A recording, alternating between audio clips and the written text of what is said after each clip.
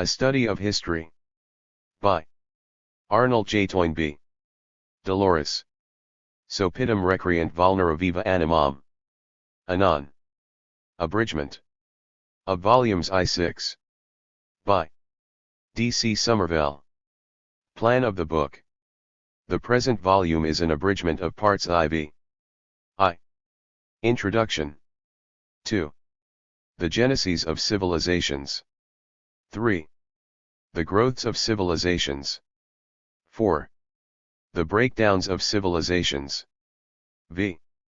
The Disintegrations of Civilizations. 6. Universal States. 7. Universal Churches. 8. Heroic Ages. 9. Contacts between civilizations in space. X. Contacts between civilizations in time. 11. Rhythms in the histories of civilizations. 12. The prospects of the Western civilization. 13. The inspirations of historians. Preface by the author. D.C. Somervell explains in his own following prefatory note how he came to make this abridgment of the first 6 volumes of my book.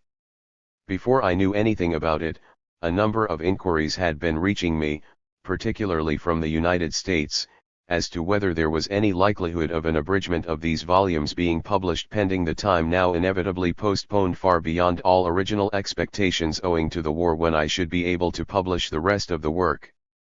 I had been feeling the force of this demand, but had not seen how to meet it, being, as I was, very fully occupied with war work, until the problem was solved in a most happy way by a letter from Mr. Somervell telling me that an abridgment, made by him, was now in existence. When Mr. Somervell sent me his manuscript, more than 4 years had already passed since the publication of volumes 4-6 and more than 9 years since that of volumes I-3. For a writer, the act of publication always, I suppose, has the effect of turning into a foreign body the work that, so long as it was in the making, was a part of its maker's life, and in this case the war of 1939 to 1945, with the changes of circumstance and occupation that it brought with it, had also intervened between my book and me. Volumes 4-6 were published 41 days before the war broke out. In working over Mr. Somervell's manuscript, I have therefore been able, notwithstanding his skill in retaining my own words, to read the abridgment almost as though it were a new book from another hand than mine. I have now made it fully my own by here and there recasting the language, with Mr. Somervell's good-natured acquiescence, as I have gone along, but I have not compared the abridgment with the original line by line, and I have made a point of never reinserting any passage that Mr. Somervell had left out, believing, as I do, that the author himself is unlikely to be the best judge of what is and is not an indispensable part of his work. The maker of a skillful abridgment does an author a most valuable service which his own hand cannot readily do for him, and readers of the present volume who are acquainted with the original text will, I am sure, agree with me that Mr. Somervell's literary craftsmanship has been skillful indeed. He has managed to preserve the argument of the book, to present it for the most part in the original words, and at the same time to abridge 6 volumes into 1 volume. If I had been set this task myself, I doubt whether I could have accomplished it. Though Mr. Somervell has made the lesser task of working over his abridgment as light a one for the author as it could well be, 2 further years have passed since I first set to work on it. For periods of weeks and months on end I have had to let it lie untouched at my elbow. These delays have been due to the exigencies of war work, but the notes for the rest of the book are intact, in the safekeeping of the Council on Foreign Relations in New York.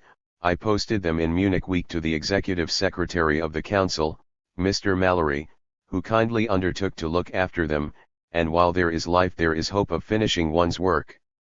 Not the least of my reasons for being grateful to Mr. Somervell is that the process of working on his abridgment of those volumes of the book that have already been published has helped me to begin to turn my mind again to those that I have still to write.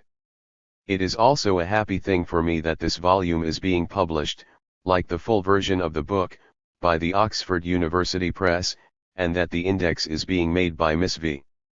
M. Boulter, to whom readers of the full version are already indebted for the 2 indexes to volumes I-3 and volumes 4-6. Arnold J. Toynbee. Note. By the editor of the abridgment. M.R. Toynbee's study of history presents a single continuous argument as to the nature and pattern of the historical experience of the human race since the first appearance of the species of societies called civilizations, and that argument is illustrated and, so far as the nature of the material allows, proved at every stage by a diversity of illustrations drawn from the whole length and breadth of human history, so far as human history is known to the historians of our day. Some of these illustrations are worked out in great detail. That being the nature of the book, the task of the editor of an abridgment is in essentials perfectly simple, namely to preserve the argument intact, though in an abbreviated statement, and to reduce in some degree the number of illustrations and, in a much greater degree, the detail of their exposition. I think that this volume makes an adequate presentation of Mr. Toynbee's philosophy of history in so far as it is set forth in the 6 published volumes of his yet unfinished work. If it did not do so, Mr. Toynbee would obviously not have approved its publication. But I should be very sorry if it came to be regarded as an entirely satisfactory substitute for the original work. For business purposes it is perhaps an adequate substitute, for pleasure surely not. For a large part of the charm of the original resides in the leisured amplitude of its illustrations. Only the big book, one feels, is aesthetically worthy of the bigness of its subject. I have been able to use to such a very large extent the actual sentences and paragraphs of the original that I have no fear that this abridgment will be found dull, but I am equally certain that the original will be found much more entrancing. I made this abridgment for my own amusement, without Mr. Toynbee's knowledge and without any idea of publication. It seemed to me an agreeable way of passing the time. Only when it was finished did I tell Mr. Toynbee of its existence and place it at his disposal if at any time he cared to make any use of it. Such being its origin, I allowed myself occasionally to interpolate a little illustration of my own not found in the original work. After all, it is written, "Thou shalt not muzzle the ox which treadeth out his master's corn." These intrusions of mine are small in extent and smaller in importance. As the whole of my manuscript has been carefully revised by Mr. Toynbee and they have received his imprimatur along with all the rest, there is no need to indicate them either here or by means of footnotes to the text.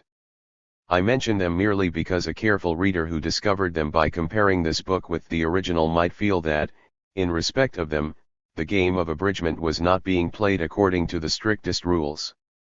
There are also 1 or 2 places where a few sentences have been interpolated, either by Mr. Toynbee or by myself, in view of events that have occurred since the original work was published. But on the whole, seeing that the first 3 volumes were published in 1933 and the others in 1939, it is amazing how little work of that kind was called for. The argument which appears as an appendix to the work is in effect an abridgment of an abridgment. Whereas this work presents an original of over 3,000 pages in 565, the argument presents the same in a mere 25. Read as a thing in itself it would prove extremely indigestible, but it may prove useful for purposes of reference all the way through. It is, in fact, a kind of table of contents, and the only reason for not putting it at the beginning is that it would constitute a rather large and ugly object in the foreground of the picture. For readers who wish to refer from this book to the original volumes, the following equations will be useful. Table of Contents. I. Introduction. I. The unit of historical study.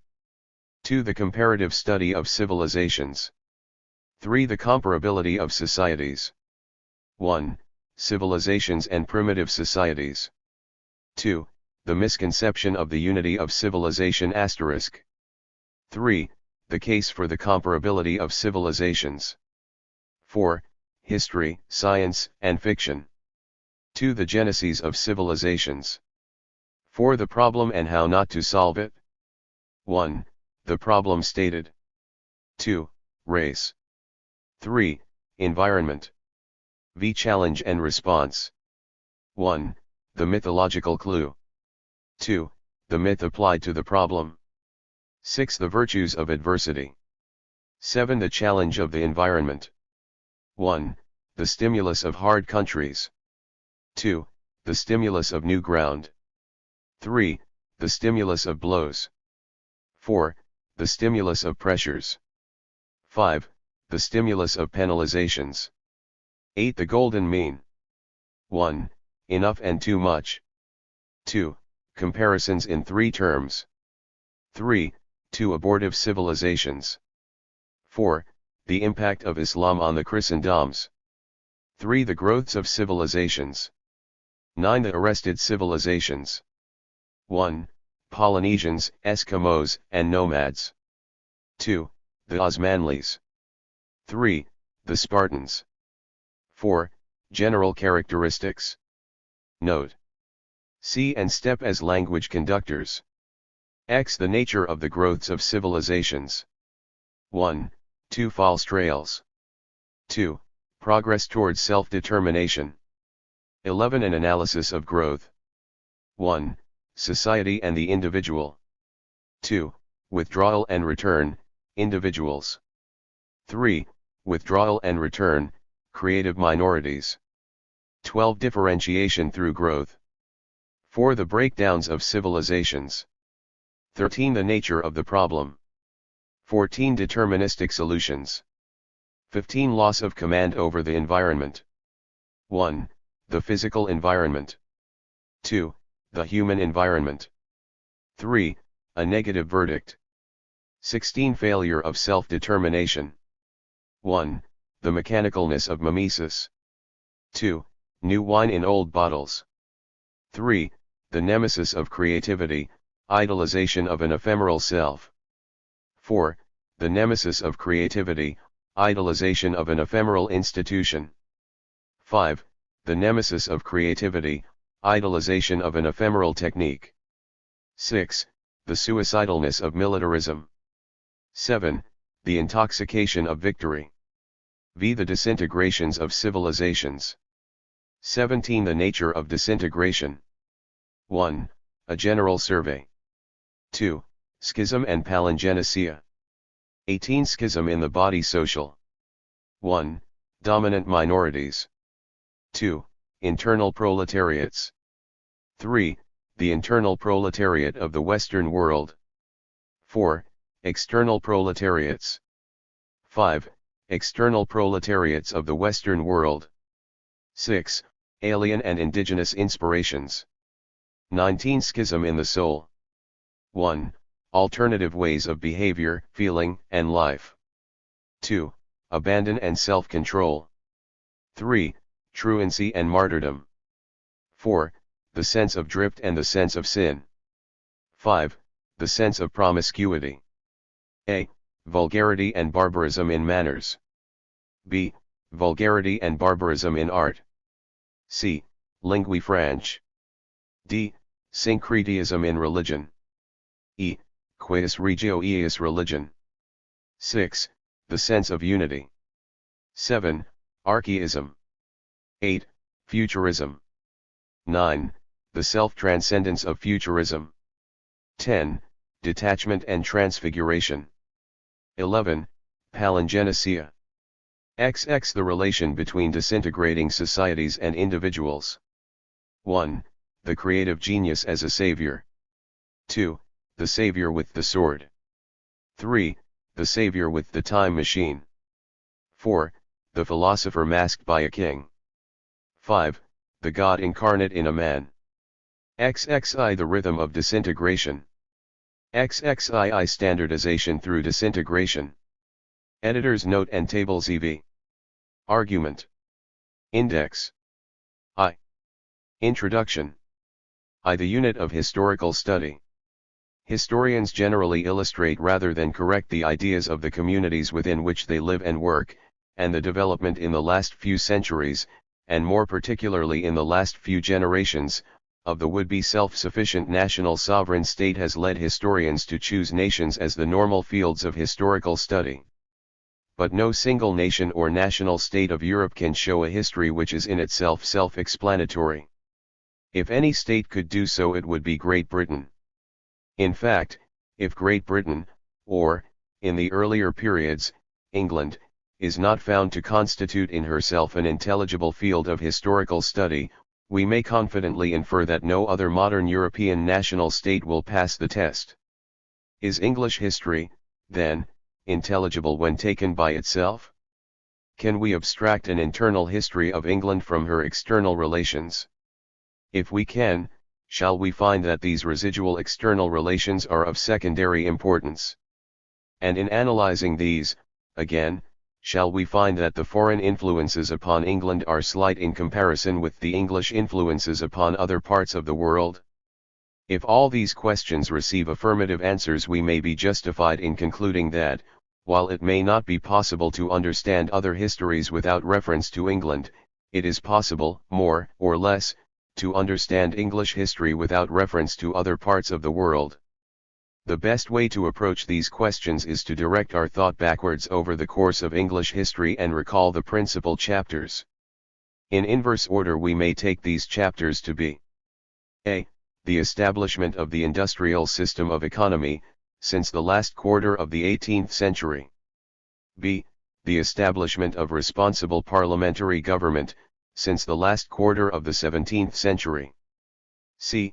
The expansion overseas, beginning in the third quarter of the 16th century with piracy and developing gradually into a worldwide foreign trade, the acquisition of tropical dependencies, and the establishment of new English-speaking communities in overseas countries with temperate climates. D. The Reformation, since the second quarter of the 16th century. E. The Renaissance, including the political and economic as well as the artistic and intellectual aspects of the movement, since the last quarter of the 15th century. F. The establishment of the feudal system, since the 11th century. G. The conversion of the English from the religion of the so-called heroic age to Western Christianity, since the last years of the 6th century. This glance backwards from the present day over the general course of English history would appear to show that the farther back we look, the less evidence do we find of self-sufficiency or isolation. The conversion, which was really the beginning of all things in English history, was the direct antithesis of that. It was an act which merged half a dozen isolated communities of barbarians in the common will of a nascent Western society. As for the feudal system, Vinogradov has brilliantly demonstrated that the seeds of it had already sprouted on English soil before the Norman conquest. Yet, even so, the sprouting was stimulated by an external factor, the Danish invasions. These invasions were part of the Scandinavian Folkerwandring, which was stimulating simultaneously a similar growth in France, and the Norman conquest undoubtedly brought the harvest to rapid maturity. As for the Renaissance, in both its cultural and its political aspect it is universally admitted to have been a breath of life from northern Italy. If in northern Italy humanism, absolutism, and the balance of power had not been cultivated in miniature, like seedlings in a sheltered nursery garden, during 2 centuries that fall approximately between 1275 and 1475, they could never have been bedded out north of the Alps from about 1475 onwards.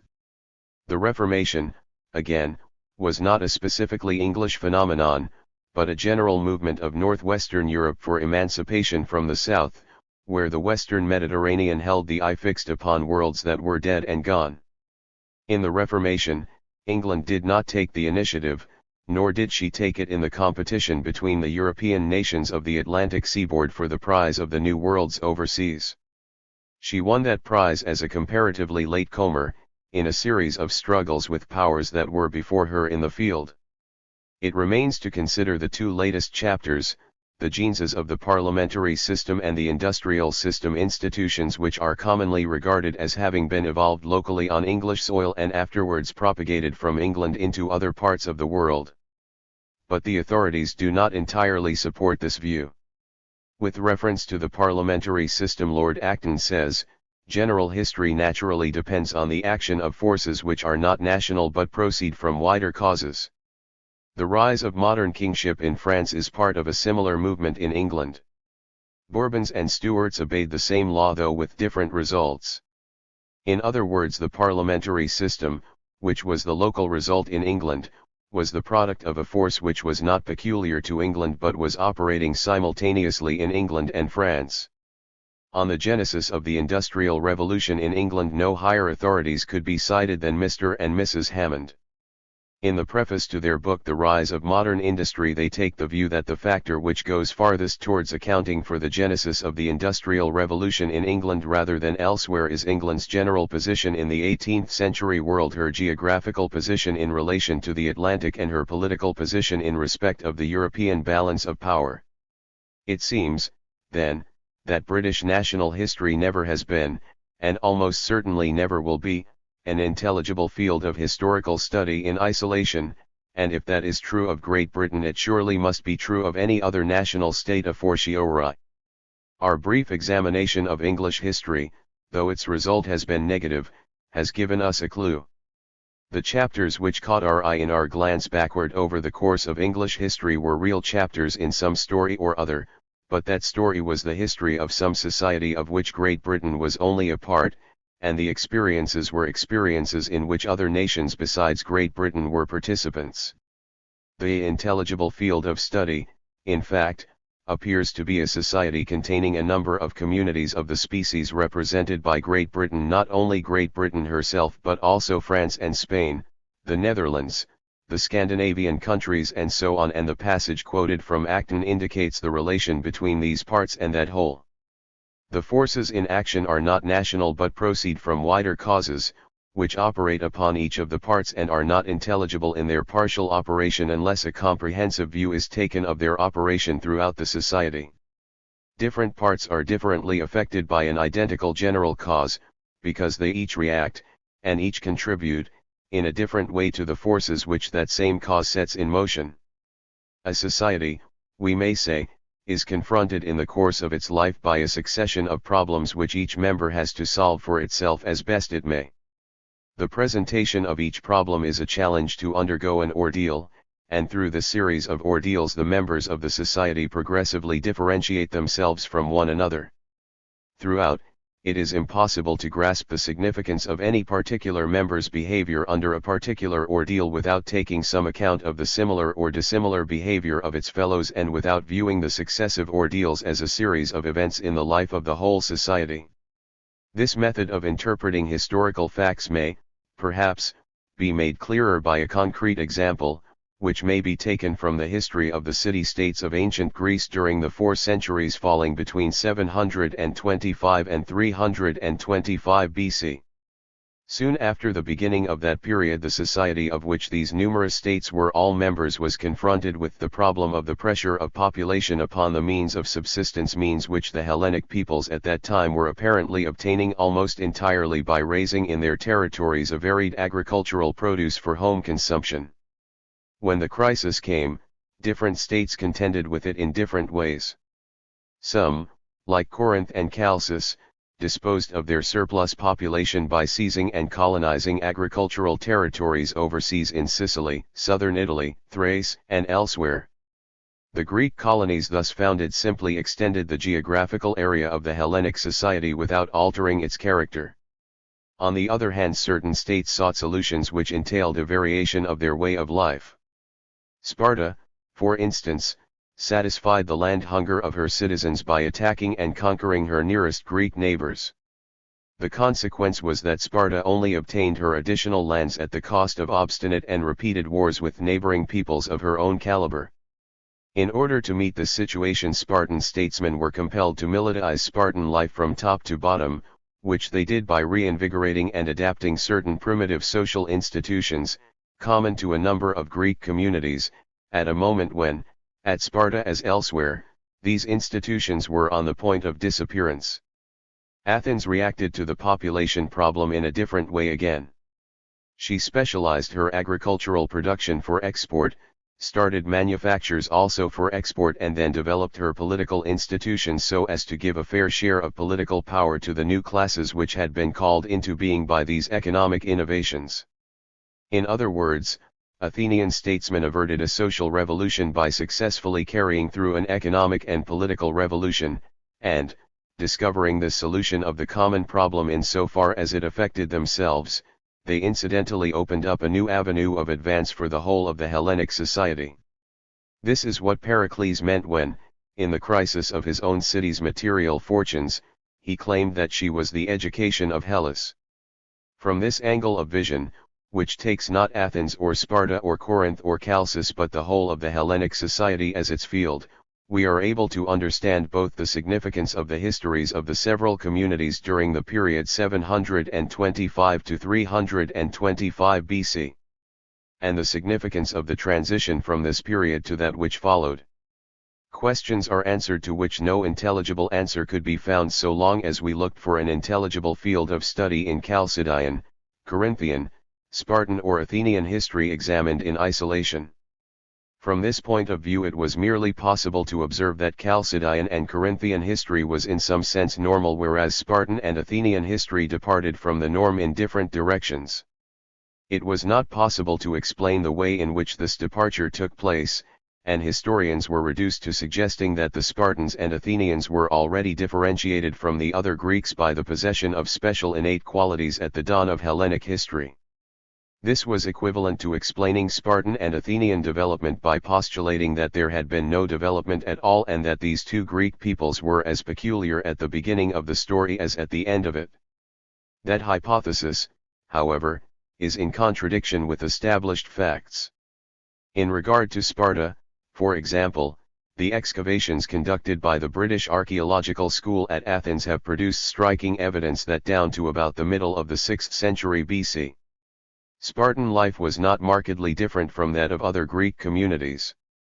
The special characteristics of Athens also, which she communicated to the whole Hellenic world in the so-called Hellenistic Age, in contrast to Sparta, whose peculiar turning proved to be a blind alley, were likewise acquired characteristics, the genesis of which can only be apprehended from a general standpoint. It is the same with the differentiation between Venice, Milan, Genoa, and other cities of northern Italy in the so-called Middle Ages, and with the differentiation between France, Spain, the Netherlands, Great Britain and other national states of the West in more recent times. In order to understand the parts we must first focus our attention upon the whole, because this whole is the field of study that is intelligible in itself. But what are these wholes, which form intelligible fields of study, and how shall we discover their spatial and temporal boundaries? Let us turn again to our summary of the principal chapters of English history, and see what larger whole is found to constitute the intelligible field of which English history is a part. If we start with our latest chapter, the establishment of the industrial system, we find that the geographical extension of the intelligible field of study which it presupposes is worldwide. In order to explain the Industrial Revolution in England, we have to take account of economic conditions not only in Western Europe but in tropical Africa, America, Russia, India, and the Far East. When, however, we go back to the parliamentary system and pass, in so doing, from the economic to the political plane, our horizon contracts. The law which, in Lord Acton's phrase, Bourbons and Stuarts obeyed in France and England was not in force for Romanovs in Russia or Osmanlis in Turkey or Timurids in Hindustan or Manchus in China or Tokugawas in Japan. The political histories of these other countries cannot be explained in the same terms. We here come up against a frontier. The operation of the law which Bourbons and Stuarts obeyed extended to the other countries of Western Europe and to the new communities planted overseas by West European colonists, but its writ did not run beyond the western frontiers of Russia and Turkey. East of that line other political laws were being obeyed at that time with other consequences. If we pass back to the earlier chapters of English history on our list, we find that the expansion overseas was confined not merely to Western Europe but almost entirely to the countries with seaboards on the Atlantic. In studying the history of the Reformation and the Renaissance, we may ignore without loss the religious and cultural developments in Russia and Turkey. The feudal system of Western Europe was not causally connected with such feudal phenomena as were to be found in contemporary Byzantine and Islamic communities. Finally, the conversion of the English to Western Christianity admitted us to one society at the cost of excluding us from the possibility of membership in others.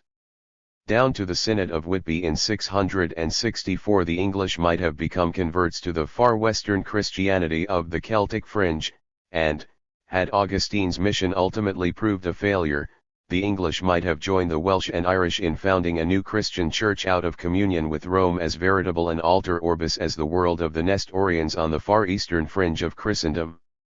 Later on, when the Muslim Arabs appeared on the Atlantic seaboard, these far western Christians of the British Isles might have lost touch as completely as the Christians of Abyssinia or Central Asia with their co-religionists on the European continent.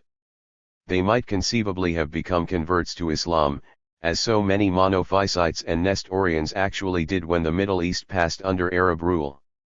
These suggested alternatives might be dismissed as fantastic, but the contemplation of them serves to remind us that while the conversion of 597 has made us one with Western Christendom, it has not made us one with all mankind, but has simultaneously made a sharp line of division between ourselves as Western Christians and the adherents of other religious communions. This second review of our chapters of English history has given us a means for taking spatial cross-sections, at several different dates, of that society which includes Great Britain and which is the intelligible field of historical study as far as Great Britain is concerned. In taking these cross-sections we shall have to distinguish between certain different planes of social life, the economic, the political, and the cultural, because it is already evident that the spatial extension of this society differs perceptibly according to the plane on which we focus our attention. At the present day and on the economic plane, the society which includes Great Britain is undoubtedly coextensive with the whole inhabitable and navigable surface of the earth. On the political plane, again, the worldwide character of this society at the present day is almost equally apparent. When, however, we pass to the cultural plane, the present geographical extension of the society to which Great Britain belongs appears to be very much smaller. Substantially, it is confined to the countries occupied by Catholic and Protestant peoples in Western Europe, America, and the South Seas. In spite of certain exotic influences exercised on this society by such cultural elements as Russian literature, Chinese painting, and Indian religion, and in spite of the much stronger cultural influences exercised by our own society on other societies, such as those of the Orthodox and Oriental Christians, the Muslims, the Hindus, and the peoples of the Far East, it remains true that all of these are outside the cultural world to which we belong. As we take further cross-sections at earlier dates, we find that, on all three planes, the geographical limits of the society which we are examining progressively contract. In a cross-section taken about the year 1675, while the contraction is not perhaps very great on the economic plane, at least if we confine ourselves to the extension of trade and ignore its volume and content, the boundaries on the political plane shrink until they coincide approximately with those on the cultural plane at the present day. In a cross-section taken about 1475, the overseas portions of the area disappear on all three planes alike, and even on the economic plane the boundaries contract until they, too, coincide approximately with those on the cultural plane, now confined to Western and Central Europe except for a fast-dissolving chain of outposts on the eastern shores of the Mediterranean. In a primitive cross-section, taken about the year 775, the boundaries shrink still further on all three planes. At that date the area of our society is almost restricted to what were then the dominions of Charlemagne together with the English successor states of the Roman Empire in Britain. Outside these limits, almost all the Iberian Peninsula belongs at this date to the domain of the Muslim Arab Caliphate. Northern and northeastern Europe is in the hands of unconverted barbarians, the northwestern fringes of the British Isles are held by the far western Christians, and southern Italy is under the rule of the Byzantines. Let us call this society, whose spatial limits we have been studying, Western Christendom, and, as soon as we bring our mental image of it into focus by finding a name for it, the images and names of its counterparts in the contemporary world come into focus side by side with it, especially if we keep our attention fixed upon the cultural plane. On this plane we can distinguish unmistakably the presence in the world today of at least four other living societies of the same species as ours. I. An Orthodox Christian society in southeastern Europe and Russia. 2. An Islamic society with its focus in the arid zone which stretches diagonally across North Africa and the Middle East from the Atlantic to the outer face of the Great Wall of China. 3. A Hindu society in the tropical subcontinent of India. 4. A Far Eastern society in the subtropical and temperate regions between the arid zone and the Pacific. On closer inspection we can also discern two sets of what appear to be fossilized relics of similar societies now extinct, namely, one set including the monophysite Christians of Armenia, Mesopotamia, Egypt, and Abyssinia, and the Nestorian Christians of Kurdistan and ex-Nestorians in Malabar, as well as the Jews and the Parsis, and a second set including the Lamaistic Mahayanian Buddhists of Tibet and Mongolia and the Hinayanian Buddhists of Ceylon, Burma, Siam, and Cambodia, as well as the Jains of India. It is interesting to notice that when we turn back to the cross-section at AD 775 we find that the number and identity of the societies on the world map are nearly the same as at the present time. Substantially the world map of societies of this species has remained constant since the first emergence of our Western society. In the struggle for existence the West has driven its contemporaries to the wall and entangled them in the meshes of its economic and political ascendancy, but it has not yet disarmed them of their distinctive cultures. Hard-pressed though they are, they can still call their souls their own. The conclusion of the argument, as far as we have carried it at present, is that we should draw a sharp distinction between relations of two kinds, those between communities within the same society and those of different societies with one another. And now, having explored the extension of our Western society in space, we have to consider its extension in time, and we are at once confronted with the fact that we cannot know its future, a limitation which greatly restricts the amount of light that the study of this particular society, or of any of the still extant societies, can throw on the nature of the species to which these societies belong. We must content ourselves with the exploration of our Western society's beginnings. When Charlemagne's dominions were partitioned between his three grandsons by the Treaty of Verdun in AD 843, Lothair, as the eldest, established his claim to possess his grandfather's two capitals of Aachen and Rome, and, in order that these might be connected by a continuous belt of territory, Lothair was assigned a portion which straggled across the face of Western Europe from the mouths of the Tiber and Po to the mouth of the Rhine. Lothair's portion is commonly regarded as one of the curiosities of historical geography. Nonetheless, the three Carolingian brothers were right in believing that it was a zone of particular importance in our Western world. Whatever its future might be, it had a great past behind it. Both Lothair and his grandfather ruled from Aachen to Rome under the title of Roman Emperor, and the line stretching from Rome across the Alps to Aachen, and onwards from Aachen across the Channel to the Roman Wall, had once been one of the principal bulwarks of the then extinct Roman Empire. By running a line of communications northwestwards from Rome across the Alps, establishing a military frontier on the left bank of the Rhine, and covering the left flank of that frontier by the annexation of southern Britain, the Romans had cut off the western extremity of Transalpine continental Europe and annexed it to an empire which, except in this quarter, was substantially confined to the Mediterranean basin. Thus the line embedded in Lotharingia entered into the geographical structure of the Roman Empire before Lothair's time as well as into that of the Western society after it, but the structural function of this line for the Roman Empire and for the subsequent Western society were not the same. In the Roman Empire it had been a frontier, in our Western society it was to be a baseline for lateral expansion on either side and in all directions. During the deep sleep of the interval, circa AD 375 to 675, which intervened between the breakup of the Roman Empire and the gradual emergence of our Western society out of the chaos, a rib was taken from the side of the older society and was fashioned into the backbone of a new creature of the same species.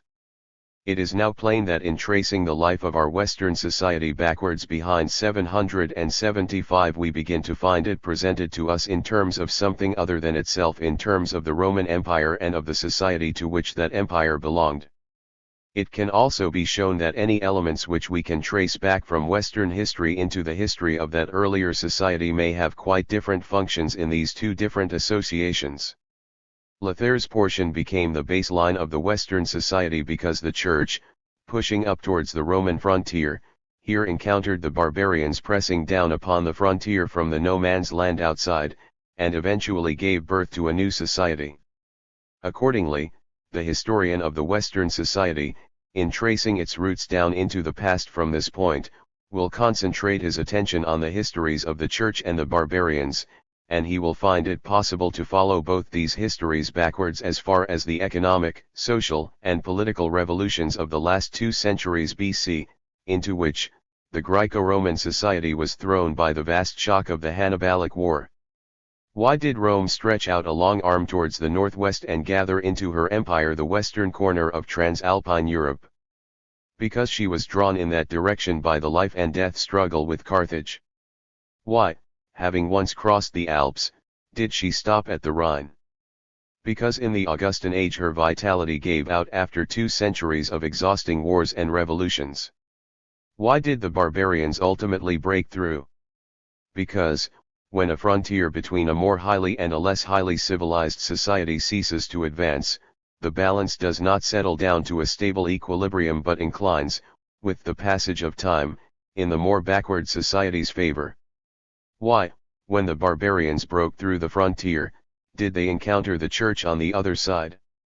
Materially, because the economic and social revolutions following the Hannibalic War had brought multitudes of slaves from the Oriental world to work on the devastated areas of the West, and this forced migration of Oriental labor had been followed by a peaceful penetration of Oriental religions into the Greco-Roman society. Spiritually, because these religions, with their promise of an otherworldly personal salvation, found fallow fields to cultivate in the souls of a dominant minority which had failed, in this world, save the fortunes of the Greco-Roman society. To the student of Greco-Roman history, on the other hand, both the Christians and the barbarians would present themselves as creatures of an alien underworld, the internal and the external proletariat, one as he might call them, of that Greco-Roman, or, to use a better term, Hellenic, society in its last phase. He would point out that the great masters of Hellenic culture, down to and including Marcus Aurelius, almost ignore their existence. He would diagnose both the Christian Church and the barbarian warbands as morbid affections which only appeared in the body of the Hellenic society after its physique had been permanently undermined by the Hannibalic War. This investigation has enabled us to draw a positive conclusion regarding the backward extension in time of our Western society. The life of that society, though somewhat longer than that of any single nation belonging to it, has not been so long as the span of time during which the species of which it is a representative has been in existence. In tracing its history back to its origins, we strike upon the last phase of another society, the origins of which obviously lie much farther back in the past. The continuity of history, to use an accepted phrase, is not a continuity such as is exemplified in the life of a single individual. It is rather a continuity made up of the lives of successive generations, our Western society being related to the Hellenic society in a manner comparable, to use a convenient though imperfect simile, with the relationship of a child to its parent. If the argument of this chapter is accepted, it will be agreed that the intelligible unit of historical study is neither a nation-state nor, at the other end of the scale, mankind as a whole, but a certain grouping of humanity which we have called a society.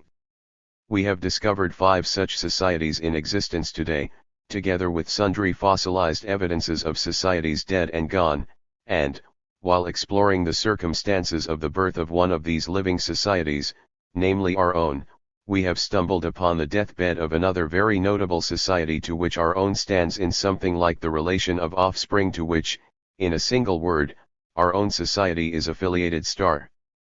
In the next chapter we shall attempt to make a complete list of the societies of this kind that are known to have existed on this planet and to indicate the relations in which they stand to each other. 2. The comparative study of civilizations.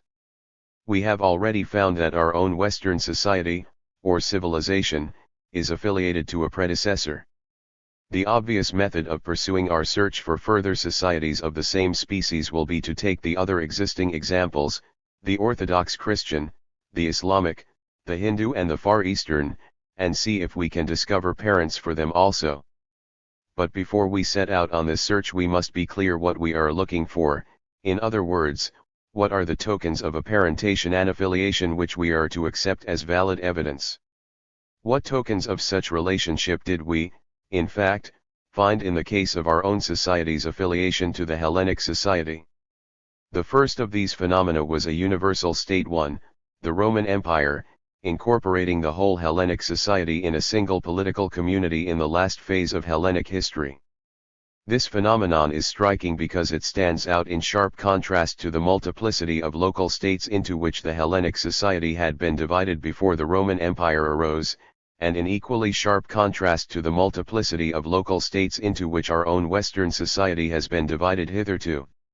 We found, further, that the Roman Empire was immediately preceded by a time of troubles, going back at least as far as the Hannibalic War, in which the Hellenic society was no longer creative and was indeed patently in decline, a decline which the establishment of the Roman Empire arrested for a time but which proved in the end to be the symptom of an incurable disease destroying the Hellenic society and the Roman Empire with it. Again, the Roman Empire's fall was followed by a kind of interregnum between the disappearance of the Hellenic and the emergence of the Western society.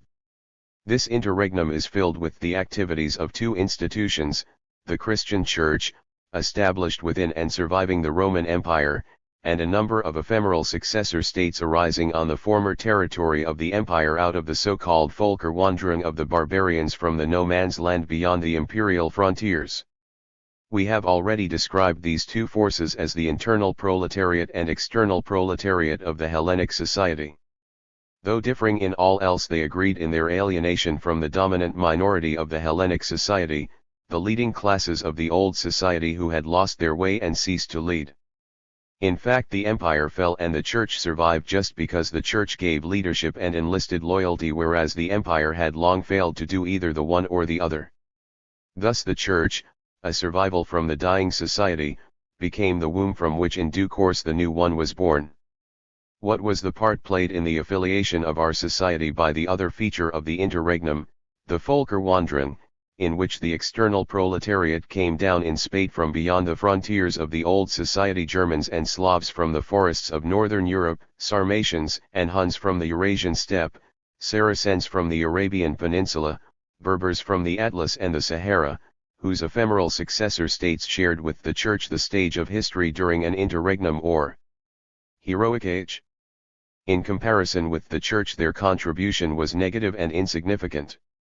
Almost all of them perished by violence before the interregnum came to an end.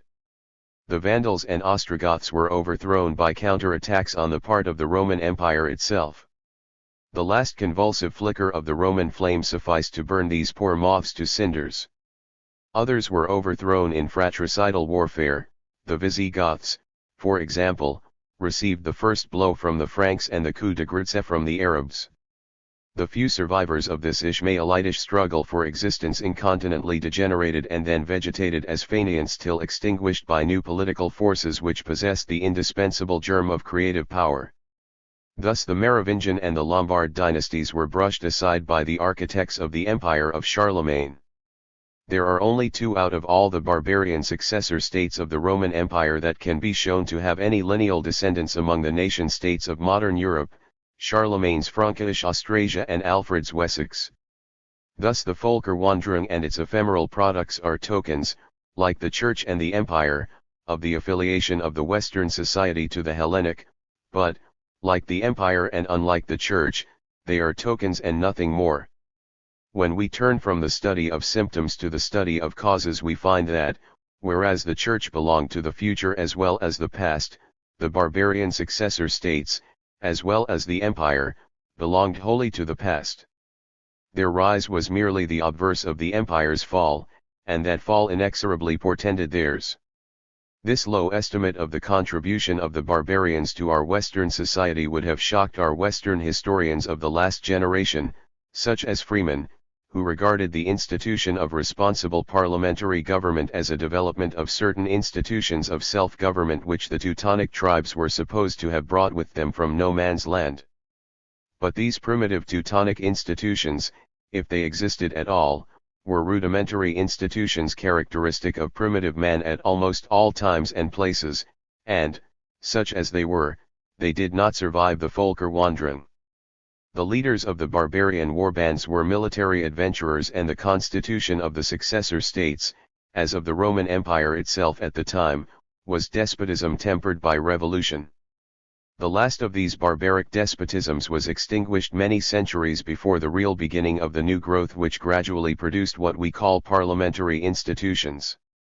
The prevalent overestimate of the barbarians' contribution to the life of our Western society can also be traced in part to the false belief that social progress is to be explained by the presence of certain inborn qualities of race.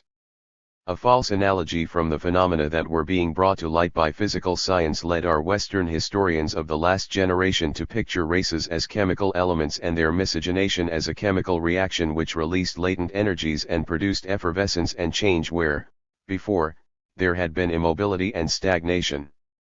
Historians deluded themselves into supposing that the infusion of new blood, as they metaphorically described the racial effect of the barbarian intrusion, could account for those long subsequent manifestations of life and growth which constitute the history of the Western society.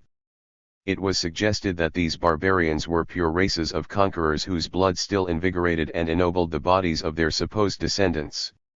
In reality, the barbarians were not the authors of our spiritual being. They made their passage felt by being in at the death of the Hellenic society, but they cannot even claim the distinction of having delivered the death blow. By the time when they arrived on the scene, the Hellenic society was already dying of wounds self-inflicted in the time of trouble centuries before. They were merely the vultures feeding on the carrion or the maggots crawling on the carcass.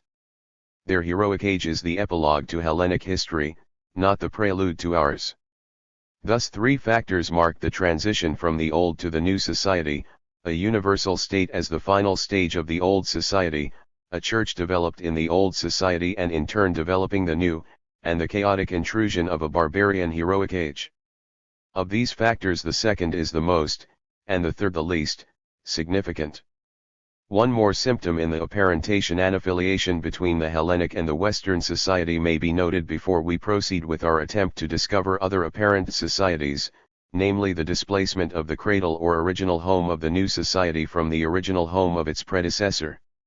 We have found that a frontier of the old society became, in the instance already examined, the center of the new one, and we must be prepared for similar displacements in other cases. The Orthodox Christian Society. A study of the origins of this society will not add to our list of specimens of the species, for it is clearly twin offspring, with our Western society, of the Hellenic society, its geographical displacement being northeastwards instead of northwestwards. With its cradle or original home in Byzantine Anatolia, much cramped for many centuries by the rival expansion of the Islamic society, it ultimately secured a vast expansion northwards and eastwards through Russia and Siberia, outflanking the Islamic world and impinging upon the Far East. The differentiation of Western and Orthodox Christendom into two separate societies can be traced in the schism of their common chrysalis, the Catholic Church, into two bodies, the Roman Catholic Church and the Orthodox Church. The schism took rather more than 3 centuries to work itself out, beginning with the iconoclastic controversy of the 8th century and ending with the final rupture on a point of theology in 1054. Meanwhile, the churches of the rapidly differentiating societies had assumed sharply contrasted political characters. The Catholic Church in the West was being centralized under the independent authority of the medieval papacy, whereas the Orthodox Church had become a docile department of the Byzantine state. The Iranic and Arabic societies and the Syriac society. The next living society that we have to examine is Islam, and when we scan the background of the Islamic society we discern there a universal state, a universal church and a Völkerwanderung which are not identical with those in the common background of Western and Orthodox Christendom but are unmistakably analogous to them. The Islamic universal state is the Abbasid Caliphate of Baghdad. The universal church is, of course, Islam itself. The Völkerwanderung which overran the domain of the Caliphate at its fall proceeded from the Turkish and Mongol nomads of the Eurasian steppe, the Berber nomads of northern Africa and the Arab nomads of the Arabian Peninsula. The interregnum occupied by this Völkerwanderung covers roughly the 3 centuries between AD 975 and AD 1275, and the latter date can be taken as that of the beginning of the Islamic society as we find it in the world today. So far all is plain, but further search brings us up against complications. The first is that the predecessor of the Islamic society, not yet identified, proves to be the parent not of a single offspring but of twins, in this respect resembling the parental achievement of the Hellenic society. The conduct of the pairs of twins has been, however, strikingly dissimilar, for, whereas the Western and the Orthodox society have survived for over 1,000 years side by side, one of the offspring of the parent society which we are seeking to identify swallowed up and incorporated the other. We shall call these twin Islamic societies the Iranic and the Arabic. The differentiation among the offspring of the unidentified society was not, as was the schism among the offspring of the Hellenic society, a matter of religion, for, though Islam bifurcated into the sects of the Sunnis and the Shias as the Christian Church bifurcated into the Catholic and Orthodox churches, this religious schism in Islam never at any stage coincided with the division between the Iranic Islamic and the Arabic Islamic societies, though schism did eventually disrupt the Iranic Islamic society when the Shi'i sect of Islam became predominant in Persia in the first quarter of the 16th century of the Christian era. Shi'ism thereby established itself in the very center of the main axis of the Iranic Islamic society, which runs east and west from Afghanistan to Anatolia, leaving Sunnism predominant on either side of it in the two extremities of the Iranic world as well as in the Arabic countries to the south and west. When we compare the pair of Islamic with our pair of Christian societies, we see that the Islamic society which emerged in what we may call the Perso-Turkish or Iranian zone bears a certain resemblance to our Western society, while the other society which emerged in what we may call the Arabic zone bears a certain resemblance to Orthodox Christendom. For example, the ghost of the Baghdad Caliphate which was evoked by the Mamluks at Cairo in the 13th century of the Christian era reminds us of the ghost of the Roman Empire which was evoked by Leo the Syrian at Constantinople in the 8th century. The Mamluks' political construction, like Leo's, was relatively modest, effective, and durable by contrast with the empire of Timur in the neighboring Iranian zone, a vast, vague, ephemeral shape which appeared and disappeared like the empire of Charlemagne in the west. Again, the classical language which was the vehicle of culture in the Arabic zone was Arabic itself, which had been the language of culture in the Abbasid Caliphate of Baghdad. In the Iranian zone the new culture found a new vehicle for itself in Persian, a language which had been cultivated by grafting it onto Arabic as Latin had been cultivated by grafting it onto Greek. Finally, the conquest and absorption of the Islamic society of the Arabic zone by the Islamic society of the Iranian zone, which occurred in the 16th century, had its parallel in the aggression of Western Christendom against Orthodox Christendom during the Crusades. When this aggression culminated in AD 1204 in the diversion of the Fourth Crusade against Constantinople, it looked for a moment as though Orthodox Christendom would be permanently conquered and absorbed by her sister society, a fate which overtook the Arabic society some 3 centuries later, when the Mamluk power was overthrown and the Abbasid Caliphate of Cairo was extinguished by the Ottoman Padishah Selim I in AD 1517. We must now take up the question: what was the unidentified society in which the Abbasid Caliphate of Baghdad marked the final stage, analogous to that marked by the Roman Empire in the Hellenic society? If we trace history backwards from the Abbasid Caliphate, do we find phenomena analogous to the time of troubles which we found to be the penultimate stage of the Hellenic society? The answer is that we do not. Behind the Abbasid Caliphate of Baghdad we find the Umayyad Caliphate of Damascus, and behind that 1,000 years of Hellenic intrusion, beginning with the career of Alexander of Macedon in the latter half of the 4th century BC, followed by the Greek Seleucid monarchy in Syria, Pompey's campaigns, and the Roman conquest, and only ending with the Oriental revanche of the warriors of early Islam in the 7th century after Christ. The cataclysmic conquests of the primitive Muslim Arabs seem to respond antistrophically, in the rhythm of history, to the cataclysmic conquests of Alexander. Like these, they changed the face of the world in half a dozen years, but instead of changing it out of recognition, more Macedonia, they changed it back to a recognizable likeness of what it had been once before. As the Macedonian conquest, by breaking up the Achaemenian Empire, i.e. the Persian Empire of Cyrus and his successors, prepared the soil for the seed of Hellenism, so the Arab conquest opened the way for the Umayyads, and after them the Abbasids, to reconstruct a universal state which was the equivalent of the Achaemenid Empire. If we superimpose the map of either empire upon the other, we shall be struck by the closeness with which the outlines correspond, and we shall find that the correspondence is not simply geographical but extends to methods of administration and even to the more intimate phenomena of social and spiritual life.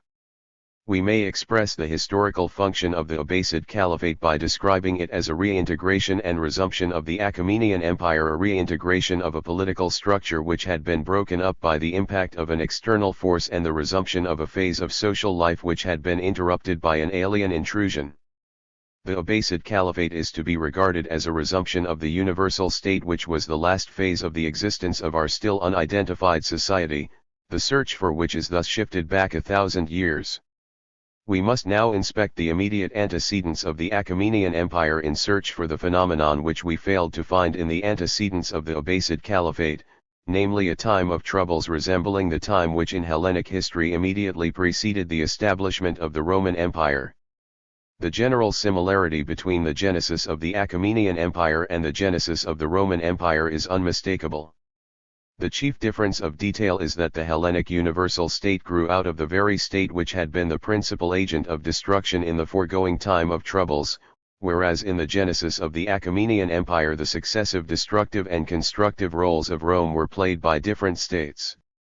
The destructive role was played by Assyria, but, just when Assyria was on the point of completing her work by establishing a universal state in the society of which she was the scourge, she brought destruction on herself by the excess of her own militarism.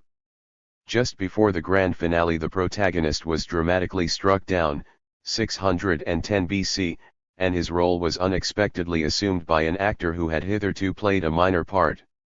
The Achaemenidi reaped where the Assyrians had sown, yet this substitution of one performer for another did not change the character of the plot. Having thus discerned our time of troubles, we can now perhaps at last identify the society we are seeking.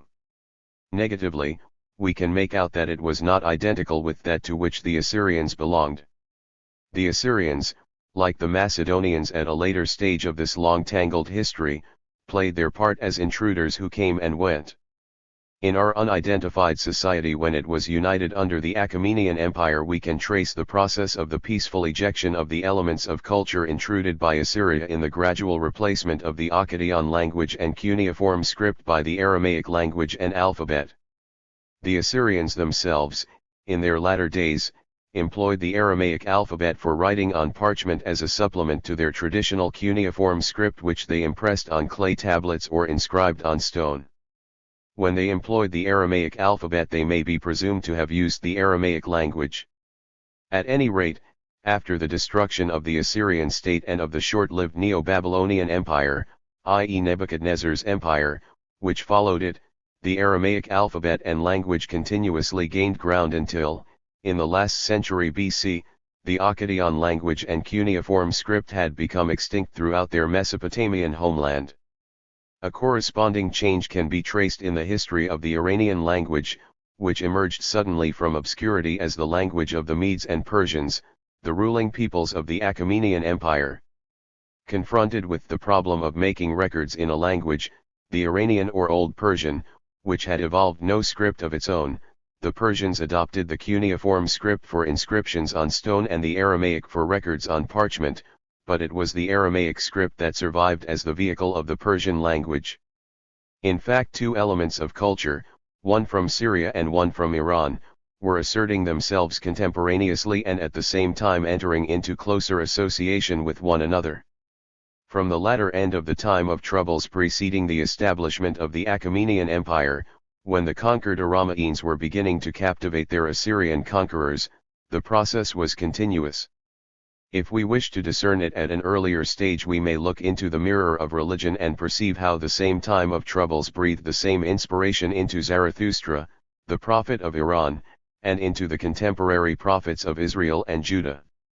On the whole, the Aramean or Syrian element, rather than the Iranian, may be regarded as the deeper influence, and, if we peer back behind the time of troubles, the Iranian element fades out and we catch a glimpse of a society in Syria, in the generation of King Solomon and his contemporary King Hiram, which was just discovering the Atlantic and Indian Oceans and had already discovered the alphabet.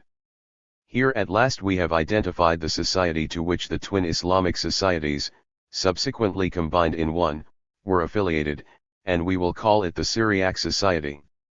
In the light of this identification, let us look again at Islam, the universal church through which our Syriac society came at long last to be apparent to the Iranic and Arabic societies.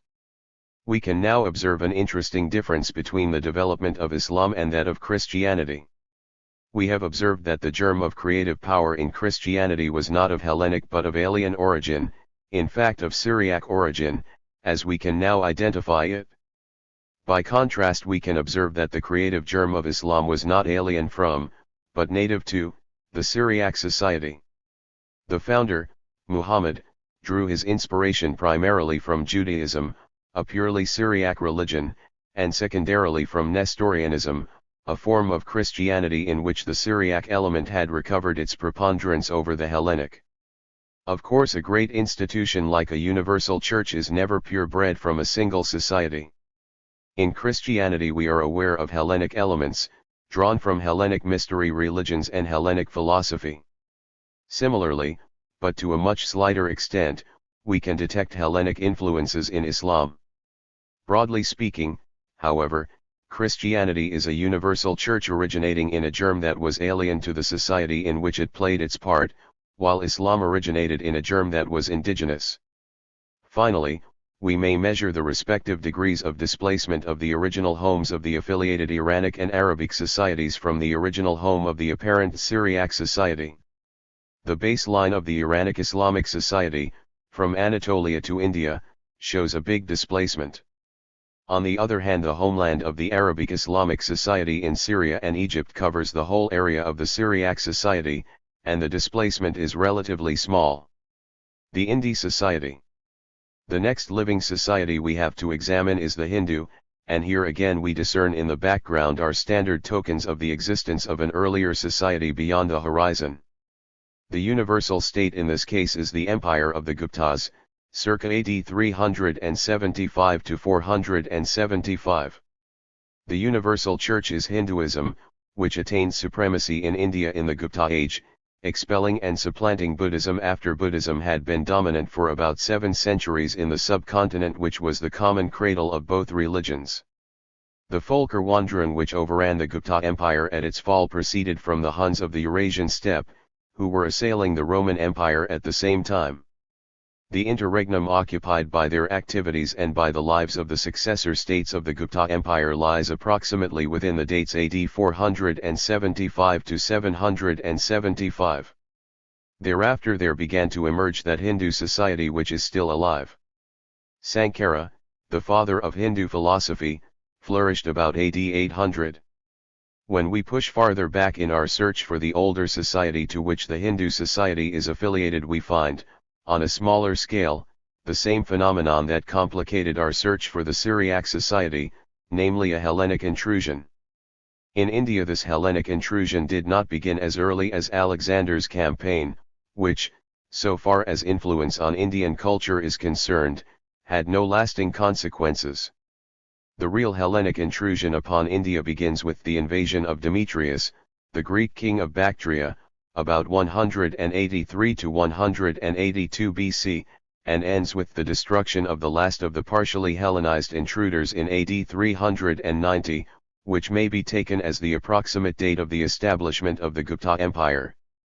Following the lines that put us on the track of the Syriac society, we must look in India, as we looked in southwestern Asia, for a pre-Hellenic universal state, of which the Gupta Empire can be regarded as a post-Hellenic resumption, and we find this here in the Empire of the Mauryas, established by Chandragupta in 323 BC, made illustrious by the reign of the Emperor Ashoka in the following century and extinguished by the usurper Pushyamitra in 185 BC. Behind this empire we find a time of troubles, full of destructive wars between local states, and covering in its span the lifetime of Siddhartha Gautama the Buddha. Gautama's life, and attitude towards life, are the best evidence that the society of which he was a member was in a bad way in his time, and this evidence is corroborated by the life and outlook of his contemporary Mahavira, the founder of Jainism, and by the lives of others of the same generation in India who were turning away from this world and seeking to find the way to another through asceticism. In the farthest background of all, behind this time of troubles, we can make out a time of growth which has left its record in the Vedas. And so we have identified the society apparent to the Hindu society, let us call it the Indi.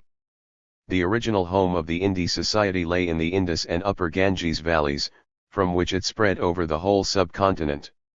Its geographical position is therefore virtually identical with that of its successor, the Cynic society. It remains to explore the background of the only remaining living society, which has its home in the Far East. Here the universal state is the empire, established in 221 BC, of the successive Tsin and Han dynasties. The universal church is the Mahayana, the variety of Buddhism which made its way into the Han Empire and so became the chrysalis of the present Far Eastern society. The Folker wandering after the fall of the universal state proceeded from the nomads of the Eurasian steppe who invaded the territory of the Han Empire round about AD 300, though the Han Empire itself had actually given way to an interregnum more than 100 years earlier. When we turn to the antecedents of the Han Empire we find a clearly marked time of troubles, known in Chinese history as Chan Kuo, the period of contending states, and covering the 2.5 centuries following the death of Confucius in 479 BC. The two marks of this age, suicidal statecraft and intellectual vitality directed towards the philosophy of practical life, recall the period of Hellenic history between the time of Zeno, the founder of Stoicism, and the Battle of Actium which terminated the Hellenic time of troubles. Moreover, in this case, as in that, these last centuries of the time of troubles were only the climax of a disorganization which had begun some time earlier. The flame of militarism which burnt itself out in the post-Confucian age was already alight before Confucius took his measure of human affairs. The mundane wisdom of that philosopher and the otherworldly quietism of his contemporary, Lao Tse, are proof that both realized that, in the history of their society, the age of growth already lay behind them. What name shall we give to the society upon whose past Confucius looked back with reverence, while Lao Tse turned his back on it like Christian leaving the city of destruction? We may perhaps conveniently call this society the Cynic. The Mahayana, the church through which the Cynic society came to be apparent to the Far Eastern society of today, resembles the Christian church and differs from Islam and Hinduism inasmuch as the germ of life in which it originated was not indigenous to the society in which it played its part but was derived from elsewhere. The Mahayana appears to have been begotten in Indi territories which were subject to the Greek kings of Bactria and their semi-Hellenic successors, the Kushans, and it had undoubtedly taken root in the Kushan provinces in the Tarim Basin, where the Kushans were successors of the prior Han dynasty, before these provinces were reconquered and re-annexed by the posterior Han dynasty. Through this door the Mahayana entered the Cynic world and was then adapted by the Cynic proletariat to its own needs. The original home of the Cynic society was the basin of the Yellow River, from which it expanded to the basin of the Yangtze. Both basins were included in the original home of the Far Eastern society, which expanded southwestwards along the Chinese coast and also northeastward into Korea and Japan. The fossils, cp. 8. The information so far obtained by investigating the affiliations of the living societies will enable us to sort out the fossils and assign them to the extinct societies to which they originally belonged. The Jews and Parsis are fossils of the Syriac society as it was before the Hellenic intrusion upon the Syriac world. The Monophysite and Nestorian Christians are relics of the reaction of the Syriac society against the Hellenic intrusion, successive and alternative protests against the Hellenization of what had been in origin a Syriac religion. The Jains of India and the Hinayanian Buddhists of Ceylon, Burma, Siam, and Cambodia are fossils of the Indi society of the period of the Mauryan Empire, before the Hellenic intrusion upon the Indi world. The Lamaistic Mahayanian Buddhists of Tibet and Mongolia correspond to the Nestorians. They represent an unsuccessful reaction against the metamorphosis of Mahayanian Buddhism from its original Indi form to the later shape molded by Hellenic and Syriac influences in which it was eventually adopted by the Cynic society. None of these fossils gives us a clue to making any further additions to our list of societies, but our resources are not exhausted. We may push farther back into the past and find parents for some of the societies which we have identified as being themselves parents of living specimens. The Minoan Society. In the background of the Hellenic society, certain tokens of the pre-existence of an earlier society stand out quite clearly. The universal state is the maritime empire, maintained by command of the Aegean Sea from a base in Crete, which left a name in Greek tradition as the thalassocracy, sea power, of Minos, and a mark on the face of the earth in the topmost strata of the palaces recently excavated at Knossos and Phaistos. The Völkerwanderung after this universal state can be viewed, much transmuted by the alchemy of traditional poetry, in the oldest monuments of Greek literature, the Iliad and the Odyssey, and we also catch a glimpse of it, which no doubt shows us something more like the historical facts, in the contemporary official records of the 18th, 19th, and 20th dynasties of Egypt. This Völkerwanderung seems to have begun with an eruption of barbarians Achaeans and the like from the European hinterland of the Aegean, who took to the sea and overcame the Cretan thalassocracy on its own element. The archaeological evidence of their handiwork is the destruction of the Cretan palaces at the end of the age, which archaeologists call Late Minoan II. The movement culminated in a kind of human avalanche in which the Aegean peoples, victors and vanquished alike, overwhelmed the empire of Kati, the Hittites, in Anatolia and assailed, but failed to destroy, the new empire of Egypt.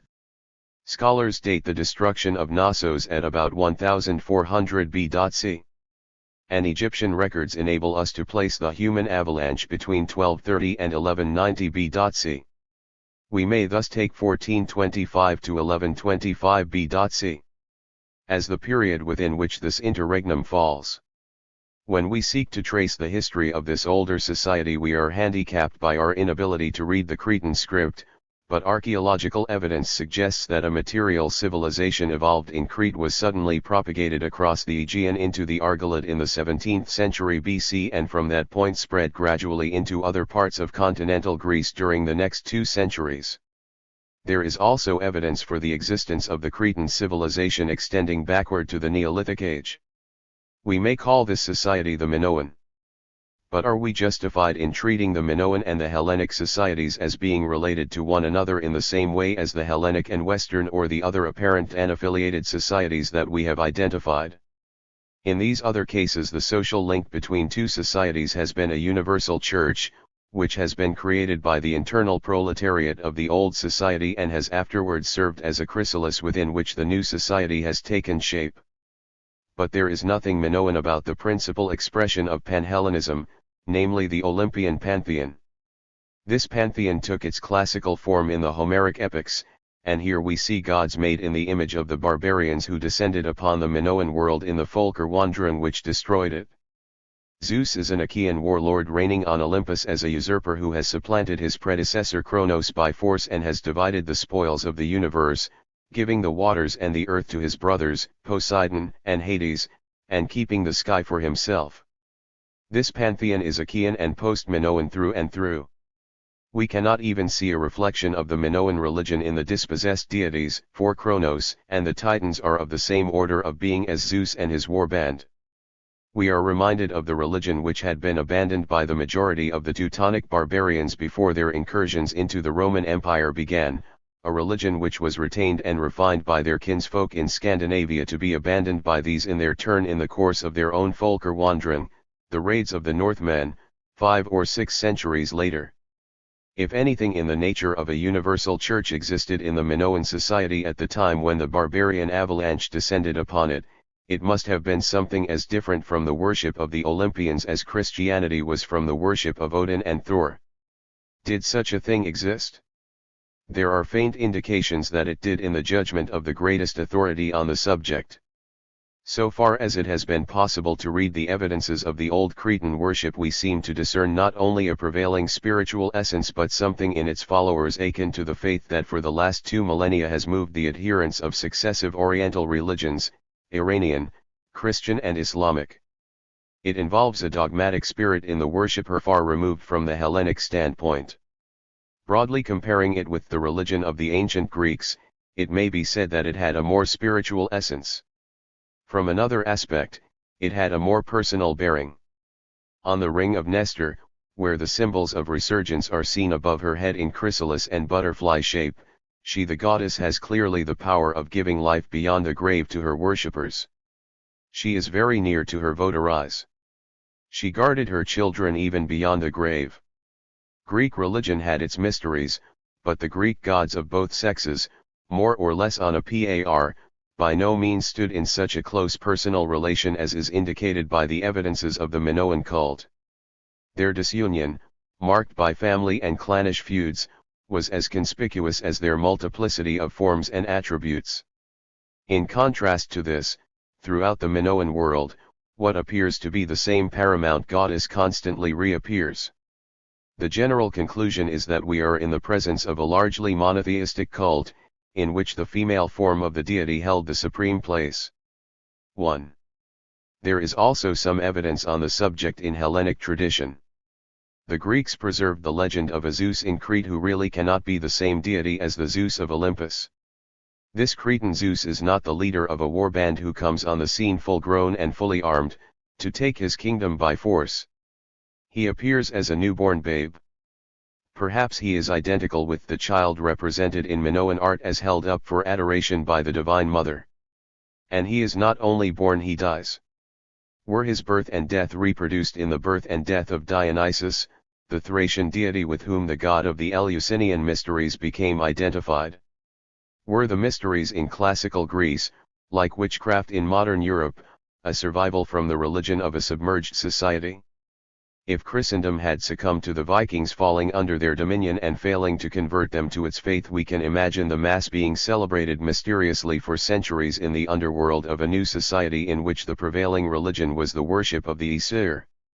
We can imagine this new society, as it grew to full stature, failing to find satisfaction in the religion of the Scandinavian barbarians and seeking the bread of spiritual life in the soil on which the new society had come to rest.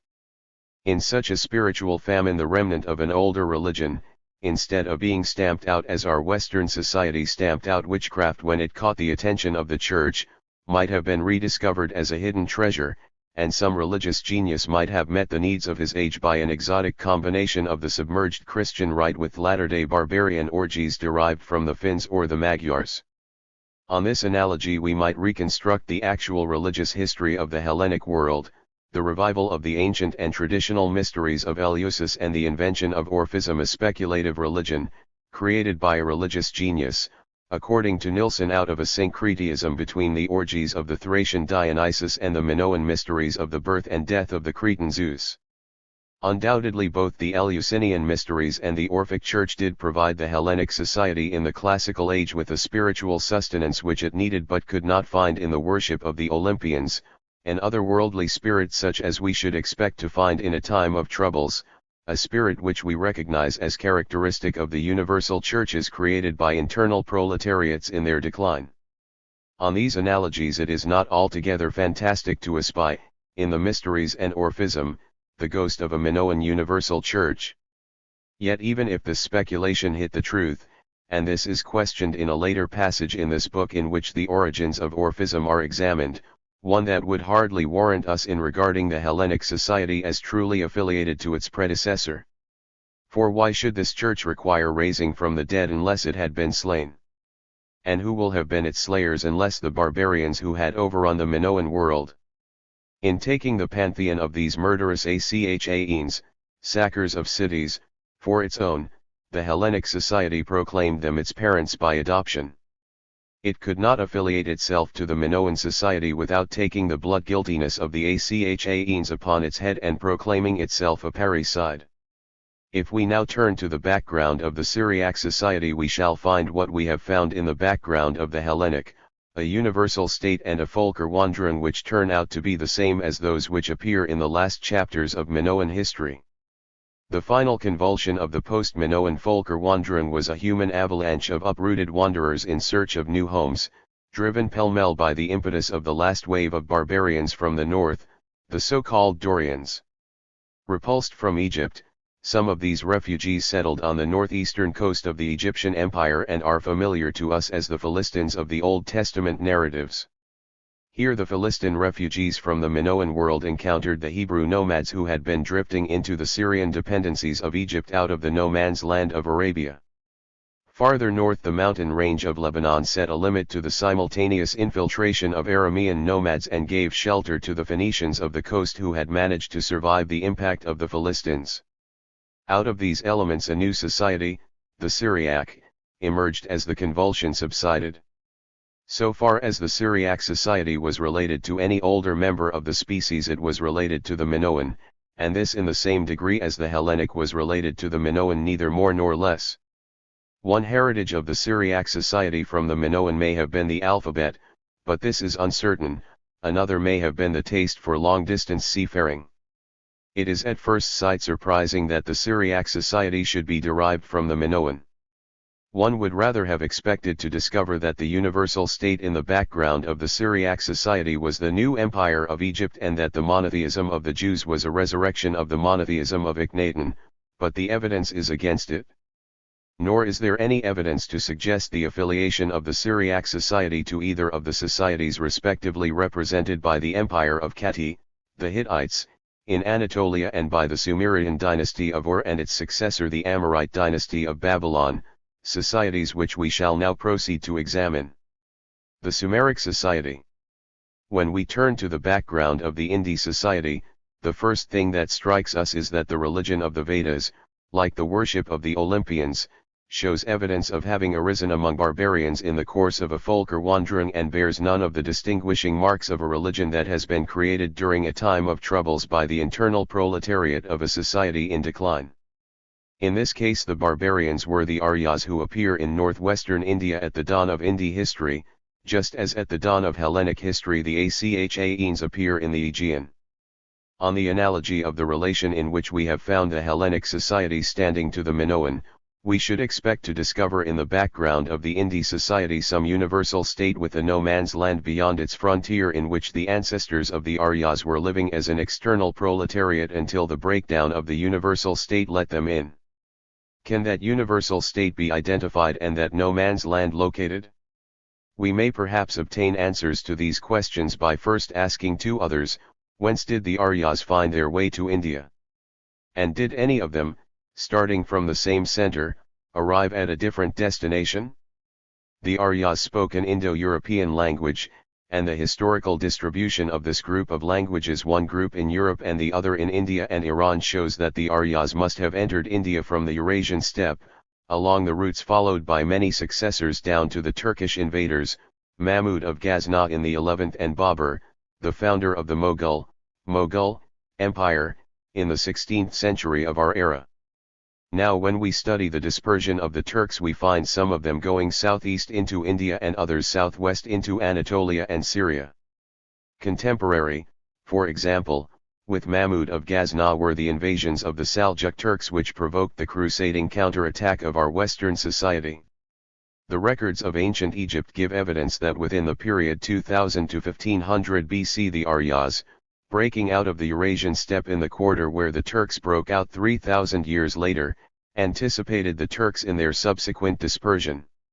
While some, as we know from Indian sources, entered India, others overran Iran, Iraq, Syria, and finally Egypt, where they established in the 17th century BC a rule of barbarian warlords known to Egyptian history as the Hyksos. What caused the folker wandering of the Aryas? We may reply by asking, what caused the folker wandering of the Turks? The answer to this latter question is supplied by historical record. It was the breakdown of the Abbasid Caliphate, and the Turks dispersed in both directions because the dying body of the Abbasid Empire furnished prey both in its homelands and in its outlying dependency in the Indus Valley. Does this explanation give us a clue to the corresponding dispersion of the Aryas? It does, for, when we look at the political map of southwestern Asia about 2000 to 1900 BC, we find it occupied by a universal state which, like the Caliphate of Baghdad, was governed from a capital in Iraq, and whose territories extended in the same directions from the same center. This universal state was the empire of Sumer and Akkad, established circa 2298 BC by the Sumerian Ur-Engur of Ur and restored circa 1947 BC by the Amorite Hammurabi. The breakup of the empire after the death of Hammurabi ushered in the period of the Aryan Volker wandering. There is no direct evidence that the empire of Sumer and Akkad extended to India, but the possibility is suggested by the recent unearthing, in the Indus Valley, of a culture, dating, on the two sites first explored, from circa 3250 to circa 2750 BC, which was very closely related to that of the Sumerians in Iraq. Can we identify the society in whose history the empire of Sumer and Akkad was the universal state? Examining the antecedents of this empire, we find evidence of a time of troubles in which the Akkadian militarist, Sargon of Agade, was a conspicuous figure. Farther back we find an age of growth and creation on which recent excavations at Ur have thrown light. How far back into or beyond the 4th millennium BC this age extended we do not know. The society now identified may be called the Sumeric, the Hittite and Babylonic societies. Having identified the Sumeric society, we can go on to identify two others by proceeding, this time, not from the later to the earlier but in the reverse order. The Sumeric civilization extended into the eastern part of the Anatolian peninsula, later called Cappadocia. Clay tablets, impressed with business documents in cuneiform, which have been found by archaeologists in Cappadocia, are evidence for this fact. When, after the death of Hammurabi, the Sumeric universal state broke down, its Cappadocian provinces were occupied by barbarians from the northwest, and in about 1750 BC the ruler of the principal successor state in this quarter, King Mursili of Kati, raided and sacked Babylon itself. The raiders withdrew with their booty, and other barbarians, the Kassites from Iran, established an ascendancy in Iraq which lasted for 6 centuries. The Kati Empire became the nucleus of a Hittite society, our fragmentary knowledge of which is mostly derived from the records of Egypt, with which the Hittites were constantly at war after Thutmose III, 1480 to 1450 BC, had extended Egyptian rule into Syria. The destruction of the Hittite Empire by the same Volker wandering as overwhelmed the Cretan Empire has already been mentioned. The Hittites seem to have taken over the Sumerian system of divination, but they had a religion of their own and also a pictographic script in which at least 5 different Hittite languages were recorded. Another society, also related to the Sumeric, comes to light, through the Egyptian records of the 15th century BC, in the Sumeric society's homelands, Babylonia, where the Kassite ascendancy lingered on into the 12th century BC, Assyria, and Elam. The institutions of this latter-day society on Sumeric ground resemble so closely in most respects those of the antecedent Sumeric society itself that it is doubtful whether it ought to be regarded as a separate society or as an epilogue of the Sumeric. We will, however, give it the benefit of the doubt and call it the Babylonic society. In its last phase, during the 7th century BC, this society suffered grievously in a 100 Years' War, within its own bosom, between Babylonia and the military power of the Assyrians. The Babylonic society survived the destruction of Assyria by 70 years and was finally swallowed up in the universal state of the Achaemenid Empire of Cyrus. These 70 years included the reign of Nebuchadnezzar and the Babylonian captivity of the Jews, to whom Cyrus appeared as a heaven-sent deliverer. The Egyptiac society.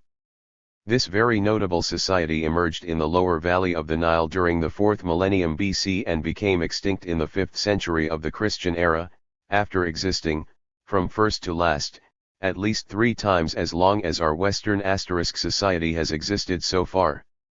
It was without parents and without offspring, no living society can claim it as an ancestor. All the more triumphant is the immortality that it has sought and found in stone. It seems probable that the pyramids, which have already borne inanimate witness to the existence of their creators for nearly 5,000 years, will survive for hundreds of thousands of years to come. It is not inconceivable that they may outlast man himself, and that, in a world where there are no longer human minds to read their message, they will continue to testify, before Abraham was, I am. These vast pyramidal tombs, however, typify the history of the Egyptian society in more ways than one. We spoke of this society as existing for some 4,000 years, but for half that period the Egyptian society was not so much a living organism as an organism dead but unburied. More than half of Egyptian history is a gigantic epilogue. If we trace that history we find that a little more than a quarter of its span was a period of growth.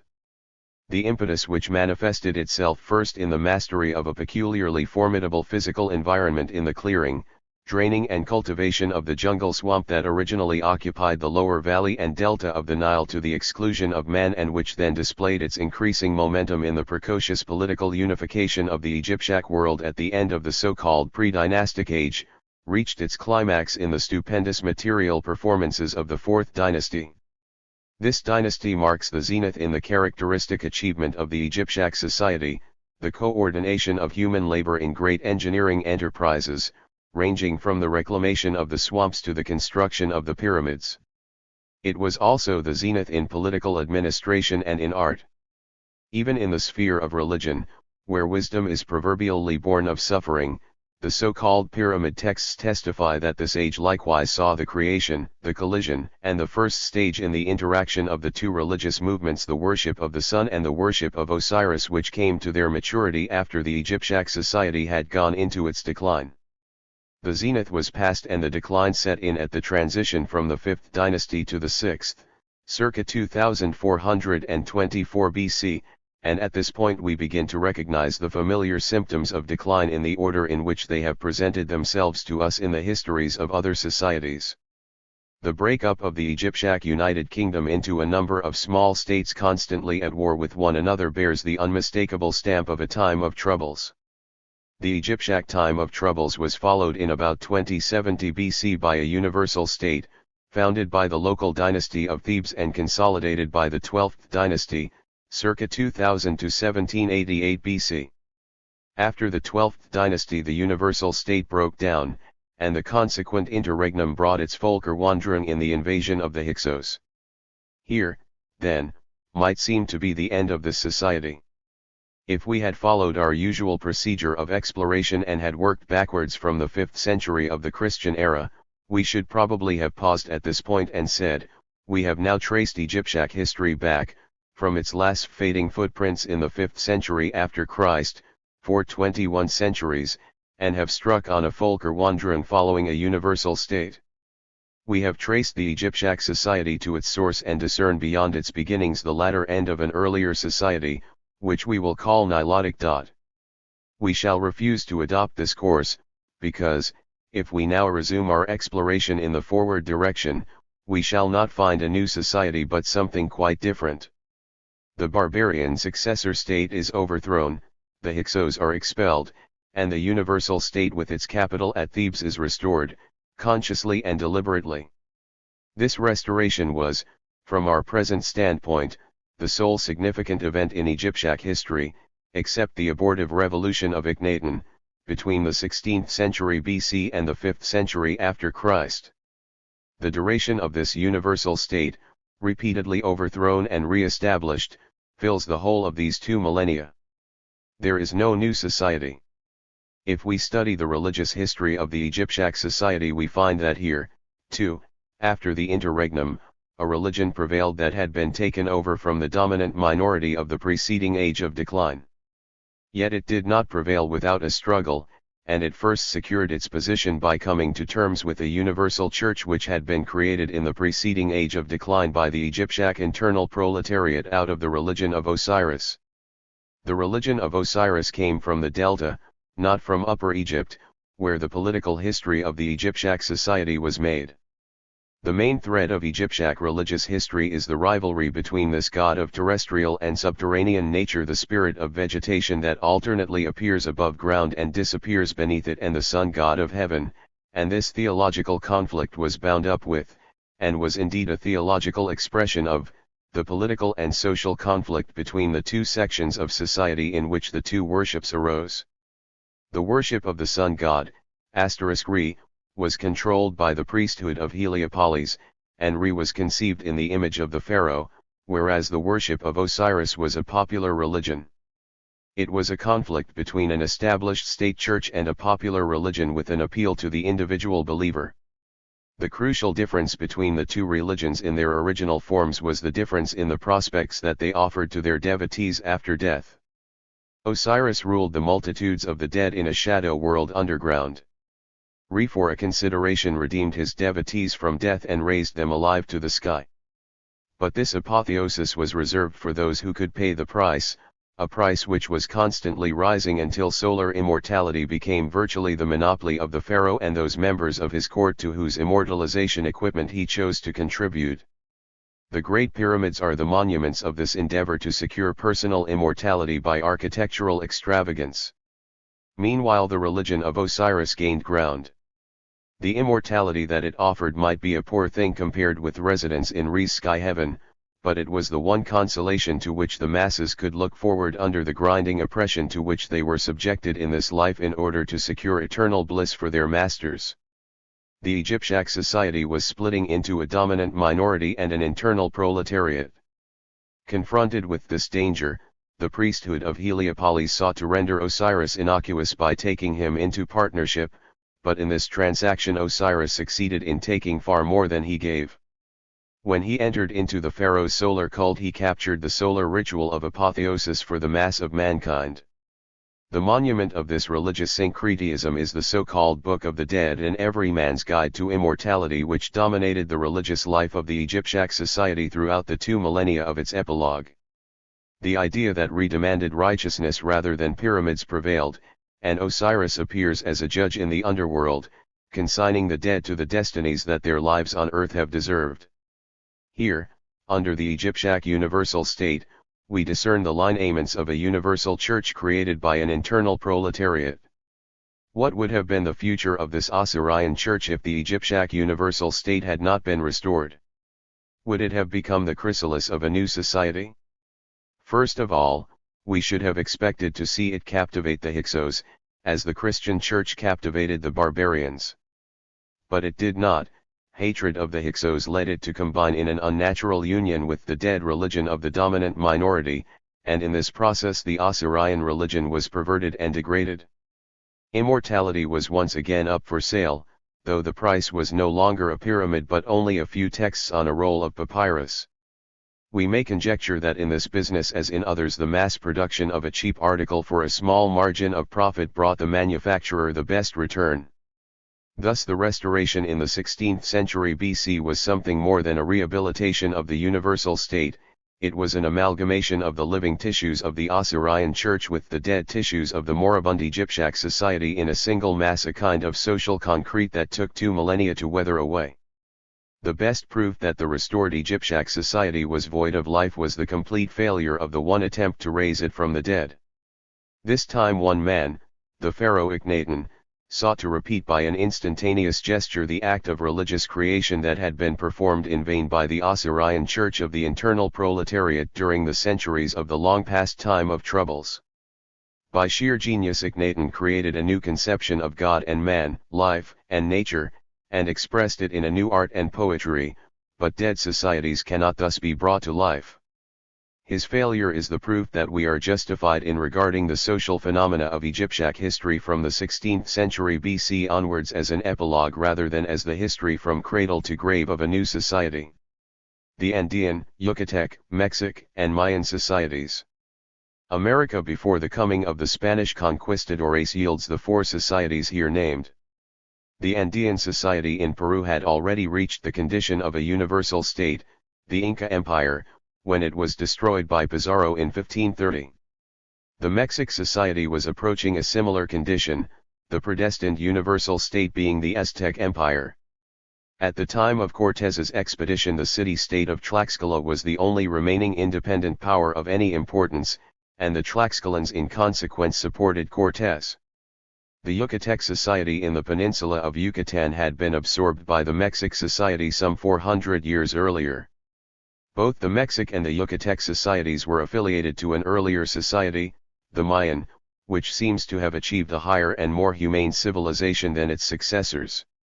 It came to a rapid and mysterious end in the 7th century after Christ, leaving as the record of its existence the ruins of its great cities in the rain-soaked forests of Yucatan. This society excelled in astronomy, turned to practical account in a system of chronology which was remarkably exact in its calculations.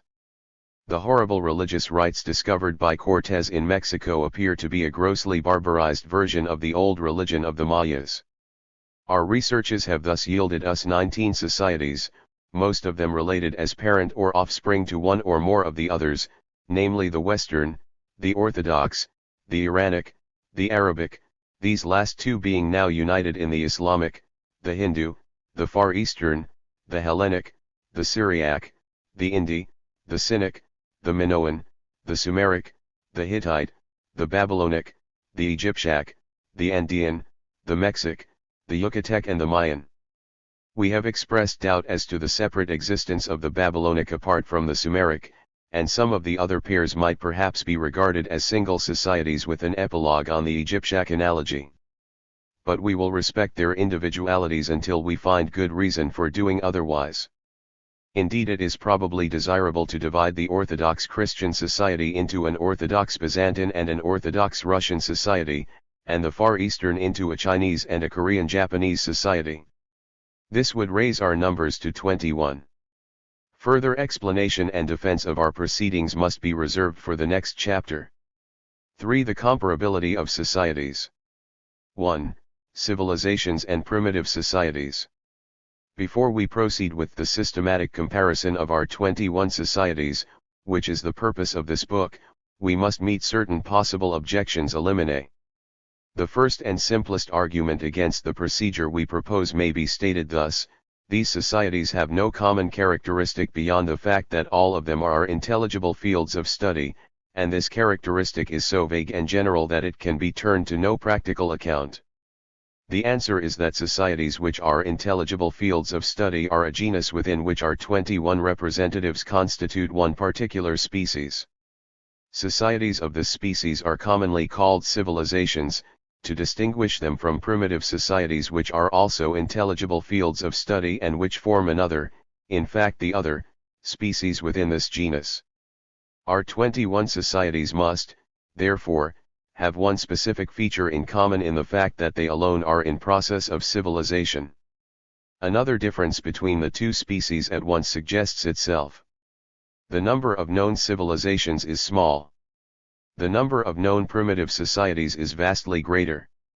In 1915, 3 Western anthropologists, setting out to make a comparative study of primitive societies and confining themselves to those about which adequate information was available, registered about 650, most of them alive today. It is impossible to form any conception of the number of primitive societies which must have come into and passed out of existence since man first became human, perhaps 300,000 years ago, but it is evident that the numerical preponderance of primitive societies over civilizations is overwhelming. Almost equally overwhelming is the preponderance of civilizations over primitive societies in their individual dimensions. The primitive societies, in their legions, are relatively short-lived, are restricted to relatively narrow geographical areas and embrace relatively small numbers of human beings.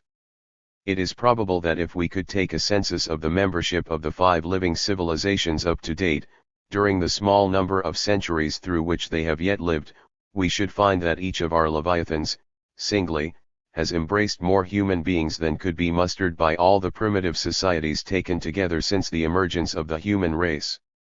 However, we are studying not individuals but societies, and the significant fact for our purpose is that the number of societies in process of civilization known to have existed has been comparatively small. 2. The misconception of the unity of civilization.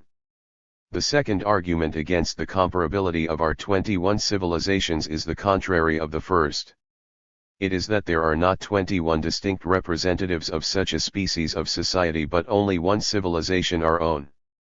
This thesis of the unity of civilization is a misconception into which modern Western historians have been led by the influence of their social environment. The misleading feature is the fact that, in modern times, our own Western civilization has cast the net of its economic system all round the world, and this economic unification on a Western basis has been followed by a political unification on the same basis, which has gone almost as far, for though the conquests of Western armies and governments have been neither as extensive nor as thorough as the conquests of Western manufacturers and technicians, it is nevertheless a fact that all the states of the contemporary world form part of a single political system of Western origin. These are striking facts, but to regard them as evidence of the unity of civilization is a superficial view. While the economic and political maps have now been westernized, the cultural map remains substantially what it was before our Western society started on its career of economic and political conquest. On the cultural plane, for those who have eyes to see, the lineaments of the four living non-Western civilizations are still clear. But many have not such eyes, and their outlook is illustrated in the use of the English word natives and of equivalent words in other Western languages. When we Westerners call people natives, we implicitly take the cultural color out of our perception of them. We see them as wild animals infesting the country in which we happen to come across them, as part of the local flora and fauna, and not as men of like passions with ourselves. So long as we think of them as natives, we may exterminate them or, as is more likely today, domesticate them, and honestly, perhaps not altogether mistakenly, believe that we are improving the breed, but we do not begin to understand them. But apart from illusions due to the worldwide success of the Western civilization in the material sphere, the misconception of the unity of history involving the assumption that there is only one river of civilization, our own, and that all others are either tributary to it or else lost in the desert sands, may be traced to three roots: the egocentric illusion, the illusion of the unchanging East, and the illusion of progress as a movement that proceeds in a straight line.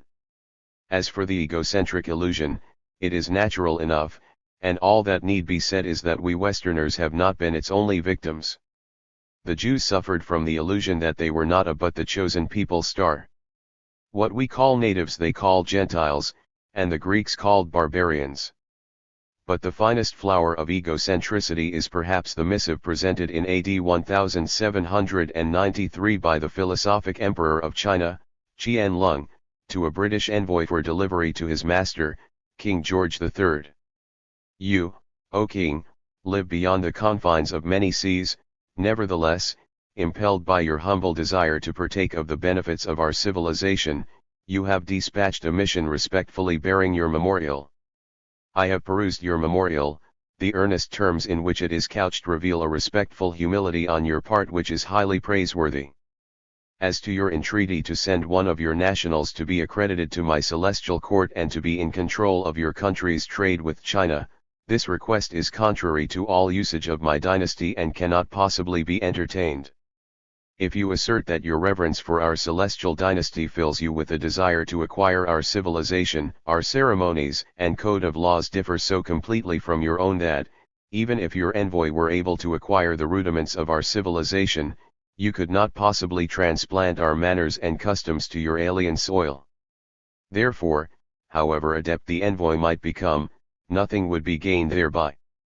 Swaying the wide world, I have but one aim in view, namely, to maintain a perfect governance and to fulfill the duties of the state. Strange and costly objects do not interest me. If I have commanded that the tribute offerings sent by you, O King, are to be accepted, this was solely in consideration for the spirit which prompted you to dispatch them from afar. Our dynasty's majestic virtue has penetrated into every country under heaven, and kings of all nations have offered their costly tribute by land and sea. As your ambassador can see for himself, we possess all things. I set no value on objects strange or ingenious, and have no use for your country's manufactures. 1. In the course of the century following the composition of this dispatch, the pride of Qianlong's countrymen suffered a series of falls. It is the proverbial fate of pride.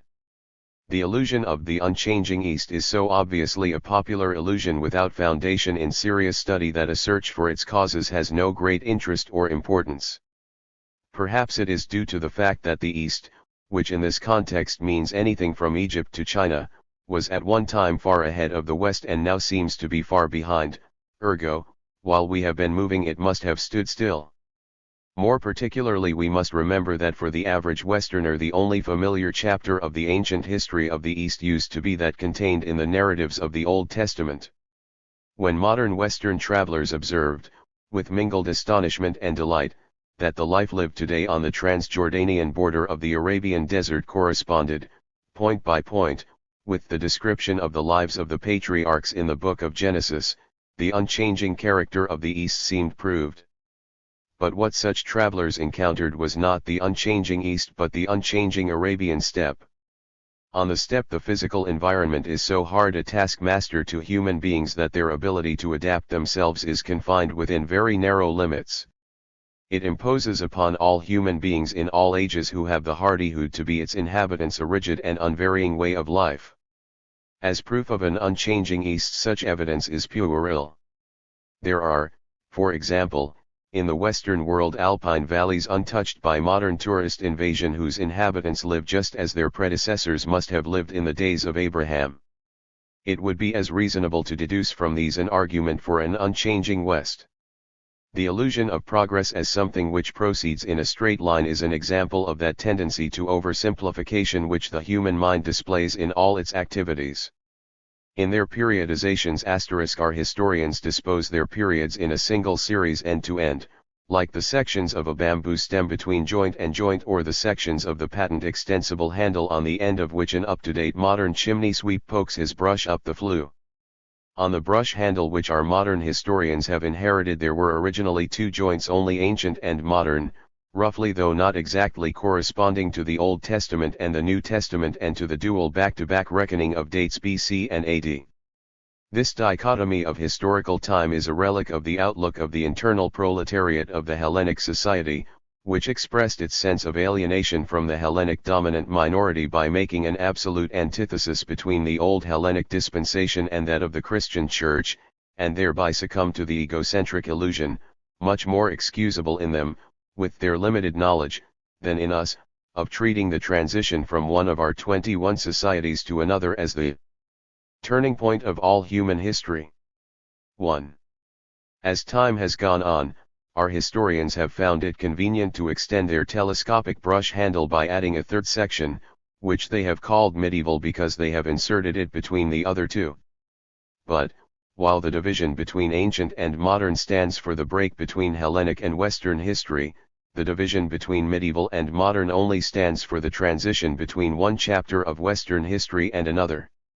The formula ancient f medieval plus modern is wrong, it should run Hellenic plus Western, medieval plus modern.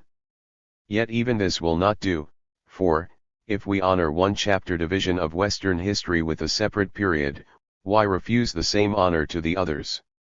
There is no warrant for laying greater stress on a division round about 1475 than for one round about 1075, and there is ample reason for supposing that we have recently passed into a new chapter whose beginnings may be placed round about 1875. So we have Western I, Dark Ages, 675-1075. Western II, Middle Ages, 1075 to 1475. Western III, Modern, 1475 to 1875. Western IV, Postmodern, 1875-. But we have strayed from the point, which is that an equation of Hellenic and Western history with history itself ancient and modern, if you like, is mere parochialism and impertinence. It is as though a geographer were to produce a book entitled World Geography which proved on inspection to be all about the Mediterranean basin and Europe. There is another and very different concept of the unity of history which coincides with the popular and traditional illusions, so far discussed, in being at variance with the thesis of this book. Here we confront ho idol of the marketplace but a product of modern anthropological theorizing. We refer to the diffusion theory as set forth in G. Eliot Smith's The Ancient Egyptians and the Origins of Civilization and W. H. Perry's The Children of the Sun, a study in the early history of civilization. These writers believe in the unity of civilization in a special sense, not as a fact of yesterday or tomorrow which has just been accomplished by the worldwide diffusion of the one and only Western civilization, but as a fact which was accomplished thousands of years ago by the diffusion of the Egyptian civilization, which happens to be one of the few dead civilizations to which we have attributed no offspring whatsoever. They believe that the Egyptian society is the one and only instance in which such a thing as a civilization has ever been created independently, without assistance from outside. All other manifestations of civilization derive from Egypt, including those of the Americas, which Egyptian influences must be supposed to have reached by way of Hawaii and Easter Island. Now it is, of course, true that diffusion is a method by which many techniques, aptitudes, institutions, and ideas, from the alphabet to singers' sewing machines, have been communicated by one society to another. Diffusion accounts for the present ubiquity of the Far Eastern beverage tea, the Arabic beverage coffee, the Central American beverage cocoa, the Amazonian material rubber, the Central American practice of smoking tobacco, the Sumerian practice of duodecimal reckoning as exemplified in our shilling, the so-called Arabic numerals which perhaps came originally from Hindustan, and so on. But the fact that the rifle attained its ubiquity through diffusion from a single center where it was once, and once only, invented, is no proof that the bow and arrow attained its early ubiquity in the same manner. Nor does it follow that, because the power loom spread all over the world from Manchester, the technique of metallurgy must be likewise traceable to a single point of origin. The evidence in this case is all the other way. But in any case, civilizations are not, in spite of the perverted notions of modern materialism, built of such bricks as these. They are not built of sewing machines and tobacco and rifles, nor even of alphabets and numerals. It is the easiest thing in the world for commerce to export a new Western technique. It is infinitely harder for a Western poet or saint to kindle in a non-Western soul the spiritual flame that is alight in his own. While giving diffusion its due, it is necessary to emphasize the part that has been played in human history by original creation, and we may remind ourselves that the spark or germ of original creation may burst into flame or flower in any manifestation of life in virtue of the principle of the uniformity of nature. We may at least go so far as to place the onus probandi on the diffusionists' shoulders in cases where it is an open question whether or not diffusion is entitled to claim credit for any particular human achievement. There can be little doubt, wrote Freeman in the year 1873, that many of the most essential inventions of civilized life have been invented over and over again, in distant times and countries, as different nations have reached those particular points of social advancement when those inventions were first needed. Thus, printing has been independently invented in China and in medieval Europe, and it is well known that a process essentially the same was in use for various purposes in ancient Rome, though no one took the great step of applying to the reproduction of books the process which was familiarly used for various meaner purposes. What happened with printing we may believe also to have happened with writing, and we may take another illustration from an art of quite another kind. There can be no doubt, from comparing the remains of the earliest buildings in Egypt, Greece, Italy, the British Islands and the ruined cities of Central America, that the great inventions of the arch and the dome have been made more than once in the history of human art. Nor need we doubt that many of the simplest and most essential arts of civilized life, the use of the mill, the use of the bow, the taming of the horse, the hollowing out of the canoe, have been found out over and over again in distant times and places. So it is with political institutions also. The same institutions constantly appear very far from one another, simply because the circumstances which called for them have arisen in times and places very far from one another. 1. A modern anthropologist expresses the same idea. The resemblances in man's ideas and practices are chiefly traceable to the similarity in structure of the human brain everywhere, and in the consequent nature of his mind. As the physical organ is, at all known stages of man's history, substantially the same in constitution and nervous processes, so the mind has certain universal characteristics, powers, and methods of action.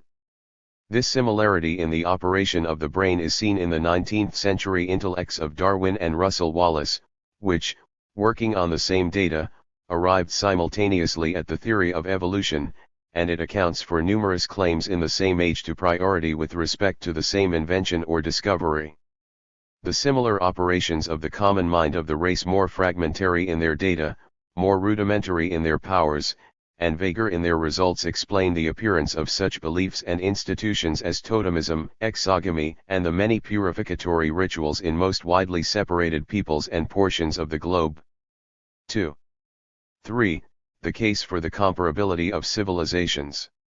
We have now dealt with two incompatible objections to our plan of comparative study. On the one hand, that our 21 societies have no common characteristic save that of being intelligible fields of historical study, on the other, that the unity of civilization reduces the apparent plurality of civilizations to one. Yet our critics, even if they accept our answers to these objections, may make a stand at this point and deny that our 21 civilizations are comparable on the ground that they are not contemporary. 7 of them are still alive, 14 are extinct, and of these at least 3, the Egyptiac, the Sumeric and the Minoan, go back to the dawn of history. These 3, and perhaps others, are separated chronologically from the living civilizations by the whole span of historical time. The answer is that time is relative, and that the spell of something less than 6,000 years which bridges the interval between the emergence of the earliest known civilizations and our own day has to be measured for the purpose of our study on the relevant time scale, that is, in the terms of the time spans of the civilizations themselves. Now, in surveying the relations of civilizations in time, the highest number of successive generations that we have met with in any case is 3, and in each case these 3, between them, more than cover our span of 6,000 years, since the last term in each series is a civilization that is still alive. The fact that, in our survey of civilizations, we have found in no case a higher number of successive generations than 3 means that this species is very young in terms of its own time scale. Moreover, its absolute age up to date is very short compared with that of the sister species of the primitive societies, which is coeval with man himself and has therefore existed, to take an average estimate, for 300,000 years. It goes without saying that some civilizations go back to the dawn of history, because what we call history is the history of man in a civilized society, but if by history we meant the whole period of man's life on earth, we should find that the period producing civilizations, far from being coeval with human history, covers only 2% of it, 1/50th part of the lifetime of mankind. Our civilizations may, then, be granted to be sufficiently contemporaneous with one another for our purpose. Once again, our critics, supposedly abandoning their argument on the time span, might deny the comparability of civilizations on the ground of their differences in value. Are not most of what have been claimed as civilizations so nearly valueless, so uncivilized in fact, that the establishment of parallels between their experiences and those of the real civilizations, such as, of course, our own, is mere waste of intellectual energy? On this point the reader may be asked to suspend judgment until he has seen what comes of such intellectual exertions as we propose to demand of him. Meanwhile, let him remember that value, like time, is a relative concept, that all our 21 societies, if measured against primitive societies, will be found to have achieved a good deal, and that all of them, if measured against any ideal standard, will be found to have fallen so far short that none of them is in a position to throw stones at the others. In fact, we maintain that our 21 societies should be regarded, hypothetically, as philosophically contemporaneous and philosophically equivalent. And lastly, the critics, even if we suppose them to have gone along with us so far, may take the line that the histories of civilizations are nothing but strings of historical facts, that every historical fact is intrinsically unique, and that history does not repeat itself. The answer is that, while every fact, like every individual, is unique and therefore incomparable in some respects, it may be also in other respects a member of its class and therefore comparable with other members of that class in so far as it is covered by the classification.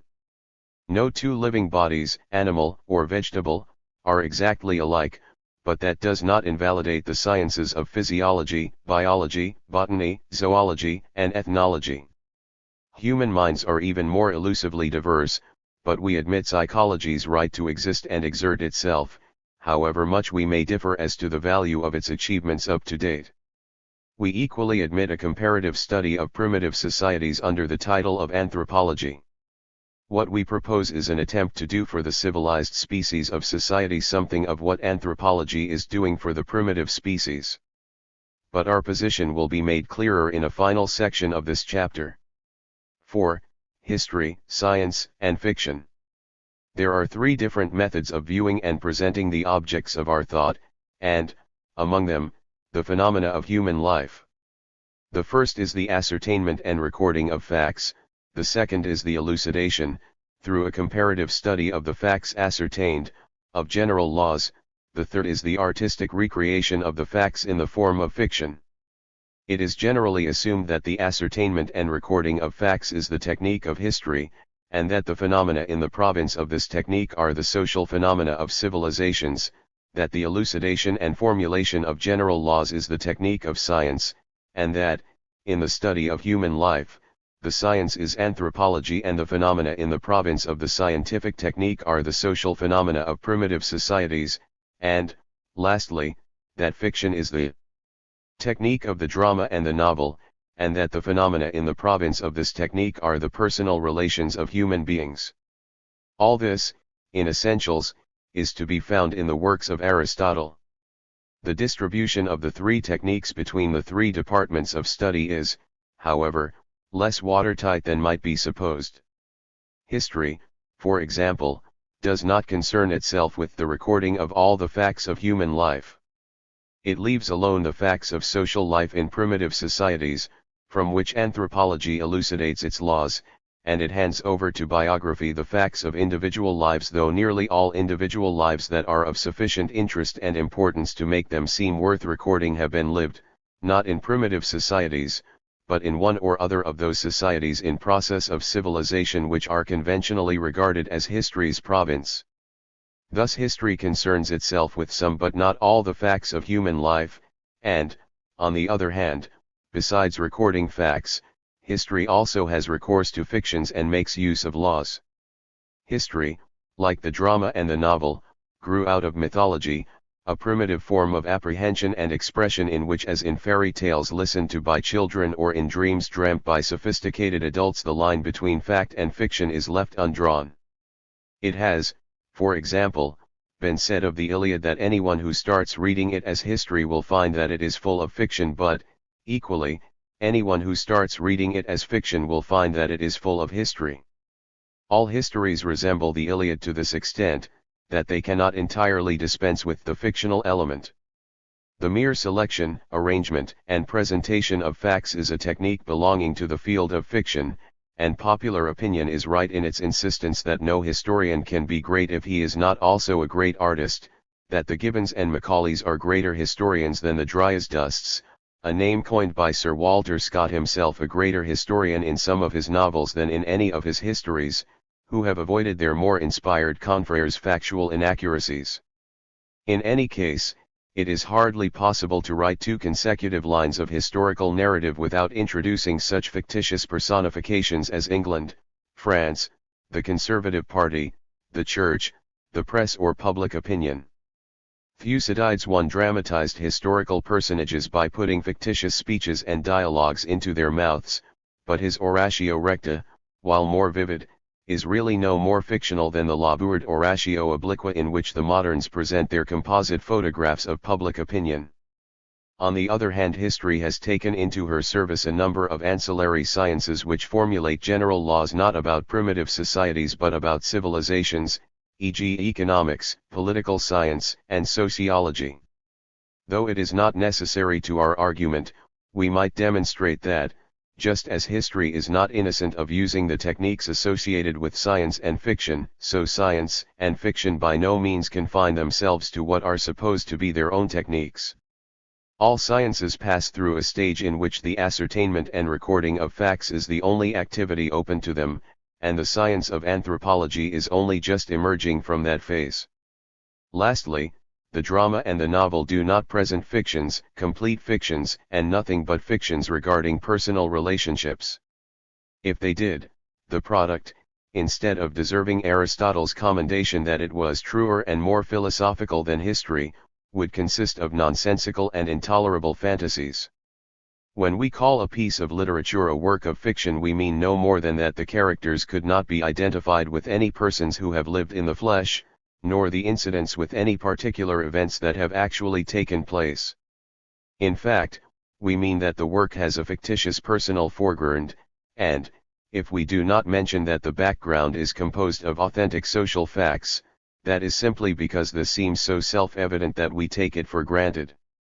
Indeed, we recognize that the highest praise we can give to a good work of fiction is to say that it is true to life, and that the author shows a profound understanding of human nature.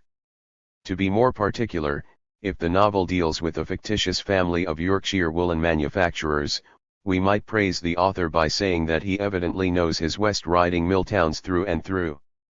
Nonetheless, the Aristotelian distinction between the techniques of history, science, and fiction remains valid in a general way, and we shall perhaps see why this is so if we examine these techniques again, for we shall find that they differ from each other in their suitability for dealing with data of different quantities.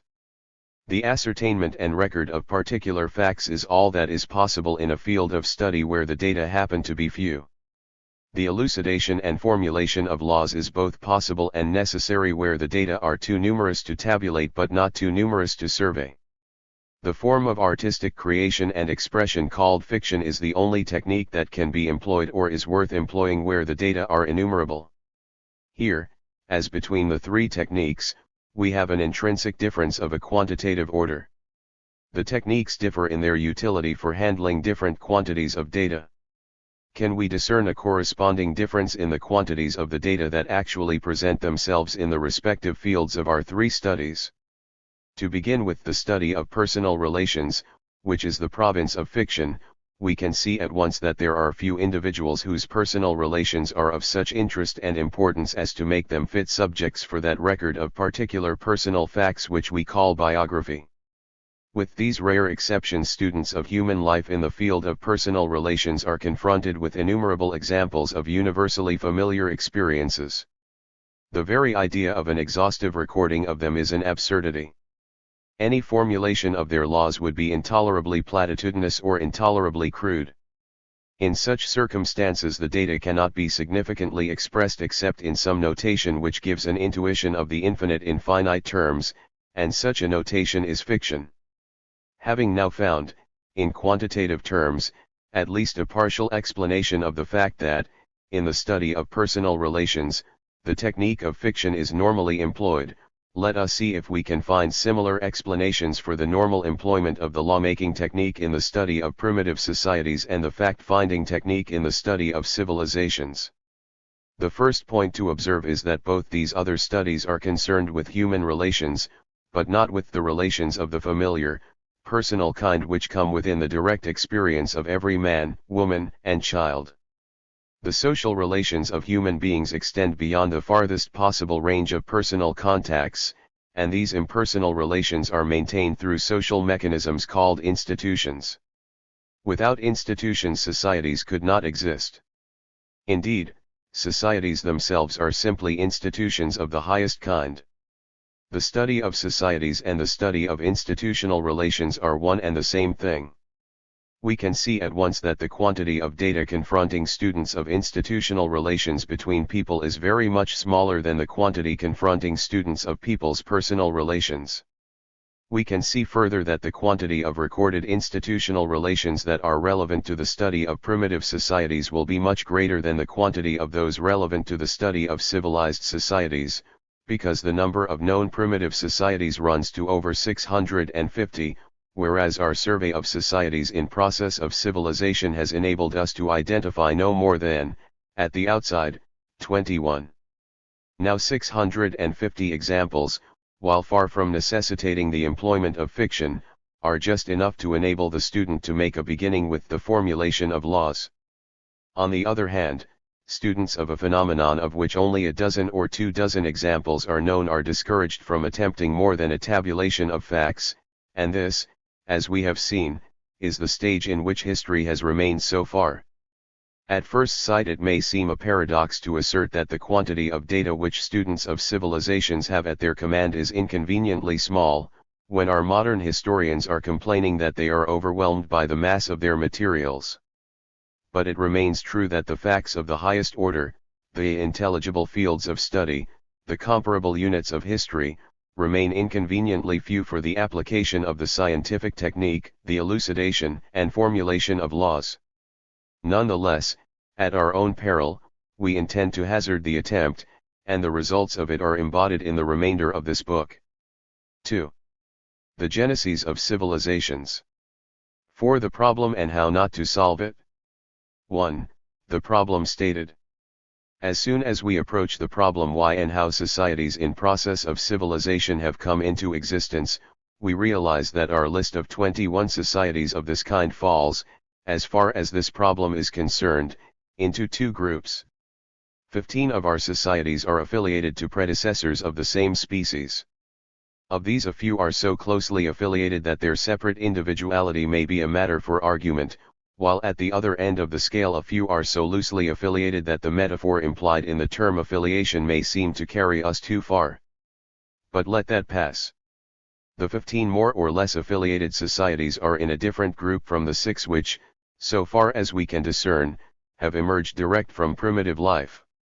It is to the genesis of these 6 that we propose to direct our attention at present. They are the Egyptiac, the Sumeric, the Minoan, the Cynic, the Mayan and the Andean. What is the essential difference between the primitive and the higher societies? It does not consist in the presence or absence of institutions, for institutions are the vehicles of the impersonal relations between individuals in which all societies have their existence, because even the smallest of primitive societies is built on a wider basis than the narrow circle of an individual's direct personal ties. Institutions are attributes of the whole genus societies and therefore common properties of both its species. Primitive societies have their institutions: the religion of the annual agricultural cycle, totemism and exogamy, taboos, initiations and age classes, segregations of the sexes, at certain stages of life, in separate communal establishments, and some of these institutions are certainly as elaborate and perhaps as subtle as those which are characteristic of civilizations. Nor are civilizations distinguished from primitive societies by the division of labor, for we can discern at least the rudiments of the division of labor in the lives of primitive societies also. Kings, magicians, smiths, and minstrels are all specialists, though the fact that Hephaestus, the smith of Hellenic legend, is lame, and Homer, the poet of Hellenic legend, is blind, suggests that in primitive societies specialism is abnormal and apt to be confined to those who lack the capacity to be all-round men or jacks of all trades. An essential difference between civilizations and primitive societies as we know them, the caveat will be found to be important, is the direction taken by mimesis or imitation. Mimesis is a generic feature of all social life. Its operation can be observed both in primitive societies and in civilizations, in every social activity from the imitation of the style of film stars by their humbler sisters upwards.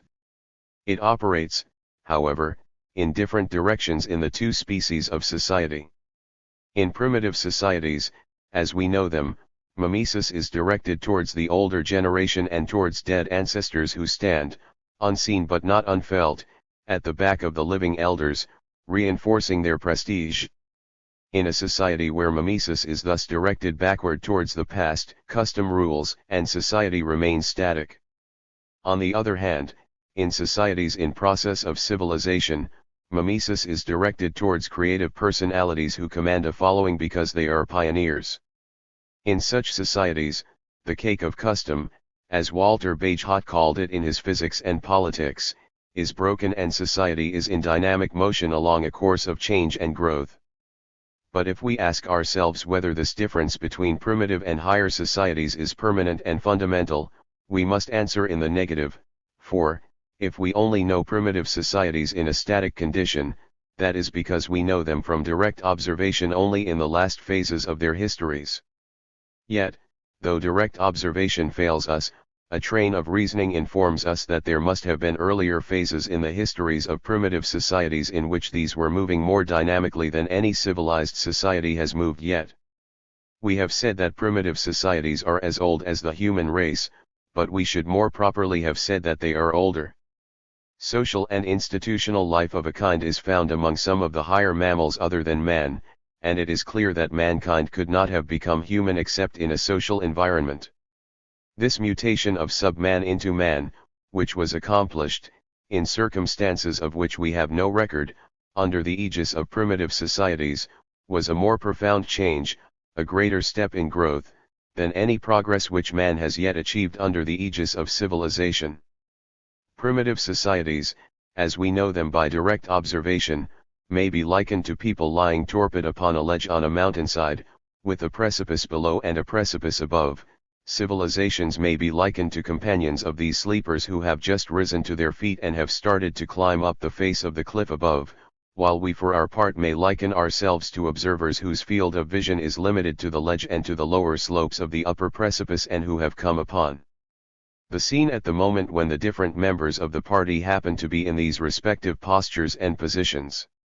At first sight we may be inclined to draw an absolute distinction between the two groups, acclaiming the climbers as athletes and dismissing the recumbent figures as paralytics, but on second thoughts we shall find it more prudent to suspend judgment.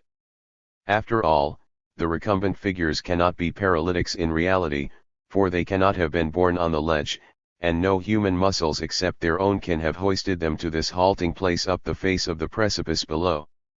On the other hand, their companions who are climbing at the moment have only just left this same ledge and started to climb the precipice above, and, since the next ledge is out of sight, we do not know how high or how arduous the next pitch may be.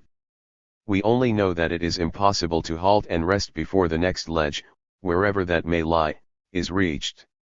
Thus, even if we could estimate each present climber's strength and skill and nerve, we could not judge whether any of them have any prospect of gaining the ledge above, which is the goal of their present endeavors. We can, however, be sure that some of them will never attain it. And we can observe that, for every single one now strenuously climbing, twice that number, our extinct civilizations, have fallen back onto the ledge, defeated. We have failed to find the immediate object of our search, a permanent and fundamental point of difference between primitive societies and civilizations, but incidentally we have obtained some light on the ultimate objective of our present inquiry, the nature of the genes of civilizations. Starting with the mutation of primitive societies into civilizations, we have found that this consists in a transition from a static condition to a dynamic activity, and we shall find that the same formula holds good for the emergence of civilizations through the secessions of internal proletariats from the dominant minorities of pre-existent civilizations which have lost their creative power. Such dominant minorities are static by definition, for to say that the creative minority of a civilization in growth has degenerated or atrophied into the dominant minority of a civilization in disintegration is only another way of saying that the society in question has lapsed from a dynamic activity into a static condition. Against this static condition, the secession of a proletariat is a dynamic reaction, and in this light we can see that, in the secession of a proletariat from a dominant minority, a new civilization is generated through the transition of a society from a static condition to a dynamic activity, just as it is in the mutation which produces a civilization out of a primitive society. The genes of all civilizations, the unrelated and the related class alike, could be described in the phrase of General Smuts: mankind is once more on the move. This alternating rhythm of static and dynamic, of movement and pause and movement, has been regarded by many observers in many different ages as something fundamental in the nature of the universe. In their pregnant imagery, the sages of the Cynic society described these alternations in terms of yin and yang, yin the static and yang the dynamic. The nucleus of the Cynic character, which stands for yin, seems to represent dark coiling clouds overshadowing the sun, while the nucleus of the character which stands for yang seems to represent the unclouded sun disk emitting its rays.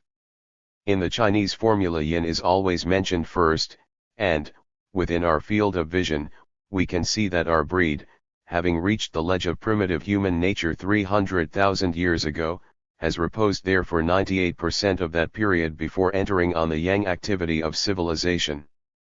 We have now to seek for the positive factor, whatever it may be, which has set human life in motion again by its impetus. And first we will explore two avenues which will turn out to be blind alleys. 2. Race.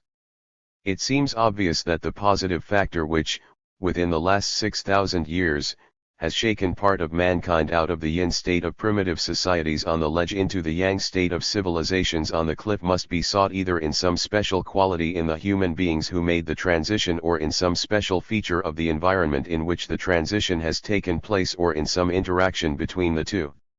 We will first consider the possibility that one or other of these factors taken by itself will give us what we are looking for. Can we attribute the genes of civilizations to the virtues of some particular race or races?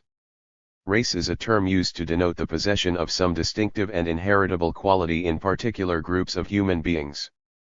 The supposed attributes of race which concern us here are distinctive psychic or spiritual qualities supposedly innate in certain societies.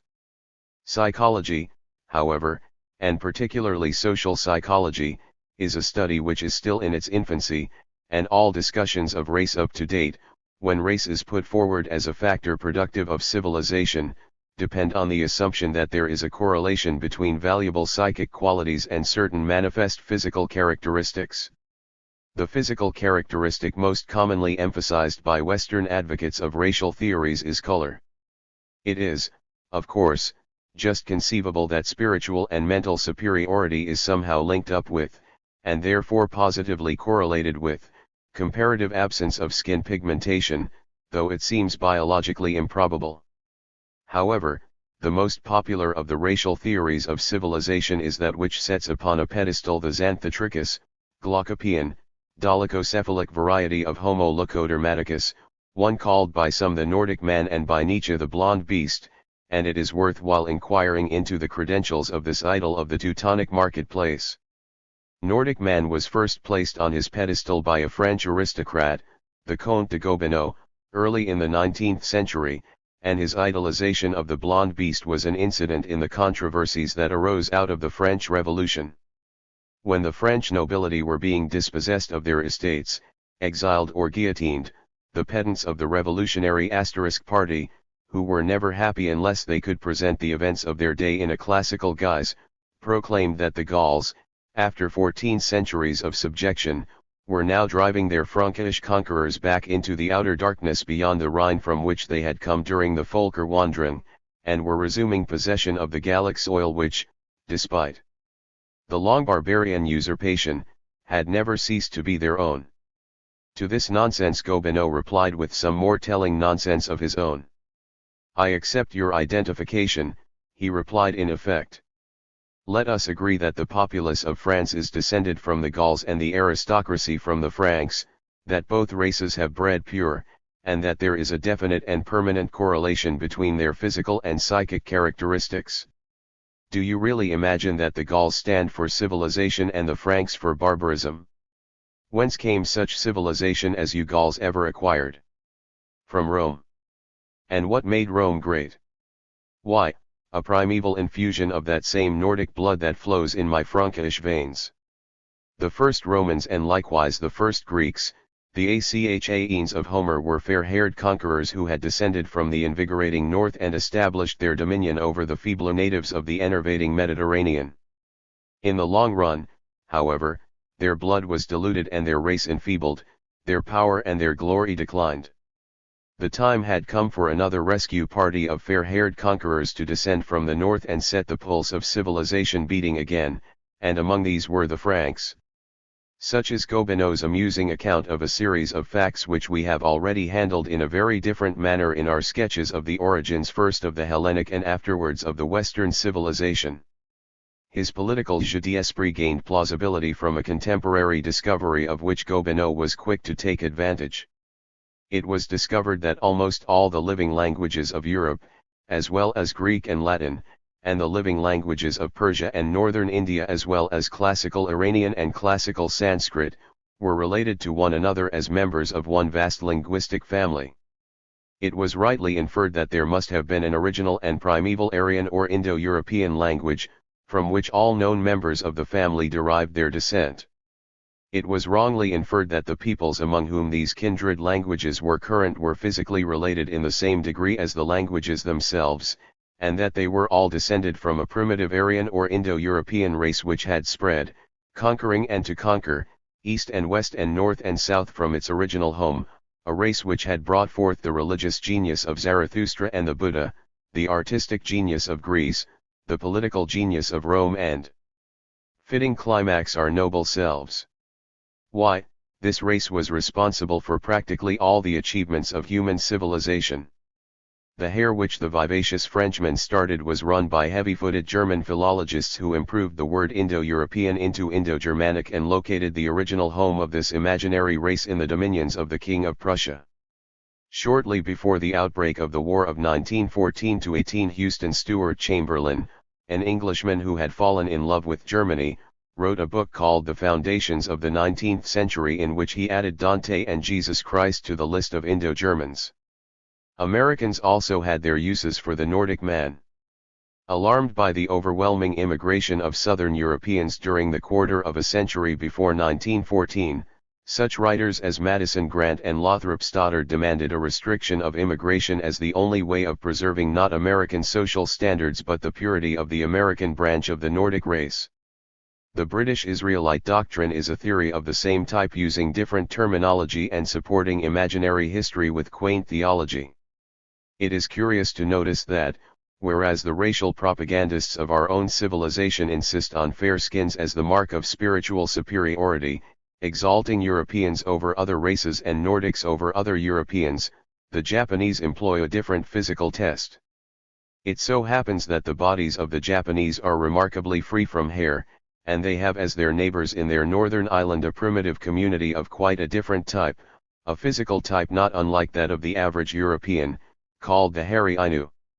Very naturally, therefore, the Japanese associate hairlessness with spiritual superiority, and, though their claim may be as baseless as our plea for the superiority of fair skins, it is superficially more plausible, for the hairless man is certainly, cut hairlessness, somewhat farther removed from his cousin, the ape. Ethnologists, classifying white men in accordance with their physical types, long heads and round heads, fair skins and dark skins, and all the rest of it, have sorted out three main white races, which they call Nordic, Alpine, and Mediterranean. For what it is worth, we will reckon up the number of civilizations to which each of these races has made a positive contribution. The Nordics have contributed to 4, possibly 5, the Indi, the Hellenic, the Western, the Russian Orthodox Christian, and possibly the Hittite. The Alpines have contributed to 7, possibly 9, the Sumeric, the Hittite, the Hellenic, the Western, both the Russian offshoot and the main body of the Orthodox Christian, the Iranic, and possibly the Egyptiac and the Minoan. The Mediterraneans have contributed to 10, the Egyptiac, the Sumeric, the Minoan, the Syriac, the Hellenic, the Western, the main body of the Orthodox Christian, the Iranic, the Arabic, and the Babylonic. Of the other divisions of the human race, the brown, meaning thereby the Dravidian peoples in India and the Malays in Indonesia, have contributed to 2, the Indi and the Hindu. The yellow race have contributed to 3, the Cynic and both the Far Eastern civilizations, namely the main body in China and the Japanese offshoot. The red race of America are, of course, the sole contributors to the 4 American civilizations. The black races alone have not contributed positively to any civilization as yet. The white races hold the lead, but it is to be remembered that there are many white peoples that are as innocent of having made any contribution to any civilization as the blacks themselves. If anything positive emerges from this classification, it is that half our civilizations are based on contributions from more than one race. The Western and the Hellenic have 3 contributors each, and, if the yellow, brown, and red races were analyzed into sub-races, like the Nordic, Alpine, and Mediterranean divisions of the white race, we should probably be able to produce a plurality of contributors to all our civilizations. What the value of these subdivisions may be and whether at any time they represented historically and socially distinct peoples is another matter. The whole subject is exceedingly obscure. But enough has been said to justify us in dismissing the theory that a superior race has been the cause and author of the transition from yin to yang, from static to dynamic, in one part of the world after another since a date some 6,000 years ago. 3. Environment. Modern Western minds have been led to emphasize, and overemphasize, the racial factor in history owing to the expansion of our Western society over the world during the last 4 centuries. This expansion brought the peoples of the West into contact, and often unfriendly contact, with peoples differing from themselves not only in culture but in physique, and the notion of superior and inferior biological types was just what one might expect to result from such contacts, especially in the 19th century, when Western minds had been rendered biology conscious by the work of Charles Darwin and other scientific investigators. The ancient Greeks also expanded, by way of trade and colonization, into the world around them, but it was a much smaller world containing a wide diversity of cultures but not a wide diversity of physical types. The Egyptian and the Scythian might be far apart from each other and from their Greek observer, Herodotus, for example, in their manner of life, but they were not physically different from him in the sensational way in which the Negro of West Africa and the red man of America differed from the European. It was natural, therefore, that the Greeks should find some factor other than biological inheritance of physical characteristics, i.e. race, to account for the differences of culture they observed around them. They found their explanation in differences of geographical habitat, soil, and climate. 1. There is a treatise entitled Influences of Atmosphere, Water, and Situation, dating from the 5th century BC and preserved among the collected works of the Hippocratean school of medicine, which illustrates Greek views on this subject. Here we read, for example, that human physiognomies may be classified into the well-wooded and well-watered mountain type, the thin-soiled waterless type, the meadowy marshy type, the well-cleared and well-drained lowland type. Inhabitants of mountainous, rocky, well-watered country at a high altitude, where the margin of seasonal climatic variation is wide, will tend to have large-built bodies constitutionally adapted for courage and endurance. Inhabitants of sultry hollows covered with water meadows, who are more commonly exposed to warm winds than to cold, and who drink tepid water, will, in contrast, not be large-built or slim, but thick-set, fleshy and dark-haired, with swarthy rather than fair complexions, and with less phlegm than bile in their constitutions. Courage and endurance will not be innate in their characters to the same degree, but will be capable of being produced in them by the coefficient of institutions. Inhabitants of rolling, wind-swept, well-watered country at a high altitude will be large-built and unindividualized, with a vein of cowardice and tameness in their characters. In the majority of cases, you will find that the human body and character vary in accordance with the nature of the country. 1. But the favorite Hellenic illustrations of the environment theory were furnished by the contrast between the effect of life in the lower Nile Valley on the physique, character, and institutions of the Egyptians and the effect of life on the Eurasian steppe on the physique, character and institutions of the Scythians. Both the race theory and the environment theory try to account for the observed diversity in the psychical, intellectual and spiritual, behavior and performance of different fractions of mankind by supposing that this psychical diversity is fixedly and permanently correlated, in the relation of effect to cause, with certain elements of observed diversity in the non-psychical domain of nature.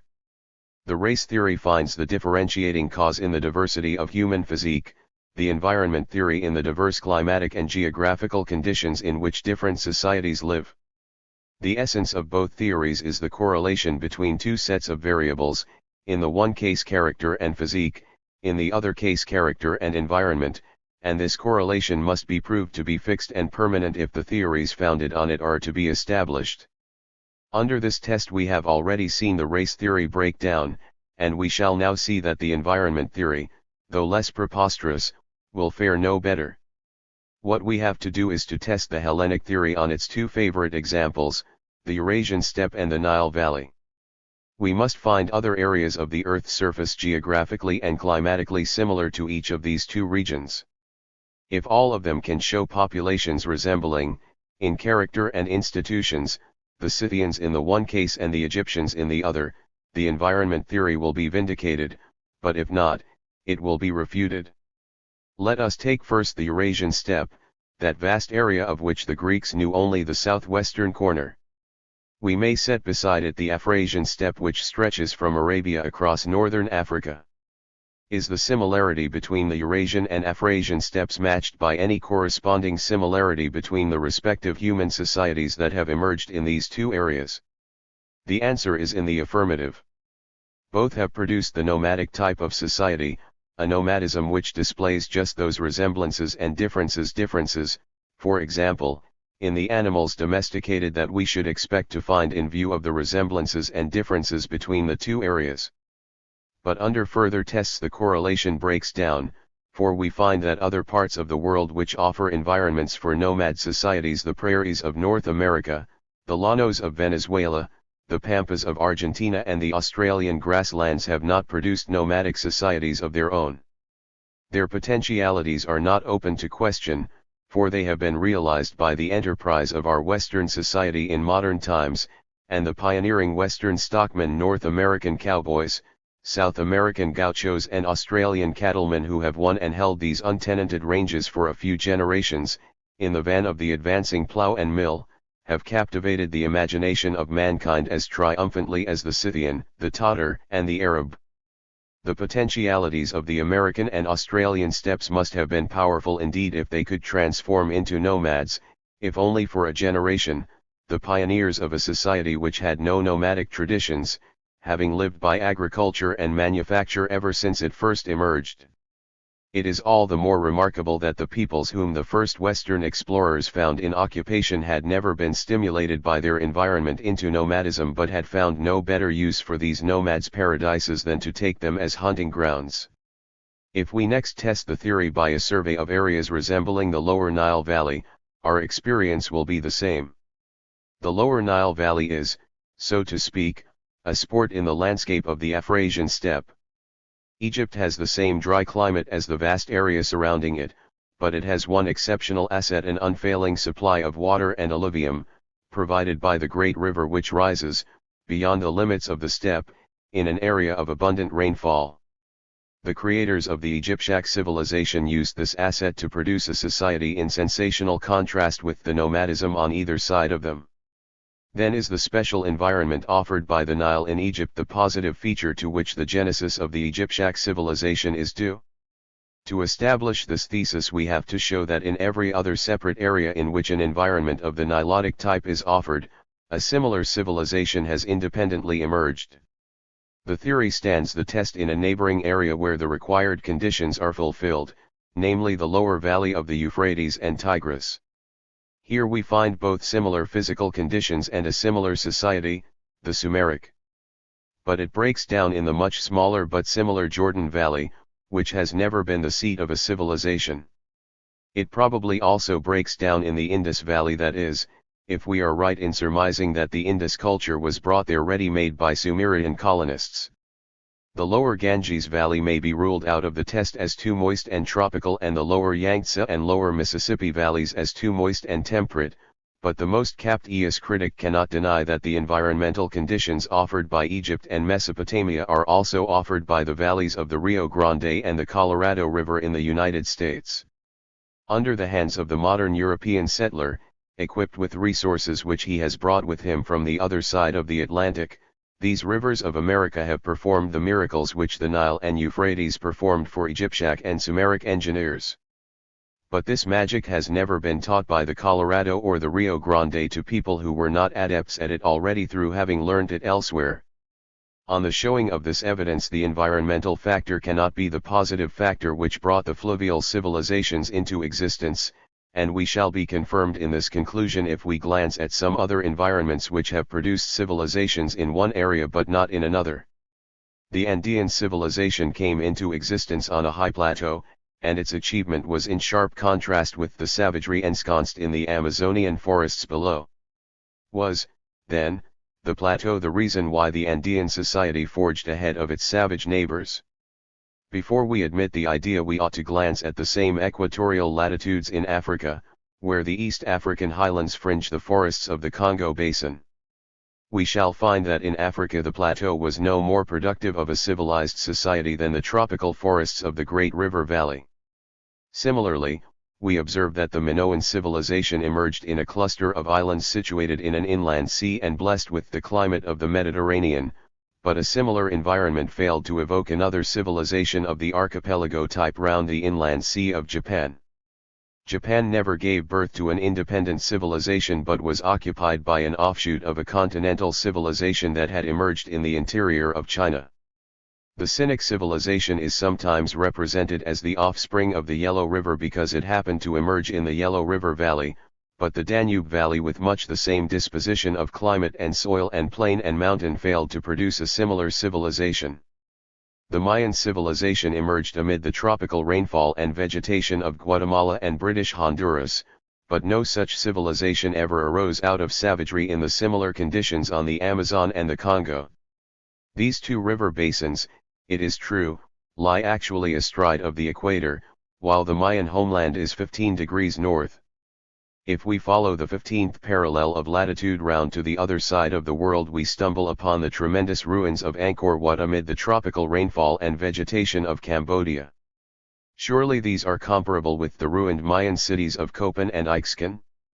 But archaeological evidence shows that the civilization represented by Angkor Wat was not native to Cambodia but was an offshoot of a Hindu civilization that had emerged in India.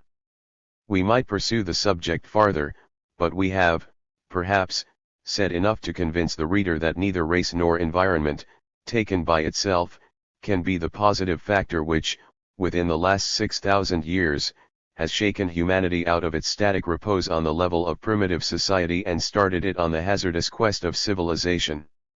In any case, neither race nor environment, as hitherto envisaged, has offered, or apparently can offer, any clue as to why this great transition in human history occurred not only in particular places but at particular dates. V. Challenge and response. 1. The mythological clue. In our search so far for the positive factor in the genes of civilizations, we have been employing the tactics of the classical school of modern physical science. We have been thinking in abstract terms and experimenting with the play of inanimate forces, race and environment. Now that these maneuvers have ended in our drawing blank, we may pause to consider whether our failures may not have been due to some mistake of method. Perhaps, under the insidious influence of the spirit of an outgoing age, we have fallen victims to what we will call the apathetic fallacy. Ruskin warned his readers against the pathetic fallacy of imaginatively endowing inanimate objects with life, but it is equally necessary for us to be on our guard against the converse error of applying to historical thought, which is a study of living creatures, a scientific method devised for the study of inanimate nature. In our final attempt to solve the riddle, let us follow Plato's lead and try the alternative course. Let us shut our eyes, for the moment, to the formulae of science in order to open our ears to the language of mythology. It is clear that if the genes of civilizations are not the result of biological factors or of geographical environment acting separately, they must be the result of some kind of interaction between them. In other words, the factor which we are seeking to identify is something not simple but multiple, not an entity but a relation. We have the choice of conceiving this relation either as an interaction between two inhuman forces or as an encounter between two superhuman personalities. Let us yield our minds to the second of these two conceptions. Perhaps it will lead us towards the light. An encounter between two superhuman personalities is the plot of some of the greatest dramas that the human imagination has conceived. An encounter between Yahweh and the serpent is the plot of the story of the fall of man in the book of Genesis.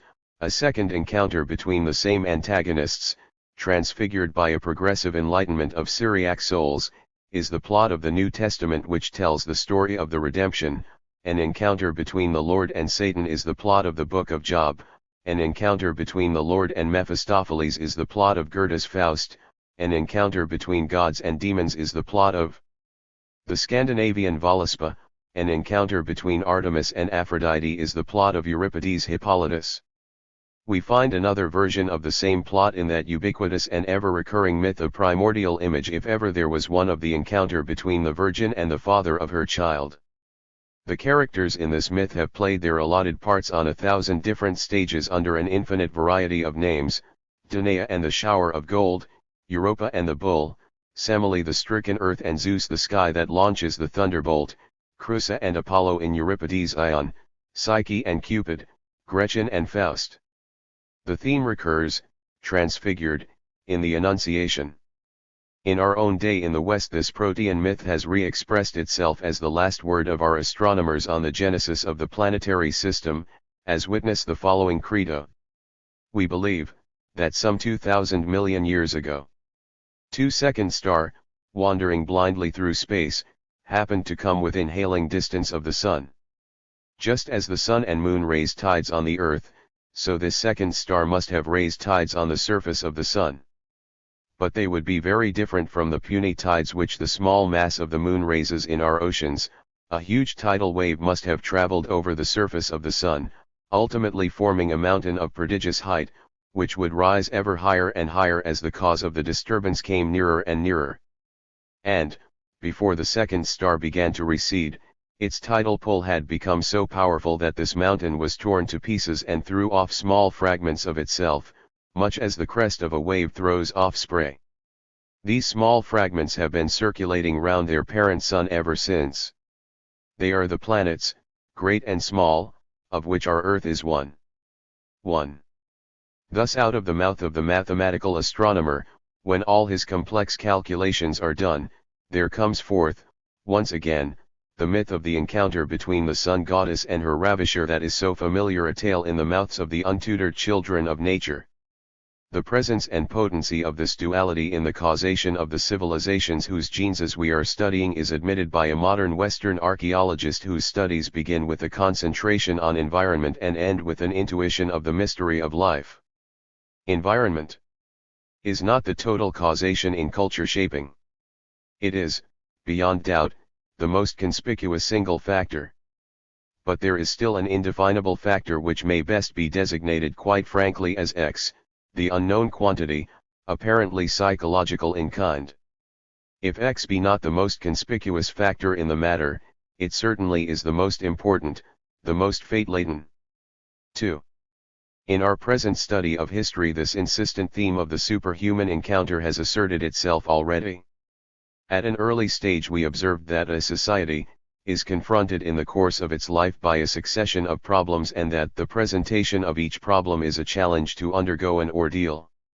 Let us try to analyze the plot of this story or drama which repeats itself in such different contexts and in such various forms. We may begin with two general features. The encounter is conceived of as a rare and sometimes as a unique event, and it has consequences which are vast in proportion to the vastness of the breach which it makes in the customary course of nature.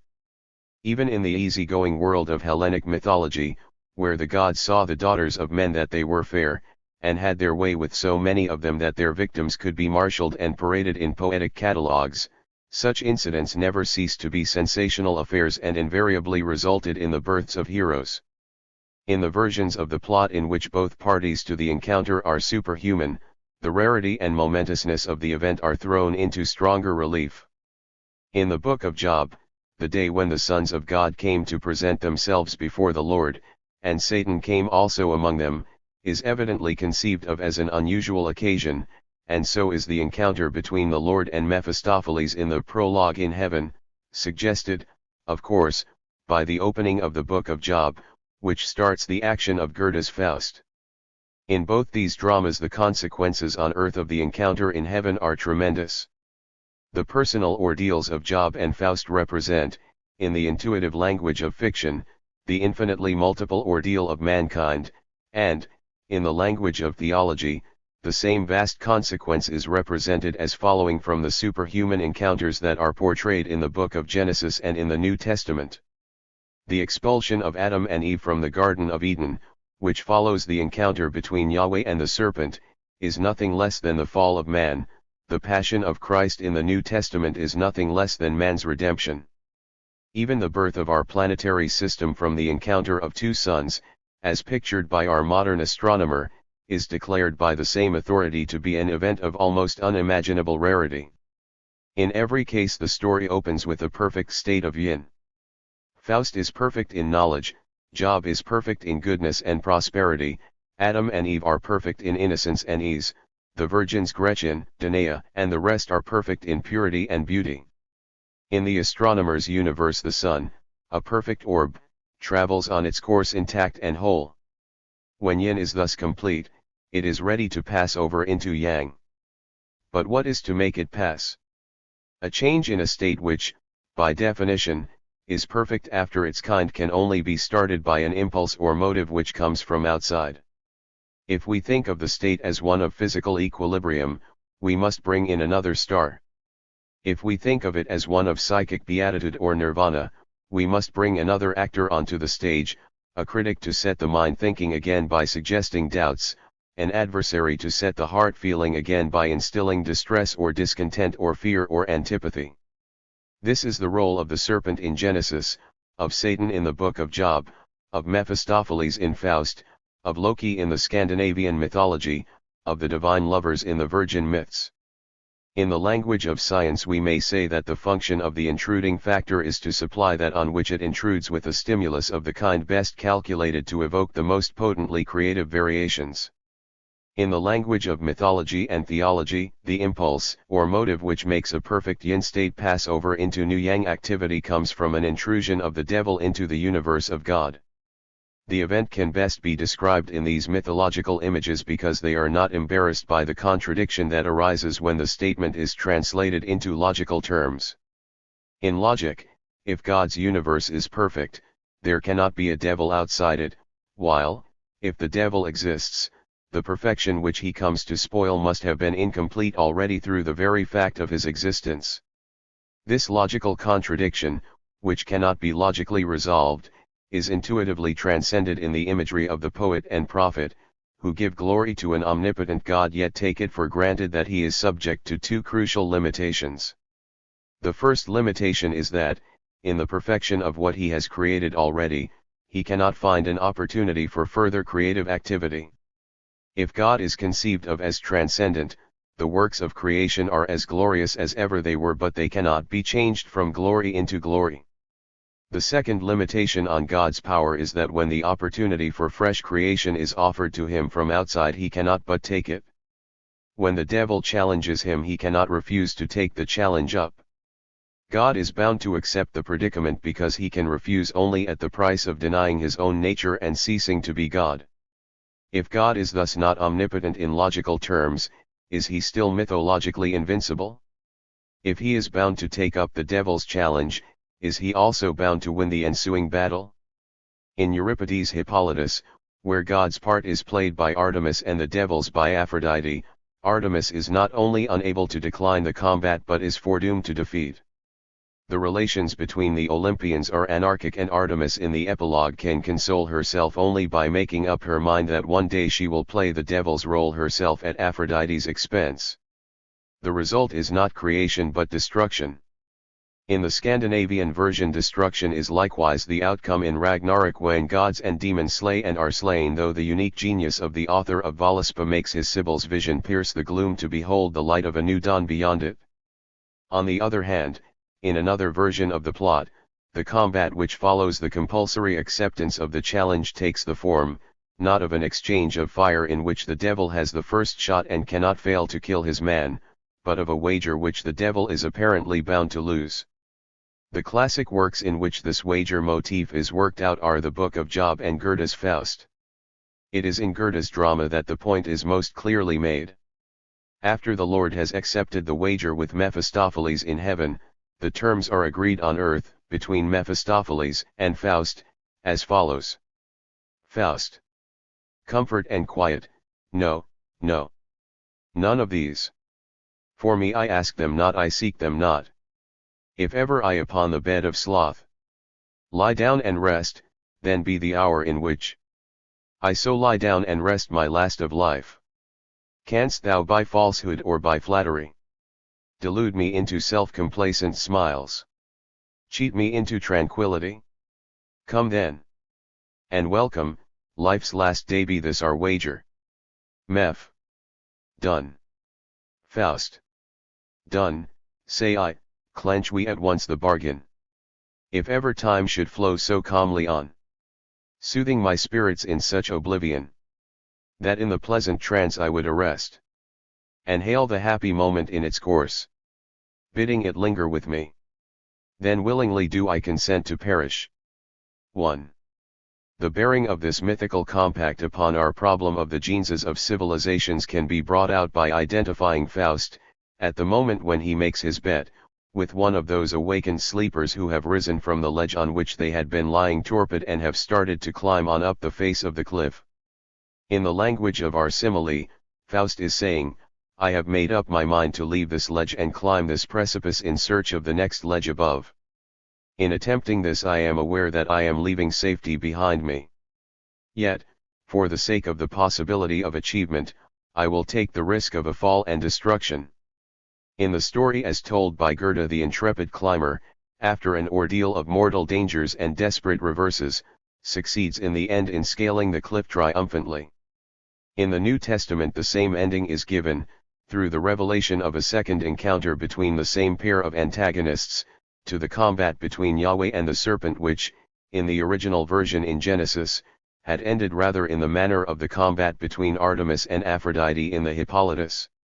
In Job, Faust, and the New Testament alike it is suggested, or even declared outright, that the wager cannot be won by the devil, that the devil, in meddling with God's work, cannot frustrate but can only serve the purpose of God, who remains master of the situation all the time and gives the devil rope for the devil to hang himself. Then has the devil been cheated? Did God accept a wager which he knew he could not lose? That would be a hard saying, for if it were true the whole transaction would have been a sham. An encounter which was no encounter could not produce the consequences of an encounter, the vast cosmic consequence of causing yin to pass over into yang.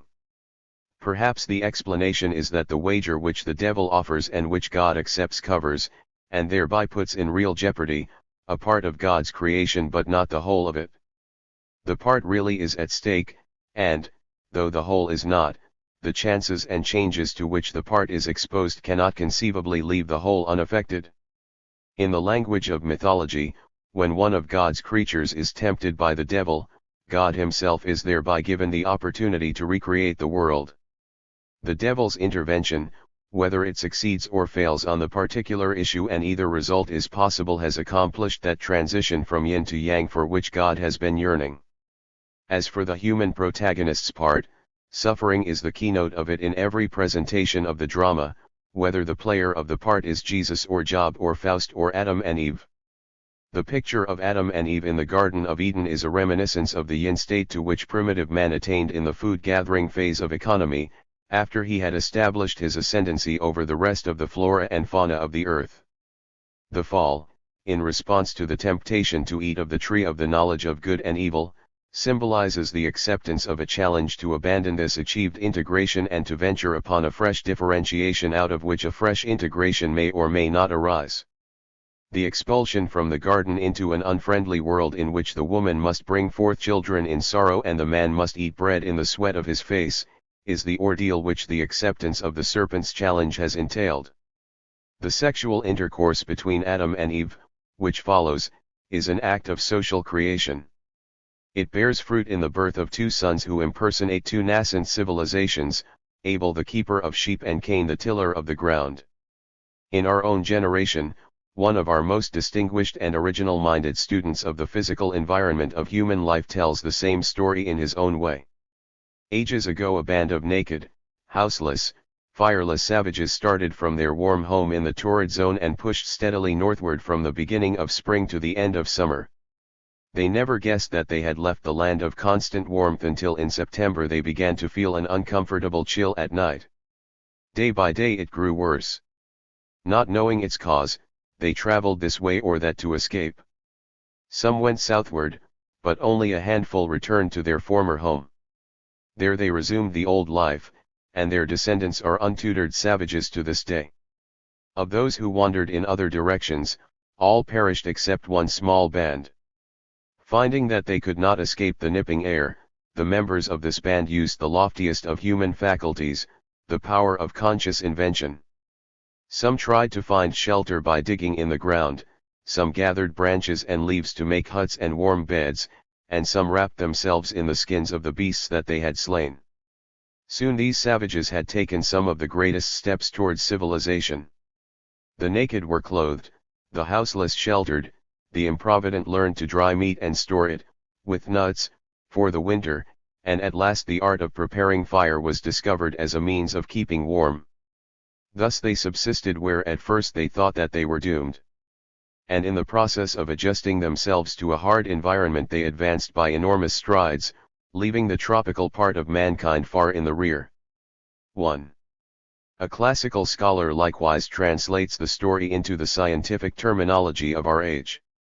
It is a paradox of advancement that, if necessity be the mother of invention, the other parent is obstinacy, the determination that you will go on living under adverse conditions rather than cut your losses and go where life is easier. It was no accident, that is, that civilization, as we know it, began in that ebb and flow of climate, flora, and fauna which characterizes the fourfold ice age. Those primates who just got out as arboreal conditions wilted retained their primacy among the servants of natural law, but they forewent the conquest of nature. Those others won through, and became men, who stood their ground when there were no more trees to sit in, who made do with meat when fruit did not ripen, who made fires and clothes rather than follow the sunshine, who fortified their lairs and trained their young, and vindicated the reasonableness of a world that seemed so reasonless. 1. The first stage, then, of the human protagonist's ordeal is a transition from yin to yang through a dynamic act performed by God's creature under temptation from the adversary which enables God himself to resume his creative activity. But this progress has to be paid for, and it is not God but God's servant, the human sower, who pays the price. Finally, after many vicissitudes, the sufferer triumphant serves as the pioneer. The human protagonist in the divine drama not only serves God by enabling him to renew his creation but also serves his fellow men by pointing the way for others to follow. 2. The myth applied to the problem.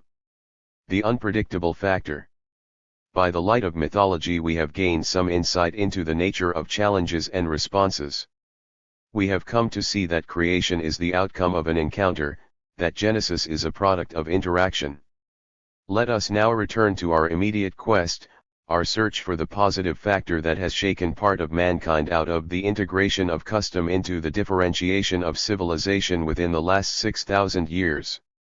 Let us review the origins of our 21 civilizations in order to ascertain, by an empirical test, whether the conception of challenge and response answers to the factor of which we are in search any better than the hypotheses of race and environment, which we have already weighed in the balance and found wanting.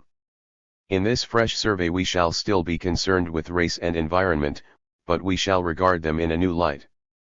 We shall no longer be on the lookout for some simple cause of the genes of civilizations which can be demonstrated always and everywhere to produce an identical effect. We shall no longer be surprised if, in the production of civilizations, the same race or the same environment appears to be fruitful in one instance and sterile in another. In fact, we shall no longer make the scientific postulate of the uniformity of nature, which we rightly made so long as we were thinking of our problem in scientific terms as the function of a play of inanimate forces.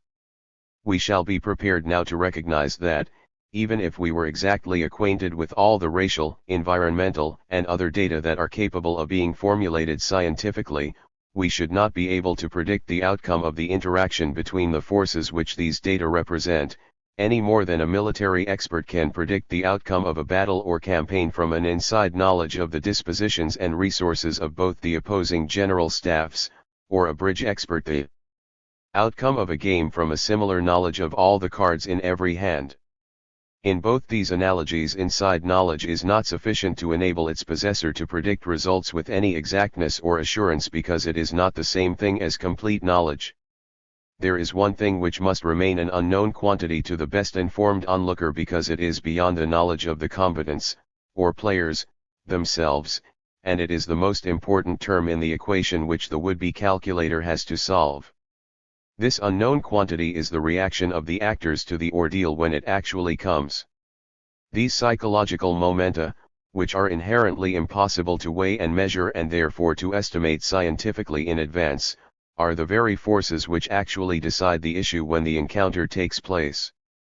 And that is why the very greatest military geniuses have admitted an incalculable element in their successes. If religious, they have attributed their victories to God, like Cromwell, if merely superstitious, to the ascendancy of their star, like Napoleon. The genesis of the Egyptian civilization.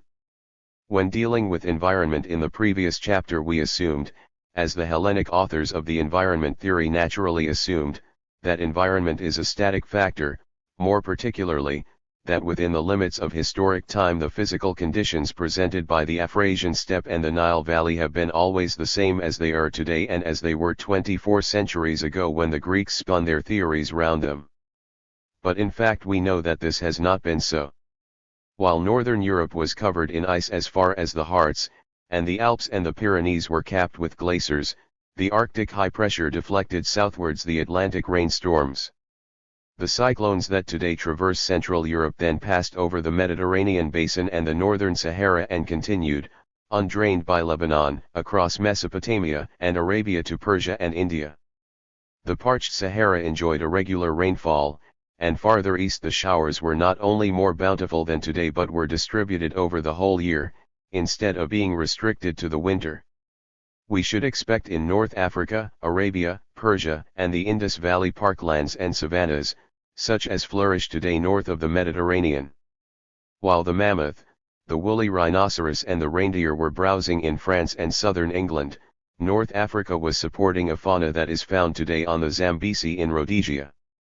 The pleasant grasslands of North Africa and southern Asia were naturally as thickly populated by man as the frozen steppes of Europe, and it is reasonable to suspect that in this favorable and indeed stimulating environment man would make greater progress than in the icebound north.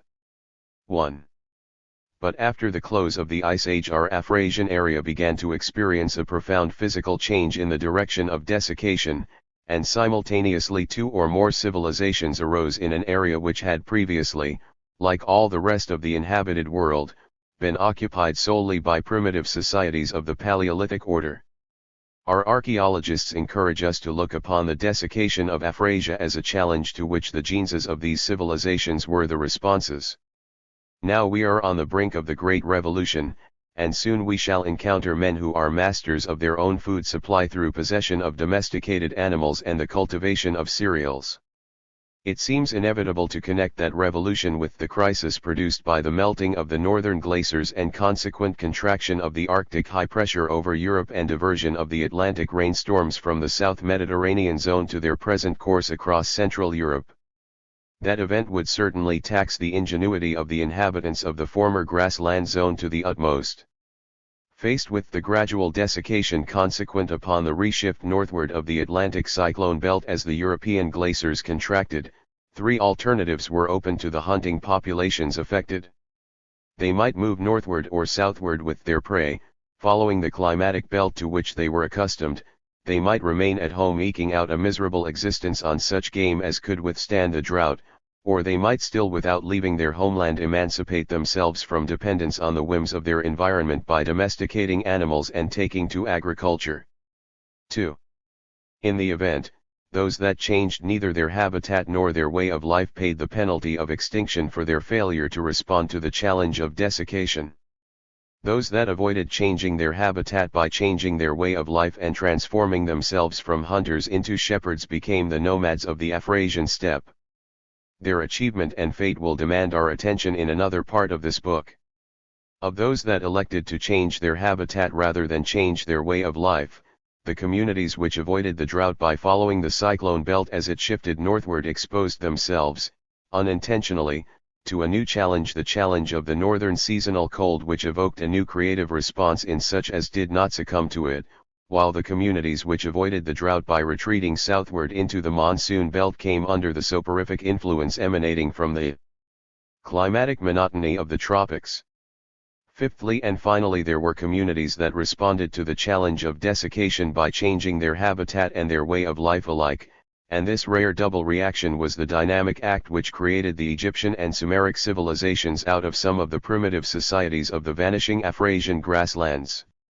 The change in these creative communities' way of life was the thoroughgoing transformation of food gatherers and hunters into cultivators.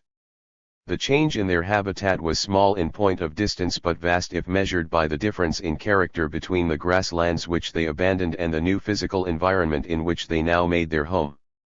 When the grasslands overlooking the lower valley of the Nile turned into the Libyan desert and the grasslands overlooking the lower valley of the Euphrates and Tigris into the Rub al-Khali and the Dasht Ilut, these heroic pioneers inspired by audacity or by desperation plunged into the jungle swamps of the valley bottoms, never before penetrated by man, which their dynamic act was to turn into the land of Egypt and the land of Shinar. To their neighbors, who took the alternative courses described above, their venture must have seemed a forlorn hope, for in the outlived age when the area which was now beginning to turn into the Afrasian steppe had been an earthly paradise, the Nilotic and Mesopotamian jungle swamp had been a forbidding and apparently impenetrable wilderness. As it turned out, the venture succeeded beyond the most sanguine hopes in which the pioneers can ever have indulged. The wantonness of nature was subdued by the works of man. The formless jungle swamp made way for a pattern of ditches and embankments and fields. The lands of Egypt and Shinar were reclaimed from the wilderness and the Egyptiac and Sumeric societies started on their great adventures. The lower Nile valley into which our pioneers descended was not only very different from the valley as we see it today, after 60 centuries of skilled labor have left their mark on it, it was almost equally different from what it would be today if man had left its refashioning to nature. Even as comparatively late as the times of the Old and the Middle Kingdom, that is to say, several millennia after the days of the pioneers, the hippopotamus, the crocodile, and a variety of wildfowl, none of which are now found below the first cataract, were common objects in the lower valley, as is proved by the evidence of sculptures and paintings which survive from that period. What is true of the birds and animals is true also of the vegetation. Though desiccation had set in, Egypt still had rainfall and the delta was a waterlogged marsh. It is probable that the lower Nile above the delta resembled in those days the upper Nile country of the Bahr al-Jabal in the equatorial province of the Sudan, and that the delta itself resembled the region round Lake No where the Bahr al-Jabal and the Bahr al-Ghazal mingle their waters. What follows is a present-day description of this dismal country. The scenery of the Bahr al-Jabal throughout its course through the Sud Reed Pack region is monotonous to a degree. There are no banks at all, except at a few isolated spots, no semblance of any ridge on the water's edge. Reedy swamps stretch for many kilometers upon either side. Their expanse is only broken at intervals by lagoons of open water. Their surface is only a few centimeters above that of the water level in the river when at its lowest, and a rise of half a meter floods them to an immense distance. These marshes are covered with a dense growth of water weeds, extending in every direction to the horizon. Throughout this whole region, more especially between Bor and Lake No, it is extremely rare to see any sign of human life. The whole region has an aspect of desolation beyond the power of words to describe. It must be seen to be understood. 1. It is uninhabited because the people who live on its outskirts are not confronted, here and now, as the fathers of the Egyptiac civilization were confronted when they were squatting on the borders of the lower Nile Valley 6,000 years ago, with the hard choice of plunging into the forbidding Sud or clinging to an ancestral habitat in process of transformation from an earthly paradise into an inhospitable desert. If our scholars are right in their surmise, the forefathers of these people who now live on the margin of the Sudanese Sud were living, in what is now the Libyan desert, cheek by jowl with the founders of the Egyptiac civilization at the time when these responded to the challenge of desiccation by making their momentous choice. At that time, it would seem, the ancestors of the modern Dinka and Shilluk parted with their heroic neighbors and followed the line of least resistance by retreating southwards to a country where they could continue to live, without changing their way of life, in physical surroundings partly identical with those to which they were accustomed. They settled in the tropical Sudan, within the range of the equatorial rains, and here their descendants remain to this day living the self-same life as their remote ancestors. In their new home the sluggish and unambitious emigrants found what their souls desired. On the Upper Nile there dwell today people allied to the oldest Egyptians in appearance, stature, cranial proportions, language, and dress. These are ruled by rainmaker magicians or by divine kings who were until recently ritually slain, and the tribes are organized in totemic clans. It really looks as if among these tribes on the Upper Nile social development had been arrested at a stage that the Egyptians had traversed before their history began. There we have a living museum whose exhibits supplement and vivify the prehistoric cases in our collections. 1. The parallel between earlier conditions in one part of the Nile Basin and present-day conditions in another part invites certain speculations. Supposing that the challenge of desiccation had never been presented to the inhabitants of the Nile Basin in those parts of it which, under present conditions, are beyond the range of the equatorial rains, in that event would the delta and lower valley of the Nile have been left in the original state of nature? Would the Egyptian civilization never have arisen? Would these people be squatting still on the edge of an untamed lower Nile valley as the Shilluk and Dinka are now squatting on the edge of the Bahr al-Jabal? And there is another line of speculation which concerns not the past but the future. We may remind ourselves that on the time scale of the universe, or of our planet, or of life, or even of the genus Homo, a span of 6,000 years is a negligible lapse of time. Supposing that another challenge, as formidable as that which presented itself to the inhabitants of the lower Nile Valley yesterday, at the end of the Ice Age, were to present itself to the inhabitants of the upper Nile Basin tomorrow, is there any reason to believe that they are incapable of responding by some equally dynamic act which might have equally creative effects? We need not require that this hypothetical challenge to the Shilluk and Dinka shall be of the same kind as that presented to the fathers of the Egyptian civilization. Let us imagine that the challenge comes not from the physical but from the human environment, not from a change of climate but from the intrusion of an alien civilization. Is not this very challenge being actually presented under our eyes to the primitive inhabitants of tropical Africa by the impact of our Western civilization, a human agency which, in our generation, is playing the mythical role of Mephistopheles towards every other extant civilization and towards every extant primitive society on the face of the earth? The challenge is still so recent that we cannot yet forecast the ultimate response that any of the challenged societies will make to it. We can only say that the failure of the fathers to respond to one challenge would not condemn the children to fail in face of another challenge when their hour came. The genesis of the Sumeric civilization. We can deal with this problem briefly, for here we have a challenge identical with that which confronted the fathers of the Egyptian civilization and a response which was of the same kind. The desiccation of Afrasia likewise impelled the fathers of the Sumeric civilization to come to grips with the jungle swamp of the lower valley of the Tigris and Euphrates and to transform it into the land of Shinar. The material aspects of these two genes almost coincide. The spiritual characteristics of the two resultant civilizations, their religion, their art, and even their social life, display much less similarity, another indication that, in the field of our studies, identic causes cannot be presumed, a priori, to produce identic effects. The ordeal through which the fathers of the Sumeric civilization passed is commemorated in Sumeric legend. The slaying of the dragon Tiamat by the god Marduk and the creation of the world out of her mortal remains signifies the subjugation of the primeval wilderness and the creation of the land of Shinar by the canalization of the waters and the draining of the soil. The story of the flood records nature's revolt against the shackles which man's audacity had placed on her. In the biblical version, a literary heritage of the Jews from their exile by the waters of Babylon, the flood has become a household word of our Western society. It has remained for modern archaeologists to discover the original version of the legend and also to find direct evidence of a particular flood of abnormal severity in a thick layer of flood-laid clay which intervenes between the earliest and the later strata deposited by human habitation on the sites of certain historic seats of the Sumeric culture. The basin of the Tigris and Euphrates, like the basin of the Nile, displays for our observation a museum in which we can study the normal aspect of inanimate nature in the wilderness which man has transformed, together with the life that was lived in this wilderness by the first Sumeric pioneers. In Mesopotamia, however, this museum is not to be found, as in the Nile basin, by traveling upstream. It lies in the new delta at the head of the Persian Gulf, which has been laid down by the confluence of the sister streams in times posterior not only to the genesis of the Sumeric civilization but to its extinction and also to the extinction of its Babylonic successor.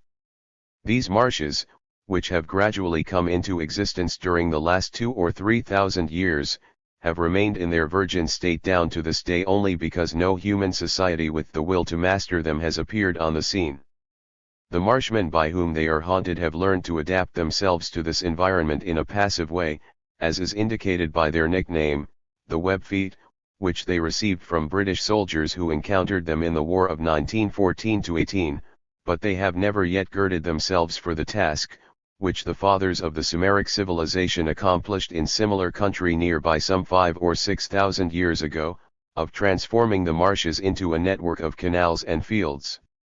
The genesis of the Cynic civilization. If we consider next the genesis of the Cynic civilization in that lower valley of the Yellow River, we shall find a human response to a challenge from physical nature which was perhaps even more severe than the challenge of the two rivers and of the Nile. In the wilderness which man once transformed into the cradle of the Cynic civilization, the ordeal of marsh and bush and flood was capped by the ordeal of a temperature which varied seasonally between extremes of summer heat and winter cold. The fathers of the Cynic civilization do not seem to have differed in race from the peoples occupying the vast region to the south and southwest which extends from the Yellow River to the Brahmaputra and from the Tibetan Plateau to the China Sea.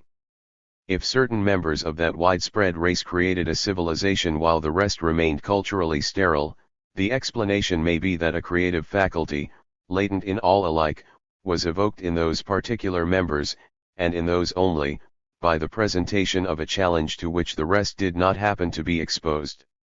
The precise nature of that challenge is impossible to determine in the present state of our knowledge. What we can say with certainty is that the fathers of the Cynic civilization in their home by the Yellow River did not enjoy the fancied but delusive advantage of an easier environment than their neighbors. Indeed, none of the related peoples farther south, in the valley of the Yangtze, for example, where this civilization did not originate, can have had so hard a fight for life. The genesis of the Mayan and Andean civilizations. The challenge to which the Mayan civilization was a response was the luxuriance of the tropical forest. The Mayan culture was made possible by the agricultural conquest of the rich lowlands where the exuberance of nature can only be held in check by organized effort. On the highlands the preparation of the land is comparatively easy, owing to scanty natural vegetation and a control vested in irrigation.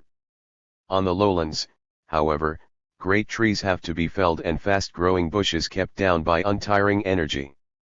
But when nature is truly tamed, she returns recompense manyfold to the daring farmer. Moreover, there is reason to believe that the removal of the forest cover over large areas affects favorably the conditions of life which under a canopy of leaves are hard indeed. 1.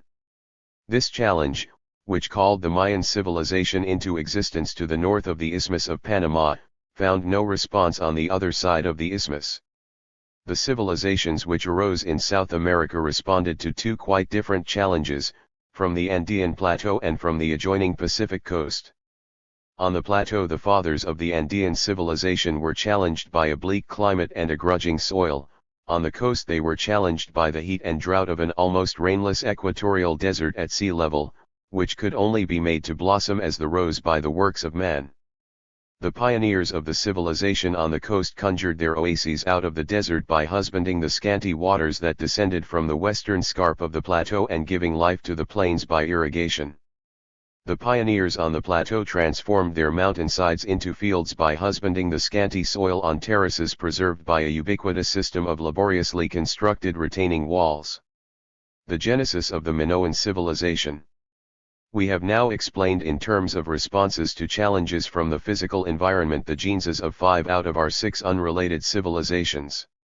The 6th was a response to a physical challenge that we have not yet encountered in this survey, the challenge of the sea. Whence came these pioneers of the thalassocracy of Minos? From Europe, Asia, or Africa?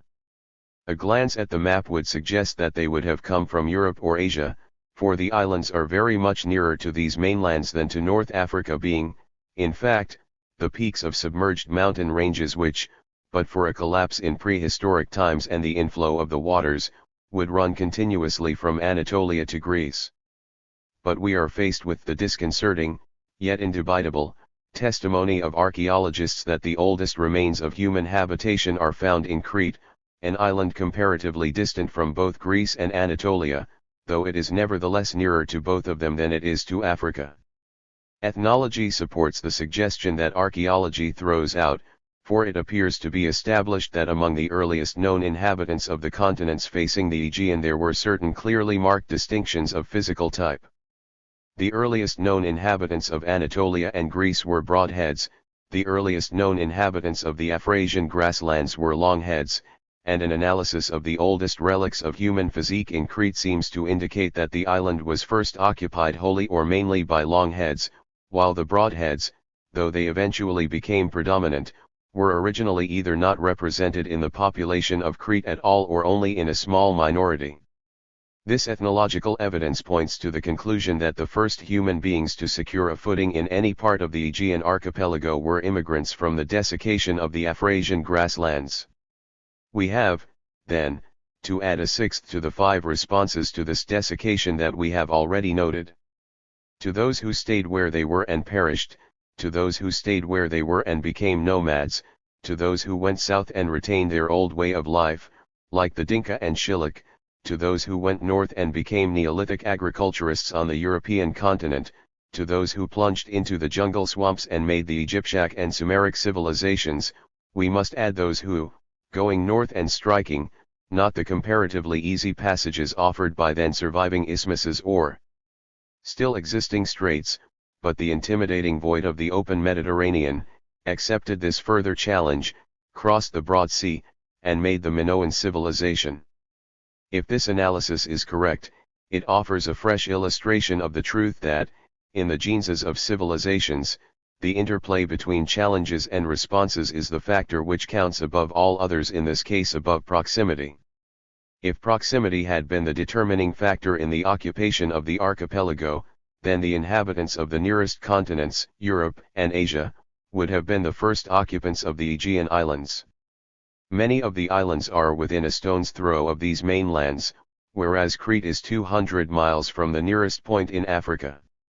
Yet the islands nearest to Europe and Asia, which apparently were not occupied until a much later date than Crete, appear to have been occupied concurrently by longheads and broadheads, which suggests that, after the Afrasians had laid the foundations of the Minoan civilization, others entered into their labors, either from mere imitation of the pioneers or because some pressure or challenge which we cannot precisely identify forced them to, in their time, to make the same response as the original Afrasian occupants of Crete had already made under still more formidable conditions.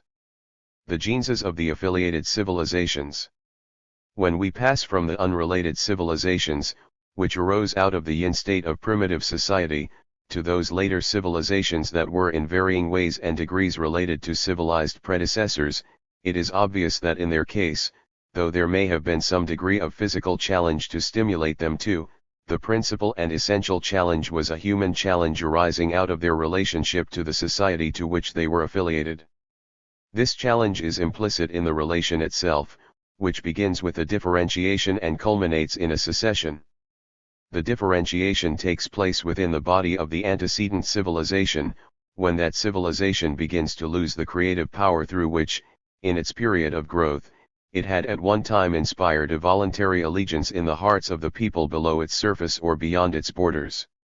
When this happens, the ailing civilization pays the penalty for its failing vitality by being disintegrated into a dominant minority, which rules with increasing oppressiveness but no longer leads, and a proletariat, internal and external, which responds to this challenge by becoming conscious that it has a soul of its own and by making up its mind to save its soul alive. The dominant minority's will to repress evokes in the proletariat a will to secede, and a conflict between these two wills continues while the declining civilization verges towards its fall, until, when it is in articulo mortis, the proletariat at length breaks free from what was once its spiritual home but has now become a prison house and finally a city of destruction. In this conflict between a proletariat and a dominant minority, as it works itself out from beginning to end, we can discern one of those dramatic spiritual encounters which renew the work of creation by carrying the life of the universe out of the stagnation of autumn through the pains of winter into the ferment of spring. The secession of the proletariat is the dynamic act, in response to the challenge, through which the change from yin to yang is brought about, and in this dynamic separation the affiliated civilization is born. Can we discern a physical challenge also at the genesis of our affiliated civilizations? We saw, in our second chapter, that THF-affiliated civilizations were related in differing degrees to their predecessors in the matter of their geographical location. At one end of the scale, the Babylonic civilization developed wholly within the homeland of its antecedent Sumeric society. Here a physical challenge can hardly have entered into the genesis of the new civilization at all, except in so far as, during the interregnum between the two civilizations, their common cradle may have relapsed to some extent into its primitive state of nature and to that extent have challenged the fathers of the later civilization to repeat the initial achievement of their predecessors. When, however, the affiliated civilization has broken new ground and established its home partly or wholly outside the area of the antecedent civilization, there will have been a challenge from the new and unmastered physical environment. Thus, our Western civilization was exposed at its genesis to a challenge from the forests and the rains and the frosts of Transalpine Europe which had not confronted the antecedent Hellenic civilization. The Indus civilization was exposed at its genesis to a challenge from the moist tropical forests of the Ganges Valley which had not confronted its predecessor, the Sumeric civilization's outlying province or counterpart in the Indus Valley. The Hittite civilization was exposed at its genesis to a challenge from the Anatolian plateau which had not confronted the antecedent Sumeric civilization. The challenge to which the Hellenic civilization was exposed at its genesis, the challenge of the sea, was precisely the same as that which had confronted the antecedent Minoan civilization. This challenge, however, was entirely new to the external proletariat beyond the European land frontier of the thalassocracy of Minos, and these continental barbarians, Achaeans, and the like, when they took to the sea in the post-Minoan Völkerwanderung, were facing and surmounting as great an ordeal as the pioneers of the Minoan civilization had themselves faced and surmounted in their day. In America, the Yucatec civilization was exposed at its genesis to the challenge of the waterless, treeless, and almost soil-less limestone shelf of the Yucatan Peninsula, and the Mexic civilization to the challenge of the Mexican Plateau, neither of which challenges had been encountered by the antecedent Mayan civilization. There remain the Hindu, the Far Eastern, the Orthodox Christian, the Arabic, and the Iranic civilizations. These do not seem to have been exposed to any obvious physical challenge, for their homelands, though not, like that of the Babylonic civilization, identical with the homelands of their antecedent civilizations, had already been subdued by these or by other civilizations. We saw reason, however, to subdivide the Orthodox Christian and the Far Eastern civilizations. The offshoot of the Orthodox Christian civilization in Russia was exposed to a challenge from forests and rains and frosts still more severe than that with which our Western civilization had to contend, and the offshoot of the Far Eastern civilization in Korea and Japan was exposed to a challenge from the sea entirely different from any challenge which had confronted the pioneers of the Sinic civilization.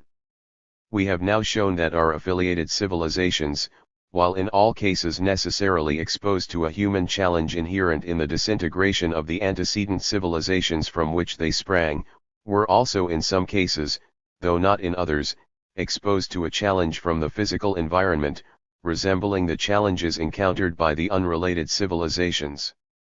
To complete this stage of our inquiry, we ought to ask whether the unrelated societies, in addition to their physical challenges, were exposed to human challenges arising out of their differentiation from primitive societies. On this point we can only say that historical evidence is entirely lacking, as one might expect. It may well be that our 6 unrelated civilizations did encounter, in that prehistoric past in which their genesis are shrouded, human challenges comparable in kind to the challenges offered to the affiliated societies by the tyranny of the dominant minorities of their predecessors. But to enlarge on this subject would be to speculate in a void. 6. The virtues of adversity. 1. A stricter test. We have been led to reject the popular assumption that civilizations emerge when environments offer unusually easy conditions of life and to advance an argument in favor of exactly the opposite view. The popular view arises from the fact that a modern observer of such a civilization as the Egyptian, and in this context the ancient Greeks were moderns like ourselves, takes for granted the land as man has made it, and assumes that it was like that when the pioneers first took it in hand. We have tried to show what the Lower Nile Valley was really like when the pioneers first took it in hand by giving a picture of certain parts of the Upper Nile Valley as they are today. But this difference in the geographical site may have prevented our illustration from being entirely convincing, and in the present chapter we propose to drive our point home by citing cases in which a civilization has first succeeded and subsequently failed on the same site, and the country, unlike Egypt, has reverted to its pristine condition. Central America. One remarkable instance is the present state of the birthplace of the Mayan civilization. Here we find the ruins of immense and magnificently decorated public buildings which now stand, far away from any present human habitations, in the depth of the tropical forest. The forest, like some sylvan boa constrictor, has literally swallowed them up and is now devouring them at its leisure, prizing the fine-hewn close-laid stones apart with its writhing roots and tendrils. The contrast between the present aspect of the country and the aspect which it must have worn when the Mayan civilization was in being is so great that it is almost beyond imagination. There must have been a time when these immense public buildings stood in the heart of large and populous cities, and when those cities lay in the midst of wide expanses of cultivated land. The transitoriness of human achievement and the vanity of human wishes are poignantly exposed by the return of the forest, engulfing first the fields and then the houses and finally the palaces and temples themselves. Yet that is not the most significant lesson to be learned from the present state of Copan or Tikal or Palenque. The ruins speak still more eloquently of the intensity of the struggle with the physical environment which the creators of the Mayan civilization must have waged in their day. In her very revenge, which reveals her in all her gruesome power, tropical nature testifies to the courage and vigor of the men who once, if only for a season, succeeded in putting her to flight and keeping her at bay. Ceylon.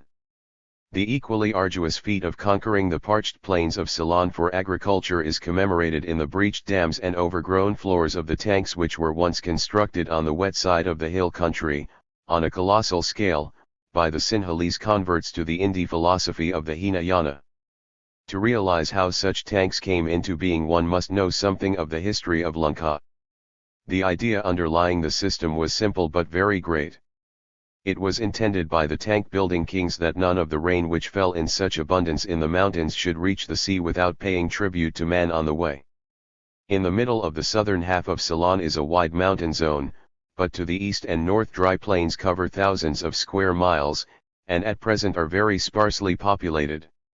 In the height of the monsoon, when armies of storm-swept clouds rush on day after day to match their strength against the hills, there is a line drawn by nature that the rains are unable to pass. There are points where the line of demarcation of the two zones, the wet and the dry, is so narrow that within a mile one seems to pass into a new country.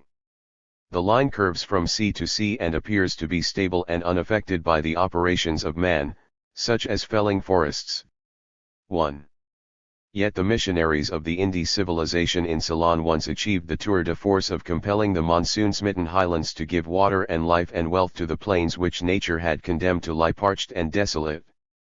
Hill streams were tapped and their water guided into the giant storage tanks below, some of them 4,000 acres in extent, and, from those, channels ran onto other larger tanks farther from the hills and from them to others still more remote.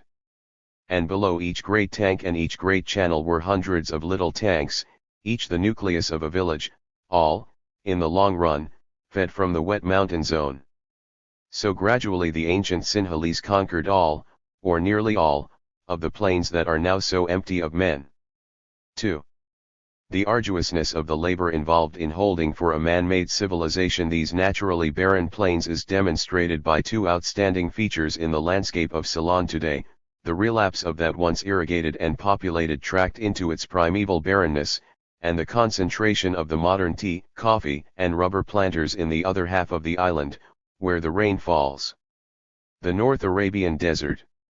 A celebrated and indeed almost hackneyed illustration of our theme is the present state of Petra and Palmyra, a spectacle which has inspired a whole series of essays in the philosophy of history from Volney's Les Ruins, 1791, onwards. Today these former homes of the Syriac civilization are in the same state as the former homes of the Mayan civilization, though the hostile environment which has taken its revenge on them is the Afrasian steppe instead of the tropical forest. The ruins tell us that these elaborate emplis and porticos and tombs must, when they stood intact, have been the ornaments of great cities, and here the evidence of archaeology, which is our sole means of composing a picture of the Mayan civilization, is reinforced by the written testimony of historical records. We know that the pioneers of the Syriac civilization who conjured these cities up out of the desert were masters of the magic which Syriac legend ascribes to Moses. These magicians knew how to bring water out of the dry rock and how to find their way across the untrodden wilderness. In their prime, Petra and Palmyra stood in the midst of irrigated gardens such as still surround Damascus. But Petra and Palmyra did not live then, any more than Damascus lives today, exclusively or even principally on the fruits of their narrow-verged oases. Their rich men were not market gardeners but merchants, who kept oasis in communion with oasis, and continent with continent, by a busy caravan traffic from point to point across the intervening tracts of steppe and desert. Their present state reveals not only the final victory of the desert over man but the dimensions of the previous victory of man over the desert. Easter Island. In a different scene we may draw a similar conclusion concerning the origins of the Polynesian civilization, one from the present state of Easter Island. At the time of its modern discovery, this outlying island in the southeast Pacific was inhabited by two races, a race of flesh and blood, and a race of stone, an apparently primitive population of Polynesian physique and a highly accomplished population of statues. The living inhabitants in that generation possessed neither the art of carving statues such as these nor the science of navigating the 1,000 miles of open sea that separate Easter Island from the nearest sister island of the Polynesian archipelago. Before its discovery by European seamen, the island had been isolated from the rest of the world for an unknown length of time. Yet its dual population of flesh and stone testifies just as clearly as the ruins of Palmyra or Copan to a vanished past which must have been utterly different from the present. Those human beings must have been begotten, and those statues carved, by Polynesian navigators who once found their way across the Pacific in flimsy open canoes, without chart or compass. And this voyage can hardly have been an isolated adventure which brought one boatload of pioneers to Easter Island by a stroke of luck that was not repeated. The statue population is so numerous that it must have taken many generations to produce it. Everything points to a state of affairs in which the navigation across those 1,000 miles of open sea was carried on regularly over a long period of time.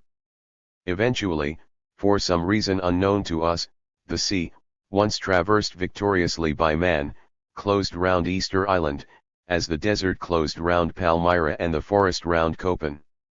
The men of stone, like the statue in Hausmann's poem, quitted themselves like stone, but the men of flesh and blood begot in each generation ruder and more incompetent offspring.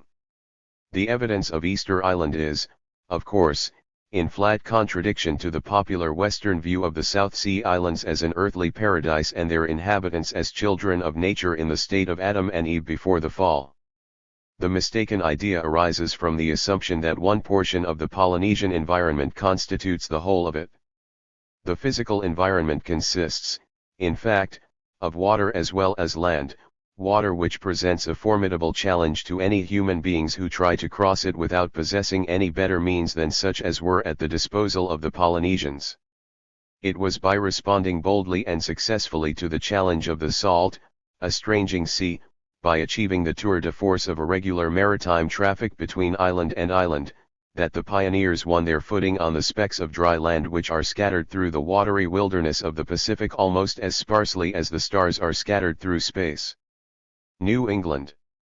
Before closing this review of reversions to a state of nature, the writer may permit himself to cite two instances, one somewhat out of the way and the other exceedingly obvious, which happen to have come within his own personal observation.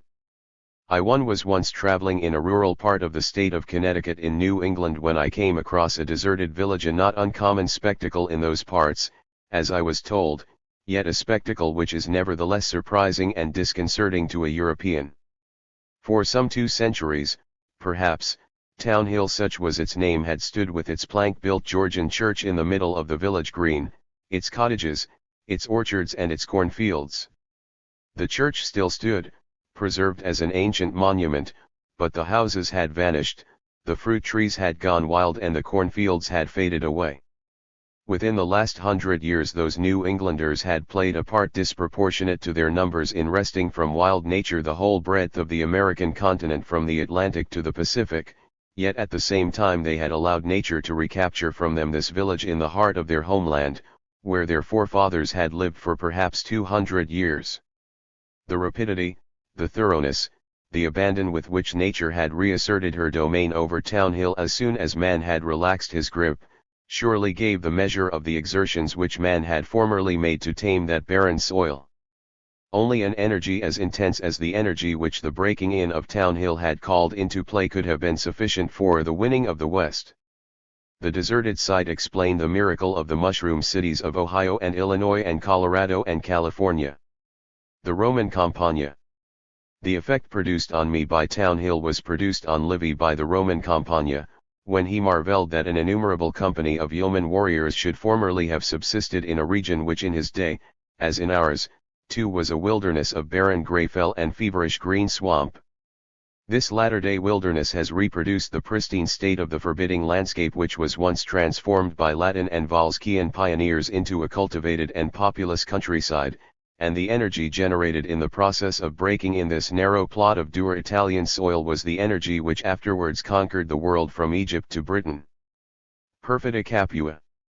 Having studied the character of certain environments which have actually been the scenes of the genesis of civilizations or of other signal human achievements, and having found that the conditions they offered to man were not easy but rather the opposite, let us pass on to a complementary study.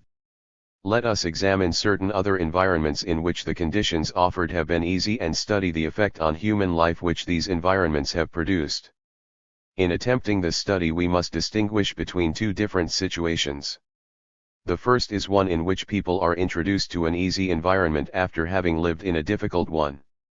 The second is that of people in an easy environment who have never, so far as one knows, been exposed to any other environment since their pre-human ancestors became men.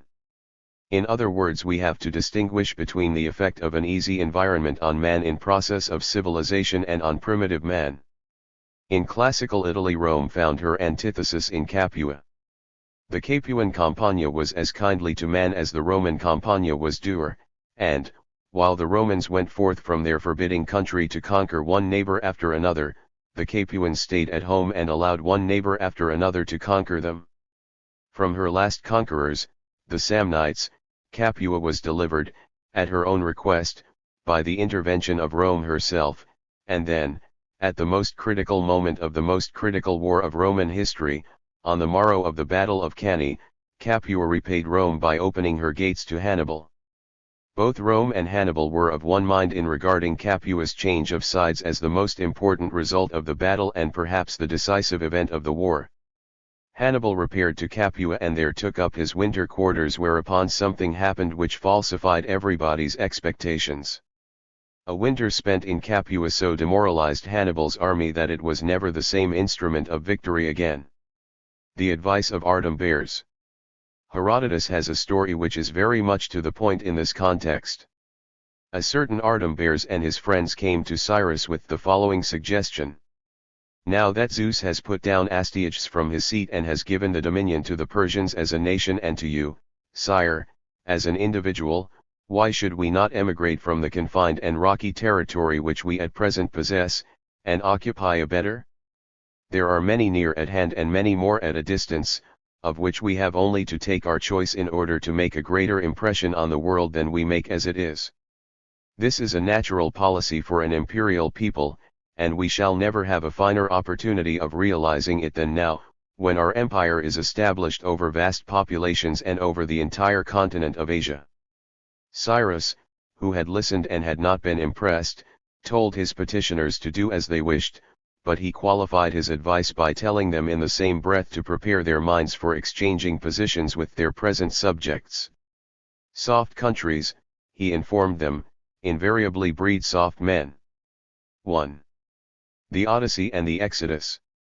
If we turn to documents of ancient literature even more celebrated than the history of Herodotus, we find that Odysseus was never in greater danger from the Cyclops and other aggressive antagonists than from the charmers who called him to a life of ease. Circe with her hospitality which ended in the pigsty, the lotus eaters, in whose land, according to a later authority, it was always afternoon, the sirens, against whose enchanting voices he stopped his sailors' ears with wax, after which he bade them strap him to the mast, and Calypso, divinely fairer than Penelope and inhumanly inferior as a helpmeet for a mortal man. As for the Israelites of the Exodus, the austere writers of the Pentateuch provided no sirens or Circes to lead them astray, but we read that they were continually hankering after the flesh pots of Egypt. If they had had their way, we may be sure that they would never have produced the Old Testament. Fortunately, Moses was of the same school of thought as Cyrus. The Dogielites. A critic might contend that the examples we have just produced are not very convincing. Of course, he will say, a people transferred from a hard to an easy condition of life will be spoilt, like a starving man who stuffs himself with a full meal, but those who have enjoyed easy conditions all the time might well be expected to make a good job of it. We must turn, then, to the second of the two situations which we distinguished above, the situation of people in an easy environment who have never, so far as is known, been in any other. In this case the disturbing factor of transition is eliminated, and we are able to study the effect of easy conditions in the absolute. Here is an authentic picture of it from Nyasaland, as seen by a Western observer half a century ago. Hidden away in these endless forests, like birds' nests in a wood, in terror of one another and of their common foe, the slaver, are small native villages, and here in his virgin simplicity dwells primeval man, without clothes, without civilization, without learning, without religion, the genuine child of nature, thoughtless, careless and contented. This man is apparently quite happy, he has practically no wants. The African is often blamed for being lazy, but it is a misuse of words. He does not need to work, with so bountiful a nature round him it would be gratuitous to work. His indolence, therefore, as it is called, is just as much a part of himself as his flat nose, and as little blameworthy as slowness in a tortoise. 1. Charles Kingsley, that Victorian exponent of the strenuous life who preferred the northeast wind to the southwest one, wrote a little story called The History of the Great and Famous Nation of the Dogielites, who came away from the country of hardwork because they wanted to play on the Jew's harp all day long.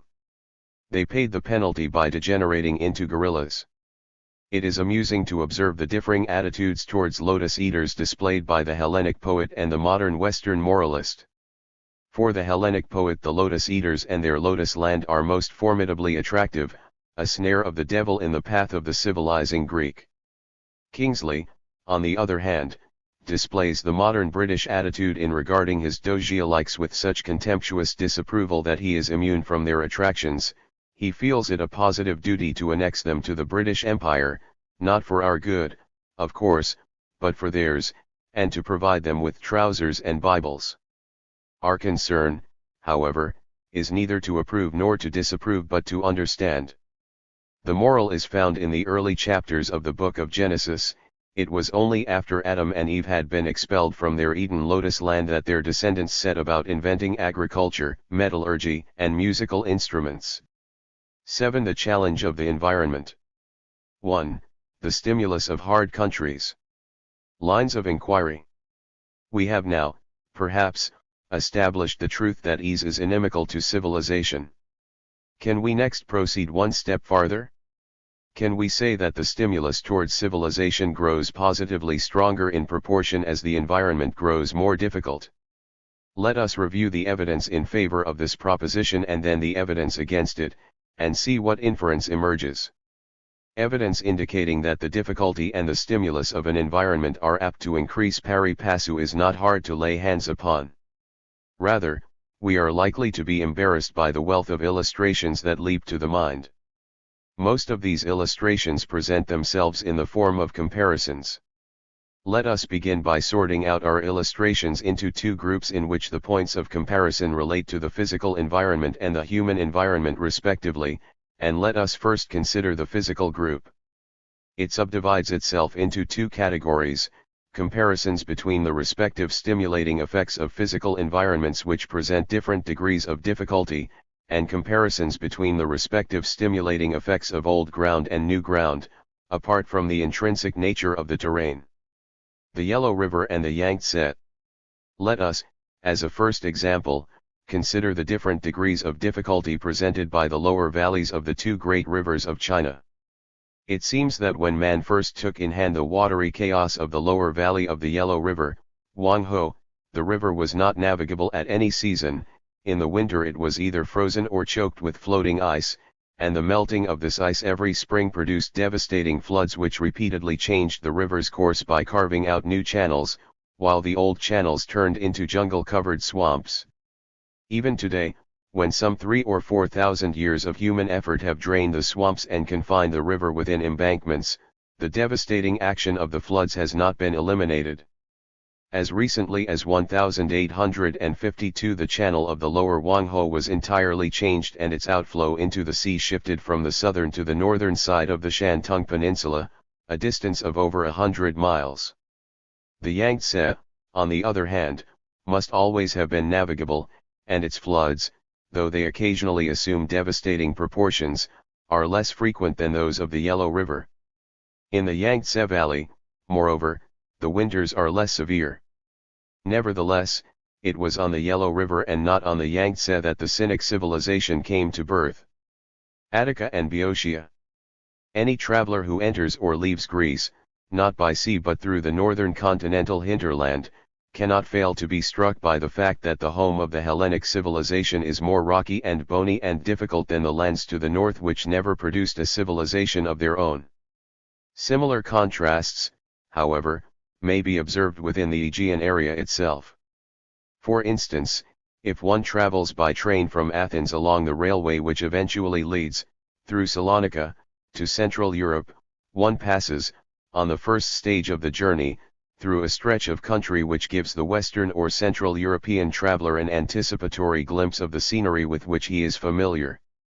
After the train has been climbing slowly for hours round the eastern slopes of Mount Parnes through a typical Aegean landscape of stunted pines and jagged limestone crags, the traveler is astonished to find himself being rattled down into a lowland country of gently undulating deep-soiled ploughlands. Of course this landscape is nothing but a sport. He will not see the like again until he has put Nish behind him and is descending the Morava to the middle Danube. What was this exceptional piece of country called during the lifetime of the Hellenic civilization? It was called Boeotia, and in Hellenic minds the word Boeotian had a quite distinctive connotation. It stood for an ethos which was rustic, stolid, unimaginative, brutal, an ethos out of harmony with the prevailing genius of the Hellenic culture. This discord was accentuated by the fact that, just behind the range of Cithaeron and just round the corner of Parnes where the railway winds its way nowadays, lay Attica, the Hellas of Hellas, the country whose ethos was the quintessence of Hellenism, lying cheek by jowl with the country whose ethos affected normal Hellenic sensibilities like a jarring note. The contrast was summed up in the piquant phrases, Boeotian swine and Attic salt. The point of interest for our present study is that this cultural contrast which impressed itself so vividly on the Hellenic consciousness was geographically coincident with an equally striking contrast in physical environment. For Attica is the Hellas of Hellas not only in her soul but in her physique. She stands to the other countries of the Aegean as they stand to the regions beyond. If you approach Greece from the west and enter through the avenue of the Corinthian Gulf, you may flatter yourself that your eye has grown accustomed to the Greek landscape, beautiful but forbidding before the view is shut out by the cliff-like banks of the deep-cut Corinth Canal. But when your steamer emerges into the Saronic Gulf, you will be shocked afresh by an austerity of landscape for which the scenery on the other side of the isthmus had not fully prepared you, and this austerity attains its climax when you round the corner of Salamis and see Attica spread out before your eyes. In Attica, with her abnormally light and stony soil, the process called denudation, washing the flesh off the mountain bones and burying it in the sea, which Boeotia has escaped down to this day, was already complete in Plato's time, as is attested by his graphic description of it in the Critias. What did the Athenians do with their poor country? We know that they did the things which made Athens the education of Hellas. When the pastures of Attica dried up and her plowlands wasted away, her people turned from stock breeding and grain growing, the staple pursuits of Greece in that age, to devices which were peculiarly their own, olive cultivation and the exploitation of the subsoil.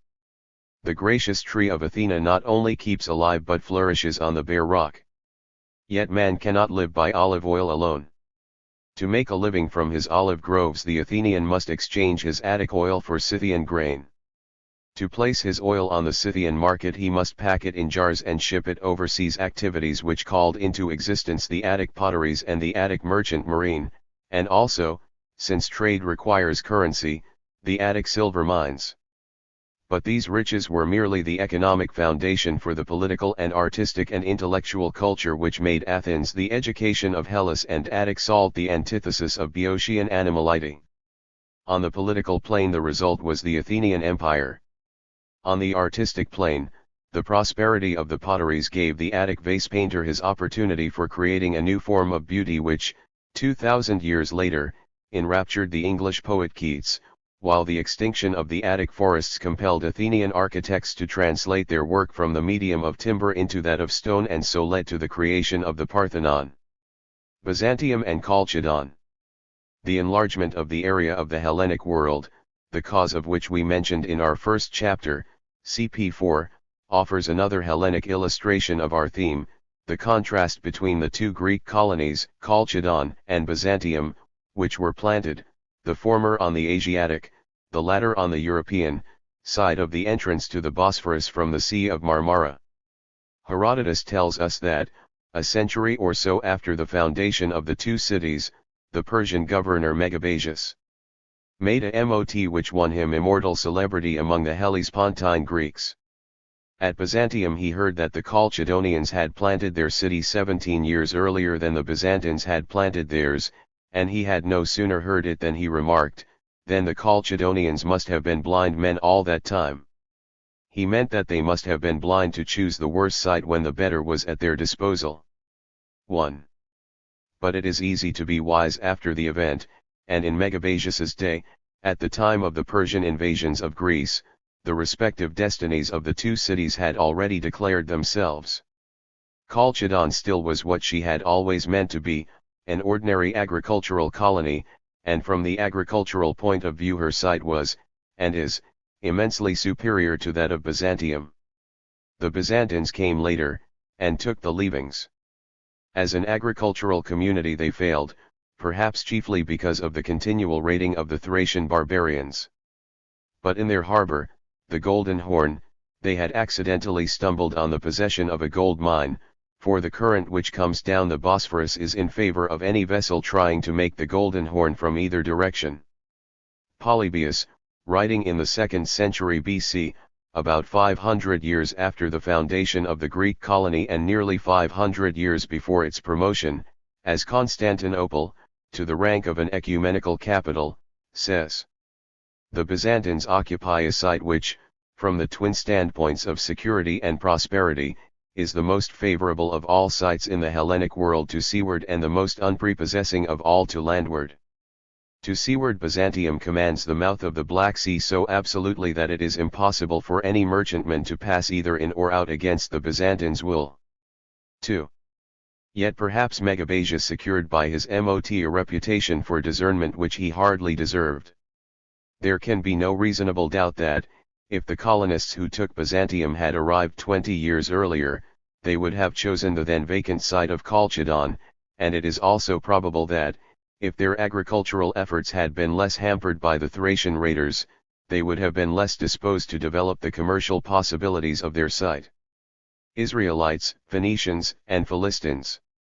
If we turn now from Hellenic history to Syriac, we shall find that the various elements of population that entered Syria, or held their own there, at the time of the post-Minoan Völkerwanderung, distinguished themselves relatively thereafter in close proportion to the relative difficulty of the physical environment in the different districts in which they happened to have made themselves at home.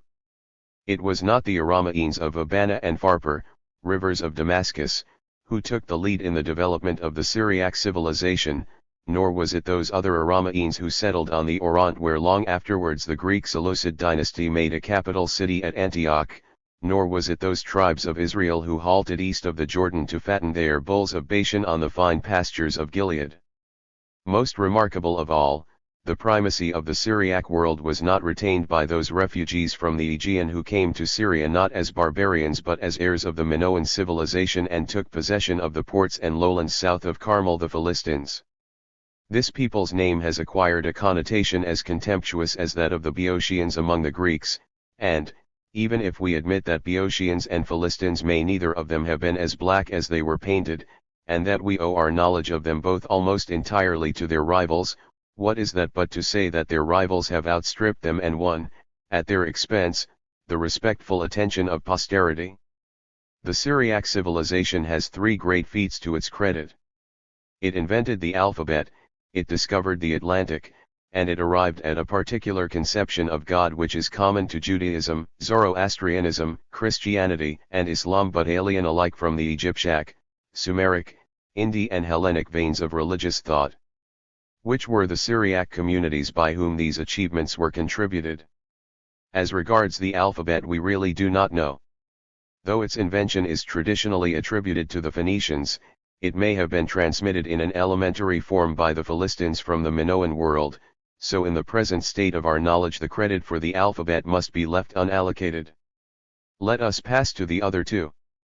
Who were those Syriac seafarers who ventured to sail the whole length of the Mediterranean to the Pillars of Hercules and out beyond? Not the Philistines, in spite of their Minoan blood. These turned their backs upon the sea and fought a losing battle for the fertile plains of Esdraelon and the Shephelah against tougher fighters than themselves, the Israelites of the hill country of Ephraim and Judah. The discoverers of the Atlantic were the Phoenicians of Tyre and Sidon. These Phoenicians were a remnant of the Canaanites, the peoples in occupation before the incoming of Philistines and Hebrews, a fact expressed genealogically in an early chapter of Genesis where we read that Canaan, son of Ham, son of Noah, begot Sidon, his firstborn. They survived because their homes, along the middle section of the Syrian coast, were not sufficiently inviting to attract invaders. Phoenicia, which the Philistines left alone, presents a remarkable contrast to the Shephelah in which the Philistines settled. On this section of the coast there is no fertile plain, the Lebanon range rises sheer from the sea, so sheer that there is hardly room for road or railway.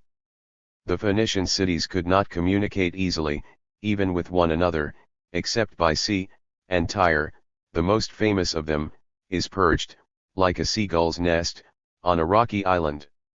Thus, while the Philistines were browsing like sheep in clover, the Phoenicians, whose maritime horizon had hitherto been restricted to the short range of the coastwise traffic between Byblos and Egypt, now launched out Minoan fashion into the open sea and founded a second home for their own version of the Syriac civilization along the African and Spanish shores of the western Mediterranean.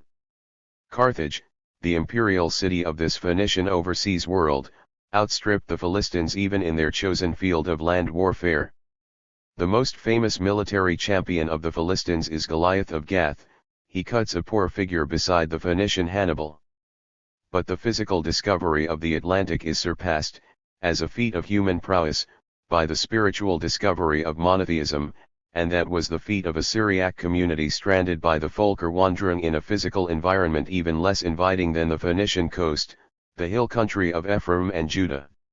Apparently this patch of thin-soiled forest-covered hill country had remained unoccupied until it was populated by the vanguard of the Hebrew nomads who had drifted into the fringes of Syria out of the North Arabian steppe, in and after the 14th century BC, during the interregnum following the decay of the new empire in Egypt. Here they transformed themselves from nomadic stock breeders into sedentary tillers of a stony ground, and here in obscurity they lived until the Syriac civilization had passed its zenith.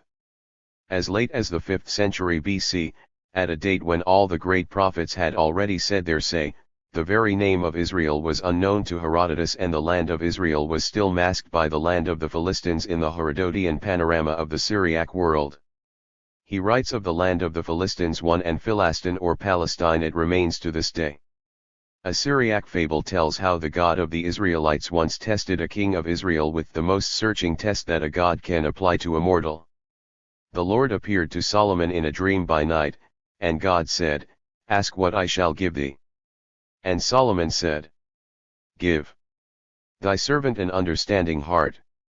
And the speech pleased the Lord, that Solomon had asked this thing. And God said unto him, Because thou hast asked this thing, and hast not asked for thyself long life, neither hast asked riches for thyself, nor hast asked the life of thine enemies, but hast asked for thyself understanding to discern judgment, behold, I have done according to thy words. Lo, I have given thee a wise and an understanding heart, so that there was none like thee before thee, neither after thee shall any arise like unto thee.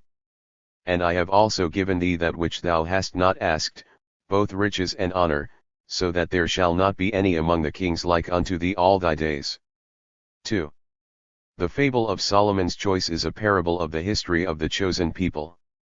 In the power of their spiritual understanding, the Israelites surpassed the military prowess of the Philistines and the maritime prowess of the Phoenicians. They had not sought after those things which the Gentiles seek, but had sought first the kingdom of God, and all those things were added to them. As for the life of their enemies, the Philistines were delivered into Israel's hands. As for riches, Jewry entered into the inheritance of Tyre and Carthage, to conduct transactions on a scale beyond Phoenician dreams in continents beyond Phoenician knowledge. As for long life, the Jews live on the same peculiar people today, long ages after the Phoenicians and Philistines have lost their identity. Their ancient Syriac neighbors have gone into the melting pot and been reminted, with new images and superscript ions, while Israel has proved impervious to this alchemy performed by history in the crucibles of universal states and universal churches and wanderings of the nations to which we Gentiles all in turn succumb. Brandenburg and the Rhineland. From Attica and Israel to Brandenburg might seem a far cry and a steep descent, yet on its own level it offers an illustration of the same law.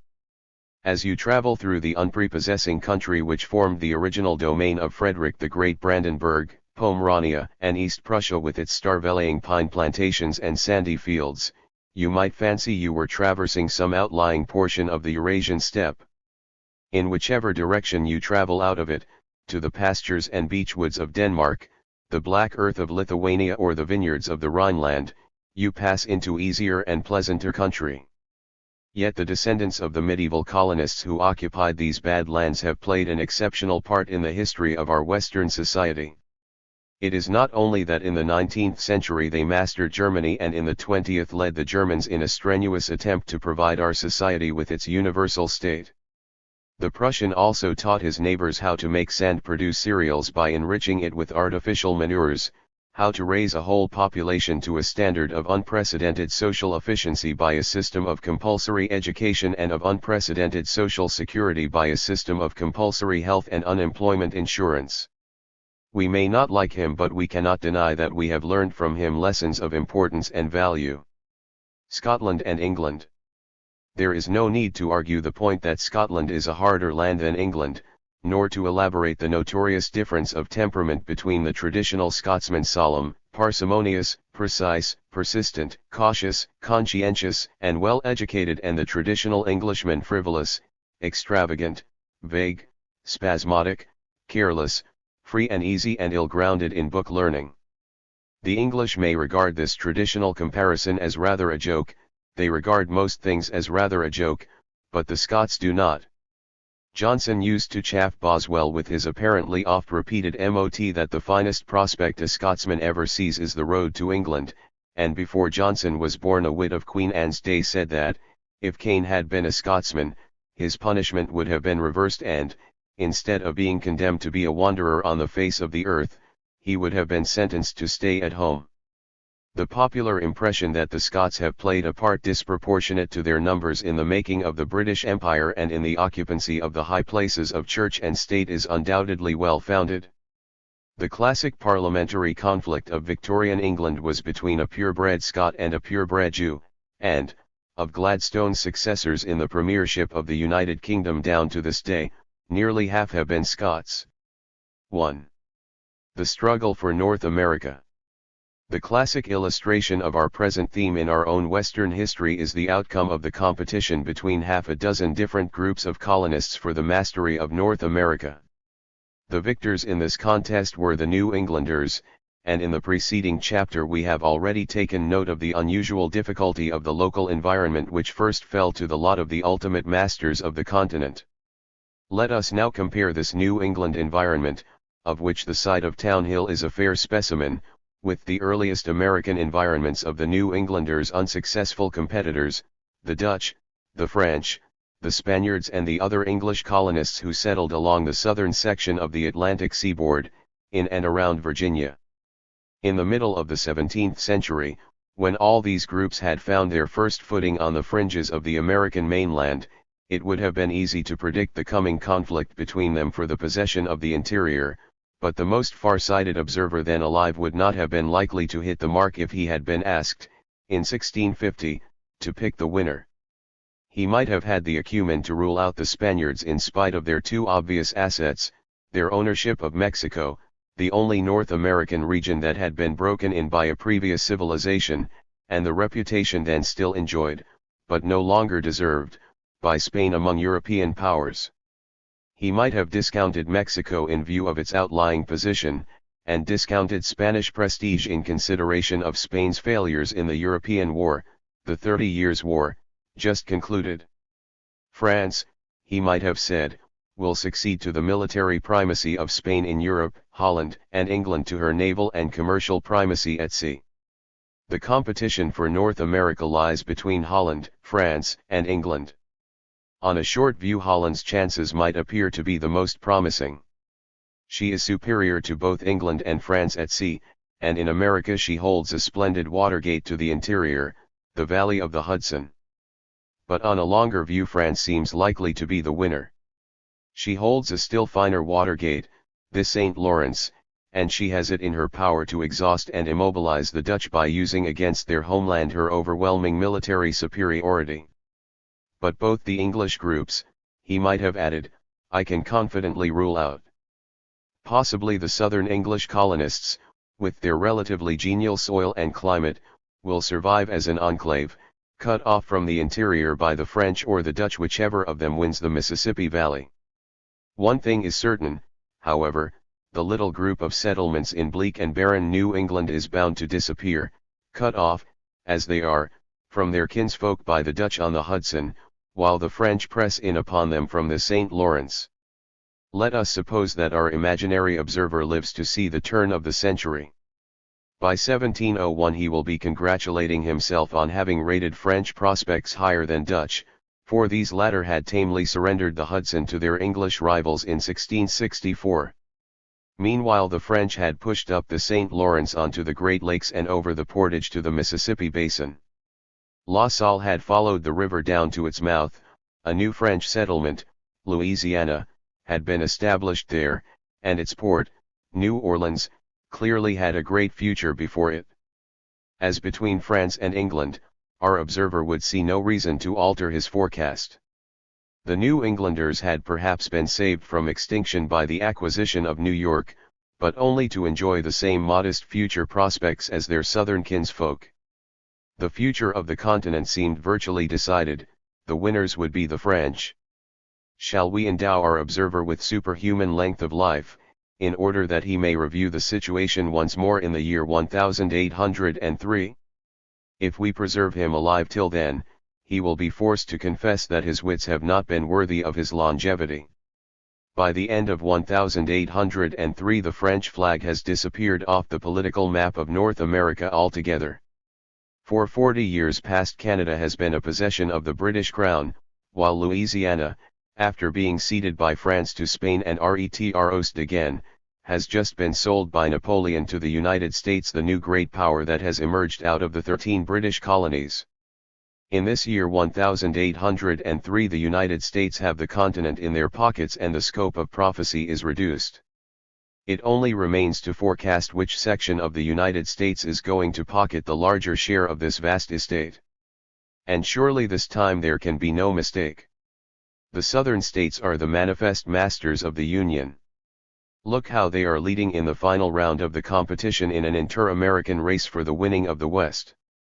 It is the backwoodsmen of Virginia who have founded Kentucky, the first new state to be established west of those mountain ranges which have so long conspired with the French to keep the English settlers from penetrating the interior. Kentucky lies along the Ohio, and the Ohio leads to the Mississippi. Meanwhile, the new cotton mills of Lancashire are offering these Southerners an ever-expanding market for the cotton crop which their soil and climate enable them to raise. Our Yankee cousin, the Southerner, observes in 1807, has just invented a steamboat which will navigate our Mississippi upstream, and a machine for carding and cleaning our cotton bolls. Their Yankee notions are more profitable to us than they are to the ingenious inventors. If our aged and unlucky prophet takes the Southerner's prospects at what was undoubtedly then and for some time later the Southerner's own valuation, he must indeed be in his dotage. For in this last round of the competition the Southerner is destined to meet as swift and crushing a defeat as has already overtaken the Dutch and the French. In the year 1865 the situation is already transformed, out of all recognition, from what it was in 1807. In the winning of the West the Southern planter has been outstripped and outflanked by his Northern rival. After almost winning his way to the Great Lakes through Indiana and getting the best of the bargain over Missouri, 1821, he has been decisively defeated in Kansas, 1854-60, and he has never reached the Pacific. The New Englanders are now masters of the Pacific coast all the way from Seattle to Los Angeles. The Southerner had counted on his Mississippi steamboats to draw the whole of the West into a Southern system of economic and political relations. But Yankee notions have not ceased. The railway locomotive has succeeded the steamboat, and has taken away from the Southerner more than the steamboat ever gave him, for the potential value of the Hudson Valley and New York, as the main gateway from the Atlantic to the West, has been actualized at last in the railway age. Railway traffic from Chicago to New York is surpassing river traffic from St. Louis to New Orleans. The lines of communication within the continent have been switched from the vertical direction to the horizontal. The Northwest has been detached from the South and welded onto the Northeast in interest and in sentiment. Indeed, the Easterner, who once presented the South with the river steamer and the cotton gin, has now won the heart of the Northwesterner with a double gift. He has come to him with a locomotive in one hand and a reaper and binder in the other, and so provided him with solutions for both his problems, transport and labor. By these two Yankee notions the allegiance of the Northwest has been decided and the Civil War lost by the South before it has been fought. In taking up arms in the hope of redressing her economic reverses by a military counterstroke, the South has merely consummated a debacle that was already inevitable. It may be said that all the different groups of colonists in North America had severe challenges to meet from their environments. In Canada the French had to encounter almost Arctic winters, and in Louisiana the vagaries of a river almost as treacherous and devastating as the Yellow River of China, of which we took note in the first of the comparisons in this series.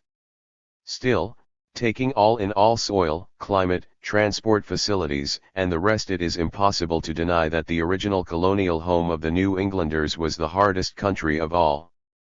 Thus North American history tells in favor of the proposition, the greater the difficulty, the greater the stimulus.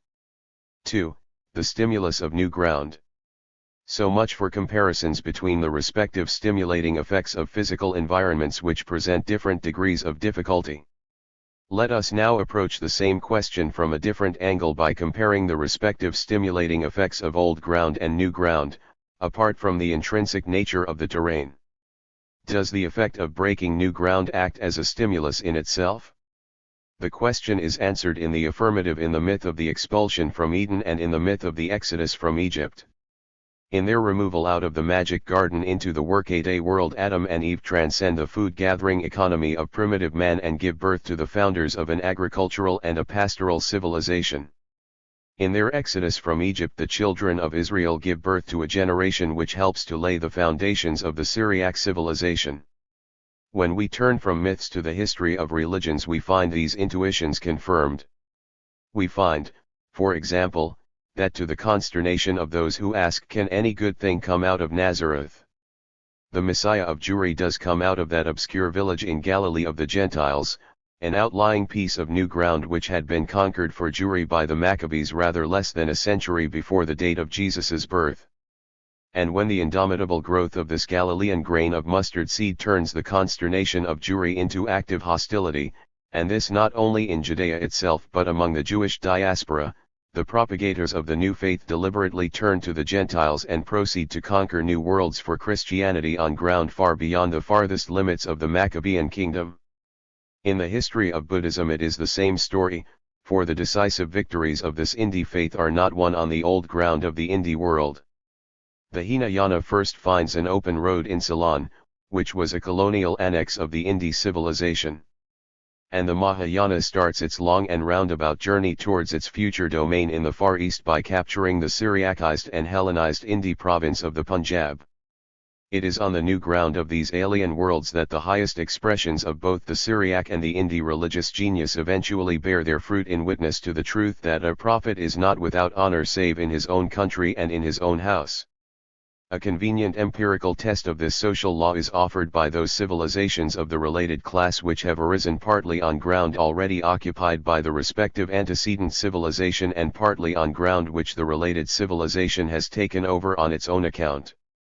We can test the respective stimulating effects of old and new ground by surveying the career of any one of these related civilizations, marking the point or points within its domain at which its achievements in any line have been most distinguished, and then observing whether the ground on which such points are located is old ground or new.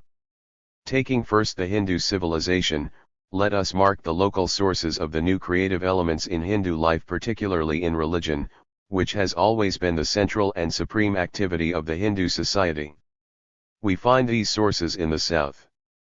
It was here that all the distinctive features of Hinduism took shape, the cult of gods represented by material objects or images and housed in temples, the emotional personal relation between the worshipper and the particular god to whose worship he has vowed himself, the metaphysical sublimation of image worship and emotionalism in an intellectually sophisticated theology.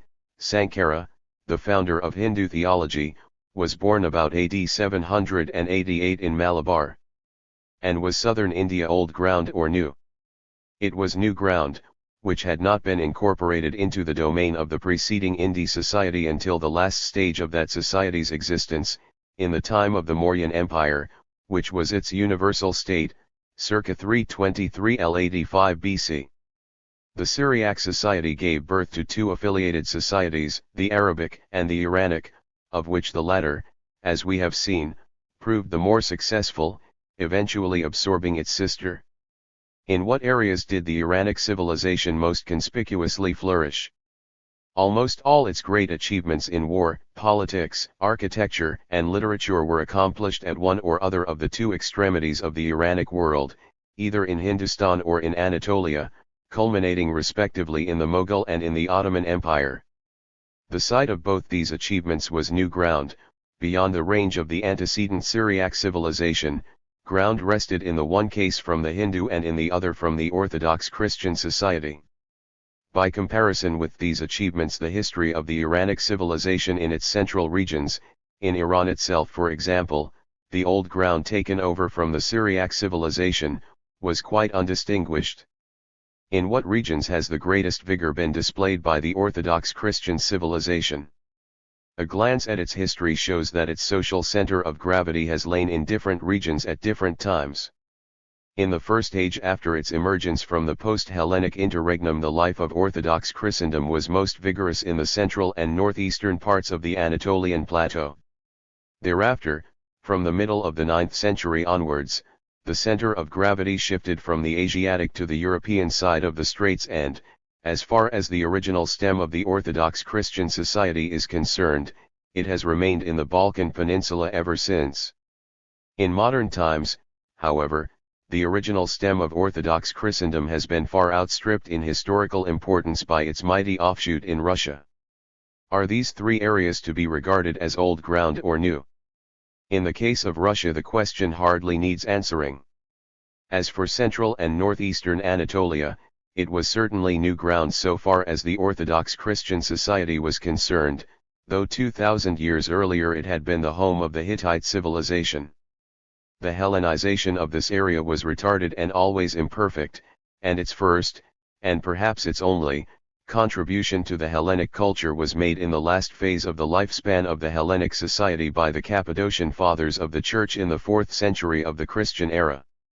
The remaining center of gravity of the Orthodox Christian society, the interior of the Balkan Peninsula, was also new ground, for the veneer of Hellenic civilization in a Latin medium with which this region had been thinly overlaid in the lifetime of the Roman Empire had been destroyed without leaving a trace during the interregnum which followed that empire's dissolution. The destruction here was more thoroughgoing than in any western province of the empire except Britain. The Christian Roman provincials were not simply conquered but were practically exterminated by the pagan barbarian invaders, and these barbarians eradicated all elements of local culture so effectively that when their descendants repented of the evil their fathers had done they had to obtain fresh seed from outside in order to start cultivation again, 3 centuries later. Thus the soil had lain fallow here for twice as long as the soil of Britain had lain fallow at the date of Augustine's mission.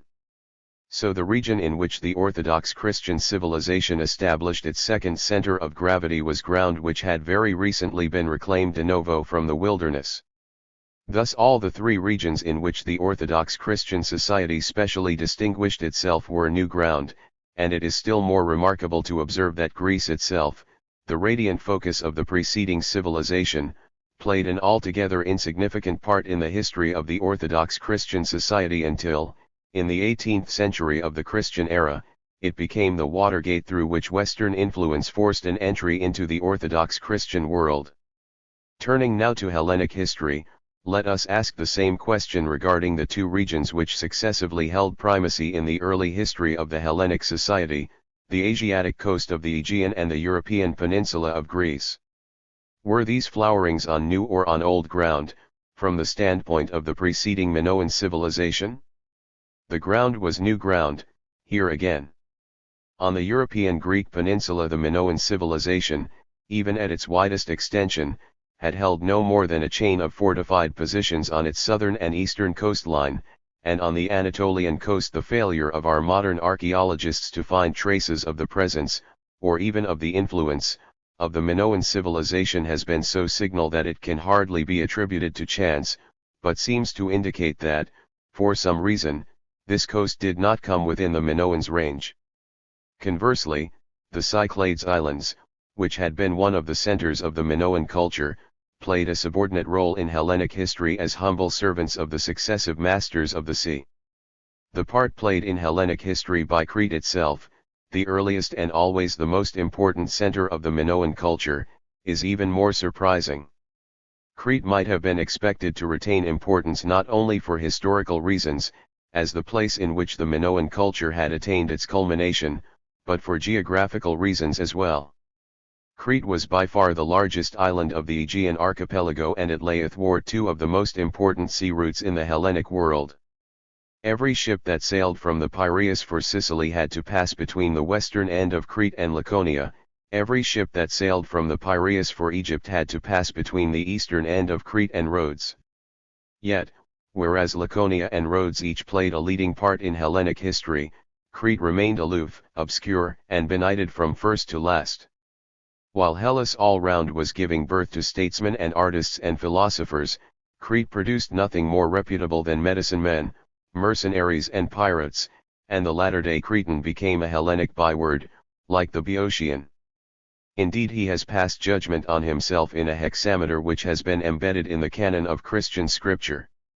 One of themselves, even a prophet of their own, said, "The Cretans are always liars, evil beasts, slow bellies."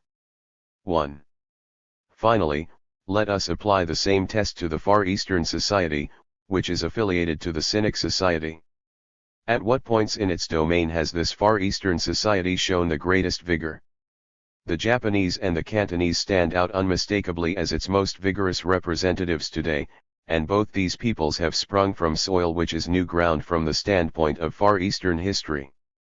The southeastern seaboard of China was not incorporated into the domain of the apparent Cynic society until a late phase of Cynic history, and even then only on the superficial plane of politics as a frontier province of the Han Empire. Its inhabitants remained barbarians. As for the Japanese archipelago, the offshoot of the Far Eastern civilization which was transplanted thither by way of Korea in the 6th and 7th centuries of the Christian era was propagated there on ground that showed no trace of any previous culture. The strong growth of this offshoot of the Far Eastern civilization on the virgin soil of Japan is comparable to the growth of the offshoot of the Orthodox Christian civilization which was transplanted from the Anatolian plateau to the virgin soil of Russia. If it is true, as our evidence suggests, that new ground provides a greater stimulus to activity than old ground, one would expect to find such stimulus specially marked in cases where the new ground is separated from the old by a sea voyage. This special stimulus of transmarine colonization appears very clearly in the history of the Mediterranean during the first half of the last millennium, 1000 to 500 BC, when its western basin was being colonized competitively by maritime pioneers from 3 different civilizations in the Levant. It appears, for instance, in the degree to which the 2 greatest of these colonial foundations, Syriac Carthage and Hellenic Syracuse, outstripped their parent cities, Tyre and Corinth. The Achaean colonies in Magna Graecia, southern Italy and Sicily, became busy seats of commerce and brilliant centers of thought, while the parent Achaean communities along the northern coast of the Peloponnese remained in a backwater until after the Hellenic civilization had passed its zenith. Similarly, the Epizypherian Locrians in Italy far surpassed the Locrians who remained in Greece. The most striking case of all is that of the Etruscans, the third party competing with Phoenicians and Greeks in the colonization of the western Mediterranean. The Etruscans who went west, unlike the Greeks and Phoenicians, were not content to remain within sight of the sea across which they had come. They pushed inland from the west coast of Italy across the Apennines and the Po to the foot of the Alps. The Etruscans who stayed at home, however, attained the very nadir of obscurity, for they are unknown to history and no record of the precise location of their homeland survives, though Egyptian records indicate that the original Etruscans took part with the Achaeans in the post-Minoan Völkerwanderung and had their base of operations somewhere on the Asiatic coast of the Levant. The stimulating effect of a sea crossing is perhaps greatest of all in a transmarine migration occurring in the course of a Völkerwanderung. Such occurrences seem to be uncommon. The only instances which the writer of this study can call to mind are the migration, during the post-Minoan Völkerwanderung, of Teucrians, Aeolians, Ionians and Dorians across the Aegean to the west coast of Anatolia, and of Teucrians and Philistines to the coast of Syria, the migration of the Angles and Jutes to Britain during the post-Hellenic Völkerwanderung, the consequent migration of Britons across the Channel to what then came to be called Brittany, the contemporary migration of the Irish Scots to Argyll, and the migration of the Scandinavian Vikings in the Völkerwanderung which followed the abortive evocation of the ghost of the Roman Empire by the Carolingians, 6 instances in all.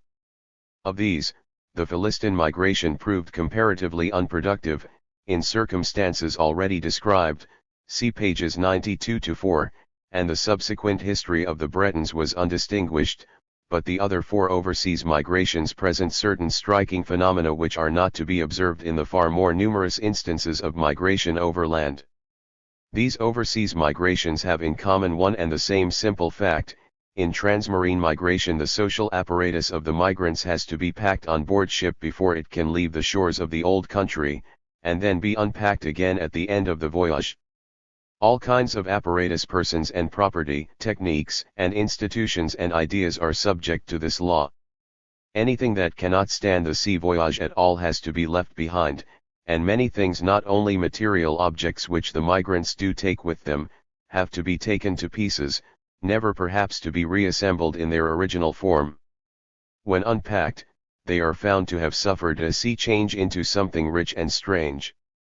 When such a transmarine migration occurs in the course of a Völkerwanderung, the challenge is the more formidable and the stimulus the more intense, because the society that is making the response is not one that is already socially progressive, like the Greek and Phoenician colonizers discussed above, but one that is still in that static condition which is the last state of primitive man. The transition, in a Völkerwanderung, from this passivity to a sudden paroxysm of storm and stress produces a dynamic effect on the life of any community, but this effect is naturally more intense when the migrants take ship than when they trek over solid ground, carrying with them much of the social apparatus which has to be discarded by the seafarer. This change of outlook after the voyage overseas gave birth to a new conception of gods and men. The local deities whose power was coextensive with the territory of their worshippers were replaced by a corporate body of gods ruling the world. The holy place with its bloodhouse which had formed the center of Middlegarth was raised on high and turned into a divine mansion. Time-honored myths setting forth the doings of mutually independent deities were worked up into a poetical mythology, a divine saga, on the same lines that had been followed by an earlier race of Vikings, the Homeric Greeks. This religion brought a new god to birth, Odin, the leader of men, the lord of the battlefield. 1. In somewhat similar fashion the overseas migration of the Scots from Ireland to North Britain prepared the way for the entry of a new religion. It is no accident that the transmarine Dalriada became the headquarters of St. Columba's missionary movement with its focal point in Iona. One distinctive phenomenon of transmarine migration is the intermingling of diverse racial strains, for the first piece of social apparatus that has to be abandoned is the primitive kin group. No ship will hold more than one ship's company, and a number of ships sailing together for safety and combining in their new homeland may well be drawn from different localities in contrast with the usual process of migration overland, in which a whole kin group is apt to pack its women and children and household stuff into ox carts and move off en masse at a snail's pace over terra firma. Another distinctive phenomenon of transmarine migration is the atrophy of a primitive institution which is perhaps the supreme expression of undifferentiated social life before this is refracted, by a clarifying social consciousness, on the separate planes of economics and politics and religion and art, the institution of the Ennis cycle. If we wish to see this ritual in its glory in the Scandinavian world, we must study its development among the Scandinavians who stayed at home. By contrast, in Iceland the May Day game, the ritual wedding and the wooing scene seem hardly to have survived the settlement, partly, no doubt, because the settlers were mainly of a traveled and enlightened class, and partly because these rural observances are connected with agriculture, which could not be an important branch of activity in Iceland. 1. Since even in Iceland there was an agriculture of some sort, we must regard the former of the two suggested reasons as the more important. The thesis of the work we have just quoted is that the Scandinavian poems committed to writing in the Icelandic compilation called the Elder Edda are derived from the spoken words of the primitive Scandinavian fertility drama, the only element in the ritual which the emigrants were able to cut away from its deeply embedded local roots and to take on board ship with them. According to this theory, the development of the primitive ritual into drama was arrested among those Scandinavians who migrated overseas, and the theory is supported by an analogy from Hellenic history. For it is a well-established fact that, although the Hellenic civilization first came to flower in transmarine Ionia, the Hellenic drama, based on primitive rituals, sprang from the continental soil of the Greek peninsula. The counterpart, in Hellas, of the sanctuary at Ups was the theatre of Dionysus in Athens.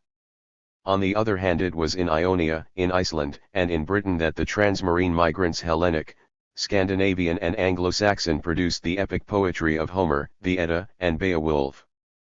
The saga and the epic arise in response to a new mental need, a new awareness of strong individual personalities and of momentous public events. That lay is praised of men the most which ringeth newest in their ears, Homer declares. Yet there is one thing in an epic lay more highly prized than its novelty, and that is the intrinsic human interest of the story. The interest in the present predominates just so long as the storm and stress of the heroic age continues, but the social paroxysm is transitory and, as the storm abates, the lovers of epic and saga come to feel that life in their time has grown relatively tame. Therewith they cease to prefer new lays to old, and the latter-day minstrel, responding to his hero's change of mood, repeats and embellishes the tales of the older generation. It was in this later age that the art of epic and saga attained its literary zenith. Nonetheless, these mighty works would never have come into existence but for the stimulus originally exerted by the ordeal of oversea migration.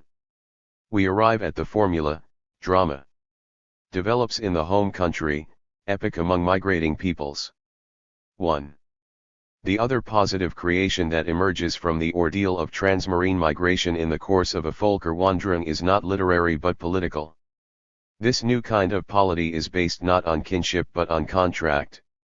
The most famous examples, perhaps, are the city-states founded by the seafaring Greek migrants on the coast of Anatolia in the districts subsequently known as Aeolis, Ionia, and Doris, for the scanty records of Hellenic constitutional history seem to show that the principle of organization by law and locality instead of by custom and kinship asserted itself first in these Greek settlements overseas and was afterwards imitated in European Greece.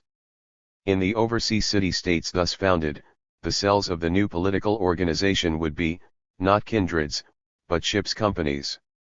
Having cooperated at sea as men do cooperate when they are all in the same boat amid the perils of the deep, they would continue to feel and act in the same way ashore when they had to hold a hardly won strip of coast against the menace of a hostile hinterland. On shore, as at sea, comradeship would count for more than kin, and the orders of a chosen and trusted leader would override the promptings of custom. In fact, a collection of ships' companies joining forces to conquer a new home for themselves overseas would turn spontaneously into a city-state articulated into local tribes and governed by an elective magistracy. When we turn to the Scandinavian Volkerwanderung, we can discern the rudiments of a similar political development.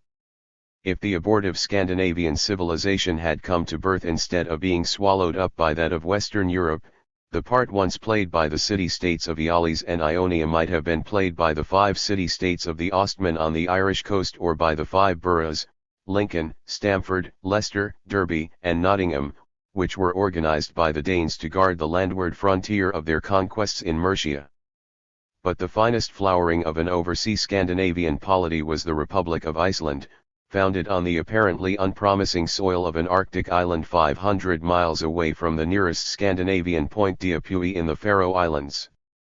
As for the political consequences of the transmarine migrations of the Angles and Jutes to Britain, it is perhaps something more than a coincidence that an island which was occupied at the dawn of Western history by immigrants who had shaken off the shackles of the primitive kin group in crossing the sea should afterwards have been the country in which our Western society achieved some of its most important steps in political progress.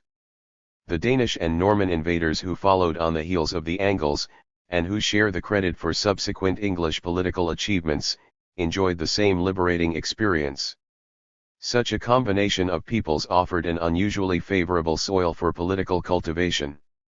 It is not surprising that our Western society should have succeeded, in England, in creating first the King's Peace and thereafter parliamentary government, while on the continent our Western political development was retarded by the survival of the kin group among the Franks and Lombards, who had not been relieved of that social incubus at the outset by the liberating transit of the sea. 3. The stimulus of blows. Having now examined the stimulus of physical environments, we may complete this part of our study by surveying the field of human environments in the same way. We may distinguish, first, between those human environments which are geographically external to the societies upon which they act and those which are geographically intermingled with them. The former category will cover the action of societies or states upon their neighbors when both parties start by being in exclusive occupation of particular areas. From the standpoint of the organizations which play the passive role in such social intercourse, the human environment with which they are confronted is external or foreign. The second of our two categories will cover the action of one social class upon another, where the two classes are in joint occupation of the same area using the term class in its widest meaning. The relationship in this case is internal or domestic. Leaving this internal human environment for later examination, we may begin by making a further subdivision between the external impact when it takes the form of a sudden blow and its incidence in the form of a continuous pressure. We have here, therefore, 3 subjects of inquiry: external blows, external pressures and internal penalizations. What is the effect of sudden blows? Does our proposition "the greater the challenge the greater the stimulus" hold good here? The first test cases that naturally occur to the mind are cases where a military power has first been stimulated by successive contests with its neighbors and has then suddenly been prostrated by an adversary against whom it has never measured its strength before. What usually happens when incipient empire builders are thus dramatically overthrown in mid-career? Do they usually remain lying, like Sisera, where they have fallen, or do they rise again from their mother earth, like the giant Antaeus of Hellenic mythology, with their strength redoubled? The historic examples indicate that the latter alternative is the normal one. What, for example, was the effect of the Cladsaliensis upon the fortunes of Rome? The catastrophe overtook her only 5 years after her victory in her long duel with Etruscan Veii had placed her at last in a posture to assert her hegemony over Latium. The overthrow of the Roman army at the Allia and the occupation of Rome herself by barbarians from the back of beyond might have been expected to wipe out at one stroke the power and prestige which Rome had just won. Instead, Rome recovered from the Gallic disaster so rapidly that, less than half a century later, she was able to engage with ultimate success in longer and more arduous encounters with her Italian neighbors, which extended her authority over all Italy. Again, what was the effect on the fortunes of the Osmanlis when Tamerlane, took Bayezid Yildirim, the Sultan Bajazet, captive on the field of Angora? This catastrophe overtook the Osmanlis just when they were on the point of completing their conquest of the main body of Orthodox Christendom in the Balkan Peninsula. It was at this critical moment that they were prostrated, on the Asiatic side of the straits, by a thunderbolt from Transoxania. A general collapse of their uncompleted edifice of empire is what might have been expected. But it was not what happened in fact, and, half a century later, Murm the Conqueror was able to place the coping stone on Bayezid's building by taking possession of Constantinople. The histories of Rome's unsuccessful rivals show how a crushing defeat nerves a community to more purposeful activity even though further defeat, after a more stubborn resistance than before, frustrates the purpose. The defeat of Carthage in the First Punic War stimulated Hamilcar Barca to conquer for his country an empire in Spain which surpassed the empire she had just lost in Sicily. Even after the defeat of Hannibal in the Second Punic War, the Carthaginians twice astonished the world in the half-century that elapsed before their final destruction, first by the rapidity with which they paid off their war indemnity and recovered their commercial prosperity, and secondly by the heroism with which their whole population, men, women, and children, fought and died in the final struggle. Again, it was only after his crushing defeat at Cynocephaly that Philip V of Macedon, hitherto a somewhat feudal monarch, set himself to transform his country into so formidable a power that his son Perseus was able to challenge Rome single-handed and come near to defeating her before his stubborn resistance was finally broken at Pydna. Another example of the same kind, though with a different outcome, is furnished by the 5 interventions of Austria in the Revolutionary and Napoleonic Wars. Her first 3 interventions brought her not only defeats but discredit. After Austerlitz, however, she began to gird up her loins. If Austerlitz was her Cynocephaly, Wagram was her Pydna, but, more fortunate than Macedon, she was able to intervene once again with victorious effect in 1813. Still more striking is the performance of Prussia in the same cycle of wars. During the 14 years that culminated in the catastrophe of Jena and the surrenders that immediately followed, she had pursued a policy at once feudal and ignominious. There followed, however, the heroic winter campaign of Eylau, and the severity of the terms dictated at Tilsit only added to the stimulus which the shock of Jena had first administered.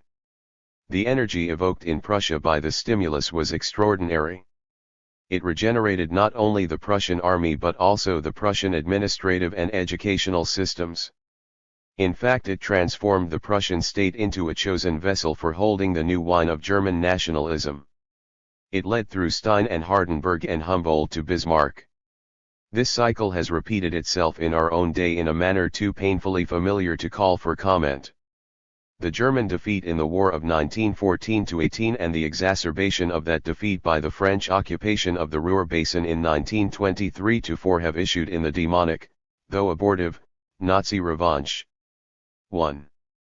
But the classic example of the stimulating effect of a blow is the reaction of Hellas in general, and Athens in particular, to the onslaught of the Persian Empire, the Syriac universal state in 480-479 BC.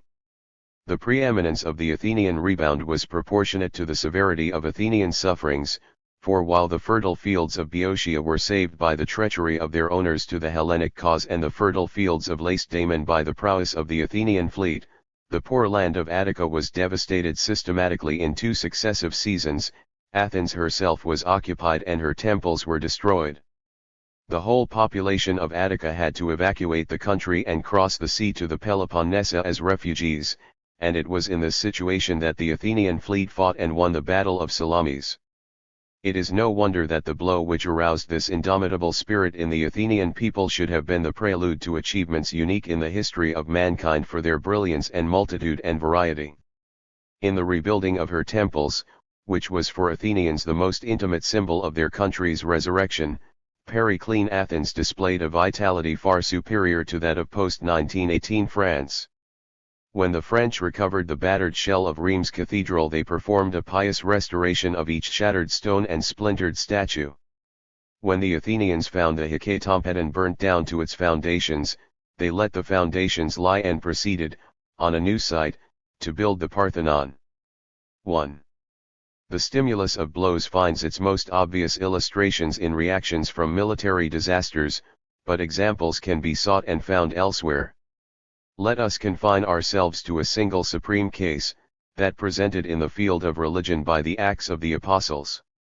These dynamic acts, which were eventually to win the whole Hellenic world for Christianity, were conceived at the moment when the apostles were spiritually prostrated by the abrupt withdrawal of their master's personal presence so soon after it had appeared to be miraculously restored.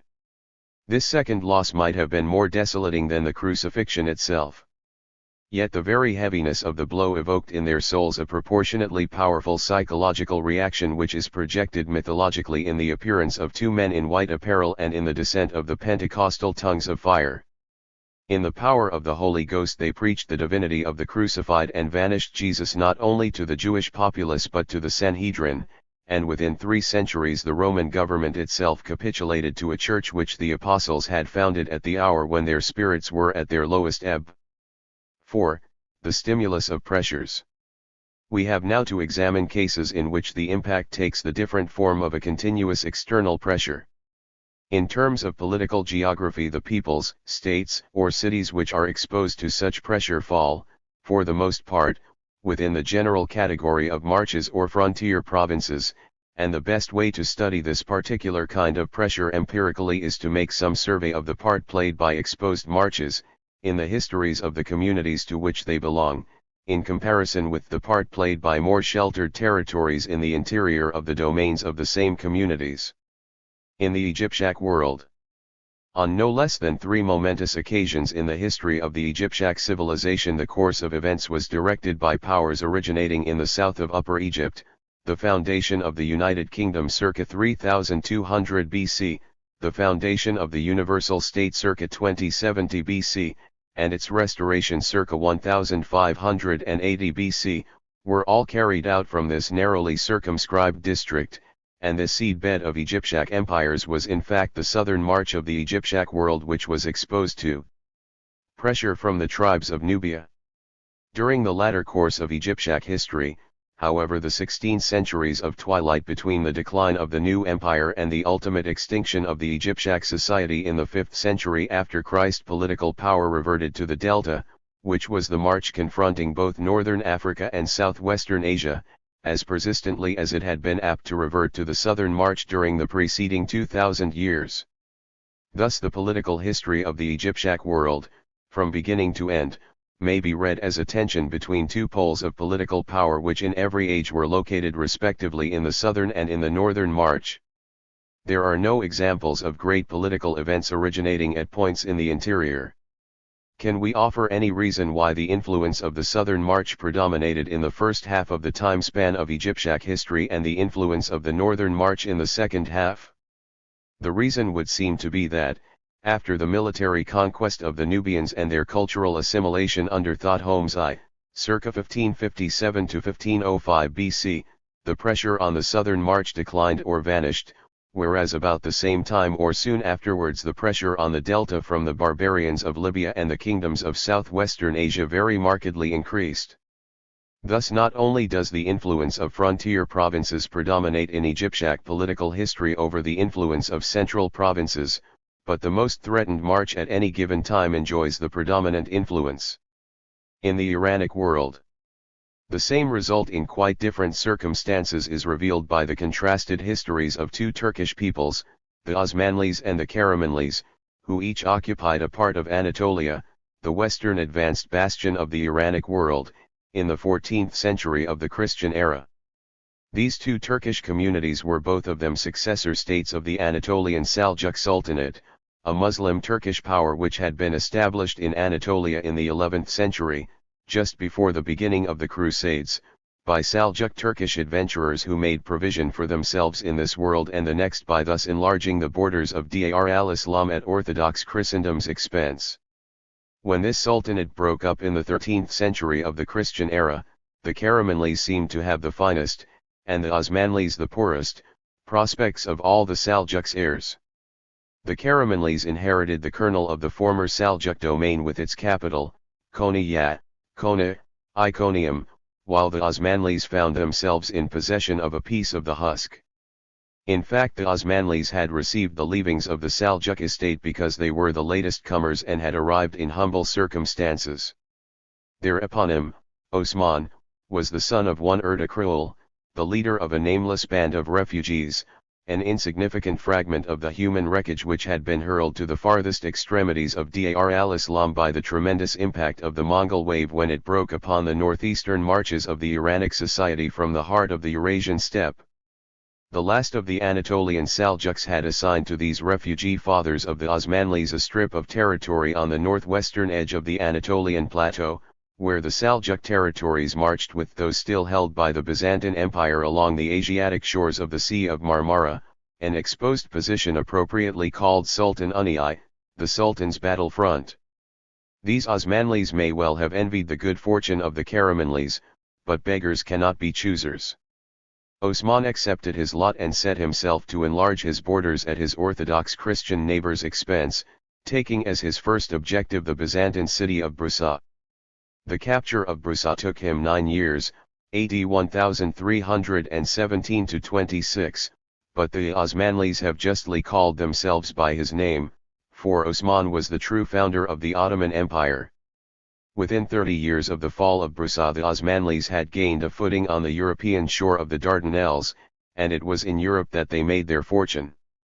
Yet before the end of this same century they had conquered the Karamanlis and other Turkish communities of Anatolia with their left hand at the same time as they were subduing Serbs and Greeks and Bulgars with their right. Such was the stimulus of a political frontier, for an examination of the preceding epoch of history shows that there were no special hero-breeding qualities in the geographical environment of the Osmanlis' original base of operations in Anatolia, as contrasted with that of the unadventurous and deservedly forgotten Karamanlis, such as would bring Sultan Unai within the field of the first section of this chapter. If we turn back to the time before the eruption of the Seljuk Turks in the third quarter of the 11th century of the Christian era, when Anatolia was still within the frontiers of the East Roman Empire, we find that the territory afterwards occupied by the Karamanlis was almost coincident with the former district of the Anatolic Army Corps, which in the earliest age of Orthodox Christian history had held the primacy among the corps of the East Roman army. In other words, the East Roman predecessors of the Karamanlis in the district of Kusniya held that preeminence in Anatolia which was held in the later age by the Osmanli occupants of Sultan Unai, and the reason is plain. At that earlier date the Konya district had been a frontier province of the East Roman Empire vis-a-vis the Arab Caliphate, while the territory afterwards occupied by the Osmanlis was in that age enjoying the comfortable obscurity of the interior position. In Russian Orthodox Christendom, we find here, as elsewhere, that the vitality of the society has tended to concentrate itself, successively, in one march after another as the relative strengths of the various external pressures on the several marches have varied in intensity. The Russian region in which the Orthodox Christian civilization first took root at the time of its original transplantation across the Black Sea and across the Eurasian steppe from Constantinople was the upper basin of the Dnieper. From there it was transferred in the 12th century to the upper basin of the Volga by the frontiersmen who were enlarging their borders in this direction at the expense of the primitive pagan Finns of the northeastern forests. Soon afterwards, however, the seat of vitality withdrew to the lower Dnieper to meet a crushing pressure from the nomads of the Uazian steppe. This pressure, suddenly imposed upon the Russians as a result of the Mongol Batukhan's campaign of AD 1237, was extreme and prolonged, and it is interesting to observe that, in this instance as in others, a challenge of unusual severity evoked a response which was remarkably original and creative. This response was nothing less than the evolution of a new manner of life and a new social organization which enabled a sedentary society, for the first time in history, not merely to hold its own against the Eurasian nomads, not merely to chastise them by transitory punitive expeditions, but actually to make an enduring conquest of nomad ground and to change the face of the landscape by transforming the nomads' cattle ranges into peasants' fields and replacing their mobile camps by permanent villages. The Cossacks, who performed this unprecedented feat, were frontiersmen of Russian Orthodox Christendom who were tempered in the furnace and fashioned on the anvil of border warfare against Eurasian nomads, Batukhan's Golden Horde, in the 2 following centuries. They owe the name they have made legendary Cossacks to their enemies. It is simply the Turkish word Kazakh, meaning an outlaw who refuses to acknowledge the authority of his legitimate nomad overlord. The far-flung Cossack communities which at the moment of their annihilation in the Russian Communist Revolution of 1917 were echeloned right across Asia from the Don to the Ushari, were all derived from a single mother community, the Cossacks of the Dnieper. These original Cossacks were a semi-monastic military brotherhood with points of resemblance to the Hellenic brotherhood of the Spartans and to the crusading orders of knighthood. In their methods of conducting their truceless warfare against the nomads they realized that, if a civilization is to wage war with success against barbarians, it must fight them with other weapons and resources than their own. Just as modern Western empire builders have overwhelmed their primitive opponents by bringing to bear against them the superior resources of industrialism, so the Cossacks overwhelmed the nomads by availing themselves of the superior resources of agriculture. And as modern Western generalship has reduced the nomads to military impotence on their own ground by outmatching their mobility with such instruments as railways, motor cars, and aeroplanes, so the Cossacks reduced the nomads to military impotence in their own way by seizing upon the rivers, the one natural feature of the steppe which was not under the nomads' control and which told against them instead of in their favor. To nomad horsemen the rivers were formidable as obstacles and useless for transport, whereas the Russian peasant and lumberman was expert in river navigation. Accordingly the Cossacks, while learning to vie with their nomad adversaries in the art of horsemanship, did not forget to be watermen, and it was by boat and not on horseback that they eventually won their way to the dominion of Eurasia. They passed from the Dnieper to the Don and from the Don to the Volga. Thence in 1586 they crossed the watershed between the Volga and the Obi, and by 1638 their exploration of Siberian waterways had brought them to the shores of the Pacific on the Sea of Okhotsk. In the same century in which the Cossacks thus signalized their victorious reaction to the nomad pressure on the southeast, another frontier became the principal recipient of external pressure and the principal focus of Russian vitality. In the 17th century of the Christian era, Russia experienced for the first time in her history a formidable pressure from the Western world. A Polish army occupied Moscow for 2 years, 1610–12, and soon afterwards the Sweden of Gustavus Adolphus barred out Russia from the Baltic by making herself mistress of the whole eastern coastline of that sea from Finland to the northern frontier of Poland, which at that time ran to within a few miles of Riga. But the century had barely closed when Peter the Great retorted to this western pressure by founding Petersburg in AD 1703, on territory reconquered from the Swedes, and displaying the flag of a Russian navy, in Western style, on Baltic waters. In the Western world over against the continental barbarians. When we pass to the history of our own Western civilization we find that at first, not unnaturally, the heaviest external pressure was felt on its eastward, or landward, frontier over against the barbarians of Central Europe. This frontier was not only victoriously defended but was continuously pushed back until the barbarians had disappeared from the scene. Thereafter our Western civilization found itself in contact on its eastern frontiers no longer with barbarians but with rival civilizations. At present we are concerned to draw examples of the stimulating effects of frontier pressure only from the first part of this span of history. In the first phase of Western history, the stimulating effect of the pressure of the continental barbarians declared itself in the emergence of a new social structure, the still half-barbarian principality of the Franks. The Merovingian regime, in which the Frankish principality was first embodied, had its face turned towards the Roman past, but the succeeding Carolingian regime looked to the future, for, though it incidentally evoked a ghost of the Roman Empire, that ghost was only evoked in the spirit of the cry devout les morts, in order to assist the living in carrying out their task. And in what part of the Frankish domain was the substitution of the vital and positive Carolings for the decadent and fainéant Merovings accomplished? Not in the interior but on the frontier, not in Neustria, roughly equivalent to northern France, on soil fertilized by ancient Roman culture and sheltered from barbarian inroads, but in Austrasia, the Rhineland, in a territory which best rode the Roman frontier and was exposed to constant assaults from the Saxons of the North European forest and from the Avars of the Eurasian steppe. The measure of the stimulus from this external pressure is given by the achievements of Charlemagne, his 18 Saxon campaigns, his extirpation of the Avars, and the Carolingian Renaissance, which was one of the first manifestations of cultural and intellectual energy in our Western world. This Austrasian reaction to the stimulus of pressure was followed by a relapse. Accordingly we find it succeeded by a Saxon reaction which came to a head, rather less than 2 centuries later, in the career of Otto I. The enduring achievement of Charlemagne's career had been the incorporation of the domain of the Saxon barbarians into Western Christendom, but by this very success he had prepared the way for the transfer of the frontier, and with it the stimulus, from his own victorious Austrasia to conquered Saxony. In Otto's day the same stimulus evoked in Saxony the same reaction that had been evoked by it, in Charlemagne's day, in Austrasia.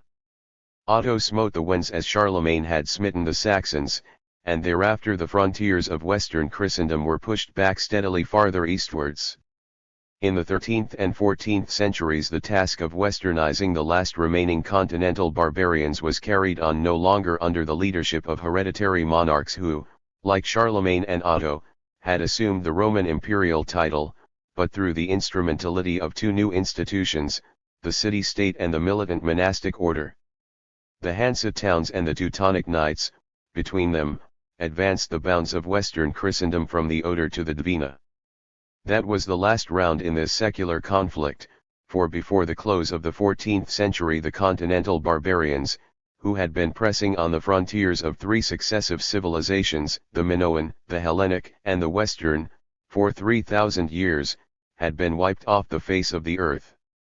By AD 1400 Western Christendom and Orthodox Christendom, which had once been entirely isolated from one another on the continent by intervening bands of barbarians, had come to march with one another along a line extending across the whole breadth of the continent from the Adriatic to the Arctic. It is interesting to observe how, on this moving frontier between an advancing civilization and a retreating barbarism, the reversal of the direction of pressure, which became constant from the time when Otto I took up Charlemagne's work, was followed by a progressive transference of stimulus as the Western counter-offensive proceeded. For example, the Duchy of Saxony suffered the same eclipse after Otto's victories over the Wends that Austrasia had suffered, 2 centuries earlier, after Charlemagne's victories over the Saxons. Saxony lost her hegemony in AD 1024 and broke into fragments 60 years later. But the imperial dynasty which followed the Saxon dynasty did not originate farther east on the advancing frontier, as the Saxon dynasty had originated eastward of the Carolingian. Instead, the Franconian dynasty and all subsequent dynasties bearing the imperial title Hohenstaufen, Luxembourg, and Habsburg originated on one or other of the confluents of the Rhine. The now distant frontier did not impart its stimulus to these imperial successor dynasties, and we shall not be surprised to find that, in spite of the eminence of certain individual emperors, such as Frederick Barbarossa, the imperial power steadily declined from the latter part of the 11th century onwards.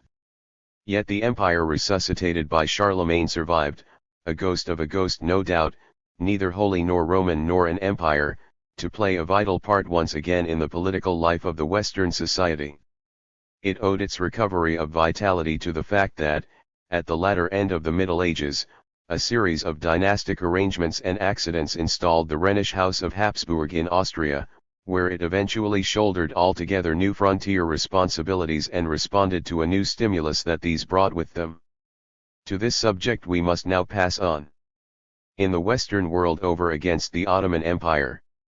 The impact of the Ottoman Turks on the Western world began in earnest with the 100 Years' War between the Osmanlis and Hungary, which culminated in the extinction of the medieval Kingdom of Hungary in the Battle of Mohaz, A.D.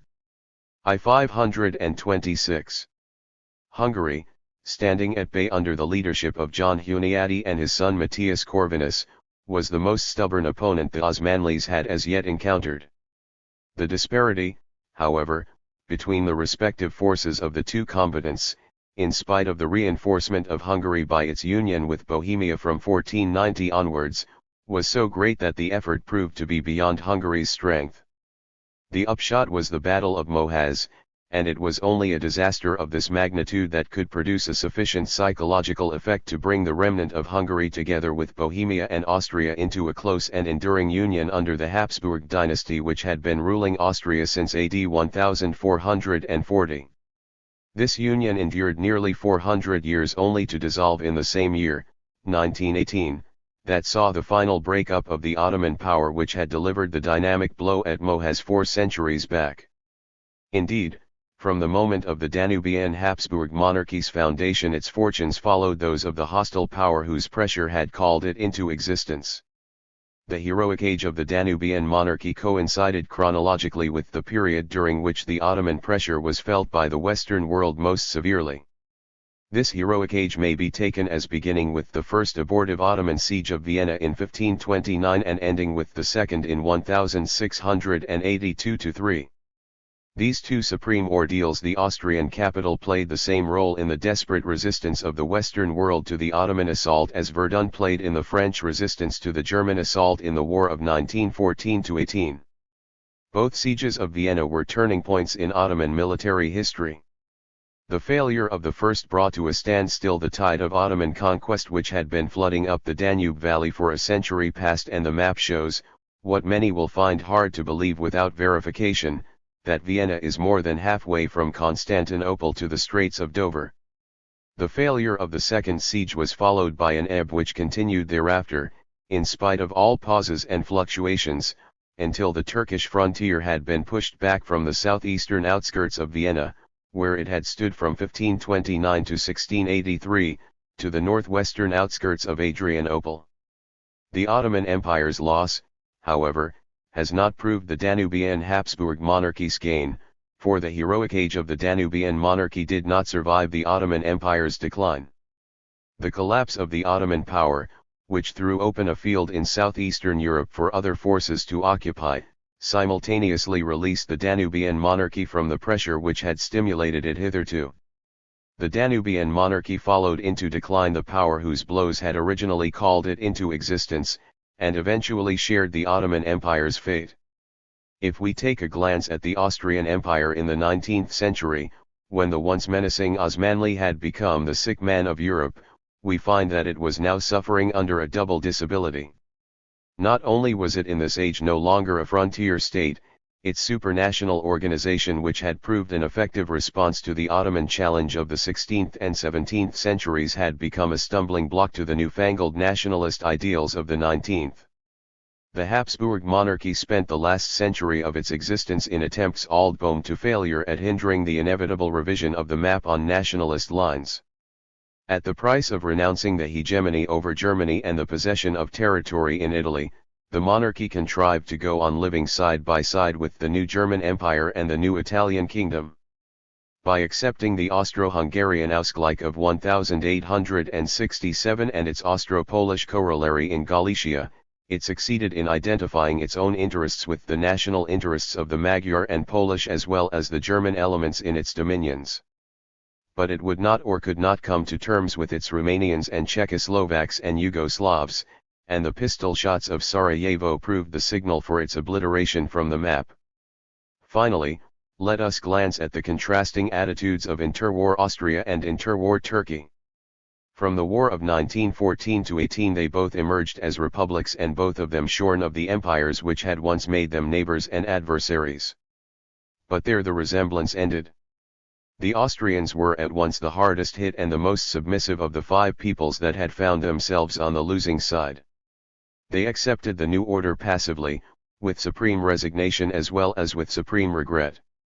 By contrast, the Turks were the only one of the five peoples who took up arms again, less than a year after the armistice, against the victorious powers and successfully insisted upon a drastic revision of the peace treaty which the victors had intended to impose upon them. In so doing the Turks renewed their youth and changed their destiny. They were now no longer fighting, under a decadent Ottoman dynasty, to preserve this or that province of a derelict empire. Deserted by their dynasty, they were once again waging a frontier war and following a leader chosen on his merits like their first Sultan Osman, and this not to extend their homelands but to preserve them. The battlefield of Inuni, on which the decisive action of the Greco-Turkish War of 1919-22 was fought, lies in that original patrimony which the last of the Seljuks had assigned to the first of the Osmanlis 600 years before. The wheel had come full circle. In the Western world on its western frontiers. In its early days our Western society experienced pressure not only along its continental eastern frontier but also on three fronts in the West, the pressure of the so-called Celtic fringe in the British Isles and Brittany, the pressure of the Scandinavian Vikings in the British Isles and along the Atlantic coast of continental Europe, and the pressure of the Syriac civilization represented by the early Muslim conquerors in the Iberian Peninsula. We will deal first with the pressure of the Celtic fringe. How is it that the struggle for existence between the primitive and ephemeral barbarian principalities of the so-called Heptarchy has resulted in the emergence of two progressive and enduring states of our Western body politic? If we glance at the process by which the kingdoms of England and Scotland have replaced the Heptarchy, we shall find that the determining factor at every stage has been a response to some challenge presented by external pressure. The genesis of the Kingdom of Scotland can be traced back to a challenge which was presented to the Anglo-Saxon Principality of Northumbria by the Picts and Scots. The present capital of Scotland was founded by Edwin of Northumbria, whose name it still bears, as the frontier fortress of Northumbria over against the Picts beyond the Firth of Forth and the Britons of Strathclyde. The challenge was presented when the Picts and Scots conquered Edinburgh in AD 954 and thereafter compelled Northumbria to cede to them the whole of Lothian. This session raised the following issue: was this lost march of Western Christendom to retain its Western Christian culture in spite of the change of political regime, or was it to succumb to the alien far Western culture of its Celtic conquerors? Far from succumbing, Lothian responded to the challenge by taking its conquerors captive, as conquered Greece had once captivated Rome.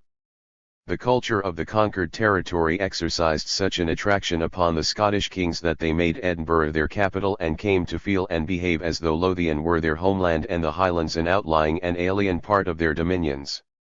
In consequence the eastern seaboard of Scotland up to the Moray Firth was colonized, and the Highland line pushed back, by settlers of English origin from Lothian under the auspices of Celtic rulers and at the expense of a Celtic population who were the Scottish king's original kinsfolk. By a consequent and not less paradoxical transfer of names, the Scottish language came to mean the English dialect spoken in Lothian instead of meaning the Gaelic dialect spoken by the original Scots. The ultimate consequence of the conquest of Lothian by the Scots and Picts was not to set back the northwestern boundary of Western Christendom from the Forth to the Tweed but to push it forward till it embraced the whole island of Great Britain. Thus a conquered fragment of one of the principalities of the English Heptarchy actually became the nucleus of the present Kingdom of Scotland, and it is to be observed that the fragment of Northumbria which performed this feat was the march between Tweed and Forth and not the interior between Tweed and Humber. If some enlightened traveller had visited Northumbria in the 10th century, on the eve of the cession of Lothian to the Scots and Picts, he would surely have said that Edinburgh had no great future and that if any Northumbrian town was going to become the permanent capital of a civilized state, that town would be York. Situated in the midst of the largest arable plain of northern Britain, York had already been the military centre of a Roman province and a metropolitan see of the Church, and had quite recently become the capital of the ephemeral Scandinavian realm of the Danelaw. But the Danelaw had submitted in AD 920 to the King of Wessex. Thereafter York sank to the level of an English provincial town, and today nothing but the unusual size of Yorkshire among English counties recalls the fact that a greater destiny once seemed to be in store for her. Of the heptarchic principalities south of the Humber, which one was to take the lead and form the nucleus of the future Kingdom of England? We notice that by the 8th century of the Christian era the leading competitors were not the principalities nearest to the continent but Mercia and Wessex, both of which had been exposed to a frontier stimulus from the unsubdued Celts of Wales and Cornwall.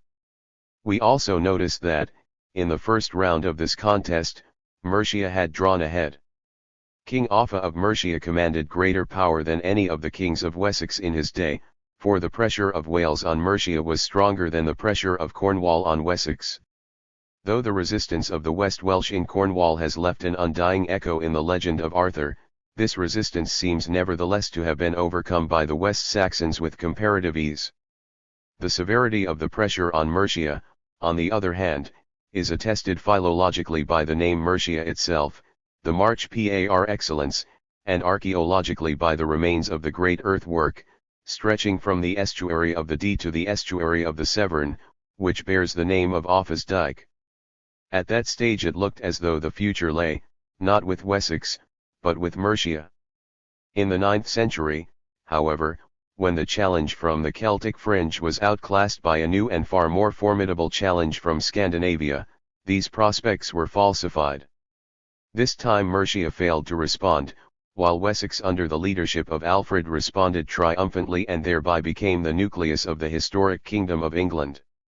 The Scandinavian pressure on the oceanic seaboards of Western Christendom resulted not only in the coalescence of the Kingdom of England under the House of Cerdic out of the Heptarchy but also in the articulation of the Kingdom of France under the House of Capet out of the derelict fragments of the western part of Charlemagne's empire.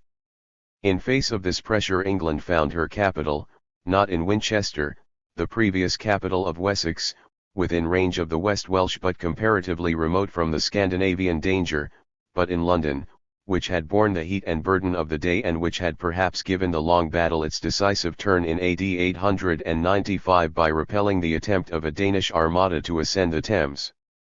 Similarly, France found its capital not in Laon, which had been the seat of the last Carolingians, but in Paris, which had stood in the breach under the father of the first of the Capetian kings and had brought the Vikings to a halt in their ascent of the Seine. Thus the response of Western Christendom to the maritime challenge from Scandinavia gave birth to the new kingdoms of England and France. Further, in the process of gaining the upper hand over these adversaries, the French and English peoples forged the potent military and social instrument of the feudal system, while the English also gave artistic expression to the emotional experience of their ordeal in a new outburst of epic poetry of which a fragment survives in the lay of the Battle of Maldon.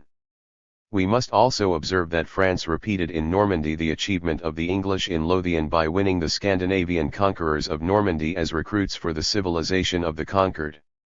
Little more than a century after Rollo and his companions had made with the Carolingian Charles the Simple the pact which secured them a permanent settlement on the Atlantic seaboard of France, AD 912, their descendants were extending the bounds of Western Christendom in the Mediterranean at the expense of Orthodox Christendom and Islam, and were spreading the full light of the Western civilization, as it now shone in France, into the insular kingdoms of England and Scotland which till then had still lain in the penumbra.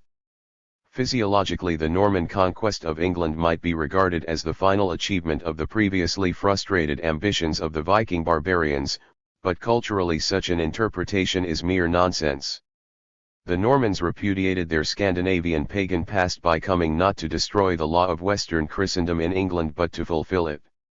On the field of Hastings, when the Norman warrior minstrel Taillefer rode singing into battle in the van of the Norman knights, The language on his lips was not Norse but French, and the matter of which he was inditing was not the saga of Sigurd but the chanson de Roland. When the Western Christian civilization had thus captivated the Scandinavian invaders of its own domain, it is no wonder that it was able to set the seal upon its victory by supplanting the abortive Scandinavian civilization in Scandinavia itself. We shall return to this subject later when we collect for comparative treatment a list of abortive civilizations. We have left till last the frontier pressure, which came first in point of time, exceeded all others in intensity, and seemed overwhelming in its potency when measured against the apparently puny force of our civilization in its cradle. Indeed, in the judgment of Gibbon, it came near to relegating our Western society to a place on the list of abortive civilizations. 1. The Arab onslaught upon the infant civilization of the West was an incident in the final Syriac reaction against the long Hellenic intrusion upon the Syriac domain, for when the Arabs took up the task in the strength of Islam, they did not rest until they had recovered for the Syriac society the whole of its former domain at its widest extension. Not content with reconstituting as an Arab empire the Syriac universal state which had originally been embodied in the Persian Empire of the Achaemenidi, they went on to reconquer the ancient Phoenician domain of Carthage in Africa and Spain. In the latter direction they crossed, in AD 713, in the footsteps of Hamilcar and Hannibal, not only the Straits of Gibraltar but also the Pyrenees, and thereafter, though they did not emulate Hannibal's passage of the Rhone and the Alps, they broke ground which Hannibal never trod when they carried their arms to the Loire.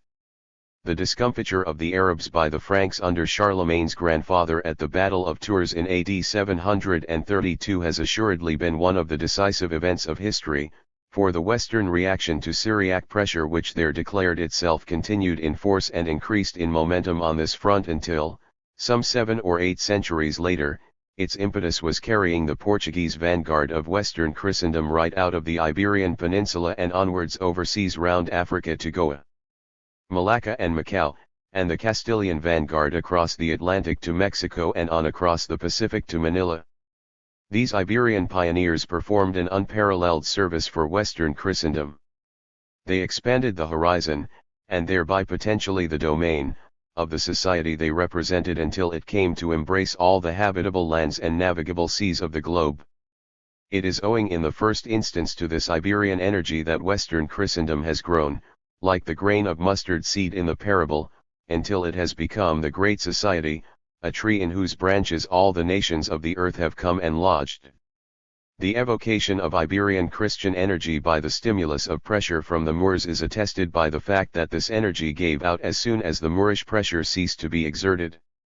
In the 17th century the Portuguese and Castilians were supplanted in the New World that they had called into existence by interlopers Dutch, English, and French from the Transpyrenean parts of Western Christendom, and this discomfiture overseas coincided in date with the removal of the historic stimulus at home through the extirpation, by massacre, expulsion or forcible conversion, of the remaining Moriscos of the peninsula. It seems, then, that the relation of the Iberian marches to the Moors resembles the relation of the Danubian Habsburg monarchy to the Osmanlis. Each was vigorous so long as the pressure was formidable, and then, as soon as the pressure slackened, each of them, Spain, Portugal and Austria, began to relax and lose the lead among the competing powers of its own Western world. 5. The stimulus of penalizations. Lame smiths and blind poets.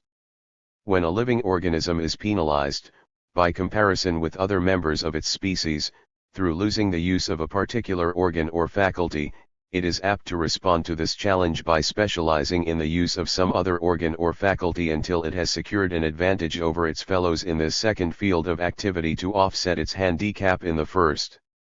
The blind, for example, are apt to develop a more delicate sense of touch than is usually possessed by people who enjoy the use of their eyes. Somewhat similarly we find that, in a body social, a group or class which is socially penalized either by accident or by its own act or by the act of other members of the society in which it lives is apt to respond to the challenge of being handicapped in, or altogether excluded from, certain fields of activity by concentrating its energies on other fields and excelling in these. It may be convenient to start from the simplest case, a situation in which certain physical handicaps inhibit certain individuals from following the ordinary avocations of the society of which they are members. Let us remind ourselves, for example, of the predicament in which a blind man or a lame man finds himself in a barbarian society where the ordinary male member is, when needed, a warrior. How does the lame barbarian react? Though his feet cannot carry him into battle, his hands can still forge weapons and armor for his fellows to wield and wear, and he acquires a skill in handicraft which makes them as dependent on him as he is on them. He becomes the workaday prototype of lame Hephaestus, Vulcan, or lame Wayland Smith, in the world of mythology. And how does the blind barbarian react? His predicament is worse, for he cannot use his hands in the smithy, yet he can still use them to strike a harp in harmony with his voice, and he can use his mind to make poetry out of the deeds he cannot perform, though he learns of them at second hand from the artless soldier's tales of his fellows. He becomes the means to that immortality of renown which the barbarian warrior desires. A race of heroes brave and strong. Before Atrides fought and died. No Homer lived, no sacred song. Their great deeds sanctified. Obscure, unwept, unknown they lie. Oppressed with clouds of endless night. No poet lived to glorify their names with light. 1. Slavery. Of the penalizations imposed not by accident of nature but by the hand of man, the most obvious, the most universal and the most severe has been enslavement. Take, for example, the record of the vast concourse of immigrants who were brought to Italy as slaves from all the countries round the Mediterranean during those 2 terrible centuries between the Hannibalic War and the establishment of the Augustan peace. The handicap under which these slave immigrants began their new life is almost beyond imagination.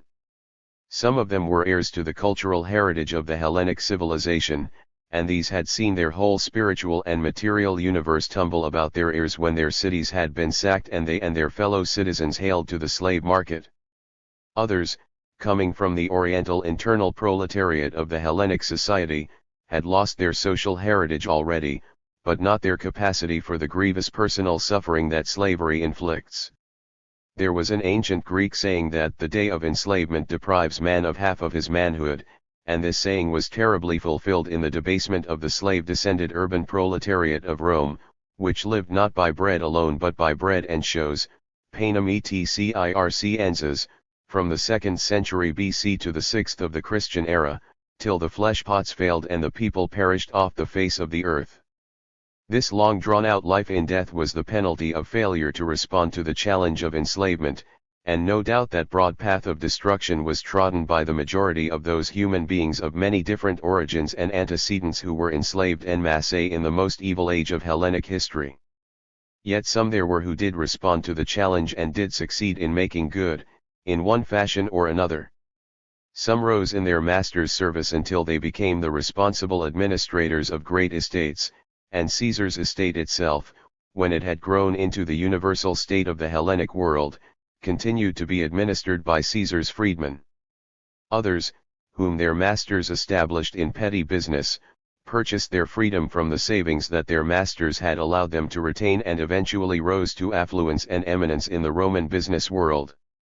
Others remained slaves in this world to become philosopher kings or fathers of churches in another, and the true-born Roman who might justly despise the illegitimate authority of a Narcissus or the nouveau-riche ostentation of a Trimalchio would delight to honor the serene wisdom of the lame slave Epictetus, while he could not but marvel at the enthusiasm of the nameless multitude of slaves and freedmen whose faith was moving mountains. During the 5 centuries between the Hannibalic War and the conversion of Constantine, the Roman authorities saw this miracle of servile faith being performed under their eyes and repeated in defiance of their efforts to arrest it by physical force until eventually they themselves succumbed to it. For the slave immigrants who had lost their homes and families and property still kept their religion. The Greeks brought the Bacchanalia, the Anatolians the worship of Cybele, Diana of the Ephesians, a Hittite goddess who had long outlived the society in which she had been conceived.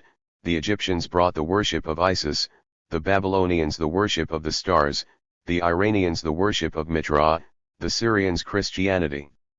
The Syrian Orient has poured its waters into the Tiber, wrote Juvenal in the 2nd century of the Christian era, and the confluence of these waters raised an issue which revealed the limitations on the slave's subjection to his master.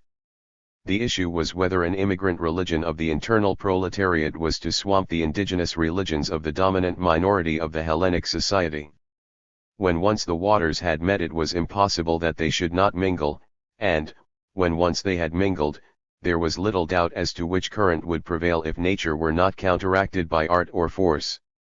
For the tutelary gods of the Hellenic world had already withdrawn from the intimate life-giving communion in which they had once lived with their worshippers, whereas the gods of the proletariat had proved themselves to be their worshippers' refuge and strength, a very present help in time of trouble.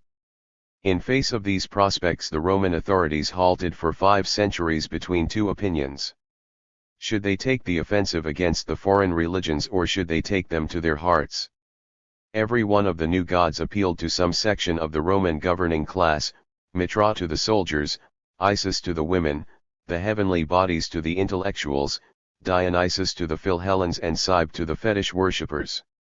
In the year 205 BC, in the crisis of the Hannibalic War, the Roman Senate anticipated Constantine's reception of Christianity more than 5 centuries later by receiving, with official honors, the magic stone or meteorite, fallen from heaven and charged with the divinity of Cybele, which they had imported as a talisman from Anatolian Pessinus. 20 years later they anticipated Diocletian's persecution of the Christians by suppressing the Hellenic Bacchanalia. The long-drawn-out battle of the gods was the counterpart of an earthly contest between the slave immigrants and their Roman masters, and in this dual contest the slaves and the slaves' gods won. The stimulus of penalization is also illustrated by racial discrimination as exemplified in the caste system of the Hindu society. Here we see races or castes, excluded from one trade or profession, making good in another. The Negro slave immigrant of modern North America has, however, been subject to the twofold penalization of racial discrimination and legal servitude, and today, 80 years after the second of these handicaps has been removed, the first weighs as heavily as ever on the colored freedman. There is no need to enlarge here upon the appalling injuries inflicted by the slave traders and slave owners of our Western world, European and American, upon the Negro race. What we are concerned to observe, and after our examination of the Hellenic parallel we observe this without surprise, is that the American Negro, finding the scales thus, to all seeming, permanently and overwhelmingly weighted against him in this world, has turned to another world for consolation. The Negro appears to be answering our tremendous challenge with a religious response which may prove in the event, when it can be seen in retrospect, to bear comparison with the ancient Oriental's response to the challenge from his Roman masters. The Negro has not, indeed, brought any ancestral religion of his own from Africa to captivate the hearts of his white fellow citizens in America. His primitive social heritage was of so frail a texture that, save for a few shreds, it was scattered to the winds on the impact of our Western civilization. Thus he came to America spiritually as well as physically naked, and he has met the emergency by covering his nakedness with his enslaver's cast-off clothes. The Negro has adapted himself to his new social environment by rediscovering in Christianity certain original meanings and values which Western Christendom has long ignored. Opening a simple and impressionable mind to the Gospels, he has discovered that Jesus was a prophet who came into the world not to confirm the mighty in their seats but to exalt the humble and meek. The Syrian slave immigrants who once brought Christianity into Roman Italy performed the miracle of establishing a new religion which was alive in the place of an old religion which was already dead. It is possible that the Negro slave immigrants who have found Christianity in America may perform the greater miracle of raising the dead to life. With their childlike spiritual intuition and their genius for giving spontaneous aesthetic expression to emotional religious experience, they may perhaps be capable of kindling the cold gray ashes of Christianity which have been transmitted to them by us until, in their hearts, the divine fire glows again. It is thus perhaps, if at all, that Christianity may conceivably become the living faith of a dying civilization for the second time. If this miracle were indeed to be performed by an American Negro church, that would be the most dynamic response to the challenge of social penalization that had yet been made by man. Phanariots, Kazanlis, and Levantines. The social penalization of religious minorities within a single and otherwise homogeneous community is so familiar a fact that it hardly needs illustration. Everyone is aware of the vigorous response to such a challenge that was made by the English Puritans of the 17th century, how those who stayed at home, by the instrumentality first of the House of Commons and afterwards of Cromwell's Ironsides, turned the English Constitution inside out and assured the ultimate success of our experiment of parliamentary government, and how those who crossed the seas laid the foundations of the United States. It is of greater interest to study some less familiar examples in which the privileged and the penalized denominations belong to different civilizations, though included within the same body politic through force majeure exerted by the dominant party. In the Ottoman Empire, the main body of Orthodox Christendom had been endowed, by intruders of alien faith and culture, with a universal state which the Orthodox Christian society could not do without, yet had proved unable to establish for itself, and the Orthodox Christians had to pay for their social incompetence by ceasing to be masters in their own house. The Muslim conquerors who established and maintained the Pax Ottomanica in the Orthodox Christian world exacted payment, in the form of religious discrimination, for the political service they were rendering to their Christian subjects, and here, as elsewhere, the adherents of the penalized denomination responded by becoming experts in those pursuits to which their activities were now forcibly confined. In the old Ottoman Empire, none who were not Osmanlis might govern or bear arms, and in large tracts of the empire even the ownership and cultivation of land passed from the subject Christians into the hands of their Muslim masters. In these circumstances the several Orthodox Christian peoples came for the first and last time in their histories to an unavowed and perhaps not even consciously designed but none the less effective mutual understanding.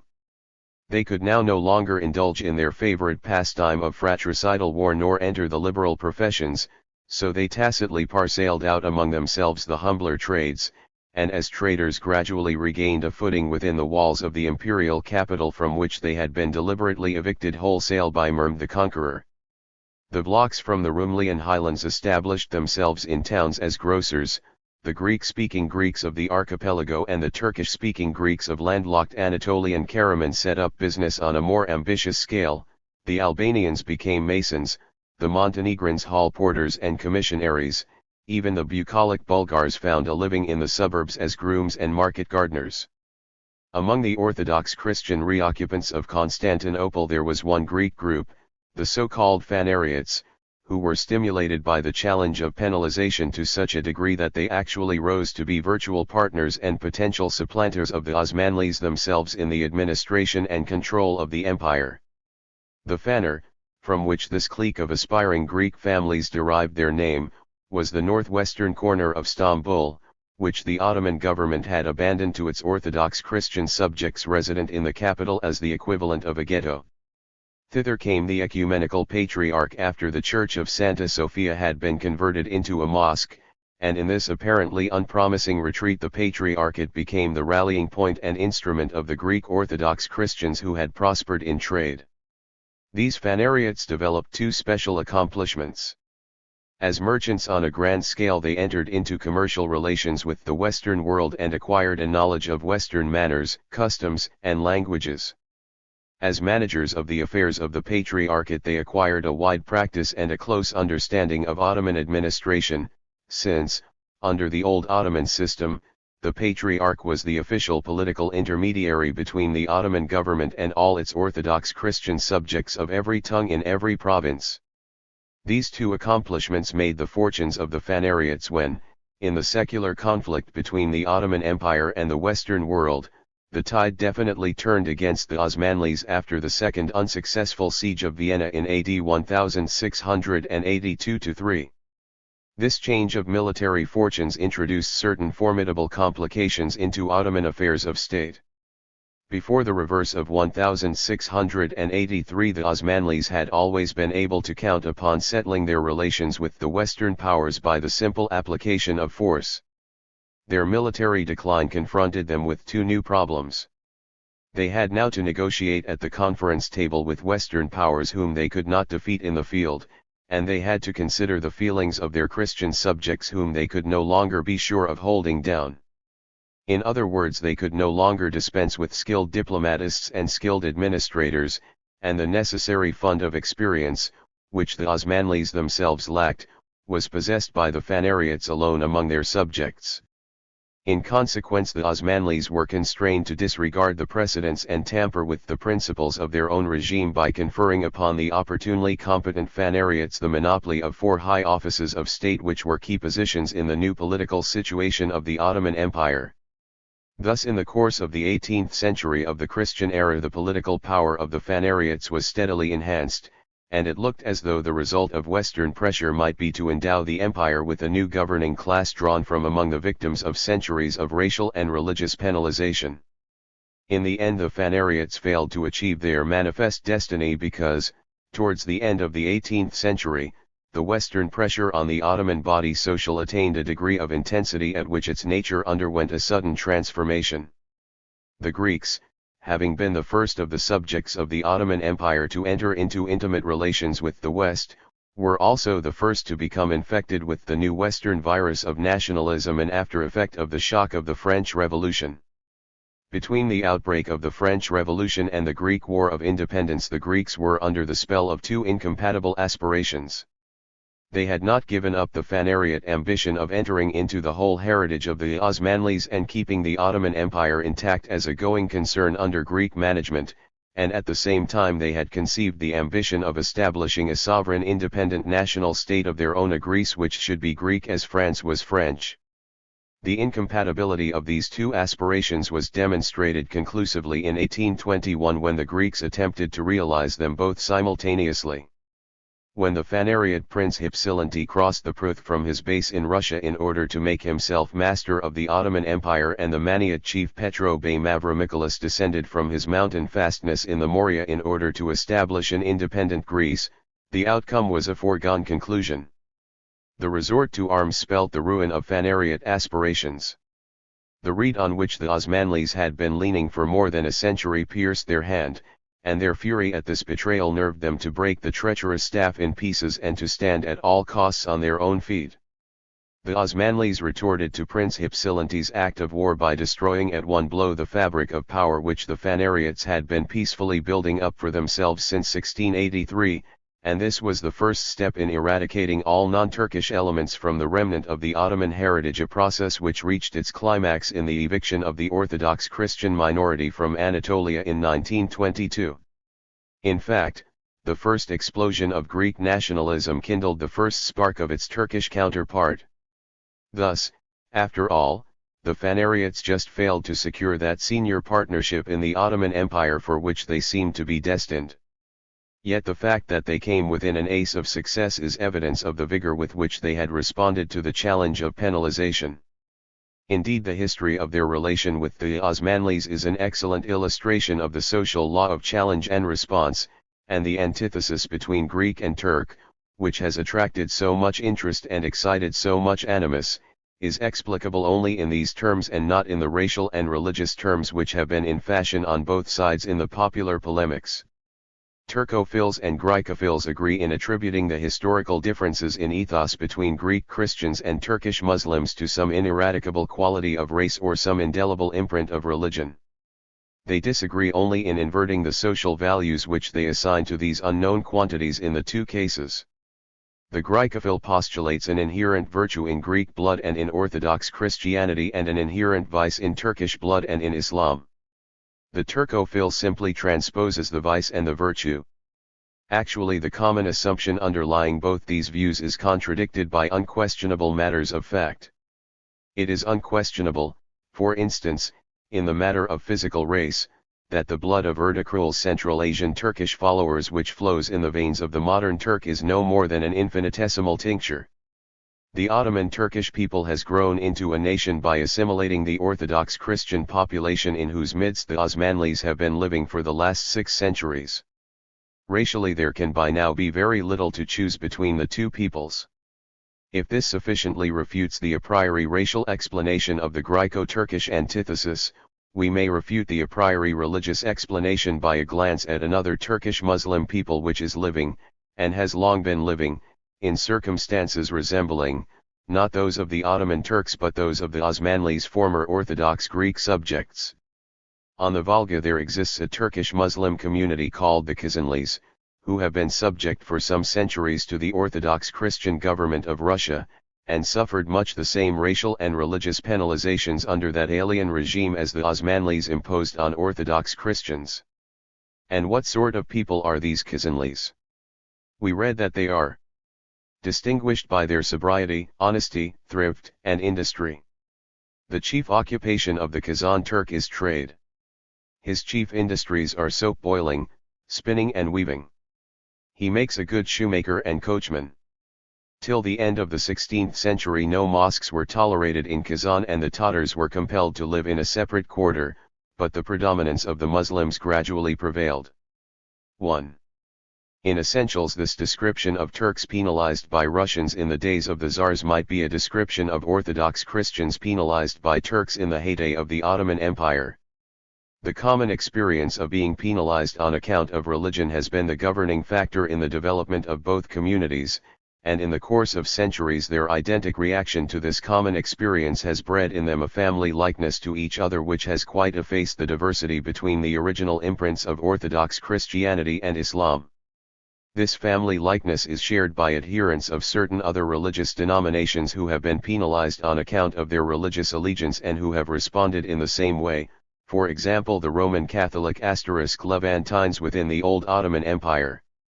The Levantines, like the Phanariots, could escape from their penalization by abandoning their religion and adopting that of their masters. Few, however, cared to take this course.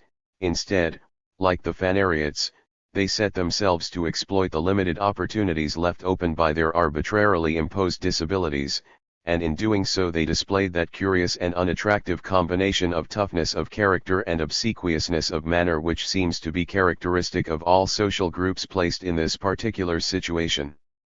It made no difference that the Levantine might be descended physically from one of the most warlike and imperious and high-spirited among the peoples of Western Christendom, medieval Venetians and Genoese, or modern French, Dutch, and English.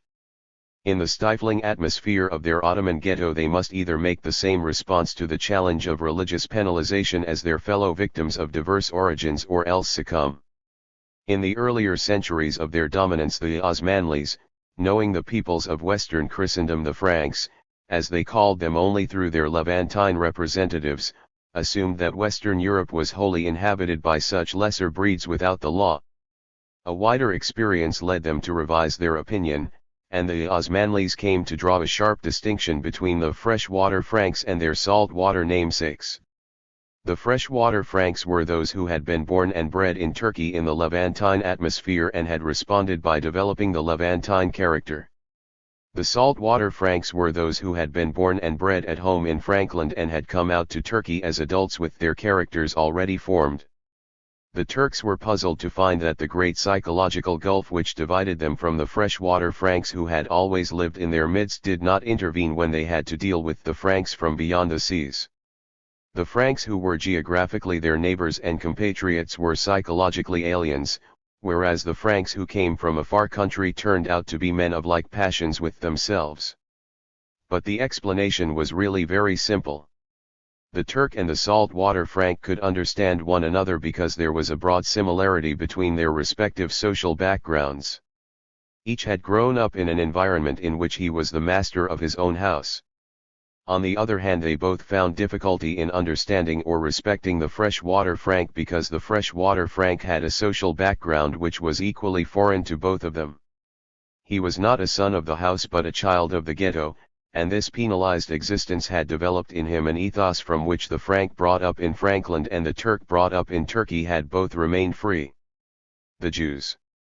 We have now noticed, without discussing at any length, the results of religious discrimination in the case where the victims of penalization belong to the same society as the perpetrators of it, the English Puritans being one of several familiar examples, and we have discussed at greater length examples from the history of the Ottoman Empire of the case where the victims of religious discrimination belong to a different civilization from their persecutors. There remains the case where the victims of religious discrimination represent an extinct society which only survives as a fossil. A list of such fossils was given on an early page, CP 8, and every one of them would furnish illustrations of the results of such penalizations, but by far the most notable is one of the fossil remnants of the Syriac society, the Jews. Before passing to a consideration of this long drawn-out tragedy, the end of which is not yet, we may notice that another Syriac remnant, the Parsis, have played the same role within the Hindu society as the Jews have played elsewhere, developing much the same expertness in trade and finance, and yet another Syriac remnant, the Armenian Gregorian Monophysites, have played much the same part in the world of Islam. The characteristic qualities of the Jews under penalization are well known. What we are concerned here to find out is whether these qualities are due, as is commonly assumed, to the Jewishness of the Jews, regarded either as a race or as a religious sect, or whether they are simply produced by the impact of penalization. The conclusions already drawn from other examples may prejudice us in favor of the latter view, but we will approach the evidence with an open mind. The evidence can be tested in two ways. We can compare the ethos displayed by the Jews when they are being penalized on account of their religion with the ethos when the penalization has been relaxed or wholly remitted. We can also compare the ethos of Jews who are or have been penalized with the ethos of other Jewish communities to whom the stimulus of penalization has never been administered. At the present time, the Jews who display most conspicuously the well-known characteristics commonly called Jewish and popularly assumed in Gentile minds to be the hallmark of Judaism always and everywhere are the Ashkenazi Jews of Eastern Europe, who, in Romania and in adjoining territories which used to be included in the so-called Jewish Pale of the Russian Empire, have been kept morally, if not juridically, in the ghetto by the backward Christian nations among whom their lot is cast. The Jewish ethos is already less conspicuous among the emancipated Jews of Holland, Great Britain, France, and the United States, and, when we consider how short a time has passed since the legal emancipation of the Jews in these latter countries took place, and how far from being complete their moral emancipation still is, even in the relatively enlightened countries of the West, we shall not underrate the significance of the change of ethos which is already apparent here. 1. We may also observe that, among the emancipated Jews of the West, those of Ashkenazi origin who have come from the Jewish Pale still appear distinctly more Jewish in ethos than the rarer Sephardim in our midst who have come originally from Dar al-Islam, and we can account for this difference by reminding ourselves of the diversity in the history of those two Jewish communities. The Ashkenazim are descended from Jews who took advantage of the opening up of Europe by the Romans and made a perquisite of the retail trade of the semi-barbarous Transalpine provinces. Since the conversion and breakup of the Roman Empire, these Ashkenazim have had to suffer doubly from the fanaticism of the Christian Church and from the resentment of the barbarians. A barbarian cannot bear to see a resident alien living a life apart and making a profit by transacting business which the barbarian lacks the skill to transact himself. Acting on these feelings, the Western Christians have penalized the Jew as long as he has remained indispensable to them and have expelled him as soon as they have felt themselves capable of doing without him. Accordingly, the rise and expansion of Western Christendom have been accompanied by an eastward drift of the Ashkenazim from the ancient marches of the Roman Empire in the Rhineland to the modern marches of Western Christendom in the Pale.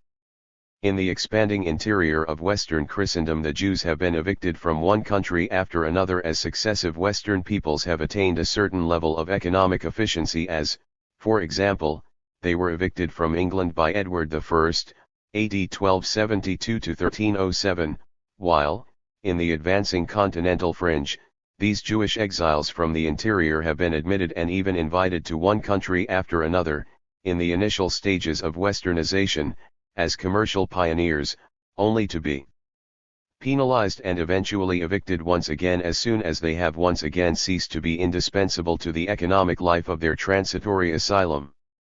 In the Pale, this long trek of the Ashkenazi Jews from west to east was brought to a halt and their martyrdom reached its climax, for here, at the meeting point of Western and Russian Orthodox Christendom, the Jews have been caught and ground between the upper and the nether millstone.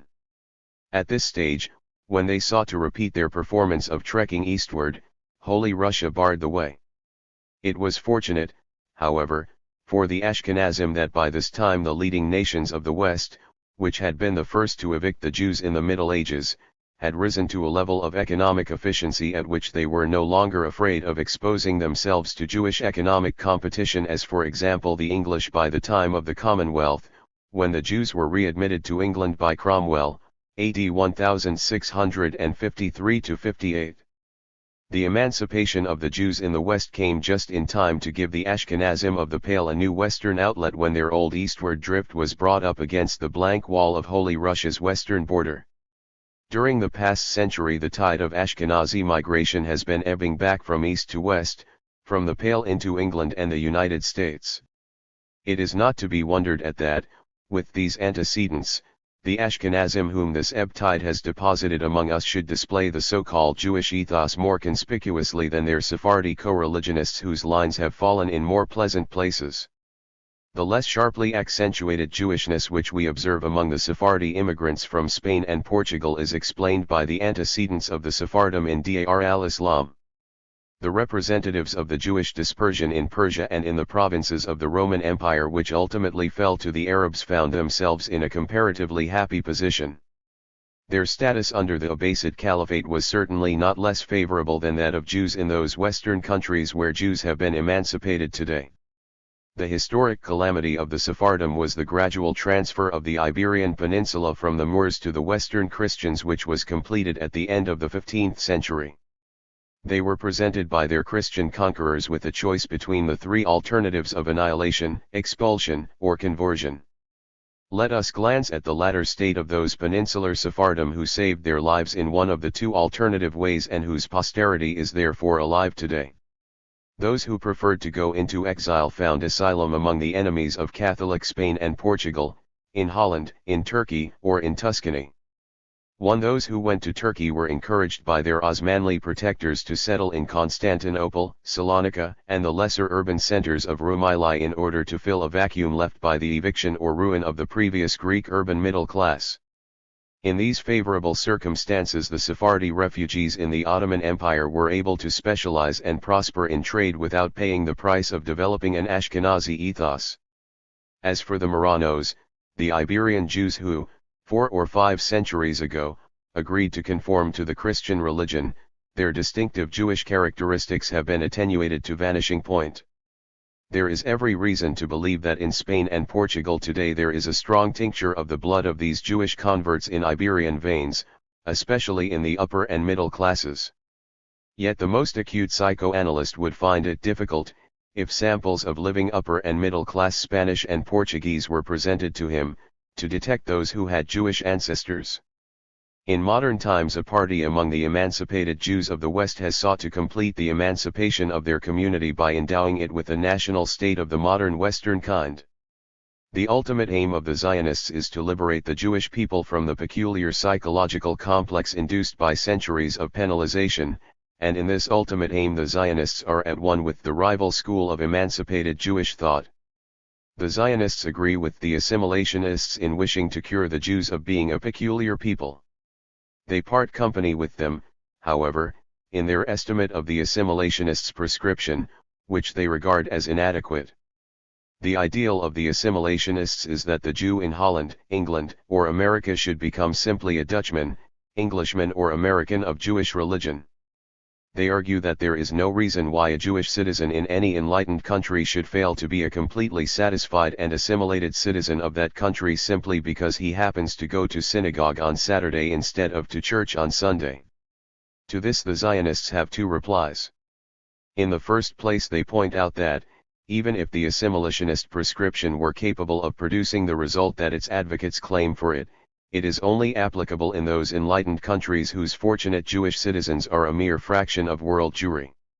In the second place they contend that, even under the most favorable conditions, the Jewish problem cannot be solved in this way because to be a Jew is something more than to be a person of Jewish religion. In the eyes of the Zionists, a Jew who tries to turn himself into a Dutchman, an Englishman, or an American is simply mutilating his Jewish personality without having any prospect at all of acquiring the full personality of a Dutchman or whatever the Gentile nationality of his choice may be. If the Jews are to succeed in becoming like all the other nations, the process of assimilation, so the Zionists contend, must be carried out on a national and not on an individual basis. Instead of individual Jews making the vain attempt to assimilate themselves to individual Englishmen or Dutchmen, the Jewish people must assimilate itself to the English people or the Dutch by acquiring or reacquiring a national home where the Jew, like the Englishman in England, will be master in his own house. Though the Zionist movement as a practical undertaking is only half a century old, its social philosophy has already been justified by results. In the Jewish agricultural settlements in Palestine, the children of the ghetto have been transformed out of all recognition into a pioneering peasantry which displays many of the characteristics of the Gentile colonial type. The tragic misfortune of the experiment is its failure to conciliate the pre-existent Arab population of the country. It remains to record the existence of some little-known groups of Jews who have escaped penalization throughout their history by withdrawal into remote fastnesses where they display all the characteristics of sturdy peasants or even of wild highlanders.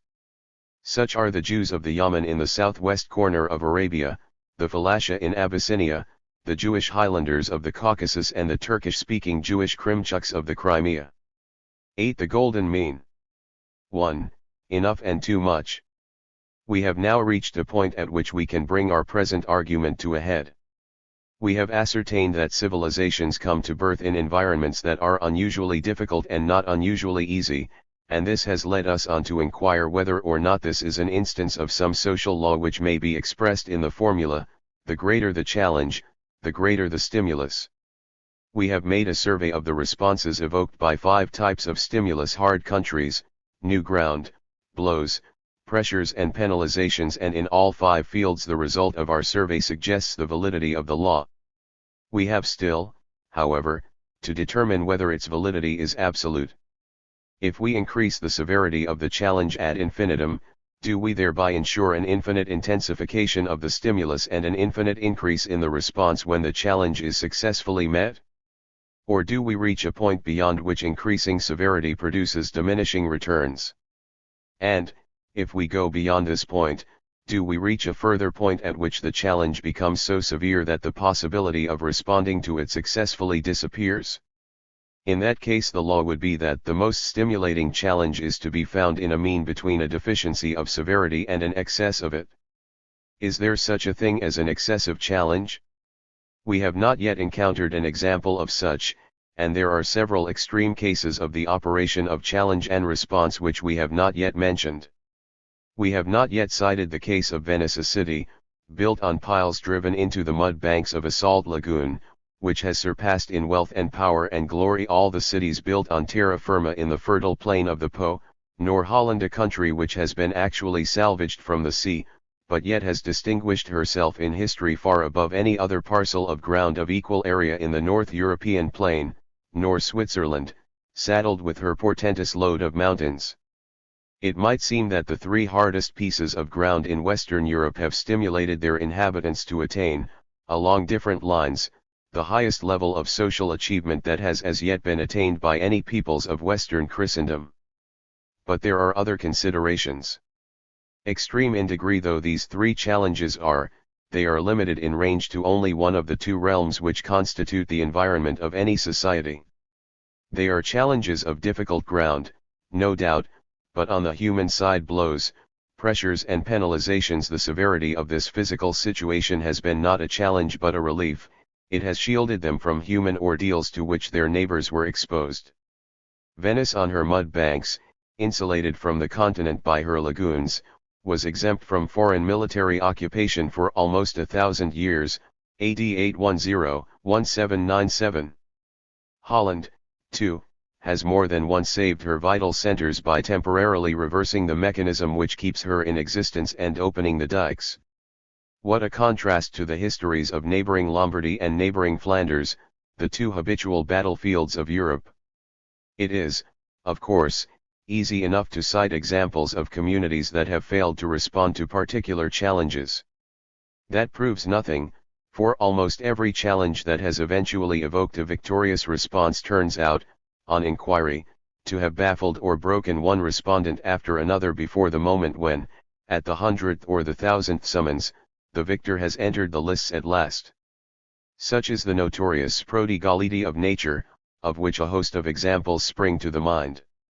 For instance, the physical challenge of the North European forest effectually baffled primitive man. Unequipped with implements for felling the forest trees and ignorant of how to turn the rich underlying soil to account by cultivation, even if he had been capable of clearing it of trees, primitive man in northern Europe simply avoided the forest and squatted on the sand dunes and chalk downs where his remains in the shape of dolmens, flint mines, and the like are now found, seeking out lands which his successors scorned as bad lands when the forest was falling to their axes. For primitive man the challenge of the temperate forest was actually more formidable than that of the frozen tundras, and in North America his line of least resistance eventually led him poleward beyond the forest's northern fringe to find his destiny in creating the Eskimo culture in response to the challenge of the Arctic Circle.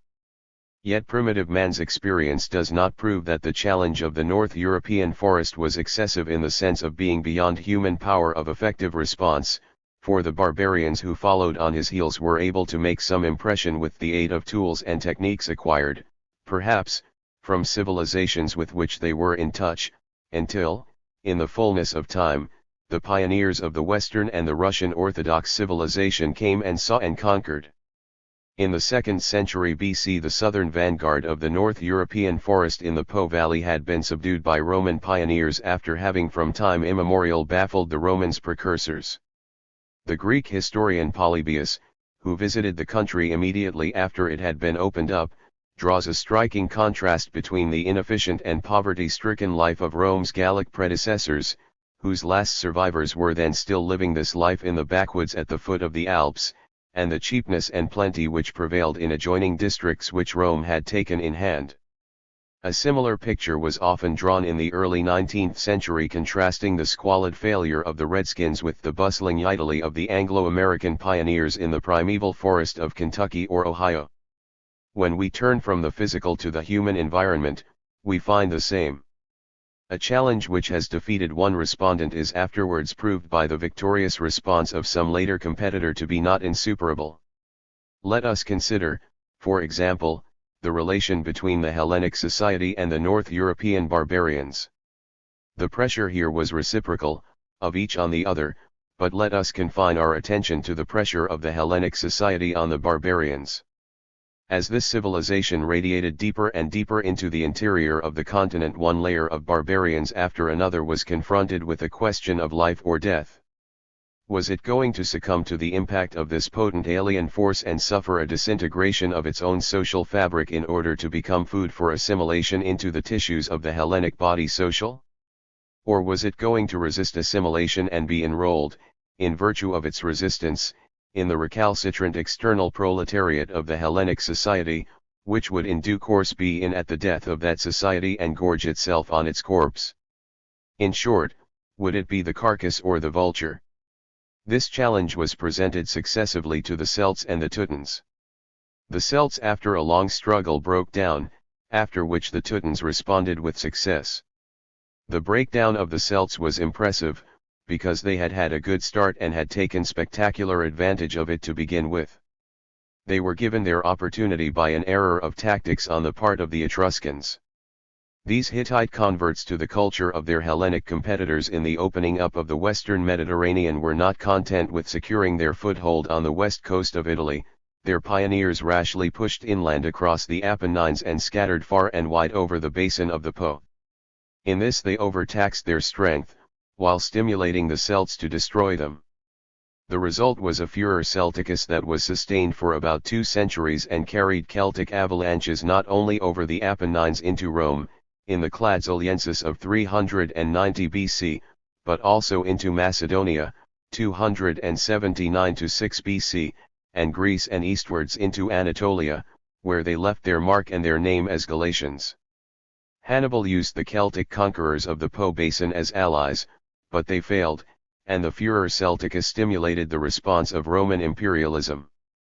In their western Lebensraum from Rimini to Rhine and Tyne, as well as in their eastern outposts on Danube and Halys, the Celts were disintegrated, swallowed, and eventually digested by the Roman Empire. This disintegration of the Celtic layer of European barbarism exposed the Teutonic layer, which lay next behind it, to the same challenge.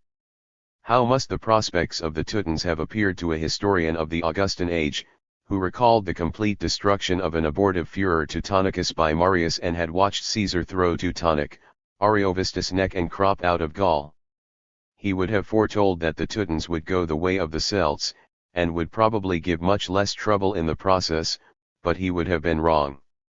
The Roman frontier reached the Elbe for a moment only, to withdraw immediately to the Rhine-Danube line and to remain there, and, when a frontier between civilization and barbarism stands still, time always works in the barbarian's favor.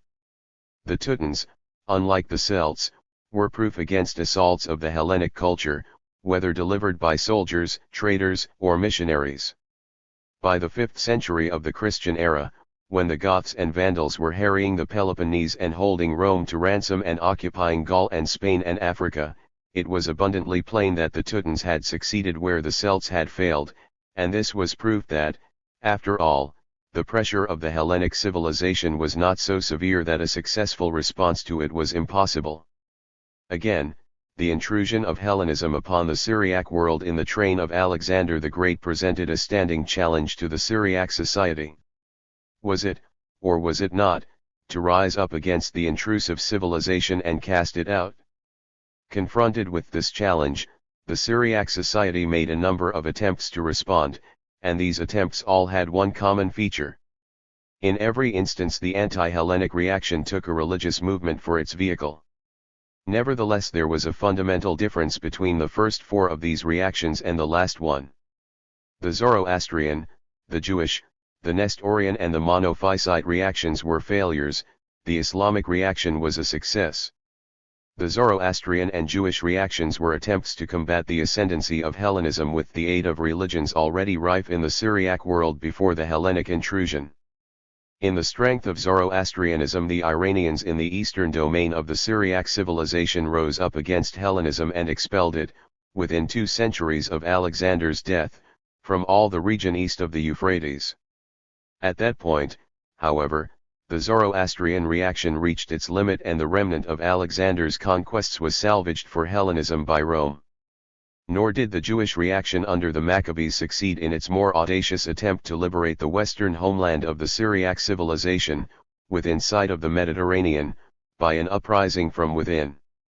The momentary triumph over the Seleucids was avenged by Rome. In the Great Romano-Jewish War of AD 66–70, the Jewish community in Palestine was ground to powder, and the abomination of desolation, which the Maccabees had once cast out from the Holy of Holies, came back to stay when Hadrian planted on the site of Jerusalem the Roman colony of Aelia Capitolina.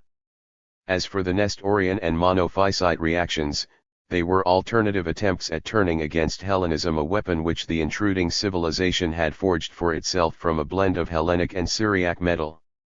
In the syncretistic religion of primitive Christianity, the essence of the Syriac religious spirit had been Hellenized to a degree which rendered it congenial to Hellenic and ungenial to Syriac souls. The Nestorian and Monophysite heresies were both of them attempts to de-Hellenize Christianity, and both of them failed as reactions against the Hellenic intrusion. Nestorianism was ignominiously driven out eastward beyond the Euphrates. Monophysitism held its ground in Syria and Egypt and Armenia by winning the hearts of a never Hellenized peasantry, but it was never able to wean away from orthodoxy and Hellenism a dominant minority inside the city walls. A Greek contemporary of the Emperor Heraclius, who had witnessed the victory of the East Roman Empire in its last trial of strength with the Persian Sassanids and the victory of the Orthodox Christian hierarchy in its last trial of strength with Nestorian and Monophysite heretics, might have been betrayed, about the year 630 of the Christian era, into giving thanks to God for having made the earthly trinity of Rome, Catholicism, and Hellenism invincible. Yet at this very moment the fifth Syriac reaction against Hellenism was impending. The Emperor Heraclius himself was condemned not to taste of death until he had seen Umar, the successor of Muhammad the Prophet, coming into his kingdom to undo, utterly and forever, the work of all the Hellenizers of Syriac domains from Alexander onwards. For Islam succeeded where its predecessors had failed. It completed the eviction of Hellenism from the Syriac world. It reintegrated, in the Arab Caliphate, the Syriac universal state which Alexander had ruthlessly cut short, before its mission had been fulfilled, when he overthrew the Persian Achaemenidi. Finally, Islam endowed the Syriac society, at last, with an indigenous universal church and thereby enabled it, after centuries of suspended animation, to give up the ghost in the assurance that it would not now pass away without leaving offspring, for the Islamic Church became the chrysalis out of which the new Arabic and Iranic civilizations were in due course to emerge. The foregoing examples indicate that we have not yet hit upon the right method for dealing with the problem now before us, which is to find an unequivocal instance in which a challenge has been proved to be excessive. We must approach the problem on other lines. 2. Comparisons in 3 terms. A new approach to the problem. Can we find some alternative method of search that promises better results? Let us try the effect of starting our inquiry from the opposite end. Hitherto we have started with a challenge that has defeated a respondent. Let us now start from instances in which a challenge has administered an effective stimulus and provoked a successful response. In the various sections of the previous chapter we have examined many instances of this kind and have compared the example of successful response with parallel cases in which the same party, or a comparable party, responded with less success to the same, or a comparable, challenge when the challenge was less severe. Let us now reconsider some of these comparisons between 2 terms and see whether we can increase our 2 terms to 3. Let us look in each case for some third historical situation in which the challenge has been not less severe but more severe than in the situation from which we have started. If we succeed in finding a third term of this kind, then the situation from which we have started, that of the successful response, becomes a middle term between 2 extremes. At these 2 extremes the severity of the challenge is respectively less and greater than at the mean. What about the success of the response? In the situation where the challenge was less we have already found that the response was less. But what about the third situation, which we are now introducing for the first time? Here, where the severity of the challenge is at its highest, shall we find that the success of the response is at its highest also? Suppose that we find, on the contrary, that an increase in the severity of the challenge beyond the mean degree is not accompanied by any increase in the success of the response, but that, on the contrary, the response declines. If this proves to be so, we shall have found that the interaction of challenge and response is subject to a law of diminishing returns. We shall conclude that there is a mean range of severity at which the stimulus is at its highest, and we will call this degree the optimum, as contrasted with the maximum. Norway, Iceland, Greenland. We have already found that it was in Iceland, and not in Norway, Sweden, or Denmark, that the abortive Scandinavian civilization achieved its greatest triumphs both in literature and in politics. The achievement was a response to a twofold stimulus, the stimulus of overseas migration and the stimulus of a bleaker and barrener country than that which these Scandinavian seafarers had left behind. Now suppose the same challenge had been repeated with redoubled severity. Suppose the Norsemen had traveled 500 miles on and settled in a country as much bleaker than Iceland as Iceland is bleaker than Norway. Would this Thule beyond Thule have bred a Scandinavian community twice as brilliant in literature and politics as that of Iceland? The question is not hypothetical, for the conditions which we have postulated were actually fulfilled when the Scandinavian seafarers pushed on to Greenland. And the answer to the question is not in doubt. The Greenland settlement proved a failure. Over a span of little less than half a millennium the Greenlanders were being slowly worsted in a tragic losing battle against a physical environment which was too severe even for them. Dixie, Massachusetts, Maine. We have already compared the severity of the physical challenge presented by the harsh climate and stony soil of New England with the less severe challenge presented by Virginia and the Carolinas to the British American colonists, and have shown how, in the struggle for the control of the continent, it was the New Englanders who outdistanced all their rivals.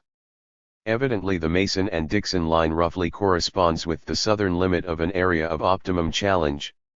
We have now to ask ourselves whether this area of highest climatic stimulus has another limit on the northern side, and as soon as we have framed the question we are aware that the answer is obviously affirmative.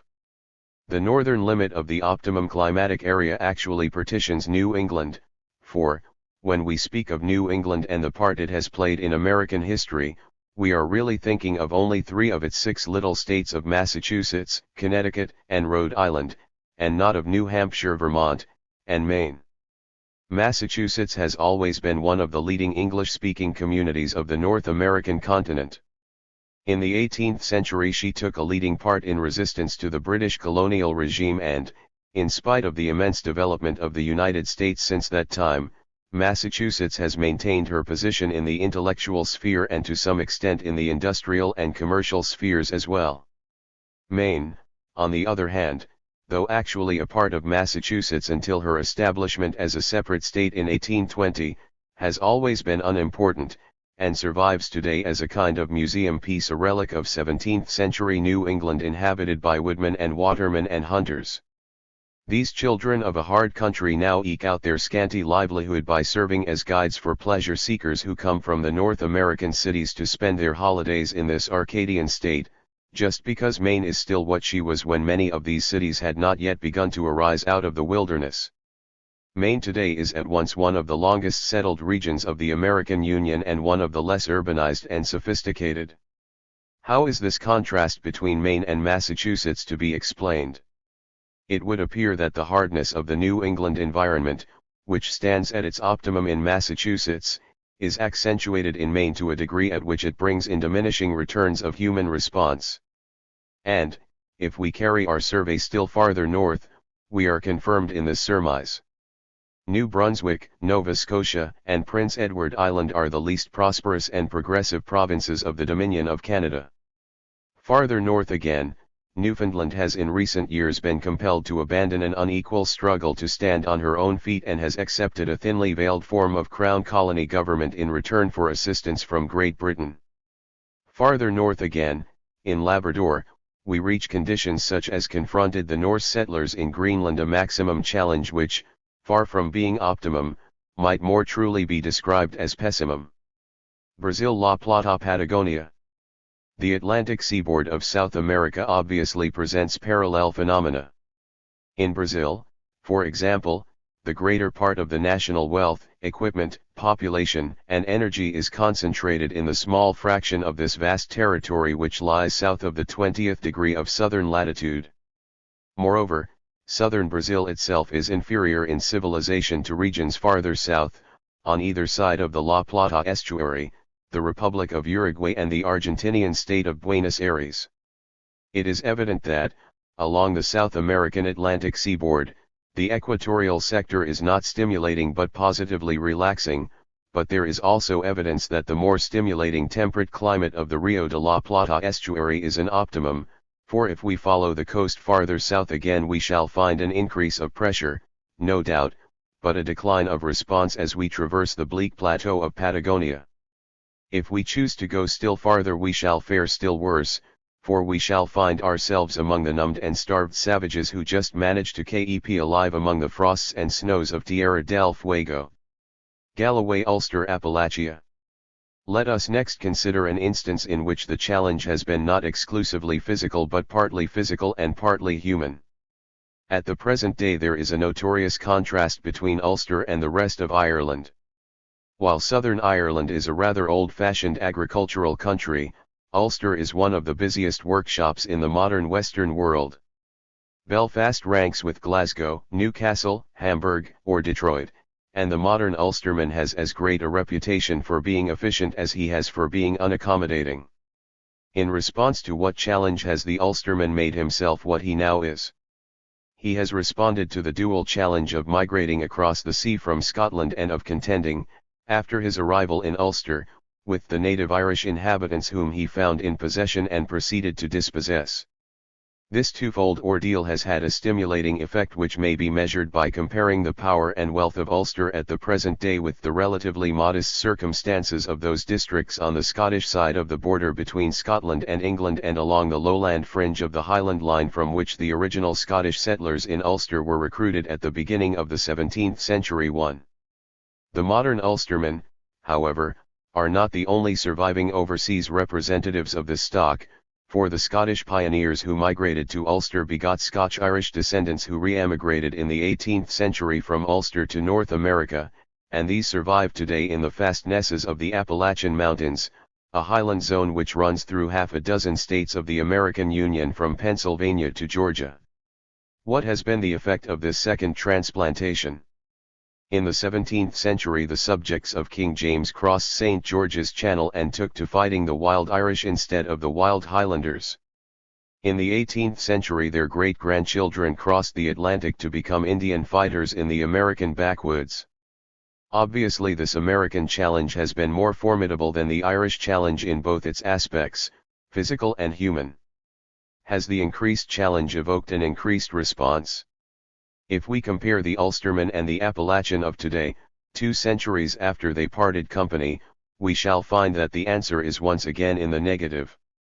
The modern Appalachian has not only not improved on the Ulsterman, he has failed to hold his ground and has gone downhill in a most disconcerting fashion. In fact, the Appalachian mountain people today are no better than barbarians. They have relapsed into illiteracy and witchcraft. They suffer from poverty, squalor, and ill health. They are the American counterparts of the latter-day white barbarians of the Old World Rafais, Albanians, Kurds, Pathans, and Hairy Ainus, but, whereas these latter are belated survivals of an ancient barbarism, the Appalachians present the melancholy spectacle of a people who have acquired civilization and then lost it. Reactions to the ravages of war. In the Ulster-Appalachia case the challenge was both physical and human, but the operation of the law of diminishing returns appears quite as clearly in other instances in which the challenge is presented in the human sphere exclusively. Consider, for example, the effects of the challenge presented by devastation in war. We have already recorded 2 cases in which severe challenges of this kind met with triumphant responses.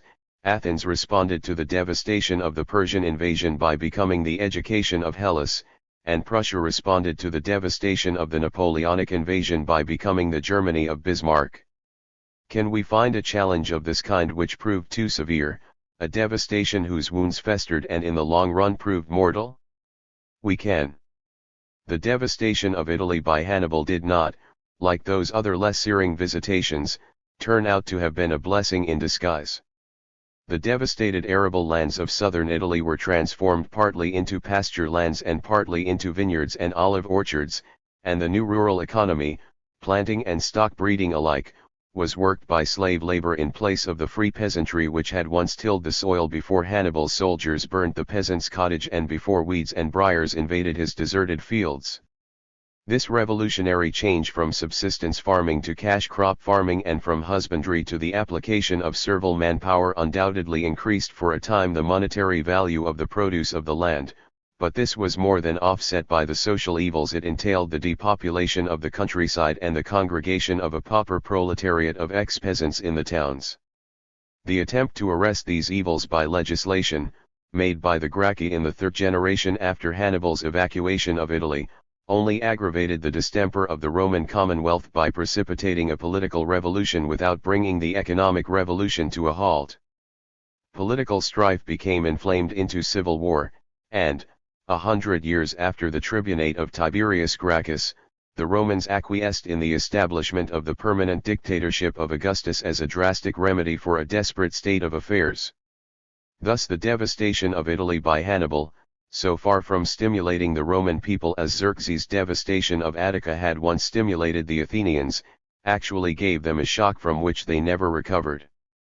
The chastisement of devastation, which had proved stimulating when administered with Persian vigor, became deadly when inflicted with Punic intensity.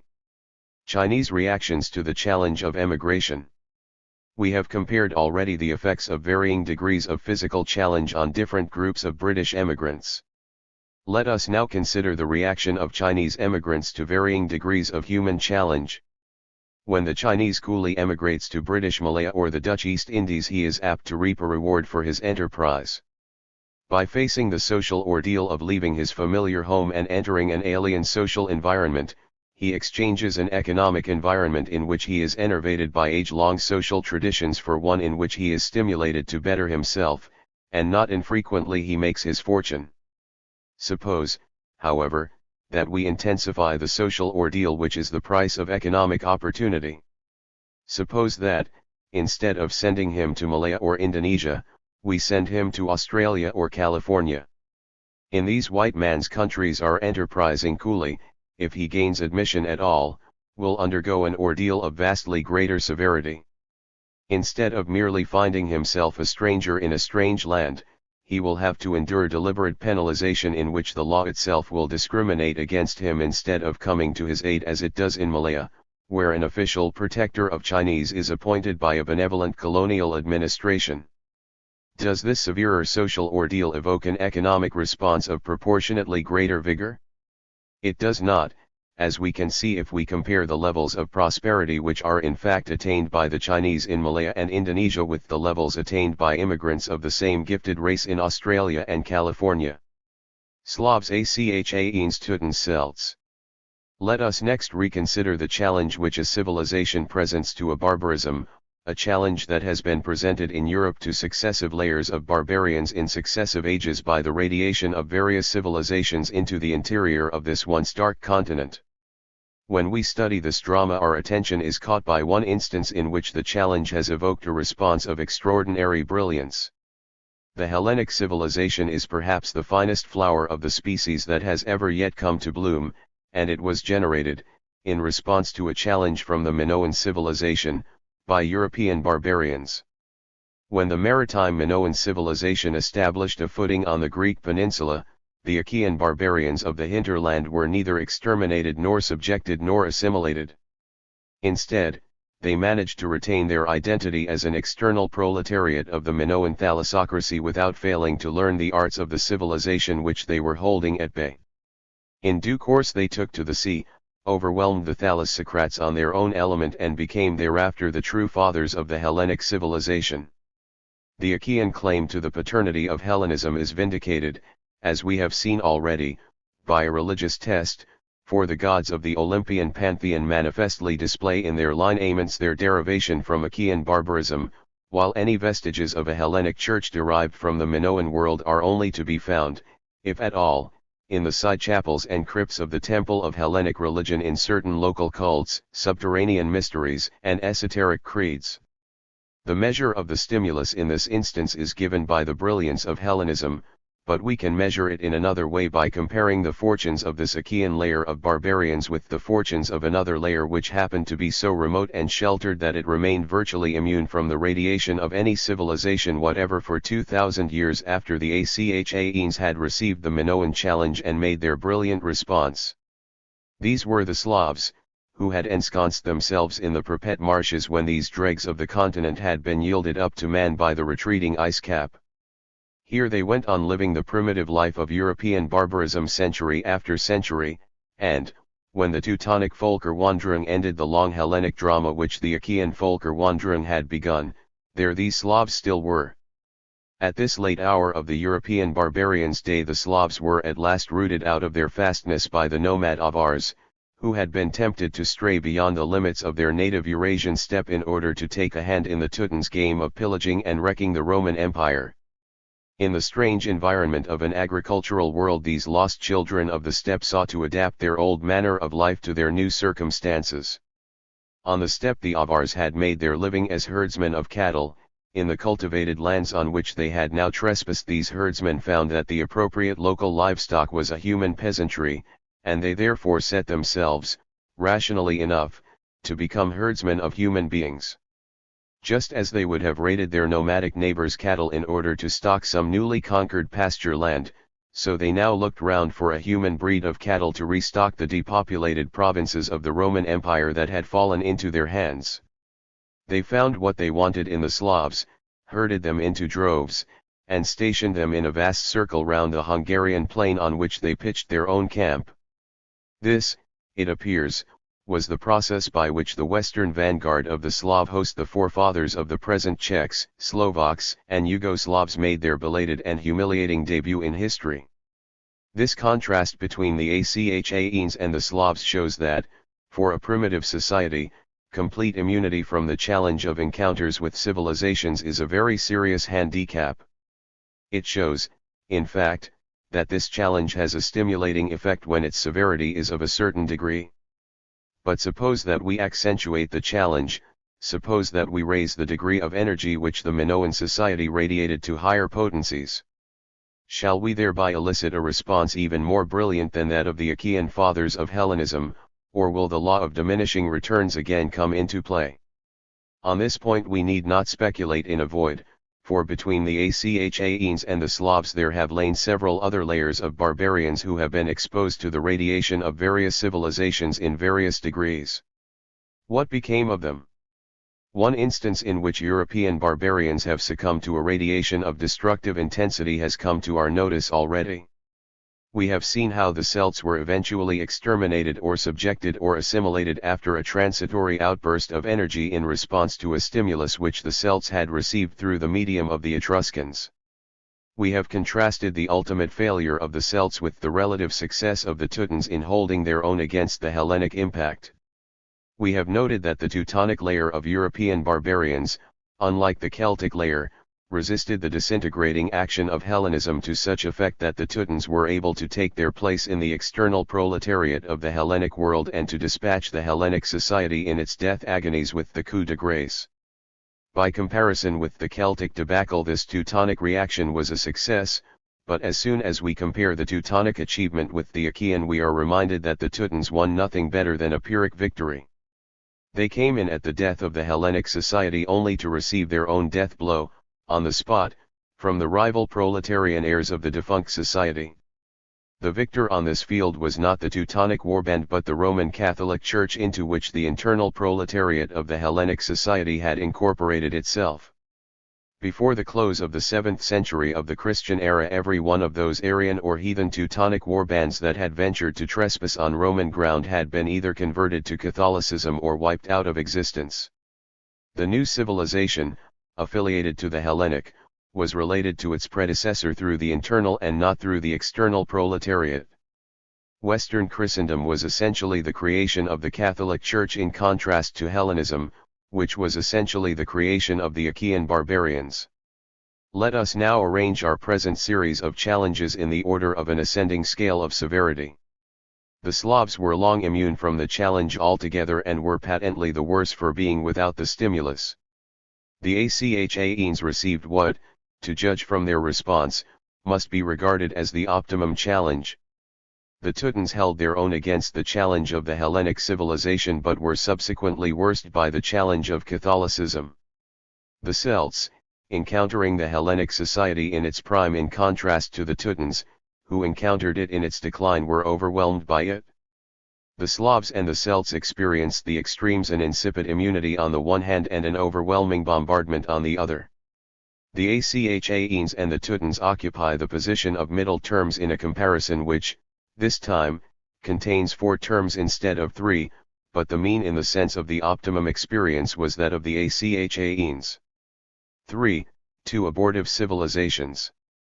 The rearguard of the Teutonic folk are wandering. Is it possible to define more closely the point at which the law of diminishing returns is brought into play in the series of challenges between radiating civilizations and European barbarians? It is, for there are 2 examples which we have not yet taken into account. These are the conflict between the Roman Church, as parent of our Western society, and the abortive far Western Christendom of the Celtic fringe, and the conflict between our Western society in its early stages and the far northern or Scandinavian society of the Vikings. In both these conflicts the antagonist was a barbarian rearguard which had always remained beyond the range of Roman rule and had held itself in reserve at the time when the Teutonic vanguard was plunging its sword into the dying body of the Hellenic society to destroy and, as it turned out, to be destroyed. Moreover, both these rearguards achieved a degree of success which, while falling short of that of the Achaeans, greatly surpassed that of the Teutons, who come next below the Achaeans in our 4-term comparison as at present stated. The Achaeans succeeded in producing a great civilization supplanting the Minoan civilization which they attacked. The Teutonic vanguard enjoyed a transitory good time in the congenial orgy of destruction, but achieved nothing, or almost nothing, of positive value. The far western Christians and the far northern Vikings, on the other hand, each got as far as begetting a civilization, but in each case the emperor succumbed to a challenge which proved too strong for it. We have already referred by implication more than once to the existence of abortive civilizations which we did not include in our original list because the essence of a civilization is to be found in its achievement of maturity, whereas these are victims of infant mortality. The course of our argument now presents an opportunity for examining two of them. 1. The abortive far western Christian civilization. The Celtic fringe reacted to Christianity in a way that was all its own.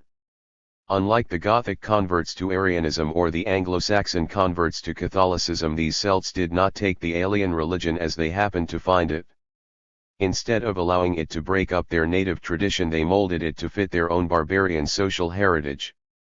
No other race, says Renaud, showed such originality in its way of taking Christianity.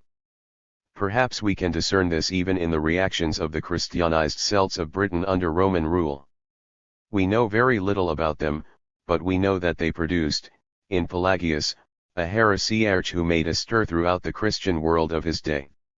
More important in the long run than Pelagianism, however, was the work of Pelagius's fellow countryman and contemporary Patrick, who carried Christianity beyond the frontier of the Roman world to Ireland. The English transmarine Volkerwanderung, the Anglo-Saxon invasion of Britain, which dealt the British Celts a crushing blow, made the Irish Celts' fortune. Its effect was to segregate Ireland, in the period immediately after the seeds of Christianity had been sown there, from those former Roman provinces in Western Europe in which a new Christian civilization, oriented towards Rome, was developing. It was this segregation, at the most formative stage of early growth, that made it possible for the embryo of a separate and distinctive far Western Christian society, with its nucleus in Ireland, to emerge simultaneously with the emergence of the nascent continental Western Christendom. The originality of this far Western Christendom is manifest alike in its ecclesiastical organization, in its ritual and hagiography, and in its literature and art. Within 100 years of St. Patrick's mission, which may be dated AD 432 to 61, the Irish Church had not only developed its distinctive features but had in many respects shot ahead of continental Catholicism. This is proved by the warmth of the welcome which, when the period of segregation was over, Irish missionaries and scholars received in Britain and on the continent, and by the eagerness with which British and continental students sought out the Irish schools. The period of Irish cultural superiority extends from the date of the foundation of the monastic university at Clonmacnois in Ireland in AD 548 to the foundation of the Irish monastery of St. James at Ratisbon in 1090. But this transmission of culture was not the only social consequence of the renewal of contact between insular and continental Christendom. Another consequence was a contest for power. The issue at stake was whether the future civilization of Western Europe should derive from an Irish or from a Roman embryo, and on this issue the Irish were defeated long before they lost their cultural ascendancy. The struggle was brought to a head in the 7th century by a competition between the disciples of St. Augustine of Canterbury and those of St. Columba of Iona for the conversion of the Angles of Northumbria. The dramatic encounter of their representatives at the Synod of Whitby, AD 664, and the Northumbrian king's decision in favor of Saint Wilfrid, the champion of Rome. The Roman victory was clinched almost immediately when Theodore of Tarsus came over from the continent as Archbishop of Canterbury to organize the Church in England on the Roman diocesan system with metropolitan sees at Canterbury and York. In the course of the next half-century all the communities of the Celtic fringe Picts, Irish, Welsh and Bretons, and lastly Iona itself accepted the Roman tonsure and the Roman method of calculating the date of Easter, which had been the points formally in dispute at Whitby. But there were other differences which did not entirely disappear until the 12th century.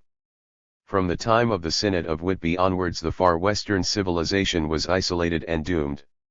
It suffered severely from the Viking raids on Ireland in the 9th century of the Christian era, when not a single Irish monastery escaped pillage.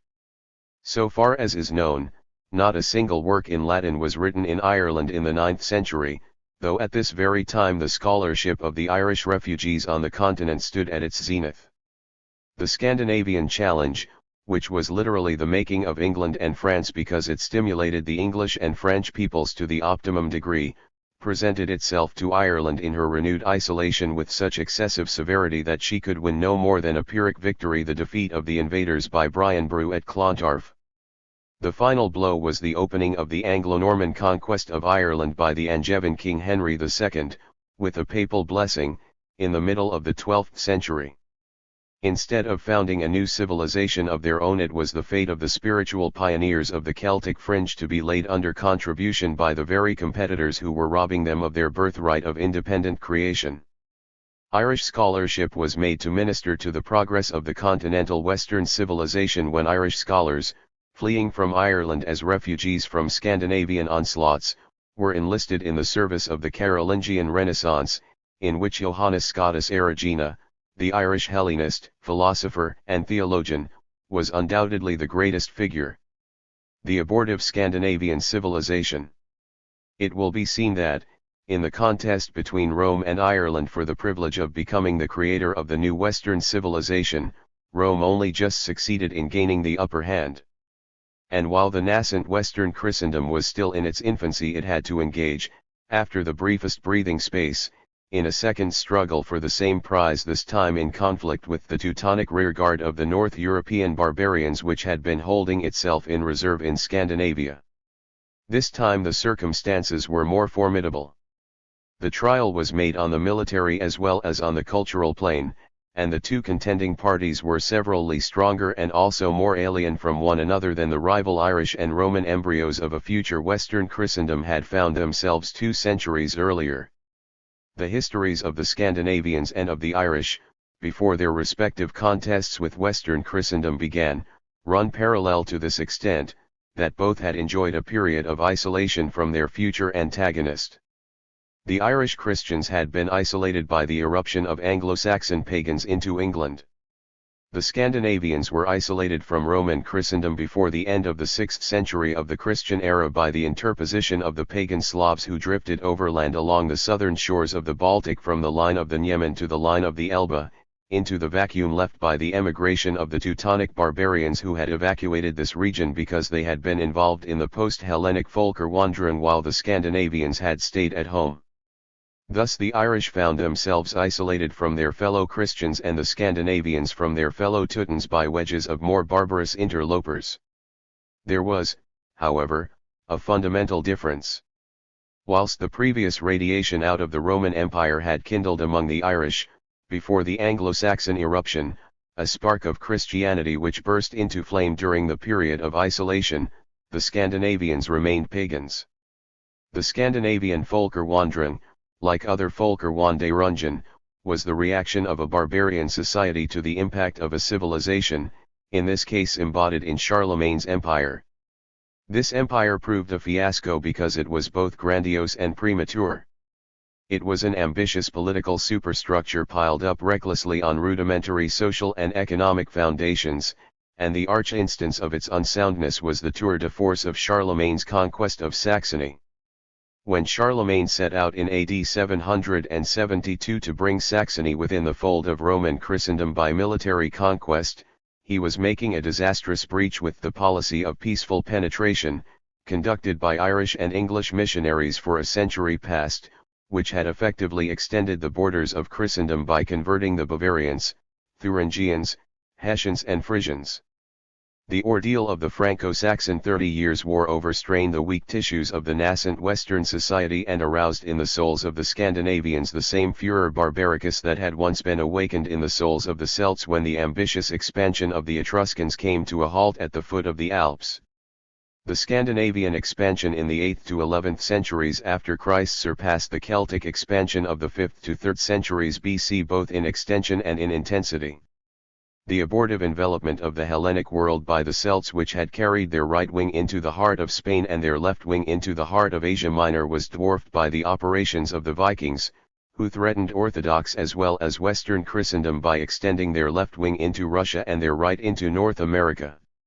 Again, the two Christian civilizations were in greater jeopardy when the Vikings were attempting to force their way along the Thames, the Seine, and the Bosphorus past London, Paris and Constantinople than was the Hellenic civilization when the Cets were momentarily masters of Rome and Macedonia.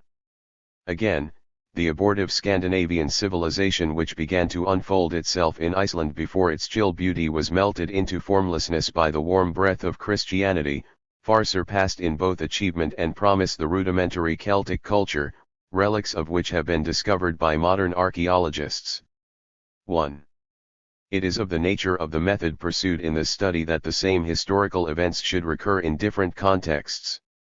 We have already described the challenge presented by the Scandinavian invasions to the peoples of England and France and shown that they rose victoriously to that challenge by achieving their own unity and, still more, by converting the Scandinavian settlers and incorporating them into their own civilization, CP 123. Just as, after the doom of the Celtic Christian culture, its sons contributed to the enrichment of Roman Christendom, so the Normans became the spearhead of Latin aggression 2 centuries later. Indeed, a historian has described the First Crusade, in a vivid oxymoron, as a Christianized Viking expedition. We have also described the significance of Iceland in the life of the abortive Scandinavian civilization and speculated on the strange results that might have followed if the Scandinavian pagans had equaled the achievement of the Achaeans and, driving Christianity underground, had established throughout Western Europe their own pagan culture as the one and only successor of the Hellenic civilization in that area. We have still to glance at the conquest and extinction of the Scandinavian civilization in its own homelands. This conquest was achieved by a reversion to the tactics which Charlemagne had discarded. The self-defense of Western Christendom had been conducted, perforce, on military lines, but, as soon as the militant Western defensive had brought the militant Scandinavian offensive to a halt, the Westerners resumed the tactics of peaceful penetration. After converting, and thus seducing from their original allegiance, the Scandinavian settlers in Western Christian lands, Western Christendom applied the same tactics to the Scandinavians who had remained at home. And at this point one of the outstanding virtues of the Scandinavians assisted in their undoing their remarkable receptivity, a characteristic noticed by a contemporary Western Christian scholar and expressed by him in a couple of rather bad hexameters. 1. They take over the customs and language of those who join their standards, so that the result is a single race. It is curious, for example, to find that Scandinavian rulers, even before their conversion to Christianity, made a hero out of Charlemagne and showed an inclination to name their sons Carlos or Magnus. If in the same generation Muhammad and Umar had become favorite Christian names among the rulers of Western Christendom, we should certainly have concluded that this new fashion boded ill for the prospects of Western Christendom in its struggle with Islam. In the Scandinavian kingdoms of Russia, Denmark, and Norway the formal outward act of conversion to Christianity was imposed upon the people wholesale by the arbitrary fiat of 3 Scandinavian princes who reigned contemporaneously near the end of the 10th century. In Norway there was at first a strenuous resistance, but in Denmark and Russia the change was accepted with apparent passivity. Thus the Scandinavian society was riot-only conquered but was partitioned, for Orthodox Christendom, which had borne its share of the Viking onslaught, shared also in the religious and cultural counter-offensive which followed. The ambassadors or merchants of the Scandinavian Principality of Russia compared the idolatry of the woods with the elegant superstition of Constantinople. They had gazed with admiration on the dome of Saint Sophia, the lively pictures of saints and martyrs, the riches of the altar, the number and vestments of the priests, the pomp and order of the ceremonies. They were edified by the alternate succession of devout silence and harmonious song, nor was it difficult to persuade them that a choir of angels descended each day from heaven to join in the devotion of the Christians. 2. The conversion of Iceland itself followed almost immediately in the year 1000, and it was the beginning of the end of the Icelandic culture.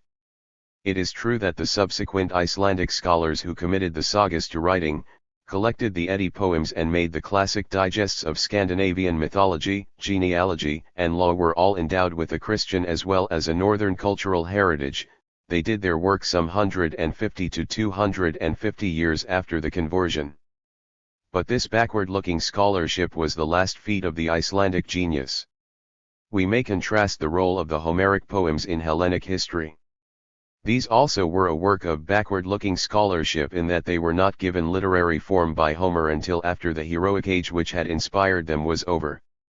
but the Hellenic genius, having achieved the epics, passed on to further achievements of equal magnitude in other fields, whereas the Icelandic achievement petered out after reaching its Homeric peak about AD. I-150-1250. 4. The impact of Islam on the Christendoms. To conclude this part of our inquiry, let us see whether the impacts of Islam upon the Christendoms will furnish yet another of those comparisons in three terms with which the reader is by this time familiar. We have already noticed in another connection a challenge from Islam which evoked an optimum response. The challenge presented to the Franks in the 8th century of the Christian era evoked a counter-offensive extending over many centuries which not only drove the adherents of Islam out of the Iberian Peninsula but also, traveling on beyond its original objective, carried the Spaniards and Portuguese overseas to all the continents of the world. In this case, too, we may notice a phenomenon which we have already observed in considering the defeat of the far western and Scandinavian civilizations. Before it was entirely rooted out and destroyed, the Iberian Muslim culture was exploited for the benefit of its victorious antagonist. The scholars of Muslim Spain contributed unintentionally to the philosophical edifice erected by the medieval Western Christian schoolmen, and some of the works of the Hellenic philosopher Aristotle first reached the Western Christian world through Arabic translations. It is also true that many Oriental influences on Western culture which have been attributed to infiltration through the Crusaders' principalities in Syria really came from Muslim Iberia. The Muslim attack on Western Christendom through Iberia and over the Pyrenees was not really as formidable as it looked, owing to the length of the line of communications between this front and the fountainheads of Islamic energy in southwestern Asia, and it is not difficult to find a quarter in which the lines of communication were shorter and the Muslim attack proved in consequence too severe. This region is Anatolia, at that time the citadel of the Orthodox Christian civilization. In the first phase of their attack, the Arab aggressors sought to put Rum, as they called it, i.e. Rome, out of action and to overwhelm Orthodox Christendom altogether by striking right across Anatolia at the imperial city itself. Constantinople was unsuccessfully besieged by the Muslims in AD 673-7 and again in 717-18. Even after the failure of the second siege, when the frontier between the two powers settled down along the line of the Taurus Mountains, what remained of the Anatolian domain of Orthodox Christendom was regularly raided by the Muslims twice a year. The Orthodox Christians responded to this pressure by a political expedient, and this response was successful on a short view, inasmuch as it availed to keep the Arabs at bay. On a long view, on the other hand, it was unfortunate on account of its pernicious effects on the inward life and growth of the Orthodox Christian society. The expedient was the evocation of a ghost of the Roman Empire in the Orthodox Christian world by Leo the Syrian, about 2 generations before the same feat was attempted unsuccessfully, and therefore more or less innocuously, by Charlemagne in the West. The most disastrous effect of Leo the Syrian's achievement was the aggrandizement of the Byzantine state, at the expense of the Orthodox Church, and the consequent internecine 100 Years' War between the Eastern Roman Empire and Patriarchate on the one side and the Bulgarian Empire and Patriarchate on the other. This self-inflicted wound was the death of the Orthodox Christian society in its original form and its original home. These facts suffice to show that the challenge presented by the Islamic impact to Orthodox Christendom, unlike its challenge to Western Christendom, was excessive. Can we find a case in which the Islamic impact failed to stimulate through being insufficiently severe? We can, for the results are to be seen to this day in Abyssinia. The monophysite Christian community which has survived in this African fastness has become one of the social curiosities of the world, first, on account of its sheer survival, in almost complete isolation from other Christian communities, ever since the Muslim Arabs conquered Egypt 13 centuries ago, and secondly on account of its extraordinarily low cultural level. Though Christian Abyssinia was admitted, with some hesitation, to membership in the League of Nations, she was a byword for disorder and barbarism, the disorder of feudal and tribal anarchy and the barbarism of the slave trade. In fact, the spectacle presented by the one African state, apart from Liberia, that had retained its complete independence was perhaps the best justification that could be found for the partitioning of the rest of Africa among the European powers. Consideration shows that the peculiarities of Abyssinia, the survival of her independence and the stagnation of her culture, both derive from the same cause, the virtual impregnability of the highland fastness in which this fossil is ensconced. The wave of Islam and the mightier wave of our modern Western civilization have washed round the foot of the escarpment and momentarily broken over its crest without ever permanently submerging the summit. The occasions on which these hostile waves have swept up onto the highlands have been few and brief. Abyssinia was in danger of Muslim conquest in the first half of the 16th century, when the Muslim inhabitants of the lowlands on the Red Sea coast forestalled the Abyssinians in the acquisition of firearms, but the newfangled weapons which the Somalis had acquired from the Osmanlis reached the Abyssinians from the Portuguese just in time to save them from destruction. Thereafter, when the Portuguese had served their turn and begun to make themselves a nuisance by trying to convert the Abyssinians from Monophysitism to Catholicism, the Western version of Christianity was suppressed and all Western visitors were expelled from the country in the 1630s at the same time as a similar policy was being carried out by Japan. The British Abyssinian expedition of 1868 proved a complete success but was without ulterior consequences, unlike the opening of Japan by the American Navy 15 years earlier. However, at the time of the scramble for Africa in the last years of the 19th century, some European power was bound to tackle Abyssinia, and the Italians made the attempt. This time the part played by the Portuguese 2.5 centuries before was played by the French, who supplied the Emperor Menelik with breech-loading rifles which enabled him to inflict a resounding defeat on the Italian invader at Ottawa in 1896.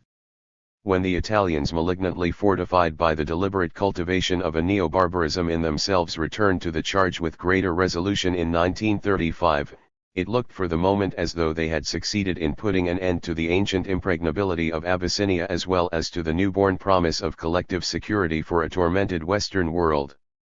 But within 4 years of the proclamation of an Italian Empire of Ethiopia, Mussolini's intervention in the General War of 1939–45 had impelled the British, who had refrained from coming to Abyssinia's assistance in 1935–6 for the sake of saving the League of Nations, to save their own skins in 1941–2 by performing for Abyssinia, after all, the same obliging service that the French and the Portuguese had performed for her in previous emergencies.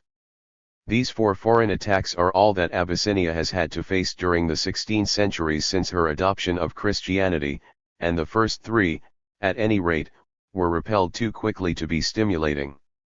Otherwise her experience has been a blank, and might serve as a refutation of the saying that the nation is happy which has no history. Her record contains little but monotonous and meaningless violence against a background of apathy, a word which, in the original Greek, one means invulnerability to the pains of experience, or, in other words, imperviousness to its stimulus. In 1946, notwithstanding the valiant efforts at reform that were then being made by the Emperor Haile Selassie and his band of liberal-minded lieutenants, it remained to be seen whether the 4th foreign attack on Abyssinia would have any more stimulating effect than its predecessors. 3. The growths of civilizations. 9. The arrested civilizations. 1. Polynesians, Eskimos, and nomads. In the preceding part of this study we have been wrestling with the admittedly difficult question of how civilizations come into existence, but the problem now before us might be thought to be too easy to deserve consideration as a problem at all. Once a civilization is born, and provided that it is not nipped in the bud, as has been the fate of what we have called abortive civilizations, may not its growth be expected as a matter of course? The best way to find an answer to this question is to ask another one: do we find, as a matter of historical fact, that civilizations which have surmounted the successive perils of birth and of infancy do in fact invariably grow to manhood? In other words, do they invariably proceed in due course to achieve a control over their environment and way of life which justifies us in including them in the list compiled in the 2nd chapter of this book? The answer is that some do not. In addition to the 2 classes already noticed, developed civilizations and abortive civilizations, there is a third, which we must call arrested civilizations. It is the existence of civilizations which have kept alive but failed to grow that compels us to study the problem of growth, and our first step will be to collect and study the available specimens of civilizations of this category. We can readily lay hands on half a dozen specimens. Among the civilizations that have come to birth in response to physical challenges there are the Polynesians, the Eskimos, and the nomads, and among civilizations that have arisen in response to human challenges there are certain peculiar communities, like the Osmanlis in the Orthodox Christian world and the Spartans in the Hellenic world, which have been called into existence by local accentuations of the prevalent human challenges when these have been keyed up, through peculiar circumstances, to pitches of unusual severity. These are all examples of arrested civilizations, and we can see at once that they all present a picture of the same general predicament. All these arrested civilizations have been immobilized in consequence of having achieved a tour de force. They are responses to challenges of an order of severity on the very borderline between the degree that affords stimulus to further development and the degree that entails defeat. In the imagery of our fable of the climber's pitch, see pages 49 to 50, they are like climbers who have been brought up short and can go neither backward nor forward. Their posture is one of perilous immobility at high tension, and we may add that 4 out of the 5 we have mentioned were in the end compelled to accept defeat. Only one of them, the Eskimo culture, is still maintaining itself. The Polynesians, for instance, ventured upon the tour de force of audacious oceanic voyaging. Their skill was to perform these stupendous voyages in frail open canoes. Their penalty was to remain, for an unknown but undoubtedly lengthy period of time, in exact equilibrium with the Pacific, just able to cross its vast empty spaces, but never able to cross them with any margin of security or ease until the intolerable tension found its own relief by going slack, with the result that these former peers of the Minoans and the Vikings had degenerated into incarnations of the lotus eaters and dojialikes, losing their grip upon the ocean and resigning themselves to being marooned, each in his own insular paradise, until the western mariner descended upon them. We need not dwell here upon the Polynesians' latter end, since we have touched upon it already apropos of Easter Island, CP 83. As for the Eskimos, their culture was a development of the North American Indian way of life specially adapted to the conditions of life round the shores of the Arctic Ocean. The Eskimos' tour de force was to stay at or on the ice in the winter and hunt seals. Whatever the historical incentive may have been, it is evident that, at some point in their history, the forefathers of the Eskimos grappled audaciously with the Arctic environment and adapted their life to its exigencies with consummate skill. To prove this assertion it is only necessary to recite the catalogue of the material appliances which the Eskimos have elaborated or invented: kayak, umiak, women's boat, harpoon and bird dart with throwing board, the three-pronged salmon spear, the compound bow, strengthened by a backing of sinews, the dog sledge, the snowshoe, the winter house and the snow house with the lamps for burning blubber oil, and the platform, the summer tent, and lastly the skin garments one. These are the outward and visible signs of an amazing feat of wit and will, and yet in certain directions, for instance as regards social organization, the Eskimo display somewhat inferior development. But it is a question whether this inferior social differentiation is due to primitiveness, or whether it is not rather a result of the natural conditions under which the Eskimo have lived from time immemorial. No deep knowledge of the Eskimo culture is needed to see that it is a culture which has been obliged to employ an immensely large part of its force simply to develop the means wherewith to gain a livelihood. 1. The penalty which the Eskimos have had to pay for their audacity in grappling with the Arctic environment has been the rigid conformation of their lives to the annual cycle of the Arctic climate. All the breadwinners of the tribe are obliged to carry on different occupations at the different seasons of the year, and the tyranny of Arctic nature imposes almost as exacting a timetable on the Arctic hunter as is imposed on any factory worker by the human tyranny of scientific management. Indeed, we may be inclined to ask ourselves whether the Eskimos are the masters of Arctic nature or her slaves. We shall meet with an equivalent question, and we shall find it equally difficult to answer, when we come to examine the lives of the Spartans and the Osmanlis. But we must first consider the fate of another arrested civilization which has been evoked, like that of the Eskimos, by a physical challenge. While the Eskimos grappled with the ice and the Polynesians with the ocean, the nomad, who has taken up the challenge of the steppe, has had the audacity to grapple with an equally intractable element, and indeed, in its relationship to man, the steppe, with its surface of grass and gravel, actually bears a greater resemblance to the unharvested sea, as Homer so often calls it, than it bears to terra firma that is amenable to hoe and plough.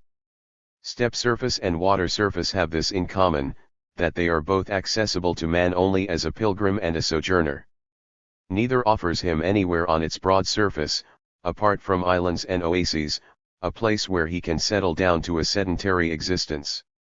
Both provide strikingly greater facilities for travel and transport than those parts of the earth's surface on which human communities are accustomed to make their permanent homes, but both exact, as a penalty for trespassing on them, the necessity of constantly moving on, or else moving off their surface altogether onto the coasts of terra firma which surround them.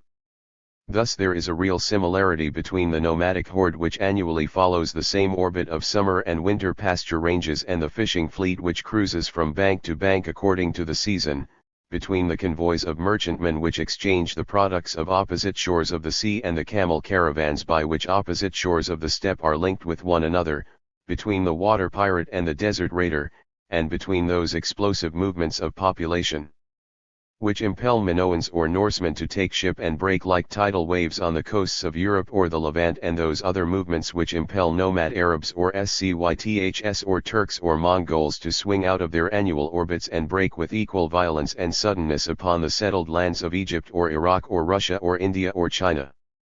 It will be seen that the nomads, like the Polynesians and the Eskimos, response to the challenge of physical nature is a tour de force, and in this case, unlike the other cases, the historical incentive is not altogether a matter of conjecture.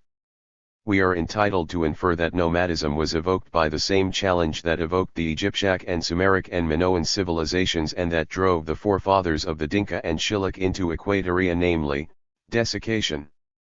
The clearest light that we have as yet on the origins of nomadism has been thrown by the researches of the Pumpelly expedition in the Trans-Caspian oasis of Anna.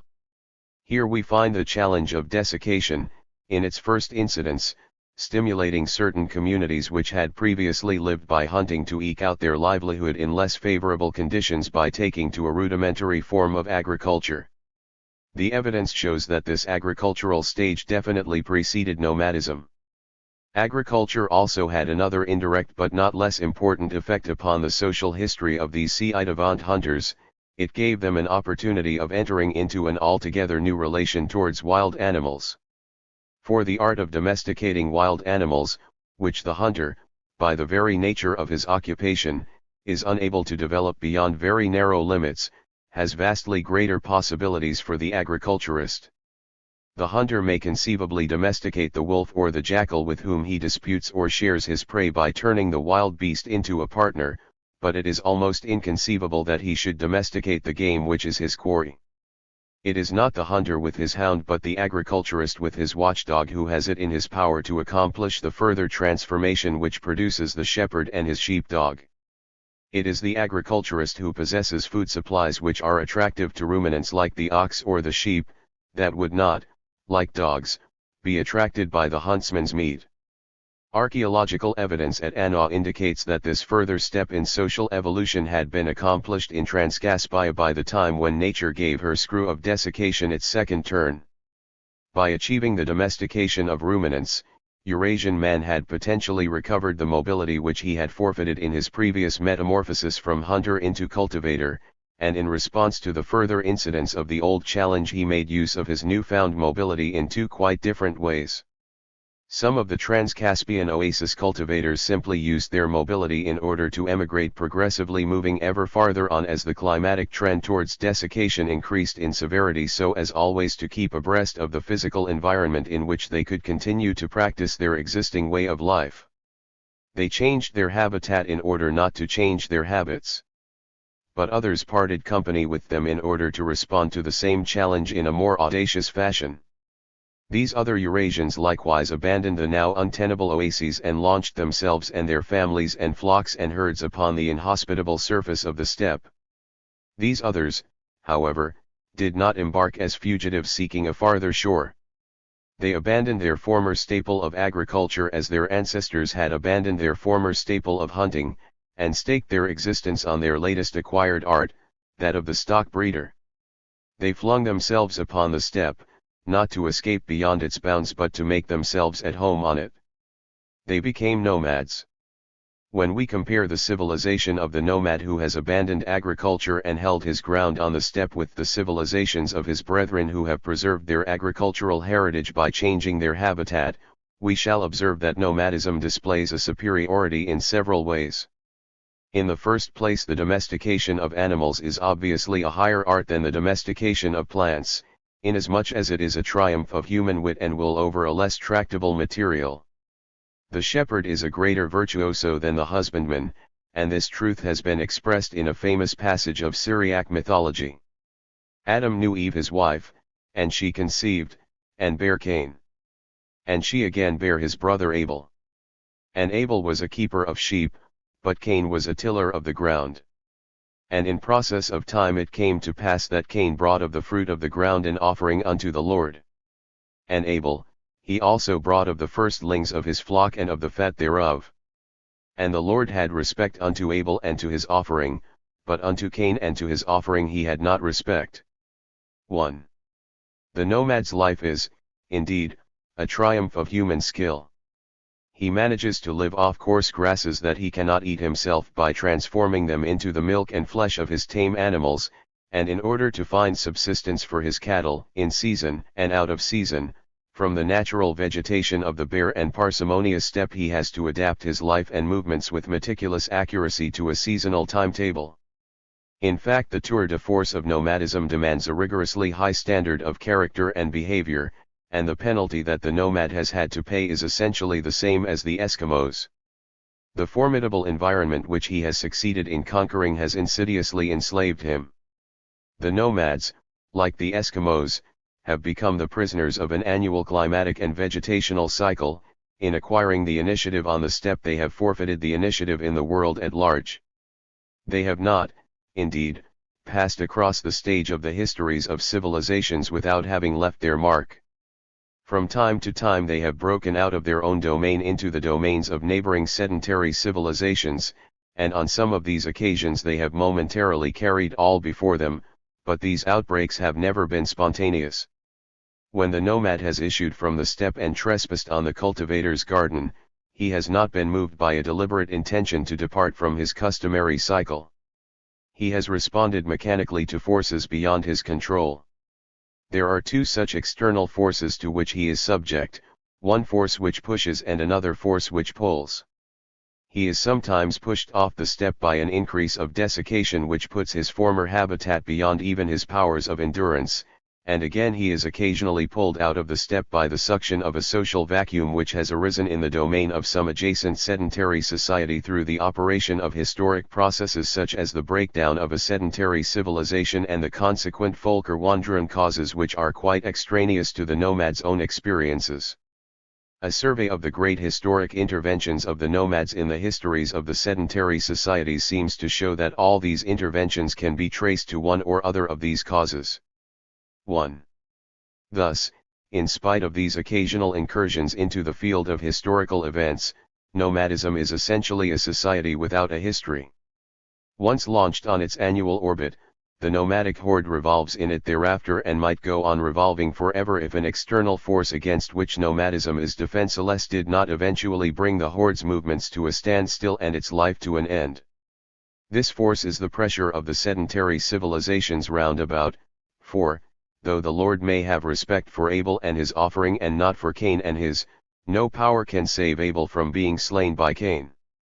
Recent meteorological research indicates that there is a rhythmic alternation, possibly of worldwide incidence, between periods of relative desiccation and humidity, which causes alternate intrusions of peasants and nomads into one another's spheres. When desiccation reaches a degree at which the steppe can no longer provide pasture for the quantity of cattle with which the nomads have stocked it, The herdsmen swerve from their beaten track of annual migration and invade the surrounding cultivated countries in search of food for their animals and themselves. On the other hand, when the climatic pendulum swings back and the next phase of humidity attains a point at which the steppe becomes capable of bearing cultivated roots and cereals, the peasant makes his counter-offensive upon the pastures of the nomad. Their respective methods of aggression are very dissimilar. The nomad's outbreak is as sudden as a cavalry charge. The peasant's is an infantry advance. At each step he digs himself in with mattock or steam plow, and secures his communications by building roads or railways. The most striking recorded examples of nomad explosion are the intrusions of the Turks and Mongols, which occurred in what was probably the last dry period but one. An imposing instance of peasant encroachment is the subsequent eastward expansion of Russia. Both types of movement are abnormal, and each is extremely unpleasant for the party at whose expense it is made. But they are alike in being due to a single uncontrollable physical cause. The relentless pressure of the cultivator is probably more painful in the long run, if one happens to be the victim of it, than the nomad's savage onslaught. The Mongol raids were over in 2 or 3 generations, but the Russian colonization which has been the reprisal for them has been going on for over 400 years, first behind the Cossack lines, which encircled and narrowed down the pasture lands from the north, and then along the Trans-Caspian Railway, which stretched its tentacles round their southern border. From the nomad's point of view, a peasant power like Russia resembles those rolling and crushing machines with which Western industrialism shapes hot steel according to its pleasure. In its grip the nomad is either crushed out of existence or racked into the sedentary mold, and the process of penetration is not always peaceful. The path was cleared for the Trans-Caspian Railway by the slaughter of Turkmens at Göktepe. But the nomad's death cry is seldom heard. During the European War, while people in England were raking up the Ottoman Turks' nomadic ancestry in order to account for their murder of 600,000 Armenians, 500,000 Turkish-speaking Central Asian nomads of the Kyrgyz-Kazakh Confederacy were being exterminated also under superior orders by that justest of mankind, the Russian muzhik. 1. Nomadism was doomed in Eurasia from that moment in the 17th century when 2 sedentary empires, the Muscovite and the Manchu, stretched their tentacles round the Eurasian steppe from opposite quarters. Today our Western civilization, which has now spread its tentacles over the entire surface of the globe, is completing the extirpation of nomadism in all its other ancient domains. In Kenya the pasture lands of the Maasai have been cut up and cut down to make way for European farmers. In the Sahara the Imoshak are seeing their hitherto impenetrable desert fastness invaded by aeroplanes and by the 8-wheeled automobile. Even in Arabia, the classic home of Afrasian nomadism, the Badu are being forcibly converted into Fellahin, and this by no alien power but by the deliberate policy of an Arab of the Arabs, Abd al-Aziz al-Saud, the king of the Najd and the Hijaz, and the temporal head of the Wahhabi community of puritanical Muslim zealots.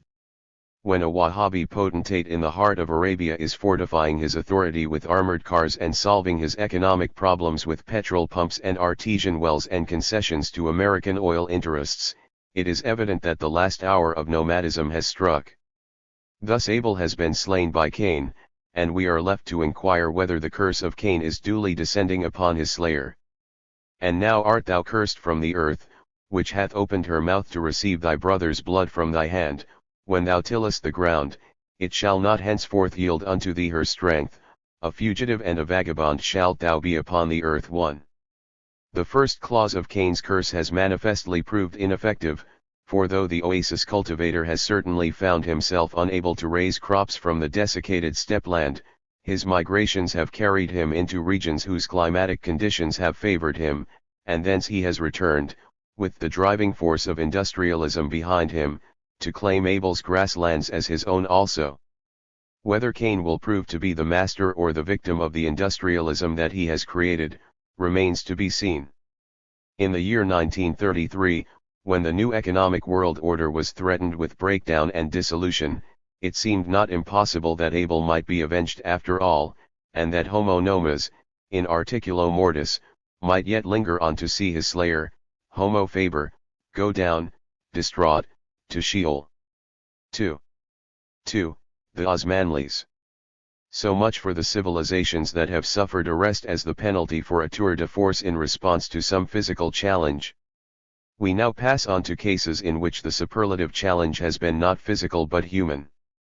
The superlative challenge to which the Ottoman system was a response was the geographical transference of a nomadic community from its native environment on the steppe to a new environment in which it was confronted with the novel problem of exercising dominion over alien communities of human beings.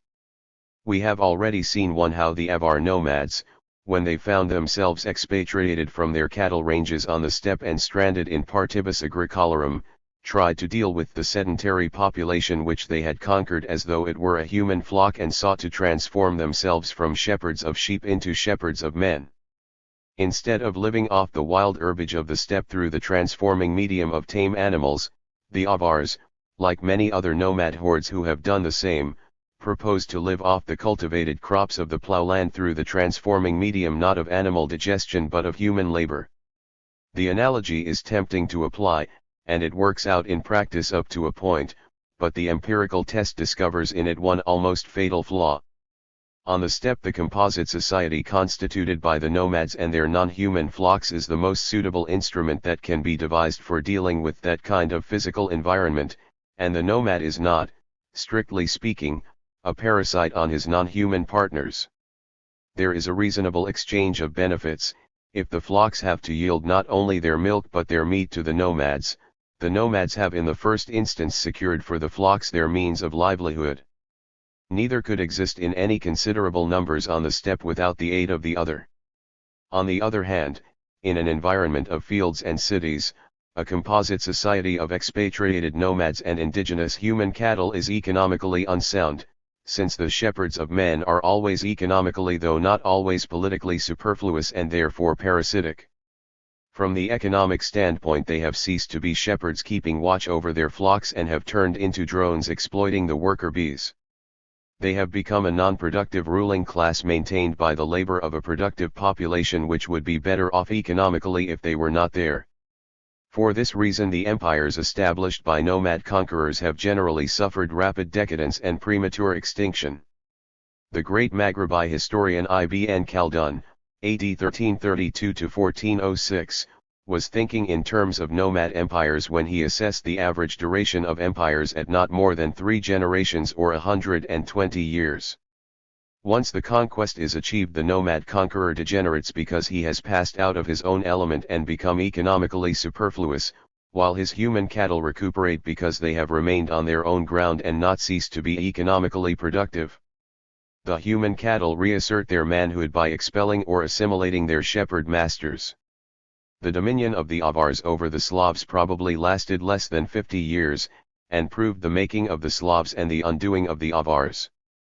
The empire of the Western Huns lasted no longer than the lifespan of a single individual, Attila. The empire of the Mongol Khans in Iran and Iraq lasted less than 80 years, and the empire of the great Khans in southern China no longer. The Hyksos, shepherd kings, empire in Egypt lasted a bare century. The span of more than 2 centuries during which the Mongols and their immediate local predecessors, the Qin, ruled continuously over northern China, circa AD 1142–1368, and the longer span of over 3 centuries and a half during which the Parthians were masters of Iran and Iraq, circa 140 BC.CA.D 226/232, were distinctly exceptional. By these standards of comparison, the duration of the Ottoman Empire over the Orthodox Christian world was unique. If we date its establishment from the conquest of Macedonia in AD 1372 and the beginning of its end from the Russo-Turkish Treaty of Kikik-Kaynarhi in AD 1774, we shall be assigning it a period of 4 centuries without reckoning the time it took, before that, to rise and, after that, to fall. What is the explanation of its relative durability? A partial explanation can, no doubt, be found in the fact that the Osmanlis, though economically an incubus, served a positive political purpose by providing the Orthodox Christian world with the universal state which it was unable to achieve for itself. But we can carry our explanation much farther than that. We have seen that the Avars and their like, when they have trespassed from the desert onto the zone, have attempted and failed to deal with their new situation as shepherds of men. Their failure seems less surprising when we consider that these unsuccessful nomad empire builders in partibus agricolarum have not attempted to find any sedentary human equivalent for one of the essential partners in the composite society of the steppe. For this steppe society does not consist simply of the human shepherd and his flock. In addition to the animals which he keeps in order to live on their products, the nomad keeps other animals: the dog, the camel, the horse, whose function is to help him in his work. These auxiliary animals are the chef d'oeuvre of the nomadic civilization and the key to its success. The sheep and the cow have merely to be tamed, though that is difficult enough, in order to be of service to man. The dog and camel and horse cannot perform their more sophisticated services until they have been not only tamed but trained into the bargain. The training of his non-human auxiliaries is the nomad's crowning achievement, and it is the adaptation of this higher nomad art to sedentary conditions that distinguishes the Ottoman Empire from the Avar Empire and accounts for its vastly greater durability. The Ottoman padishahs maintained their empire by training slaves as human auxiliaries to assist them in keeping order among their human cattle. This remarkable institution of making soldiers and administrators out of slaves, an idea which is so congenial to the nomad genius and so alien from ours, was not an Ottoman invention. We find it in other nomad empires over sedentary peoples, and this precisely in those that have had the longest duration. We catch glimpses of military slavery in the Parthian Empire, for one of the armies that frustrated Mark Antony's ambition to emulate Alexander the Great was reported to have borne only 400 free men on its strength out of 50,000 effectives. In the same way and on the same ground 1,000 years later the Abbasid caliphs maintained their authority by purchasing Turkish slaves from the steppe and training them to be soldiers and administrators. The Umayyad caliphs of Cordova maintained a slave bodyguard recruited for them by their Frankish neighbors. The Franks supplied the Cordovan slave market by making slave raids across the opposite frontier of the Frankish dominions. The barbarians thus captured happened to be Slavs, and this is the origin of the word slave in the English language. A more celebrated example of the same phenomenon, however, was the Mamluk regime in Egypt. The word Mamluk means in Arabic something possessed or owned, and the Mamluks were originally the slave warriors of the dynasty founded by Saladin, the Ayyubids. In AD 1250, however, these slaves got rid of their masters and took over the Ayyubid slave system on their own account, recruiting their corps not by procreation but by the purchase of relays of slaves from abroad. Behind the facade of a puppet caliphate, this self-owned slave household ruled Egypt and Syria, and held the redoubtable Mongols in check at the line of the Euphrates, from AD 1250 to AD 1517, when they met more than their match in the slave household of the Osmanlis. Even that was not the end of them, for under the Ottoman regime in Egypt they were permitted to perpetuate themselves as before, by the same method of training and from the same sources of recruitment. As the Ottoman power declined, the Mamluk power reasserted itself, and in the 18th century the Ottoman Pasha of Egypt came to be virtually a state prisoner of the Mamluks, as the Cairene Abbasid caliphs had been before the Turkish conquest. At the turn of the 18th and 19th centuries of the Christian era it seemed an open question whether the Ottoman heritage in Egypt would revert to the Mamluks or fall to some European power, Napoleonic France or England. Actually both these alternatives were ruled out by the genius of the Albanian Muslim adventurer, Mehmed Ali, but he found more difficulty in settling with the Mamluks than in keeping the British and French at bay. It needed all his ability and ruthlessness to exterminate this self-perpetuating slave corps after it had kept itself alive on the alien soil of Egypt, by constant drafts of Eurasian and Caucasian manpower, for over 500 years. In discipline and organization, however, the Mamluk slave household was far surpassed by the somewhat younger slave household created by the Ottoman dynasty for the establishment and maintenance of its dominion over the Orthodox Christian world. To exercise dominion over the entire body social of an alien civilization is evidently the hardest task that a nomad conqueror could set himself, and this audacious enterprise called out, in Osman and his successors down to Suleiman the Magnificent, AD 1520–66, a supreme display of the nomad's social capacities. The general character of the Ottoman slave household is conveyed in the following passage from a brilliant study by an American scholar. 1. The Ottoman ruling institution included the Sultan and his family, the officers of his household, the executive officers of the government, the standing army of cavalry and infantry, and a large body of young men who were being educated for service in the standing army, the court, and the government. These men wielded the sword, the pen, and the scepter. They conducted the whole of the government except the mere rendering of justice in matters that were controlled by the sacred law, and those limited functions that were left in the hands of subject and foreign groups of non-Muslims. The most vital and characteristic features of this institution were, first, that its personnel consisted, with few exceptions, of men born of Christian parents or the sons of such, and, second, that almost every member of the institution came into it as the Sultan's slave, and remained the Sultan's slave throughout life, no matter to what height of wealth, power, and greatness he might attain. The royal family may rightly be included in the slave family because the mothers of the Sultan's children were slaves. The Sultan himself was the son of a slave. Long before Sulayman's time, the sultans had practically ceased either to obtain brides of royal rank or to give the title of wife to the mothers of their children. The Ottoman system deliberately took slaves and made them ministers of state. It took boys from the sheep run and the ploughtail and made them courtiers and the husbands of princesses. It took young men whose ancestors had borne the Christian name for centuries, and made them rulers in the greatest of Muhammadan states, and soldiers and generals in invincible armies whose chief joy was to beat down the cross and elevate the crescent.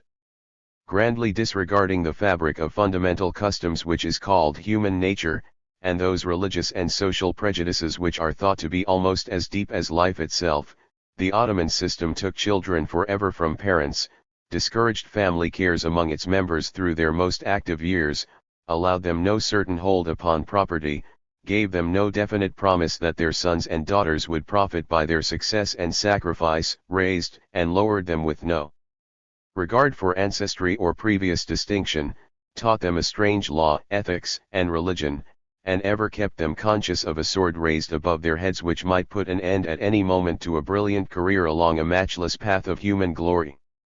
The exclusion of the free-born Ottoman aristocracy from the government, which seems to us the strangest part of the system, was justified by results, for when the free Muslims did at last force an entry into the household, in the later years of Sulayman's reign, the system began to break down and the Ottoman Empire entered on its decline.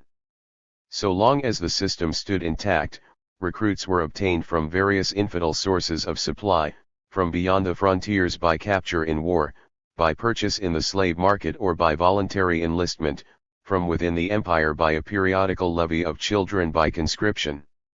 The recruits were then put through an elaborate education, with selection and specialization at every stage.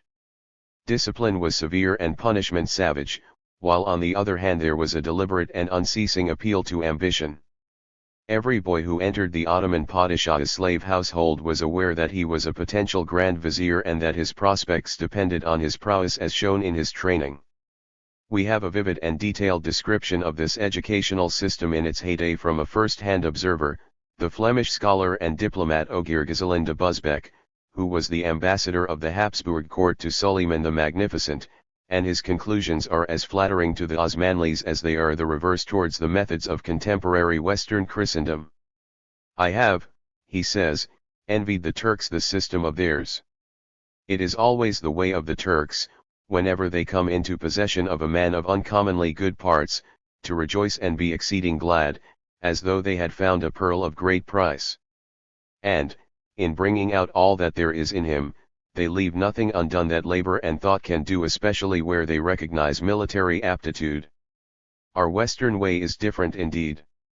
In the West, if we come into possession of a good dog or hawk or horse, we are delighted, and we spare nothing in our efforts to bring the creature to the highest perfection of which its kind is capable.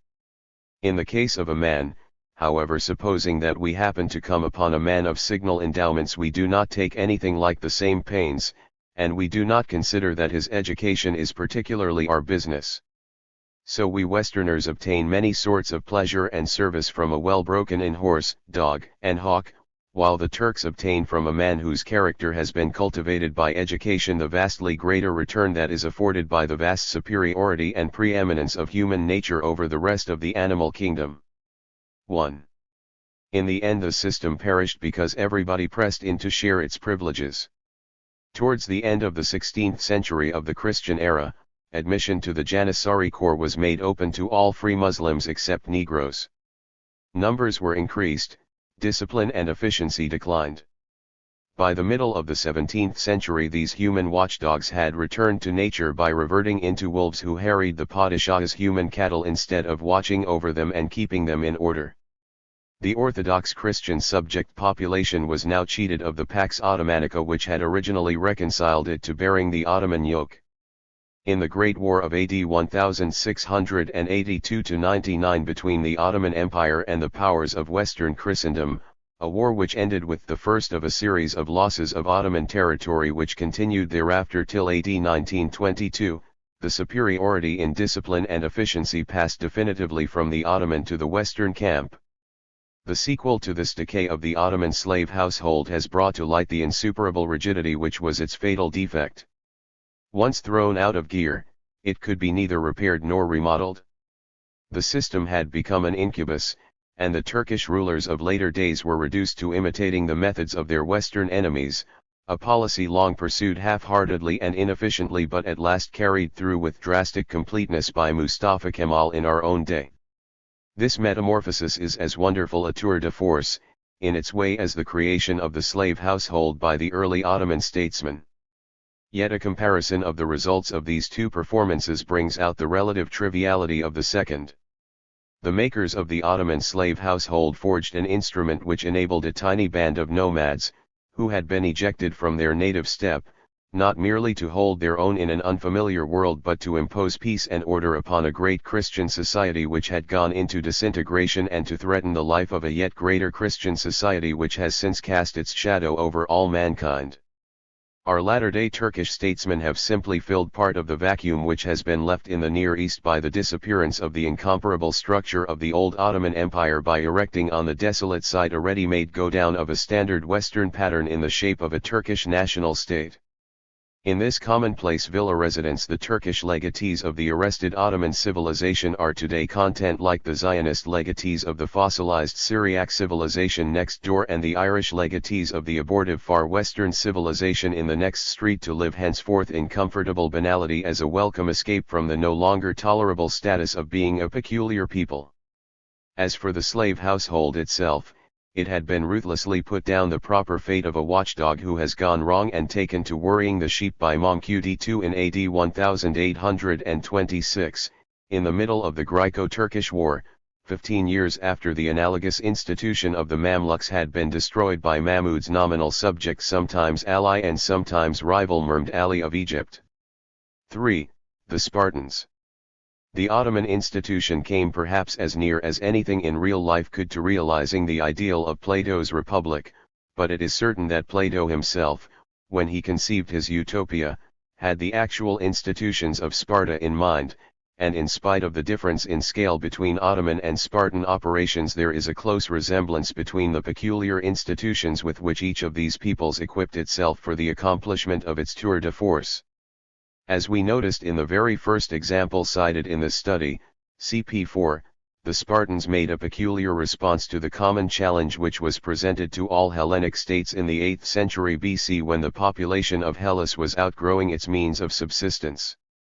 The normal solution which was found for this common problem was colonization, the extension of the area in Hellenic hands by the discovery of new lands overseas and their conquest and settlement at the expense of the local barbarians. This proved a fairly simple matter on account of the inefficiency of the barbarian resistance. The Spartans, however, who, almost alone among Greek communities of any importance, did not live in sight of the sea, chose instead to conquer their Greek neighbors, the Messenians. This act confronted them with a challenge of unusual severity. The First Sparto-Messenian War circa 736 to 720 BC, was child's play compared with the second circa 650 to 620 BC, in which the subject Messenians, tempered by adversity, rose in arms against their masters. Though they failed to achieve their own freedom, the Messenians succeeded in deflecting the whole course of Spartan development. The Messenian revolt was so terrible an experience that it left Spartan society fast bound in misery and iron. Thenceforth the Spartans were never able to relax, never able to extricate themselves from their post-war reaction. Their conquest took the conquerors captive, much as the Eskimos have been enslaved by their conquest of an Arctic environment.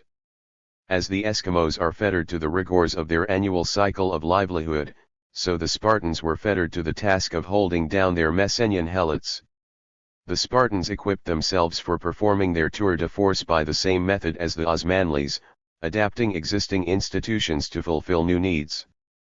But whereas the Osmanlis could draw upon the rich social heritage of nomadism, the Spartans' institutions were an adaptation of the very primitive social system of the Dorian barbarians who had invaded Greece in the post-Minoan Völkerwanderung.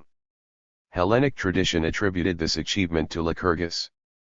But Lycurgus was not a man, only a god, and its real authors were probably a series of statesmen living as late as the 6th century BC.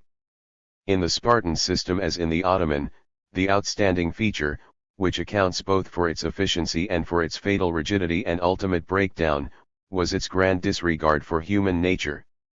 The Spartanagoge did not go so far as the Ottoman slave household in disregarding the claims of birth and heredity, and the free citizen landholders of Sparta were in exactly the opposite situation from the free Muslim landed gentry of the Ottoman Empire. Virtually the whole duty of maintaining the Spartan dominion over Messenia was imposed upon them. At the same time, within the Spartiate citizen body itself, the principle of equality was rigidly enforced.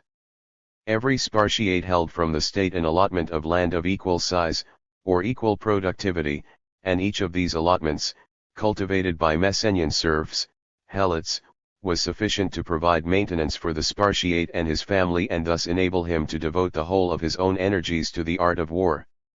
Every Spartiate child, unless reprieved as a weakling and put out to die by exposure, was condemned from the age of 7 onwards to the Spartan curriculum of military education. There were no exemptions, and the girls were trained in athletics as well as the boys. Girls, like boys, competed naked before a male audience, and the Spartans seem in such matters to have achieved a sexual self-control or indifference similar to that of the modern Japanese. The production of Spartiate children was controlled on drastically eugenic lines, and a weakling husband was encouraged to secure a better male than himself to sire the children of his family. According to Plutarch, the Spartans saw nothing but vulgarity and vanity in the sexual conventions of the rest of mankind, who take care to serve their bitches and their mares with the best sires that they can manage to borrow or hire, yet lock their women up and keep them under watch and ward in order to make sure that they shall bear children exclusively to their husbands, as though this were a husband's sacred right, even if he happens to be feeble-minded or senile or diseased one. The reader will notice the curious parallel between Plutarch's remarks on the Spartan system and the comments, already quoted, of Busbecq on the slave household of the Osmanlis. The leading features in the Spartan system were the same as in the Ottoman: supervision, selection, specialization, and the competitive spirit, and in both cases these features were not confined to the educational stage. The Spartiate served 53 years with the colors. In some respects the claims made on him were more exacting than those made on the Janissaries. The Janissaries were discouraged from marrying, but if they married were allowed to live in married quarters. The Spartiate, though compelled to marry, was forbidden to lead a home life. Even after marriage he continued to eat and sleep in his barracks. The result was the almost incredible and certainly crushing public spirit, a spirit which the English find difficult and repulsive even under the pressure of war, and quite intolerable at other times, which has made the word Spartan a byword ever since. One aspect of that spirit is illustrated by the story of the 300 at Thermopylae, or the story of the boy and the fox. On the other side, we have to remember that the last 2 years of the Spartiate boy's education were generally spent in the secret service, which was simply an official murder gang, patrolling the countryside by night for the purpose of destroying any helots who showed signs of insubordination, or indeed of inconvenient character and initiative in any shape or form. The single-track genius of the Spartan system leaps to the eye of any visitor to the present-day Sparta Museum, for this museum is totally unlike any other collection of Hellenic works of art. In such collections the visitor's eye seeks out and finds and dwells on the masterpieces of the classical age, which approximately coincides with the 5th and 4th centuries BC. In the Sparta Museum, however, the classical art is conspicuous by its absence. The pre-classical exhibits are remarkable for their promise, but when one looks for their sequel one looks in vain. There is a complete gap in the sequence, and all that follows is a crop of standardized and uninspired work of the Hellenistic and Roman periods. The date at which the early Spartan art breaks off is approximately that of the overseership of Elon in the middle of the 6th century BC, and for that reason this statesman is often assumed to have been one of the authors of the system. The almost equally abrupt resumption of artistic production in the age of decadence is posterior to 189 to 188 BC, when the system was forcibly abolished by a foreign conqueror. It is a curious illustration of the rigidity of the system that it lasted for 2 centuries after its raison d'etre had disappeared after Messenia had been irrevocably lost. Before this date the epitaph on Sparta had been written by Aristotle in the form of a general proposition. Peoples ought not to train themselves in the art of war with an eye to subjugating neighbors who do not deserve to be subjugated, i.e. fellow Greeks, not lesser breeds without the law, whom Greeks called barbarians. The paramount aim of any social system should be to frame military institutions, like all its other institutions, with an eye to the circumstances of peacetime, when the soldier is off duty. 1. 4. General characteristics. 2 characteristics, common to all these arrested societies, stand out conspicuously: caste and specialization, and both these phenomena can be embraced in a single formula. The individual living creatures which each of these societies embraces are not all of a single type but are distributed among 2 or 3 markedly different categories. In the Eskimo society there are 2 castes, the human hunters and their canine auxiliaries. In the nomadic society there are 3, the human shepherds, their animal auxiliaries and their cattle. In the Ottoman society we find the equivalence of the 3 castes of the nomadic society with the substitution of human beings for animals. Whereas the polymorphic body social of nomadism is constituted by the assemblage in a single society of human beings and animals who could none of them survive on the steppe without their partners, the polymorphic Ottoman body social is constituted by the opposite process of differentiating a naturally homogeneous humanity into human castes which are treated as though they were different species of animals, but for our present purpose this difference can be ignored. The Eskimos' dog and the nomads' horse and camel are half humanized by their partnership with man, whereas the Ottoman subject population, the Araia, which means flock, and the Laconian helots are half dehumanized through being treated as cattle. Other human partners in these associations are specialized into monsters. The perfect Spartiate is a Martian, the perfect Janissary a monk, the perfect nomad a centaur, the perfect Eskimo a merman. The whole point of the contrast which Pericles draws, in the funeral oration, between Athens and her enemy is that the Athenian is a man, made in the image of God, whereas the Spartan is a war robot. As for the Eskimos and the nomads, the descriptions given by observers all agree in asserting that these specialists have carried their skill to such a point that the man-boat in the one case and the man-horse in the other maneuver as organic units. Thus Eskimos, nomads, Osmanlis, and Spartiates achieve what they achieve by discarding as far as possible the infinite variety of human nature and assuming an inflexible animal nature instead. Thereby they have set their feet on the path of retrogression. Biologists tell us that animal species which have adapted themselves too nicely to highly specialized environments are at a dead end and have no future in the evolutionary process. That is exactly the fate of the arrested civilizations. Parallels with such a fate are furnished both by the imaginary human societies called utopias and by the actual societies achieved by the social insects. If we enter into the comparison we shall find in the ant heap and in the beehive, as well as in Plato's Republic or in Mr. Aldous Huxley's Brave New World, the same outstanding features as we have learned to recognize in all the arrested civilizations: caste and specialization. The social insects rose to their present social heights, and came to a permanent standstill at those altitudes, many millions of years before Homo sapiens began to emerge above the mean level of the rank and file of the vertebrate order. As for the utopias, they are static ex hypothesi. For these works are always programs of action masquerading in the disguise of imaginary descriptive sociology, and the action which they are intended to evoke is nearly always the pegging, at a certain level, of an actual society which has entered on a decline that must end in a fall unless the downward movement can be artificially arrested.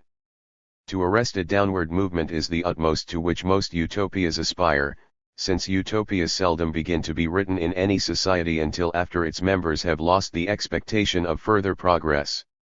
Hence in almost all utopias, with the noteworthy exception of that work of English genius which has given this whole genre of literature its name, an invincibly stable equilibrium is the aim to which all other social ends are subordinated and, if need be, sacrificed.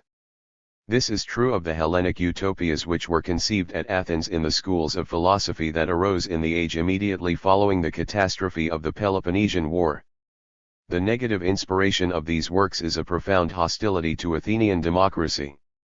For, after the death of Pericles, the democracy had dissolved its brilliant partnership with Athenian culture, it had developed a crazy militarism that had brought devastation upon the world in which Athenian culture had flourished, and it had capped its failure to win the war with the judicial murder of Socrates.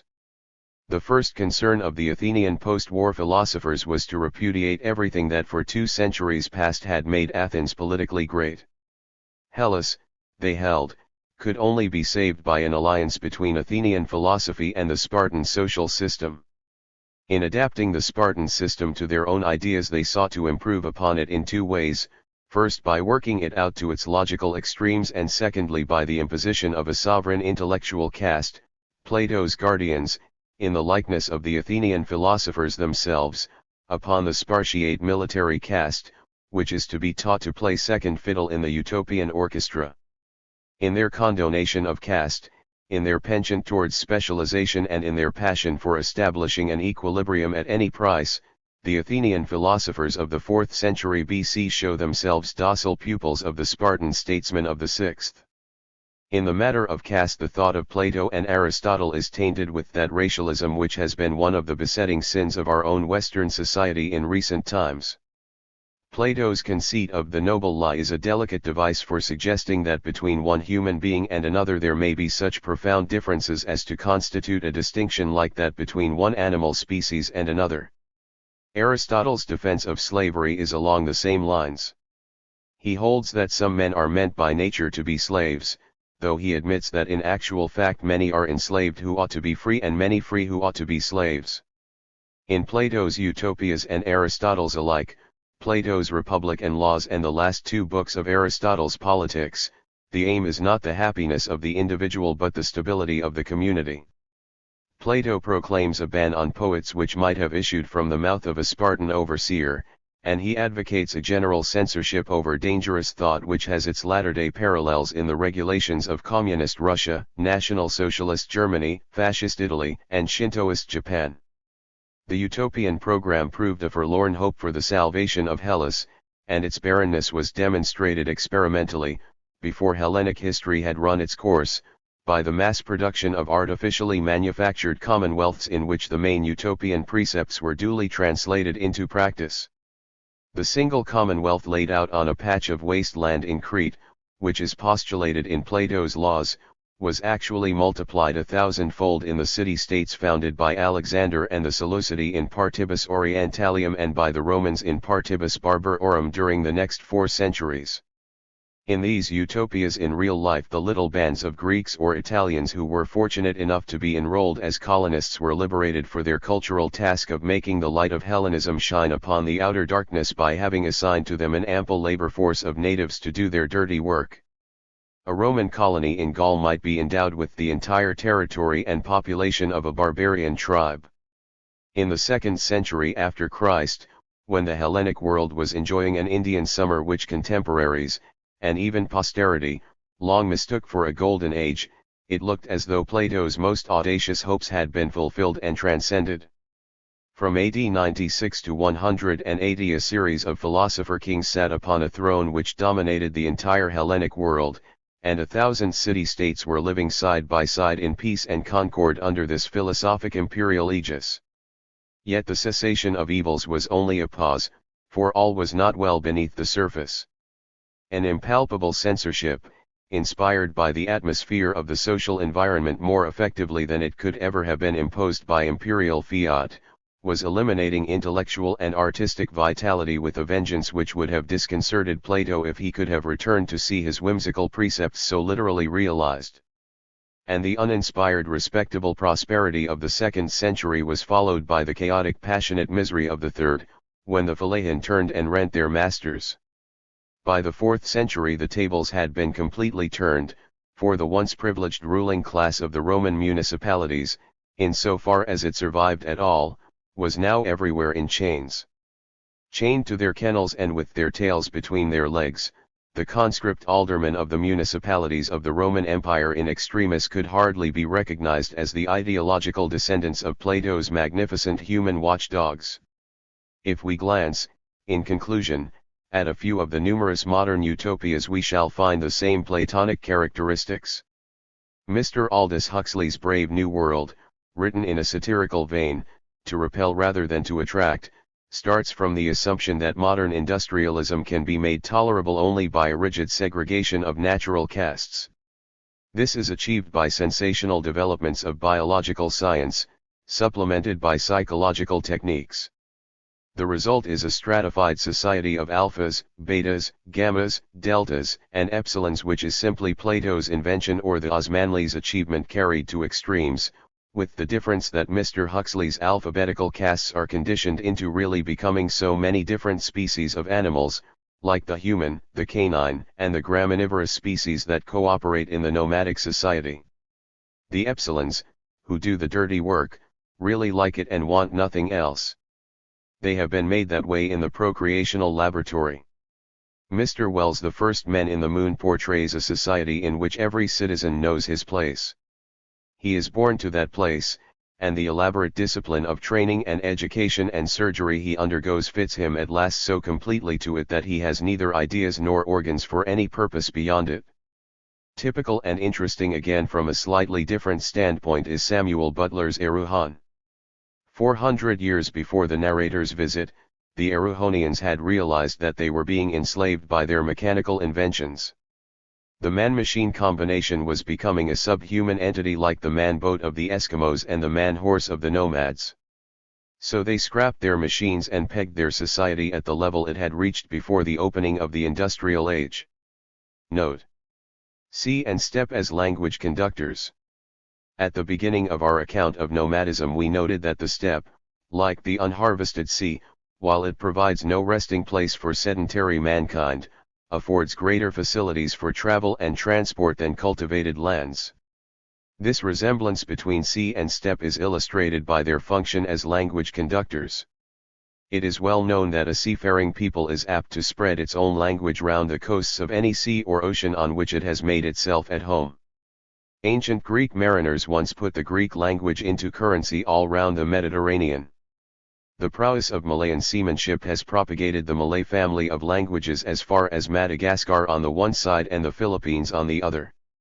In the Pacific the Polynesian language is still spoken with extraordinary uniformity from Fiji to Easter Island and from New Zealand to Hawaii, though many generations have passed since the vast spaces which separate these islands were regularly traversed by Polynesian canoes. Again, it is because Britannia rules the waves that English has lately become a language with a worldwide currency. A corresponding dissemination of languages round the cultivated coasts of the steppe, through the traffic of the nomad steppe mariners, is attested by the geographical distribution of 4 living languages or groups of languages: Berber, Arabic, Turkish, and Indo-European. The Berber languages are spoken today by the nomads of the Sahara and also by the sedentary peoples of the Sahara's northern and southern coasts. It is natural to assume that the northern and southern branches of this family of languages were propagated into their present domains by Berber-speaking nomads who trespassed, in times past, out of the desert into the zone in both directions. Arabic is similarly spoken today, not only on the northern coasts of the Arabian steppe in Syria and Iraq, but on its southern coasts, in the Hadramaut and the Yemen, and on its western coasts in the Nile Valley. It has also been carried farther westward again from the Nile Valley into the Berber domain, where it is now spoken as far afield as the North African coast of the Atlantic and the northern shore of Lake Chad. Turkish has been disseminated to various coasts of the Eurasian steppe and is spoken today, in one dialect or another, throughout a solid block of Central Asian territory extending from the east coast of the Caspian to the Lob-Nor and from the northern escarpment of the Iranian plateau to the western face of the Altai Mountains. This present distribution of the Turkish family of languages gives the key to the present distribution of the Indo-European family, which, as its name implies, is now so strangely sundered into two isolated geographical groups, one domiciled in Europe and the other in Iran and India. The present Indo-European linguistic map becomes intelligible if we assume that the languages of this family were originally propagated by nomads who were tenants of the Eurasian steppe before the propagators of the Turkish languages made themselves at home there. Europe and Iran both have seaboards on the Eurasian steppe, and this great waterless ocean is the natural medium of communication between them. The only difference between this case and the three cases previously cited is that in this case the language group has lost its hold on the intervening steppe region across which it was once disseminated. X. The nature of the growths of civilizations. 1. 2 false trails. We have found by observation that the most stimulating challenge is one of mean degree between an excess of severity and a deficiency of it, since a deficient challenge may fail to stimulate the challenged party at all, while an excessive challenge may break his spirit. But what about the challenge with which he is just capable of coping? On a short view, this is the most stimulating challenge imaginable, and, in the concrete instances of the Polynesians and the Eskimos and the nomads and the Osmanlis and the Spartans, we have observed that such challenges are apt to evoke tours de force. We have also observed, however, that in the next chapter of the story these tours de force exact, from those who have performed them, a fatal penalty in the shape of an arrest in their development. Therefore, on the longer view, we must pronounce that the evocation of the greatest immediate response is not the ultimate test of whether any given challenge is the optimum from the standpoint of evoking the greatest response on the whole and in the end. The real optimum challenge is one which not only stimulates the challenged party to achieve a single successful response but also stimulates him to acquire momentum that carries him a step farther, from achievement to a fresh struggle, from the solution of one problem to the presentation of another, from yin to yang again. The single finite movement from a disturbance to a restoration of equilibrium is not enough if genesis is to be followed by growth. And, to convert the movement into a repetitive, recurrent rhythm, there must be an élan vital, to use Bergson's term, which carries the challenged party through equilibrium into an overbalance which exposes him to a fresh challenge and thereby inspires him to make a fresh response in the form of a further equilibrium ending in a further overbalance, and so on in a progression which is potentially infinite. This élan, working through a series of overbalances, can be detected in the course of the Hellenic civilization from its genesis up to its zenith in the 5th century BC. The first challenge presented to the newborn Hellenic civilization was the challenge of chaos and ancient night. The disintegration of the apparent Minoan society had left a welter of social debris, marooned Minoans and stranded Achaeans and Dorians. Would the sediment of an old civilization be buried under the shingle which the new torrent of barbarism had brought down in spate? Would the rare patches of lowland in the Achaean landscape be dominated by the wilderness of highlands that ringed them round? Would the peaceful cultivators of the plains be at the mercy of the shepherds and brigands of the mountains? This first challenge was victoriously met. It was decided that Hellas should be a world of cities and not of villages, of agriculture and not of pasturage, of order and not of anarchy. Yet the very success of their response to this first challenge exposed the victors to a second. For the victory which ensured the peaceful pursuit of agriculture in the lowlands gave a momentum to the growth of population, and this momentum did not come to a standstill when the population reached the maximum density which agriculture in the Hellenic homeland could support. Thus the very success of the response to the first challenge exposed the infant Hellenic society to a second, and it responded to this Malthusian challenge as successfully as to the challenge of chaos. The Hellenic response to the challenge of overpopulation took the form of a series of alternative experiments. The easiest and most obvious expedient was adopted first and was applied until it began to bring in diminishing returns. Thereupon a more difficult and less obvious expedient was adopted and applied, in place of the first, until this time a solution of the problem was achieved. The first method was to employ the techniques and institutions which the lowlanders of Hellas had created in the process of imposing their wills upon their highland neighbors at home in order to conquer new domains for Hellenism overseas. With the military instrument of the hoplite phalanx and the political instrument of the city-state, a swarm of Hellenic pioneers established a Magna Graecia in the toe of Italy at the expense of barbarian Italy and Chons, a new Peloponnese in Sicily at the expense of barbarian Cycles, a new Hellenic Pentapolis in Cyrenaica at the expense of barbarian Libyans, and a Chalcidice on the north coast of the Aegean at the expense of barbarian Thracians.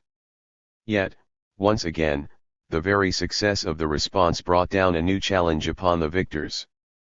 For what they had done was in itself a challenge to the other Mediterranean peoples, and eventually the non-Hellenic peoples were stimulated to bring the expansion of Hellas to a standstill, partly by resisting Hellenic aggression with borrowed Hellenic arts and arms, and partly by coordinating their own forces on a greater scale than the Hellenes themselves were able to achieve. Thus the Hellenic expansion, which had begun in the 8th century BC, was brought to a standstill in the course of the 6th. Yet the Hellenic society was still confronted by the challenge of overpopulation.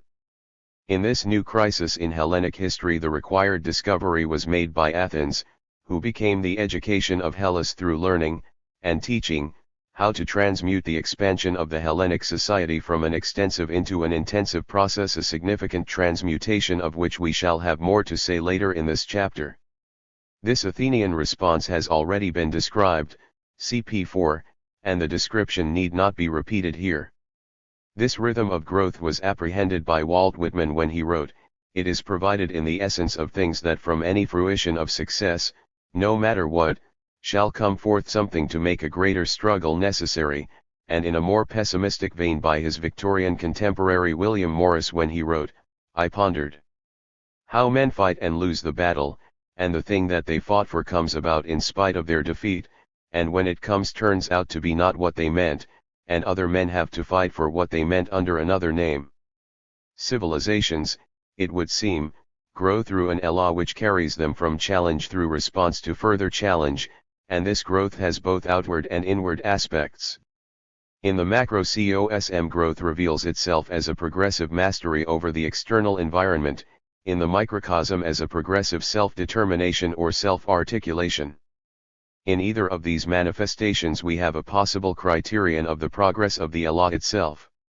Let us examine each manifestation in turn from this standpoint. In considering first the progressive conquest of the external environment, we shall find it convenient to subdivide the external environment into the human environment, which for any society consists of the other human societies with which it finds itself in contact, and the physical environment constituted by non-human nature. Progressive conquest of the human environment will normally express itself in the form of a geographical extension of the society in question, whereas progressive conquest of the non-human environment will normally express itself in the form of improvements in technique. Let us begin with the former, namely geographical expansion, and see how far this deserves to be considered an adequate criterion of the real growth of a civilization.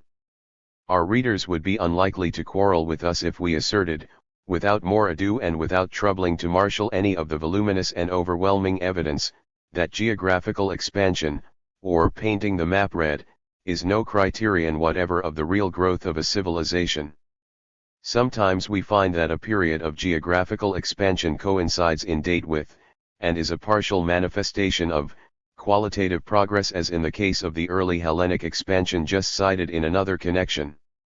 More often geographical expansion is a concomitant of real decline and coincides with a time of troubles or a universal state, both of them stages of decline and disintegration. The reason is not far to seek. Times of trouble produce militarism, which is a perversion of the human spirit into channels of mutual destruction, and the most successful militarist becomes, as a rule, the founder of a universal state. Geographical expansion is a byproduct of this militarism, in interludes when the mighty men of valor turn aside from their assaults upon their rivals within their own society to deliver assaults upon neighboring societies. Militarism, as we shall see at a later point in this study, has been by far the commonest cause of the breakdowns of civilizations during the last 4 or 5 millennia, which have witnessed the score or so of breakdowns that are on record up to the present date. Militarism breaks a civilization down by causing the local states into which the society is articulated to collide with one another in destructive fratricidal conflicts. In this suicidal process, the entire social fabric becomes fuel to feed the devouring flame in the brazen bosom of Moloch. This single art of war makes progress at the expense of the divers arts of peace, and, before this deadly ritual has completed the destruction of all its votaries, they may have become so expert in the use of their implements of slaughter that, if they happen for a moment to pause from their orgy of mutual destruction and to turn their weapons for a season against the breasts of strangers, they are apt to carry all before them. Indeed, a study of Hellenic history might suggest a conclusion exactly the converse of that which we have rejected. We have noticed already that, at one stage in its history, the Hellenic society met the challenge of overpopulation by geographical expansion, and that after some 2 centuries, circa 750 to 550 BC, this expansion was brought to a halt by surrounding non-Hellenic powers. Thereafter the Hellenic society was on the defensive, assaulted by the Persians from the east in its homelands and by the Carthaginians from the west in its more recently acquired domains.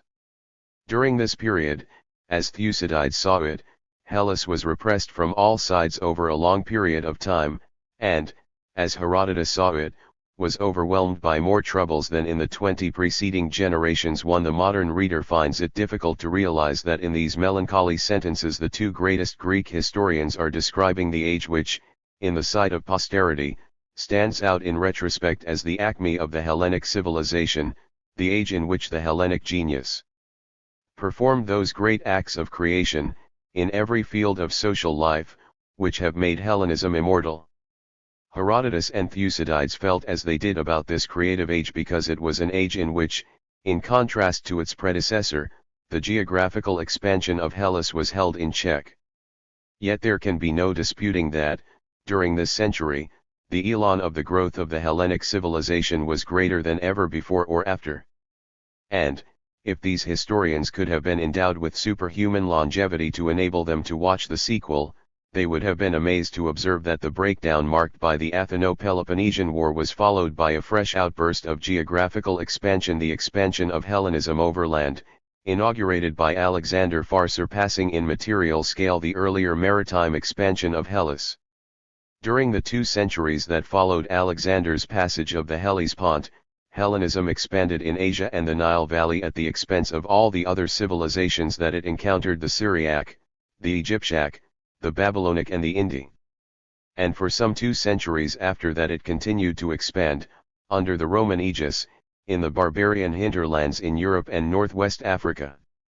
Yet these were the centuries during which the Hellenic civilization was palpably in process of disintegration. The history of almost every civilization furnishes examples of geographical expansion coinciding with deterioration in quality.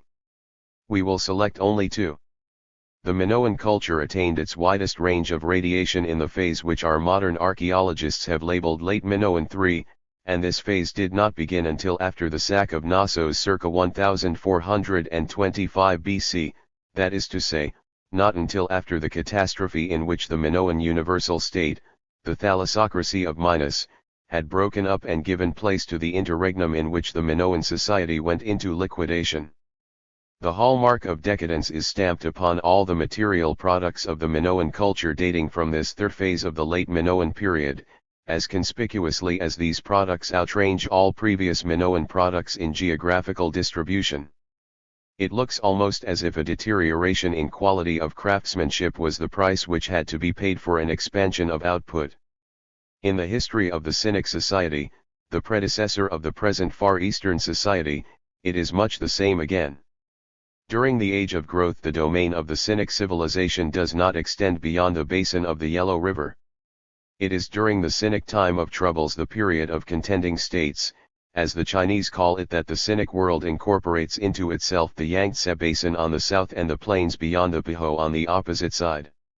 Tizin Shi Huangti, the founder of the Cynic universal state, carries his political frontiers up to the line still delimited by the Great Wall.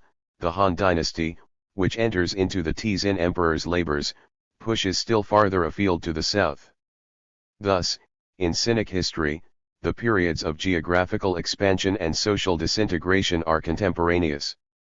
Finally, if we turn to the unfinished history of our own Western civilization and consider its early expansions at the expense of the abortive Far Western and Scandinavian civilizations, its expansion from the Rhine to the Vistula at the expense of North European barbarism, and from the Alps to the Carpathians at the expense of the Hungarian advance guard of Eurasian nomadism, and its subsequent maritime expansion into every corner of the Mediterranean basin from the Straits of Gibraltar to the mouths of the Nile and the Don, in the widespread but ephemeral movement of conquest and commerce for which the most convenient short title is the Crusades, we may agree that all these, like the early maritime expansion of Hellas, are examples of geographical enlargement neither accompanied nor followed by any arrest in the expanding civilization's true growth.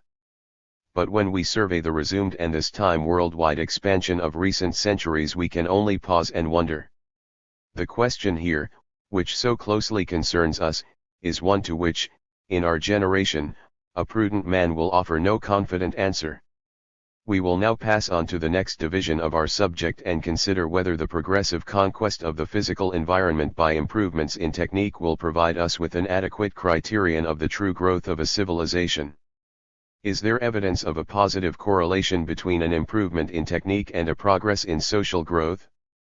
This correlation is taken for granted in the classification invented by modern archaeologists, in which a supposed series of stages in the improvement of material technique is taken as indicative of a corresponding succession of chapters in the progress of civilization. In this scheme of thought, human progress is represented as a series of ages distinguished by technological labels: the Paleolithic Age, the Neolithic Age, the Chalcolithic Age, the Copper Age, the Bronze Age, the Iron Age, to which may be added the Machine Age in which we ourselves are privileged to live. In spite of the wide currency which this classification enjoys, it will be well to examine critically its claim to represent stages in the progress of civilization, for, without prejudice to the empirical test, we can point out several grounds on which it is suspect even a priori. It is suspect, in the first place, by reason of its very popularity, for it appeals to the preconceptions of a society which has been fascinated by its own recent technical triumphs. Its popularity is an illustration of the indubitable fact taken as the starting point of the first chapter of this study that each generation is apt to design its history of the past in accordance with its own ephemeral scheme of thought. A second reason for regarding the technological classification of social progress with suspicion is because it is a manifest example of the tendency of a student to become the slave of the particular materials for study which chance has placed in his hands. From the scientific standpoint, it is a mere accident that the material tools which prehistoric man has made for himself should have survived while his psychic artifacts, his institutions and ideas, have perished. Actually, while this mental apparatus is in use, it plays a vastly more important part than any material apparatus can ever play in human lives, yet, because a discarded material apparatus leaves, and a discarded psychic apparatus does not leave, a tangible detritus, and because it is the business of the archaeologist to deal with human detritus in the hope of extracting from it a knowledge of human history, the archaeological mind tends to picture Homo sapiens only in his subordinate role of Homo faber. When we turn to the evidence, we shall find cases of technique improving while civilizations remain static or go into decline, as well as examples of the converse situation in which technique remains static while civilizations are in movement either forward or backward as the case may be. For instance, a high technique has been developed by every one of the arrested civilizations. The Polynesians have excelled as navigators, the Eskimos as fishermen, the Spartans as soldiers, the nomads as tamers of horses, the Osmanlis as tamers of men. These are all cases in which civilizations have remained static while technique has improved. An example of technique improving while a civilization declines is afforded by the contrast between the Upper Paleolithic age in Europe and the Lower Neolithic, which is its immediate successor in the technological series. The Upper Paleolithic society remained content with implements of rough workmanship, but it developed a fine aesthetic sense and did not neglect to discover certain simple means of giving it pictorial expression. The deft and vivid charcoal sketches of animals, which survive on the walls of Paleolithic man's cave dwellings, excite our admiration. The Lower Neolithic society took infinite pains to equip itself with finely ground tools, and possibly turned these tools to account in a struggle for existence with Paleolithic man, in which Homo pictor went down and left Homo faber master of the field. In any case, the change, which inaugurates a striking progress in terms of technique, is distinctly a setback in terms of civilization, for the art of Upper Paleolithic man died with him. Again, the Mayan civilization never progressed technologically beyond the Stone Age, whereas the affiliated Mexic and Yucatec civilizations made remarkable progress in the working of various metals during the 500 years before the Spanish conquest. Yet it cannot be doubted that the Mayan society achieved a much finer civilization than the two very second-rate societies that were affiliated to it. Procopius of Caesarea, the last of the great Hellenic historians, prefaces his history of the wars of the Emperor Justinian, wars which actually sounded the death knell of the Hellenic society, with the claim that his subject was superior in interest to those chosen by his predecessors because his own contemporaries' military technique was superior to that employed in any previous wars.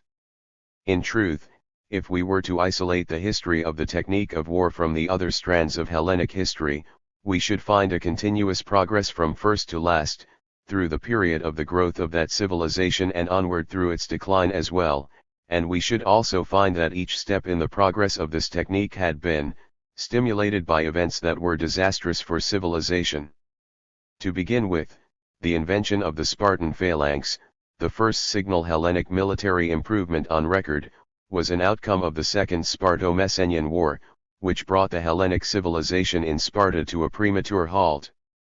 The next signal improvement was the differentiation of the Hellenic infantrymen into two extreme types, the Macedonian phalangite and the Athenian peltast. The Macedonian phalanx, armed with long two-handed pikes in place of short one-handed stabbing spears, was more formidable in its impact than its Spartan predecessor, but it was also more unwieldy and more vulnerable if it once lost formation. It could not safely go into action unless its flanks were guarded by peltasts, a new type of light infantry who were taken out of the ranks and trained as skirmishers. This second improvement was the outcome of a century of deadly war, from the outbreak of the Atheno-Peloponnesian War to the Macedonian victory over Thebans and Athenians at Chaeronea, 431 to 338 BC, which saw the first breakdown of the Hellenic civilization. The next signal improvement was made by the Romans when they succeeded in combining the advantages and avoiding the defects of both peltast and phalangite in the tactics and equipment of the legionary. The legionary was armed with a couple of throwing spears and a stabbing sword, and went into action in open order in two waves, with a third wave, armed and ordered in the old phalanx style, in reserve. This third improvement was the outcome of a fresh bout of deadly warfare, from the outbreak of the Hannibalic War in 220 BC to the end of the Third Romano-Macedonian War in 168 BC. The fourth and last improvement was the perfection of the legion, a process, begun by Marius and completed by Caesar, which was the outcome of a century of Roman revolutions and civil wars ending in the establishment of the Roman Empire as the Hellenic universal state.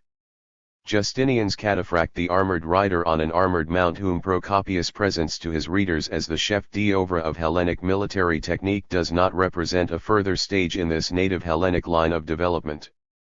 The cataphract was an adaptation, by the last decadent generations of the Hellenic society, of the military instrument of their Iranian contemporaries, neighbors, and antagonists, who had first made Rome aware of their prowess when they defeated Crassus at Carrhae in 55 BC.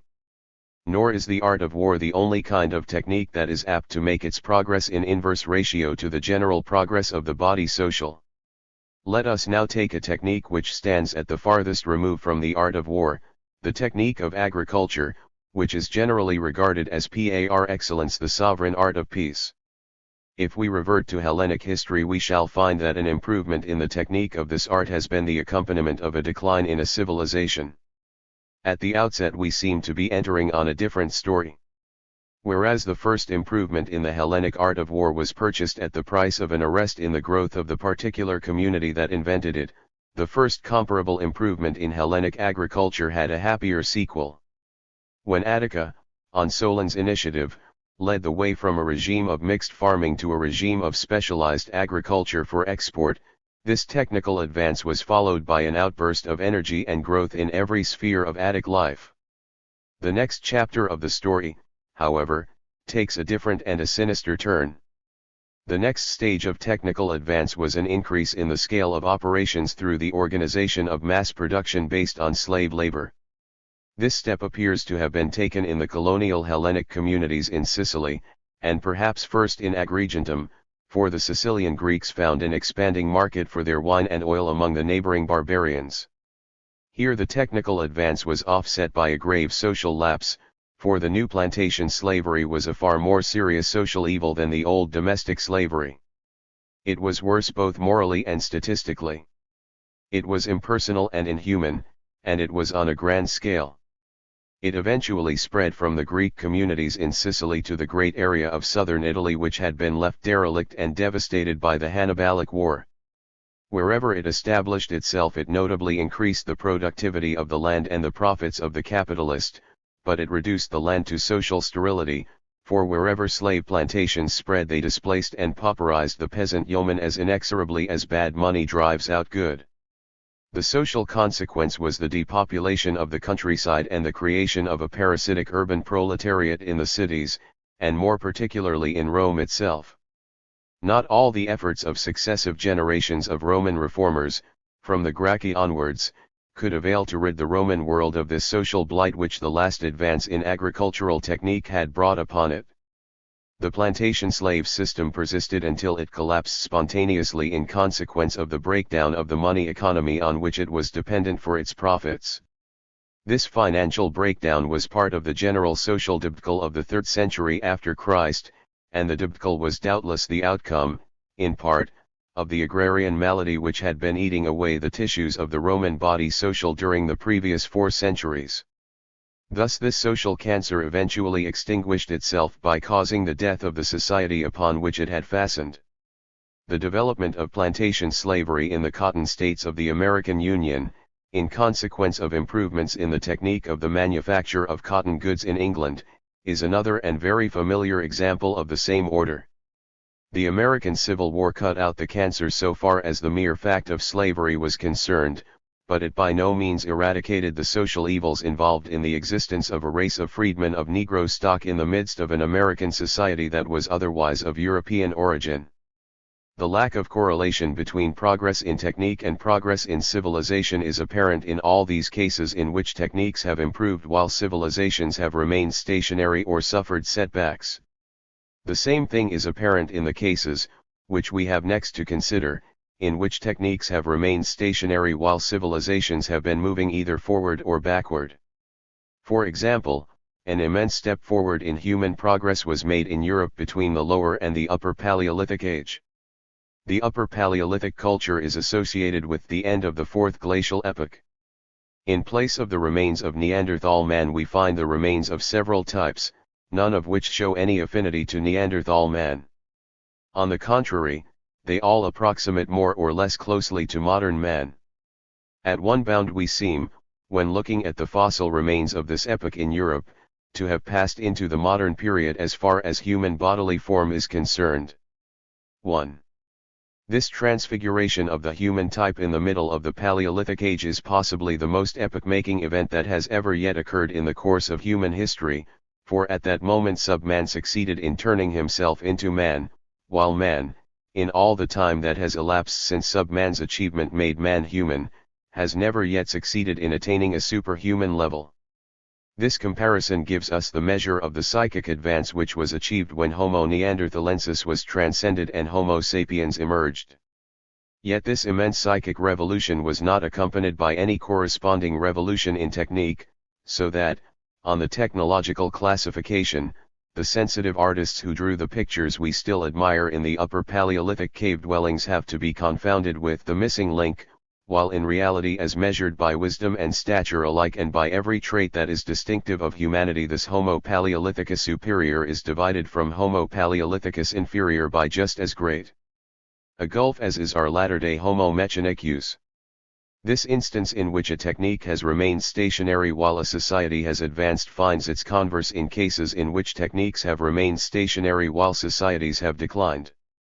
For example, the technique of iron working, which had been originally introduced into the Aegean world at the moment of the great social relapse when the Minoan society was going into dissolution, remained stationary, neither improving nor declining at the time of the next great social relapse when the Hellenic civilization went the way of its Minoan predecessor. Our Western world inherited the technique of iron working from the Roman world unimpaired, and also the techniques of the Latin alphabet and of Greek mathematics. Socially there had been a cataclysm. The Hellenic civilization had gone to pieces and an interregnum had ensued out of which the new Western civilization eventually emerged. But there was no corresponding break in the continuity of these three techniques. 2. Progress towards self-determination. The history of the development of technique, like the history of geographical expansion, has failed to provide us with a criterion of the growth of civilizations, but it does reveal a principle by which technical progress is governed, which may be described as a law of progressive simplification. The ponderous and bulky steam engine with its elaborate permanent way is replaced by the neat and handy internal combustion engine which can take to the roads with the speed of a railway train and almost all the freedom of action of a pedestrian. Telegraphy with wires is replaced by telegraphy without wires. The incredibly complicated scripts of the Cynic and Egyptiac societies are replaced by the neat and handy Latin alphabet. Language itself shows the same tendency to simplify itself by abandoning inflections in favor of auxiliary words, as may be illustrated by a comparative view of the histories of the languages of the Indo-European family. Sanskrit, the earliest surviving example of this family, displays an amazing wealth of inflections side by side with a surprising poverty of particles. Modern English, at the other end of the scale, has got rid of nearly all its inflections but has recouped itself by the development of prepositions and auxiliary verbs. Classical Greek represents a middle term between these two extremes. In the modern Western world, dress has been simplified from the barbaric complexity of Elizabethan costume to the plain modes of today. The Copernican astronomy, which has replaced the Ptolemaic system, presents, in far simpler geometrical terms, an equally coherent explanation of a vastly wider range of movement of the heavenly bodies. Perhaps simplification is not quite an accurate, or at least not altogether an adequate, term for describing these changes. Simplification is a negative word and connotes omission and elimination, whereas what has happened in each of these cases is not a diminution but an enhancement of practical efficiency or of aesthetic satisfaction or of intellectual grasp. The result is not a loss but a gain, and this gain is the outcome of a process of simplification because the process liberates forces that have been imprisoned in a more material medium and thereby sets them free to work in a more ethereal medium with a greater potency. It involves not merely a simplification of apparatus but a consequent transfer of energy, or shift of emphasis, from some lower sphere of being or of action to a higher. Perhaps we shall be describing the process in a more illuminating way if we call it, not simplification but etherealization. In the sphere of human control over physical nature, this development has been described with a finely imaginative touch by a modern anthropologist. We are leaving the ground, we are getting out of touch, our tracks grow fainter. Flint lasts forever, copper for a civilization, iron for generations, steel for a lifetime. Who will be able to map the route of the London Peking Air Express when the age of movement is over, or today to say what is the path through the ether of the messages which are radiated and received. But the frontiers of the petty vanished kingdom of the Iceni still sweep defensively across the southern frontier of East Anglia, from drained marsh to obliterated forest. 1. Our illustrations suggest that the criterion of growth, for which we are in search, and which we failed to discover in the conquest of the external environment, either human or physical, lies rather in a progressive change of emphasis and shifting of the scene of action out of this field into another field, in which the action of challenge and response may find an alternative arena. In this other field challenges do not impinge from outside but arise from within, and victorious responses do not take the form of surmounting external obstacles or of overcoming an external adversary, but manifest themselves in an inward self-articulation or self-determination. When we watch an individual human being or an individual society making successive responses to a succession of challenges, and when we ask ourselves whether this particular series is to be regarded as a manifestation of growth, we shall arrive at an answer to our question by observing whether, as the series proceeds, the action does or does not tend to shift from the first to the second of the two fields aforesaid. This truth comes out very clearly in those presentations of history in which the attempt is made to describe processes of growth exclusively in terms of the external field from start to finish. Let us take as examples two outstanding presentations in these terms, which are each the work of a man of genius, M. Edmund de Moulins' comment La Route crée le type social and Mr. H. G. Wells' book The Outline of History. The environment thesis is set out by M. de Moulins in his preface with uncompromising terseness. There exists on the surface of the globe an infinite variety of populations. What is the cause which has created this variety? The first and decisive cause of the diversity of races is the route which the peoples have followed. It is the route which creates both the race and the social type. When this provocative manifesto fulfills its purpose by stimulating us to read the book in which the author's thesis is worked out, we find that he manages quite well so long as he is drawing his illustrations from the life of primitive societies. In such cases the character of the society can be explained with approximate completeness in terms of responses to challenges from the external environment only, but this, of course, is not an explanation of growth, since these societies are now static. M. de Moulins is equally successful in explaining the state of the arrested societies. But when the author applies his formula to patriarchal village communities, the reader begins to be uneasy. In the chapters on Carthage and Venice, one feels sure that he has left something out, without being quite able to say what the omission is. When he seeks to explain the Pythagorean philosophy in terms of a portage trade across the toe of Italy, one resists a temptation to smile. But the chapter entitled La Route de Plateaux les types albanais et Hellenes pulls one up short. Albanian barbarism and Hellenic civilization to be bracketed together, just because their respective exponents happen to have arrived once upon a time at their respective geographical destinations by way of the same terrain. And the great human adventure that we know as Hellenism to be reduced to a kind of epiphenomenal byproduct of the Balkan plateaus. In this unlucky chapter the argument of the book confutes itself by a reductio ad absurdum. When a civilization goes as far as the Hellenic civilization went, an attempt to describe its growth exclusively in terms of responses to challenges from the external environment becomes positively ridiculous. Mr. Wells also seems to lose his sureness of touch when he handles something mature instead of something primitive. He is in his element when he is exercising his imaginative powers in order to reconstruct some dramatic episode in some remote eon of geological time. His story of how these little theriomorphs, these ancestral mammals survived when the overgrown reptiles went under is almost worthy to rank with the biblical saga of David and Goliath. When the little theriomorphs turn into Paleolithic hunters or Eurasian nomads, Mr. Wells, like M. de Moulins, still comes up to our expectations. But he comes to grief in the annals of our own Western society when he has to size up that singularly etherealized theriomorph William Ewart Gladstone. He fails here simply because he has failed to transfer his spiritual treasure, as his narrative proceeds, from the macrocosm to the microcosm, and this failure reveals the limitations of the magnificent intellectual achievement which the outline of history represents. Mr. Wells' failure may be measured by Shakespeare's success in solving the same problem.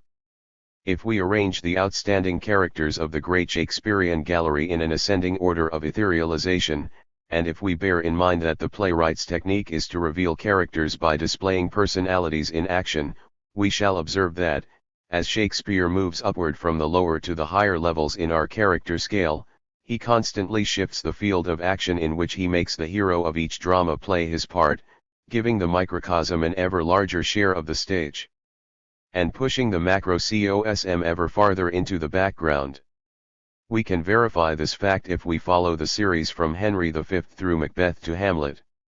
The relatively primitive character of Henry V is revealed almost entirely in his responses to challenges from the human environment around him, in his relations with his boon companions and with his father, and in his communication of his own high courage to his comrades in arms on the morning of Agincourt, and in his impetuous wooing of Princess Kate.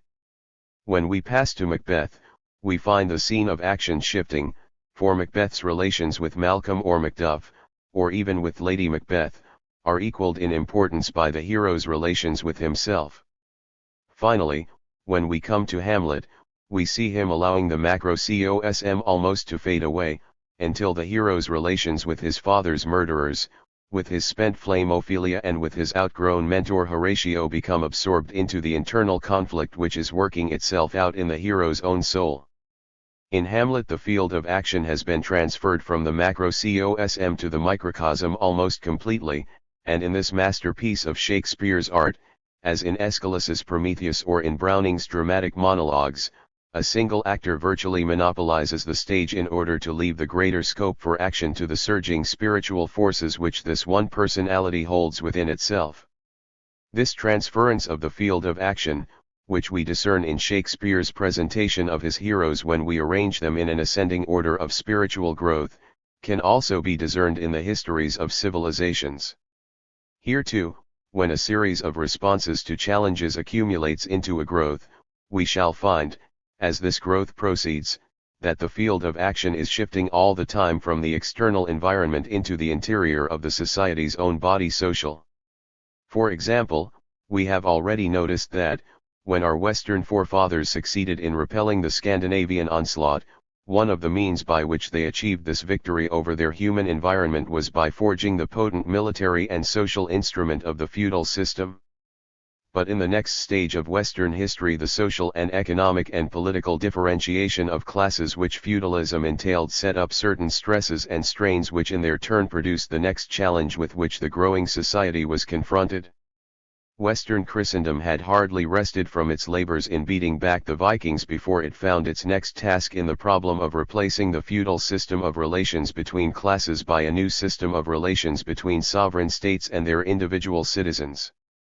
In this example of two successive challenges, the shift of the scene of action from the exterior to the interior field is plainly apparent. We can observe the same tendency in other passages of history which we have already examined in different contexts. In Hellenic history, for example, we have seen that the earlier challenges all emanated from the external environment, the challenge of Highland barbarism in Hellas itself and the Malthusian challenge, which was met by expansion overseas and involved as its consequence challenges from indigenous barbarians and rival civilizations, the challenges of these latter culminating in the simultaneous counterattacks of Carthage and Persia in the first quarter of the 5th century BC. Thereafter, however, this formidable challenge from the human environment was triumphantly surmounted in the 4 centuries, beginning with Alexander's passage of the Hellespont and continuing with the victories of Rome. Thanks to these triumphs, the Hellenic society now enjoyed a respite of some 5 or 6 centuries during which no serious challenge from the external environment was presented to it. But this did not mean that during those centuries the Hellenic society was exempt from challenges altogether. On the contrary, as we have already noted, these centuries were a period of decline, that is to say, a period in which Hellenism was confronted by challenges to which it was failing to respond with success. We have seen what these challenges were, and, if we now look into them again, we shall see that they were all of them internal challenges resulting from the victorious response to the previous external challenge, as the challenge presented by feudalism to our Western society resulted from the previous development of feudalism as a means of response to the external pressure of the Vikings. For example, the military pressure from the Persians and the Carthaginians stimulated the Hellenic society to forge in self-defense two potent social and military instruments, the Athenian navy and the Syracusan tyrannies. These produced, in the next generation, internal strains and stresses in the Hellenic body social. These resulted in the Atheno-Peloponnesian War and in the reaction against Syracuse of her barbarian subjects and of her Greek allies, and these convulsions produced the first breakdown of the Hellenic society. In the following chapters of Hellenic history the arms turned outwards in the conquests of Alexander and the Scipios were soon turned inwards in the civil wars of rival Macedonian Diadochi and rival Roman dictators. Similarly, the economic rivalry between the Hellenic and Syriac societies for the mastery of the Western Mediterranean reappeared within the bosom of the Hellenic society, after the Syriac competitor had succumbed, in the still more devastating struggle between the Oriental plantation slaves and their Siciliot or Roman masters. The cultural conflict between Hellenism and the Oriental civilizations Syriac and Egyptiac and Babylonic and Indi likewise reappeared within the bosom of the Hellenic society as an internal crisis in Hellenic, or Hellenized, souls, the crisis that declared itself in the emergence of Isis worship and astrology and Mithraism and Christianity and a host of other syncretistic religions. They cease not fighting, east and west. On the marches of my breast. 1. In our own Western history, so far as it has gone up to date, we can detect a corresponding trend. In earlier ages the most conspicuous of the challenges that it encountered were presented by the human environment, beginning with the challenges of the Arabs in Spain and the Scandinavians, and ending with the challenge of the Osmanlis. Since then our modern Western expansion has been literally worldwide, and for the time being, at any rate, this expansion has relieved us completely from our old preoccupation with challenges from alien human societies. 2. The only semblance of an effective external challenge to our society since the Osmanlis' second failure to take Vienna has been the challenge of Bolshevism, which has confronted the Western world since Lenin and his associates made themselves masters of the Russian Empire in AD 1917. Yet Bolshevism has not yet threatened the ascendancy of our Western civilization very far beyond the borders of the USSR, and, even if one day the communist dispensation were to fulfill the Russian communists' hopes by spreading all over the face of the planet, a worldwide triumph of communism over capitalism would not mean the triumph of an alien culture, since communism, unlike Islam, is itself derived from a Western source, being a reaction from and a criticism of the Western capitalism that it combats.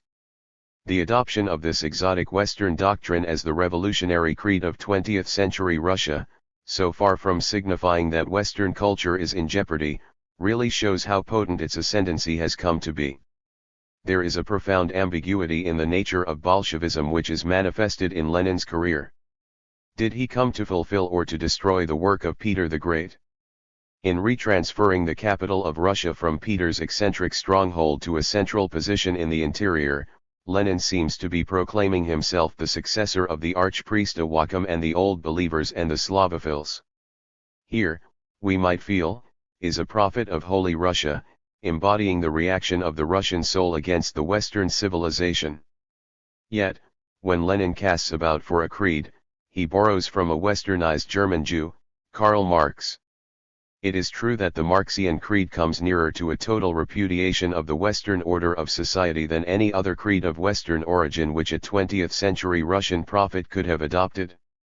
It was the negative and not the positive elements in the Marxian creed that made it congenial to a Russian revolutionary mind, and this explains why, in 1917, the still exotic apparatus of Western capitalism in Russia was overthrown by an equally exotic Western anti-capitalist doctrine.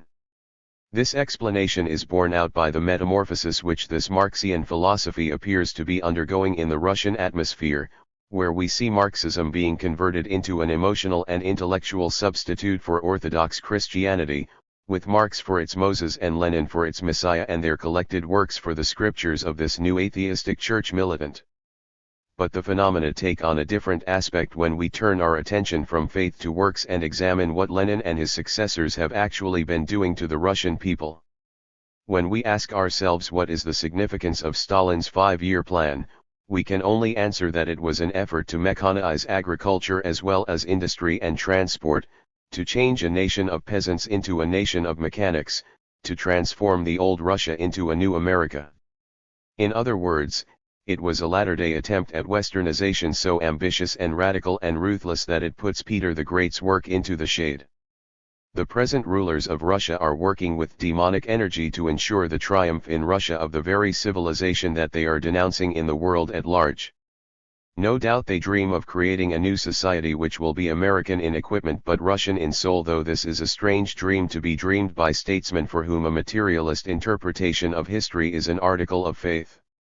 On Marxian principles we must expect that, if a Russian peasant is taught to live the life of an American mechanic, he will learn to think as the mechanic thinks, to feel as he feels and to desire what he desires. In this tug of war which we are witnessing in Russia between the ideals of Lenin and the methods of Ford, we may look forward to seeing the ascendancy of the Western over the Russian civilization paradoxically confirmed.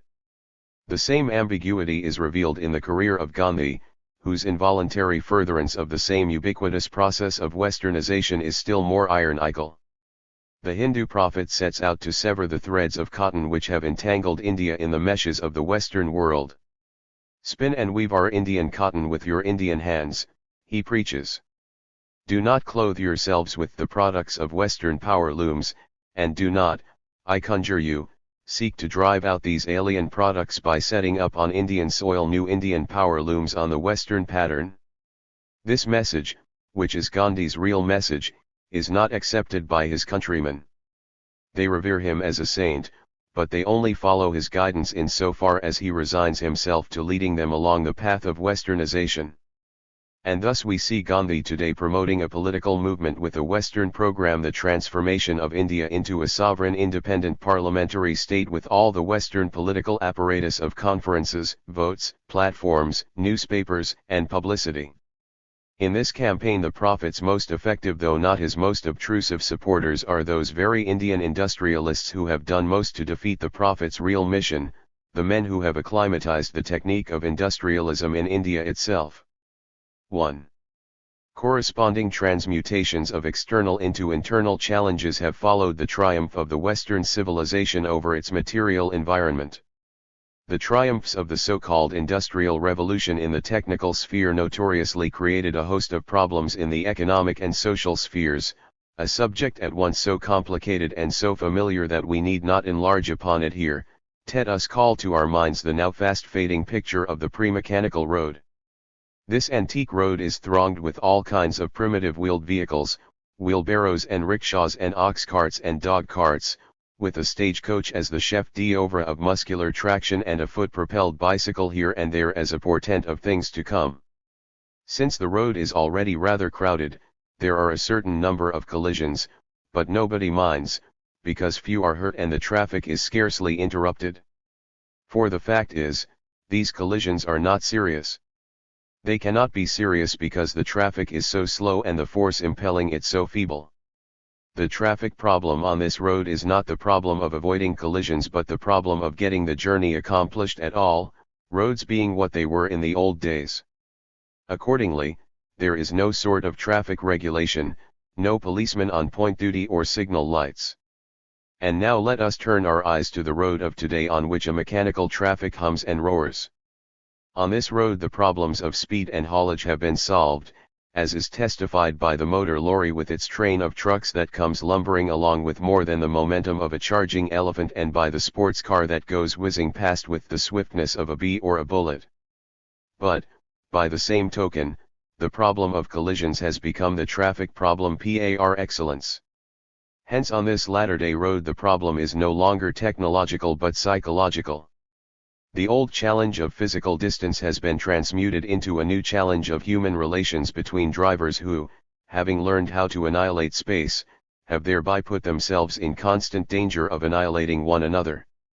This change in the nature of the traffic problem has, of course, a symbolic as well as a literal significance. It typifies the general change that has occurred over the whole range of our modern Western social life since the emergence of the two dominant social forces of the age, industrialism and democracy. Owing to the extraordinary progress which our latter-day inventors have made in harnessing the energies of physical nature and in organizing the concerted actions of millions of human beings, everything that is now done in our society is done, for good or evil, with tremendous drive, and this has made the material consequences of actions and the moral responsibility of agents far heavier than ever before. It may be that in every age of every society some moral issue is always the challenge that is fateful for the society's future, but, however that may be, there is no doubt that it is a moral challenge rather than a physical challenge that confronts our own society today. In the present-day thinker's attitude towards what is called mechanical progress, we are conscious of a changed spirit. Admiration is tempered by criticism, complacency has given way to doubt, doubt is passing into alarm. There is a sense of perplexity and frustration, as in one who has gone a long way and finds he has taken the wrong turning.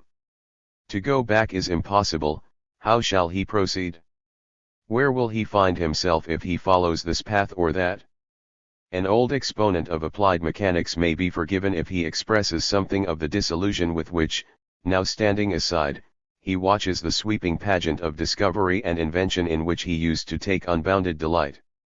It is impossible not to ask, whither does this tremendous procession tend? What, after all, is its goal? What is its probable influence upon the future of the human race? These moving words propound a question which has been struggling to find expression in all our hearts, and they are words spoken with authority, for they were uttered by the President of the British Association for the Advancement of Science in his opening address at the 101st annual meeting of that historic body.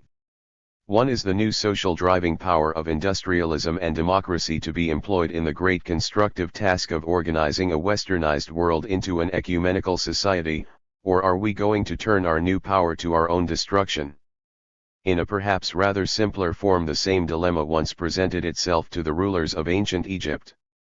When the Egyptian pioneers had victoriously responded to their first physical challenge, when the water and soil and vegetation of the lower Nile Valley had been subjected to the wills of human beings, the question arose how the Lord and Master of Egypt and the Egyptians would use the marvelous human organization ready to his hand and responsive to his will. It was a moral challenge. Would he employ the material power and the manpower at his command to improve the lot of his subjects? Would he lead them upward and onward to the level of well-being that had been attained already by the king himself and a handful of his peers? Would he play the generous part of Prometheus in Aeschylus's drama or the tyrannous part of Zeus? We know the answer. He built the pyramids, and the pyramids have immortalized these autocrats, not as ever-living gods but as grinders of the faces of the poor. Their evil reputations were handed down in Egyptian folklore till they found their way into the immortal pages of Herodotus. As a nemesis for their misguided choice, death laid his icy hand on the life of this growing civilization at the moment when the challenge which was the stimulus of its growth was transferred from the external to the internal field. In the somewhat similar situation of our own world today, when the challenge of industrialism is being transferred from the sphere of technique to the sphere of morals, the outcome is still unknown, since our reaction to the new situation is still undecided. However, we have reached the terminus of the argument of the present chapter. We conclude that a given series of successful responses to successive challenges is to be interpreted as a manifestation of growth if, as the series proceeds, the action tends to shift from the field of an external environment, physical or human, to the for interior of the growing personality or civilization. In so far as this grows and continues to grow, it has to reckon less and less with challenges delivered by external forces and demanding responses on an outer battlefield, and more with challenges that are presented by itself to itself in an inner arena. Growth means that the growing personality or civilization tends to become its own environment and its own challenger and its own field of action. In other words, the criterion of growth is progress towards self-determination, and progress towards self-determination is a prosaic formula for describing the miracle by which life enters into its kingdom. 11. An analysis of growth. 1. Society and the individual. If, as we have been led to think, self-determination is the criterion of growth, and if self-determination means self-articulation, we shall be analyzing the process by which growing civilizations actually grow if we investigate the way in which they progressively articulate themselves. In a general way, it is evident that a society in process of civilization articulates itself through the individuals who belong to it, or to whom it belongs. We can express the relation between the society and the individual indifferently by either of these formulae, contradictory though they are, and this ambiguity seems to show that both formulae are inadequate and that, before setting out on our new inquiry, we shall have to consider what is the relation in which societies and individuals stand to each other. This is, of course, one of the stock questions of sociology, and there are two stock answers to it. One is that the individual is a reality which is capable of existing and of being apprehended by itself, and that a society is nothing but an aggregate of atomic individuals. The other is that the reality is the society, that a society is a perfect and intelligible whole, while the individual is simply a part of this whole which cannot exist or be conceived as existing in any other capacity or setting. We shall find that neither of these views will bear examination. The classic picture of an imaginary atomic individual is the Homeric description of the Cyclops, quoted by Plato for the same purpose as ours in quoting it now. Mootless are they and lawless.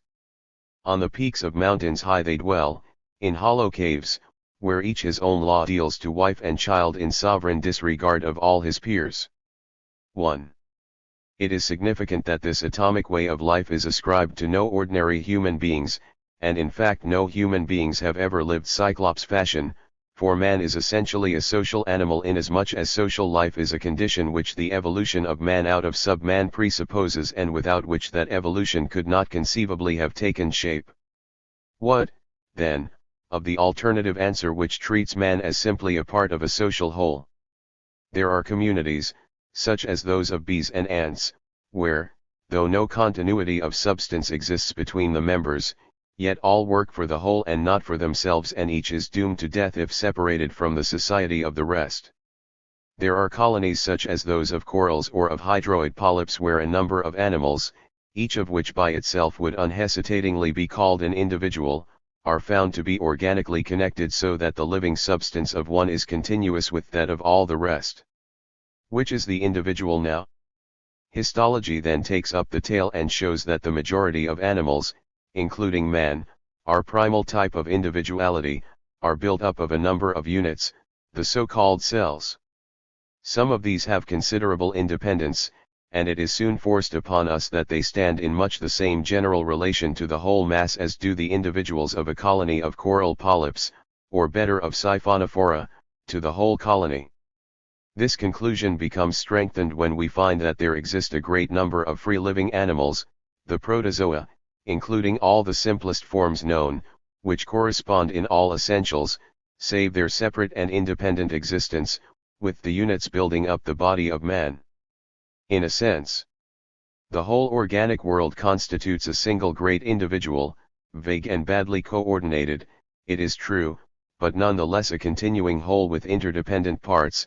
If some accident were to remove all the green plants, or all the bacteria, the rest of life would be unable to exist. 1. Do these observations of organic nature hold good for mankind?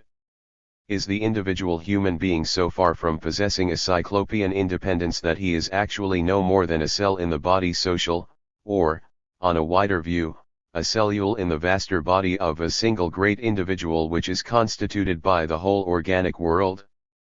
The well-known original frontispiece to Hobbes's Leviathan pictures the human body social as an organism built up out of a host of Anaxagorean homeomerai which are individual human beings, as though the social contract could have the magical effect of degrading a cyclops into a cell.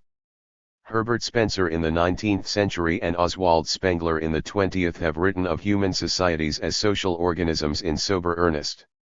To quote only from the latter: a civilization, Kultur, is born at the moment when, out of the primitive psychic conditions of a perpetually infantile raw humanity, a mighty soul awakes and extricates itself, a form out of the formless, a bounded and transitory existence out of the boundless and persistent. This soul comes to flower on the soil of a country with precise boundaries, to which it remains attached like a plant. Conversely, a civilization dies if once the soul has realized the complete sum of its possibilities in the shape of peoples, languages, creeds, arts, states, and sciences, and thereupon goes back into the primitive psyche from which it originally emerged. 1. An effective criticism of the thesis of this passage may be found in the work of an English writer which happened to appear in the same year as Spengler's book. Again and again social theorists, instead of finding and steadily employing a method and a terminology proper to their subject, have attempted to express the facts and values of society in terms of some other theory or science. On the analogy of the physical sciences they have striven to analyze and explain society as mechanism. On the analogy of biology they have insisted on regarding it as an organism. On the analogy of mental science or philosophy they have persisted in treating it as a person. Sometimes on the religious analogy they have come near to confusing it with a god. 2. The biological and psychological analogies are perhaps least harmful and misleading when they are applied to primitive societies or to arrested civilizations, but they are manifestly unsuited to express the relation in which growing civilizations stand to their individual members. The inclination to introduce such analogies is merely an example of that myth-making or fictional infirmity of historical minds to which we have already referred, the tendency to personify and label groups or institutions: Britain, France, the Church, the press, the turf and so on, and to treat these abstractions as persons. It is sufficiently evident that the representation of a society as a personality or organism offers us no adequate expression of the society's relation to its individual members. What then is the right way of describing the relation between human societies and individuals? The truth seems to be that a human society is, in itself, a system of relationships between human beings who are not only individuals but are also social animals, in the sense that they could not exist at all without being in this relationship to one another. A society, we may say, is a product of the relations between individuals, and these relations of theirs arise from the coincidence of their individual fields of action. This coincidence combines the individual fields into a common ground, and this common ground is what we call a society. If this definition is accepted, an important though obvious corollary emerges from it. Society is a field of action, but the source of all action is in the individuals composing it. This truth is forcibly stated by Bergson. We do not believe in the unconscious factor in history. The great subterranean currents of thought, of which there has been so much talk, only flow in consequence of the fact that masses of men have been carried away by one or more of their own number. It is useless to maintain that social progress takes place of itself, bit by bit, in virtue of the spiritual condition of the society at a certain period of its history. It is really a leap forward which is only taken when the society has made up its mind to try an experiment.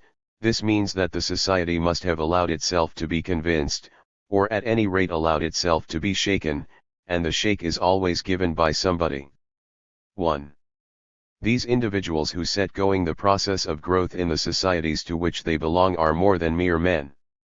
They can work what to men seem miracles because they themselves are superhuman in a literal and no mere metaphorical sense. In giving to man the moral conformation which he required to be a social animal, nature has probably done all that she was able to do for the human species. But, just as men of genius have been found to push back the bounds of the human intelligence, so there have arisen privileged souls who have felt themselves related to all souls, and who, instead of remaining within the limits of their group and keeping to the restricted solidarity which has been established by nature, have addressed themselves to humanity in general in an hymn of love. The apparition of each of these souls has been like the creation of a new species composed of one unique individual. 2. The new specific character of these rare and superhuman souls that break the vicious circle of primitive human social life and resume the work of creation may be described as personality. It is through the inward development of personality that individual human beings are able to perform those creative acts, in the outward field of action, that cause the growths of human societies. For Bergson it is the mystics who are the superhuman creators par excellence, and he finds the essence of the creative act in the supreme moment of the mystical experience. To pursue his analysis in his own words. The soul of the great mystic does not come to a halt at the mystical ecstasy as though that were the goal of a journey. The ecstasy may indeed be called a state of repose, but it is the repose of a locomotive standing in a station under steam pressure, with its movement continuing as a stationary throbbing while it waits for the moment to make a new leap forward. The great mystic has felt the truth flow into him from its source like a force in action. His desire is with God's help to complete the creation of the human species. The mystic's direction is the very direction of the Allah of life. It is that Allah itself, communicated in its entirety to privileged human beings whose desire it is thereafter to set the imprint of it upon the whole of mankind and by a contradiction of which they are aware to convert a species, which is essentially a created thing, into creative effort, to make a movement out of something which, by definition, is a halt. 1. This contradiction is the crux of the dynamic social relation which arises between human beings upon the emergence of mystically inspired personalities. The creative personality is impelled to transfigure his fellow men into fellow creators by recreating them in his own image. The creative mutation which has taken place in the microcosm of the mystic requires an adaptative modification in the macrocosm before it can become either complete or secure, but ex hypothesi the macrocosm of the transfigured personality is also the macrocosm of his untransfigured fellow men, and his effort to transform the macrocosm in consonance with the change in himself will be resisted by their inertia, which will tend to keep the macrocosm in harmony with their unaltered selves by keeping it just as it is. This social situation presents a dilemma. If the creative genius fails to bring about in his milieu the mutation which he has achieved in himself, his creativeness will be fatal to him. He will have put himself out of gear with his field of action, and in losing the power of action he will lose the will to live even if his former fellows do not harry him to death, as abnormal members of the swarm or hive or herd or pack are harried to death by the rank and file in the static social life of gregarious animals or insects. On the other hand, if our genius does succeed in overcoming the inertia or active hostility of his former fellows and does triumphantly transform his social milieu into a new order in harmony with his transfigured self, he thereby makes life intolerable for men and women of common clay unless they can succeed in adapting their own selves, in turn, to the new social milieu that has been imposed on them by the triumphant genius's masterfully creative will. This is the meaning of a saying attributed to Jesus in the Gospels. Think not that I am come to send peace on earth, I came not to send peace but a sword. For I am come to set a man at variance against his father, and the daughter against her mother, and the daughter-in-law against her mother-in-law. And a man's foes shall be they of his own household. 2. How is it possible for social equilibrium to be restored when once the disturbing thrust of genius has made itself felt? The simplest solution would be that uniform thrusts uniform alike in vigor and in direction should be made by each and every member of society independently. In such a case there would be growth without a trace of strain or tension. But, it need hardly be said, such 100% responses to the call for creative genius do not in fact occur. History is, no doubt, full of examples of the fact that, when an idea religious or scientific is, as we say, in the air, it will take form in the minds of several inspired persons independently and almost simultaneously. But even in the most striking of such cases the plurality of independently and simultaneously inspired minds is to be counted in single figures as against the thousands or millions unresponsive to the call. The truth seems to be that the intrinsic uniqueness and individuality of any act of creation is never counteracted to more than a trifling extent by the tendency towards uniformity which arises from the fact that every individual is a potential creator and that all these individuals are living in the same atmosphere, so that the creator, when he arises, always finds himself overwhelmingly outnumbered by the inert uncreative mass, even when he has the good fortune to enjoy the companionship of a few kindred spirits. All acts of social creation are the work either of individual creators or, at most, of creative minorities, and at each successive advance the great majority of the members of the society are left behind. If we glance at the great religious organizations extant in the world today, Christian, Islamic, and Hindu, we shall find that the great bulk of their nominal adherents, however exalted the creeds to which they profess lip service, still live in a mental atmosphere which, so far as religion is concerned, is not far removed from a simple paganism. It is the same with the recent achievements of our material civilization. Our Western scientific knowledge and our technique for turning it to account is perilously esoteric. The great new social forces of democracy and industrialism have been evoked by a tiny creative minority, and the great mass of humanity still remains substantially on the same intellectual and moral level on which it lay before the titanic new social forces began to emerge. In fact, the main reason why this would-be Western salt of the earth is in danger, today, of losing its savor is because the great mass of the Western body social has remained unsalted. The very fact that the growths of civilizations are the work of creative individuals or creative minorities carries the implication that the uncreative majority will be left behind unless the pioneers can contrive some means of carrying this sluggish rearguard along with them in their eager advance. And this consideration requires us to qualify the definition of the difference between civilizations and primitive societies on which we have hitherto worked. In an earlier part of this study we found that primitive societies, as we know them, are in a static condition whereas the civilizations other than the arrested civilizations are in dynamic movement.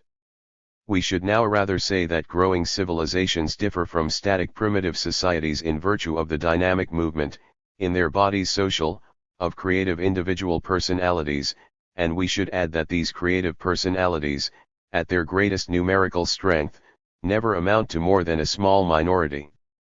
In every growing civilization the great majority of the participant individuals are in the same stagnant quiescent condition as the members of a static primitive society. More than that, the great majority of the participants in a growing civilization are, apart from a superimposed veneer of education, men of like passions with primitive mankind. Here we find the element of truth in the saying that human nature never changes. The superior personalities, geniuses, mystics, or supermen, call them what you will, are no more than a leaven in the lump of ordinary humanity. We have now to consider how those dynamic personalities who do succeed in breaking what Bagehot called the cake of custom in their own for interior are actually able to consolidate their individual victory, and save it from being converted into a social defeat, by going on to break the cake of custom in their social milieu. In order to solve this problem, a double effort is demanded, an effort on the part of some people to make a new invention and an effort on the part of all the rest to adopt it and adapt themselves to it. A society can be called a civilization as soon as these acts of initiative and this attitude of docility are both found in it together. As a matter of fact, the second condition is more difficult to secure than the first. The indispensable factor which has not been at the command of the uncivilized societies is in all probability not the superior personality. There seems no reason why nature should not have had a certain number of these felicitous vagaries at all times and places. The missing factor is more likely to have been the opportunity for individuals of this stamp to display their superiority and the disposition in other individuals to follow their lead. 1. The problem of securing that the uncreative majority shall in fact follow the creative minority's lead appears to have two solutions, the one practical and the other ideal. The one is by way of drill, dressage, the other is by mysticism. The first method inculcates a morality consisting of impersonal habits, the second induces imitation of another personality, and even a spiritual union, a more or less complete identification with it. 1. The direct kindling of creative energy from soul to soul is no doubt the ideal way, but to rely upon it exclusively is a counsel of perfection. The problem of bringing the uncreative rank and file into line with the creative pioneers cannot be solved in practice, on the social scale, without bringing into play the faculty of sheer mimesis, one of the less exalted faculties of human nature, which has more in it of drill than of inspiration. To bring mimesis into play is indispensable for the purpose in hand because mimesis, at any rate, is one of the ordinary faculties of primitive man. We have already noticed too that mimesis is a generic feature of social life, both in primitive societies and in civilizations, but that it operates in different ways in these two species of society. In static primitive societies, mimesis is directed towards the older generation of the living members and towards the dead, in whom the cake of custom is incarnated, whereas in societies in process of civilization the same faculty is directed towards the creative personalities who have broken new ground. The faculty is the same, but it is turned in the opposite direction. Can this revised version of a primitive social drill, this perfunctory and almost automatic right or left incline, really serve as an effective substitute for the strenuous intellectual communion and intimate personal intercourse which Plato affirmed to be the only means of transmitting a philosophy from one individual to another? It can only be replied that the inertia of mankind in the mass has never in fact been overcome by the exclusive use of the Platonic method, and that, in order to draw the inert majority along in the active minority's train, the ideal method of direct individual inspiration has always had to be reinforced by the practical method of wholesale social drill, a habitual exercise of primitive mankind, which can be made to serve the cause of social progress when new leaders take command and issue new marching orders. Mimesis may lead to the acquisition of social assets, aptitudes or emotions or ideas which the acquisitors had not originated and which they would never have possessed if they had not encountered and imitated those who possessed them.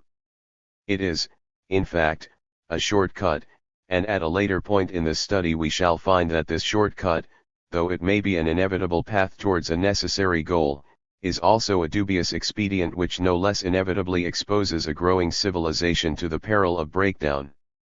It would be premature, however, to discuss that peril here. 2. Withdrawal and return, individuals.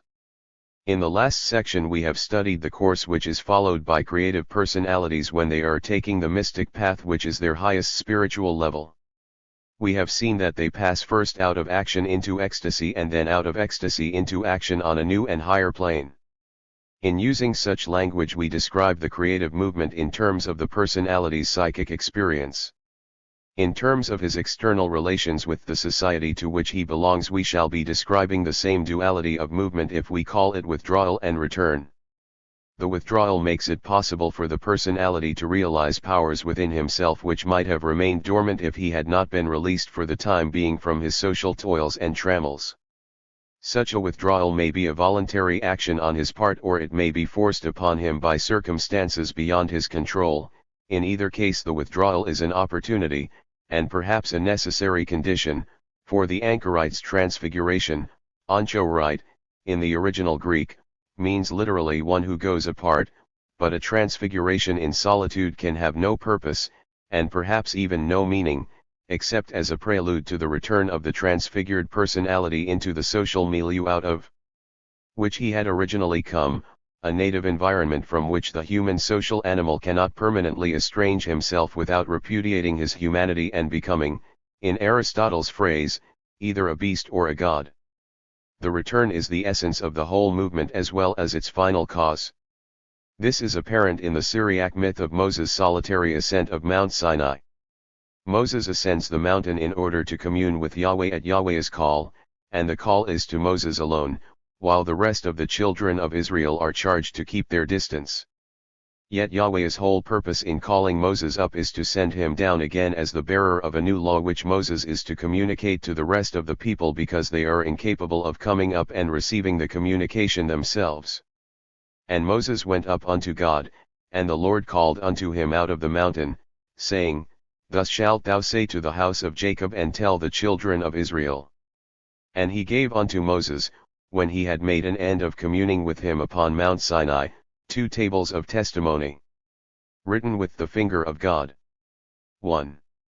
The emphasis upon the return is equally strong in the account of the prophetic experience and the prophetic mission given by the Arabic philosopher Ibn Khaldun in the 14th century of the Christian era.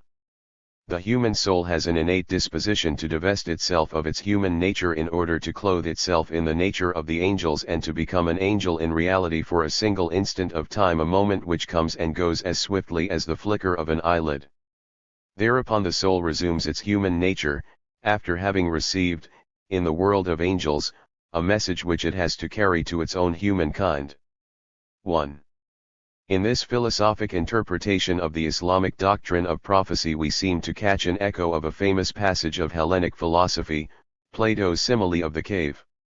In this passage Plato likens the ordinary run of mankind to prisoners in a cave, standing with their backs to the light and gazing at shadows cast upon a screen by the realities which are moving about behind them. The prisoners take it for granted that the shadows which they see on the back wall of the cave are the ultimate realities, since these are the only things that they have ever been able to see. Plato then imagines a single prisoner being suddenly released and compelled to turn round and face the light and walk out into the open.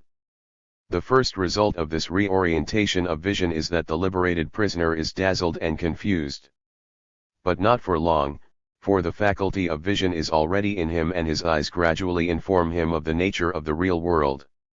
He is then sent back to his cave again, and he is just as much dazzled and confused by the twilight now as he was by the sunlight before. As he formerly regretted his translation into the sunlight, so he now regrets his retranslation into the twilight, and with better reason, for in returning to his old companions in the cave who have never seen the sunlight he will be exposed to the risk of a hostile reception. There will assuredly be laughter at his expense, and it will be said of him that the only result of his escapade up there is that he has come back with his eyesight ruined. Moral: it is a fool's game even to make the attempt to go up aloft, and as for the busybody who goes in for all this liberating and translating to higher spheres, if ever we have a chance to catch him and kill him, we will certainly take it. Readers of Robert Browning's poetry may be reminded at this point of his fantasy of Lazarus. He imagines that Lazarus, who was raised from the dead 4 days after his death, must have returned to the cave a very different man from what he was before he left it, and he embodies a description of this same Lazarus of Bethany, in old age, 40 years after his unique experience, in an epistle of one Karshish, a traveling Arabian physician who writes periodical reports for the information of the head of his firm. According to Karshish, the villagers of Bethany can make nothing of poor Lazarus. He has come to be regarded as a quite harmless variety of the village idiot. But Karshish has heard Lazarus's story, and is not so sure. Browning's Lazarus failed to make his return in any effective shape. He became neither a prophet nor a martyr, but suffered the returning Platonic philosopher's less exacting alternative fate of being tolerated but ignored. Plato himself has painted the ordeal of the return in such unattractive colors that it is almost surprising to find him imposing it remorselessly on his elect philosophers.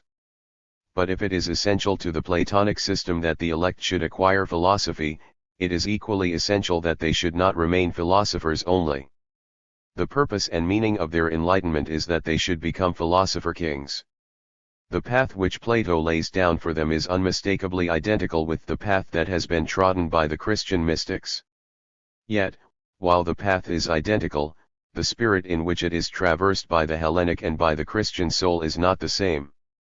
Plato takes it for granted that the personal interest, as well as the personal desire, of the liberated and enlightened philosopher must be in opposition to the interest of the mass of his fellow men who still sit in darkness and in the shadow of death, fast bound in misery and iron. Whatever may be the interests of the prisoners, the philosopher, on Plato's showing, cannot minister to the needs of mankind without sacrificing his own happiness and his own perfection. For, when once he has attained enlightenment, the best thing for the philosopher himself is to remain in the light outside the cave and live there happy ever after. It was indeed a fundamental tenet of Hellenic philosophy that the best state of life is the state of contemplation, the Greek word for which has become our English word theory, which we habitually use as the opposite of practice. The life of contemplation is placed by Pythagoras above the life of action, and this doctrine runs through the whole Hellenic philosophical tradition down to the Neoplatonists living in the latest age of the Hellenic society in its dissolution. Plato affects to believe that his philosophers will consent to take a hand in the work of the world from a sheer sense of duty, but in fact they did not, and their refusal may be part of the explanation of the problem why the breakdown which the Hellenic civilization had suffered in the generation before Plato was never retrieved. The reason why the great refusal was made by the Hellenic philosophers is also clear. Their moral limitation was the consequence of an error in belief. Believing that the ecstasy and not the return was the be-all and end-all of the spiritual odyssey on which they had embarked, they saw nothing but a sacrifice on the altar of duty in the painful passage from ecstasy to return, which was really the purpose and culmination of the movement in which they were engaged.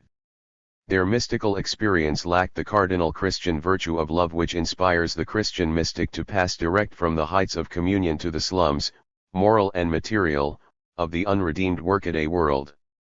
This movement of withdrawal and return is not a peculiarity of human life which is only to be observed in the relations of human beings with their fellows. It is something that is characteristic of life in general, and becomes manifest to man in the life of the plants as soon as he has made this plant life his concern by taking up agriculture, a phenomenon which has led the human imagination to express human hopes and fears in agricultural terms. The annual withdrawal and return of the corn has been translated into anthropomorphic terms in ritual and mythology, as witness the rape and restoration of a Korah or Persephone, or the death and resurrection of a Dionysus, Adonis, Osiris, or whatever may be the local name for the universal corn spirit or year god, whose ritual and myth, with the same stock characters playing the same tragic drama under diverse names, is as widespread as the practice of agriculture itself. Similarly, the human imagination has found an allegory of human life in the phenomena of withdrawal and return apparent in the life of plants, and in terms of this allegory it has wrestled with the problem of death, a problem which begins to torment human minds from the moment when, in growing civilizations, the higher personalities begin to disengage themselves from the mass of mankind. Some men will say, "How are the dead raised up, and with what body do they come?" Thou fool, that which thou sowest is not quickened except it die. And that which thou sowest not that body that shall be, but bare grain, it may chance of wheat or of some other grain. But God giveth it a body as it hath pleased him, and to every seed his own body. So also is the resurrection of the dead. It is sown in corruption, it is raised in incorruption. It is sown in dishonor, it is raised in glory, it is sown in weakness, it is raised in power. It is sown a natural body, it is raised a spiritual body. And so it is written, the first man Adam was made a living soul, the last Adam was made a quickening spirit. The first man is of the earth, earthy, the second man is the Lord from heaven. 1. In this passage of the first epistle of Paul to the Corinthians, 4 ideas are presented in a succession which is also a crescendo. The first idea is that we are witnessing a resurrection when we behold the return of the corn in the spring after its withdrawal in the autumn. The second idea is that the resurrection of the corn is an earnest of the resurrection of dead human beings, a reaffirmation of a doctrine taught long before in the Hellenic mysteries. The third idea is that the resurrection of human beings is possible and conceivable in virtue of some kind of transfiguration which their natures undergo through the act of God during the time of waiting that has to intervene between their death and their return to life. The earnest of this transfiguration of dead human beings is the manifest transfiguration of seeds into flowers and fruits. This change in human nature is to be a change in the direction of greater endurance, beauty, power, and spirituality. The fourth idea in the passage is the last and most sublime. In the concept of the first and second man, the problem of death is forgotten and the concern for the resurrection of the individual human being is momentarily transcended. In the advent of the second man, who is the Lord from heaven, Paul hails the creation of a new species composed of one unique individual, the Ajuto Dei, whose mission it is to raise the rest of mankind to a superhuman level by inspiring his fellow men with his own inspiration from God. Thus the same motif of withdrawal and transfiguration leading up to a return in glory and power can be discerned in the spiritual experience of mysticism and in the physical life of the vegetable world and in human speculations on death and immortality and in the creation of a higher out of a lower species.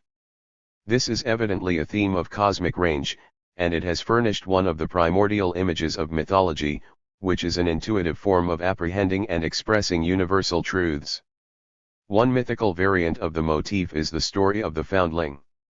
A babe born to a royal heritage is cast away in infancy sometimes, as in the stories of Oedipus and Perseus, by his own father or grandfather, who is warned by a dream or an oracle that the child is destined to supplant him, sometimes, as in the story of Romulus, by a usurper, who has supplanted the babe's father and fears lest the babe should grow up to avenge him, and sometimes, as in the stories of Jason, Orestes, Zeus, Horus, Moses, and Cyrus, by friendly hands that are concerned to save the babe from the villain's murderous designs.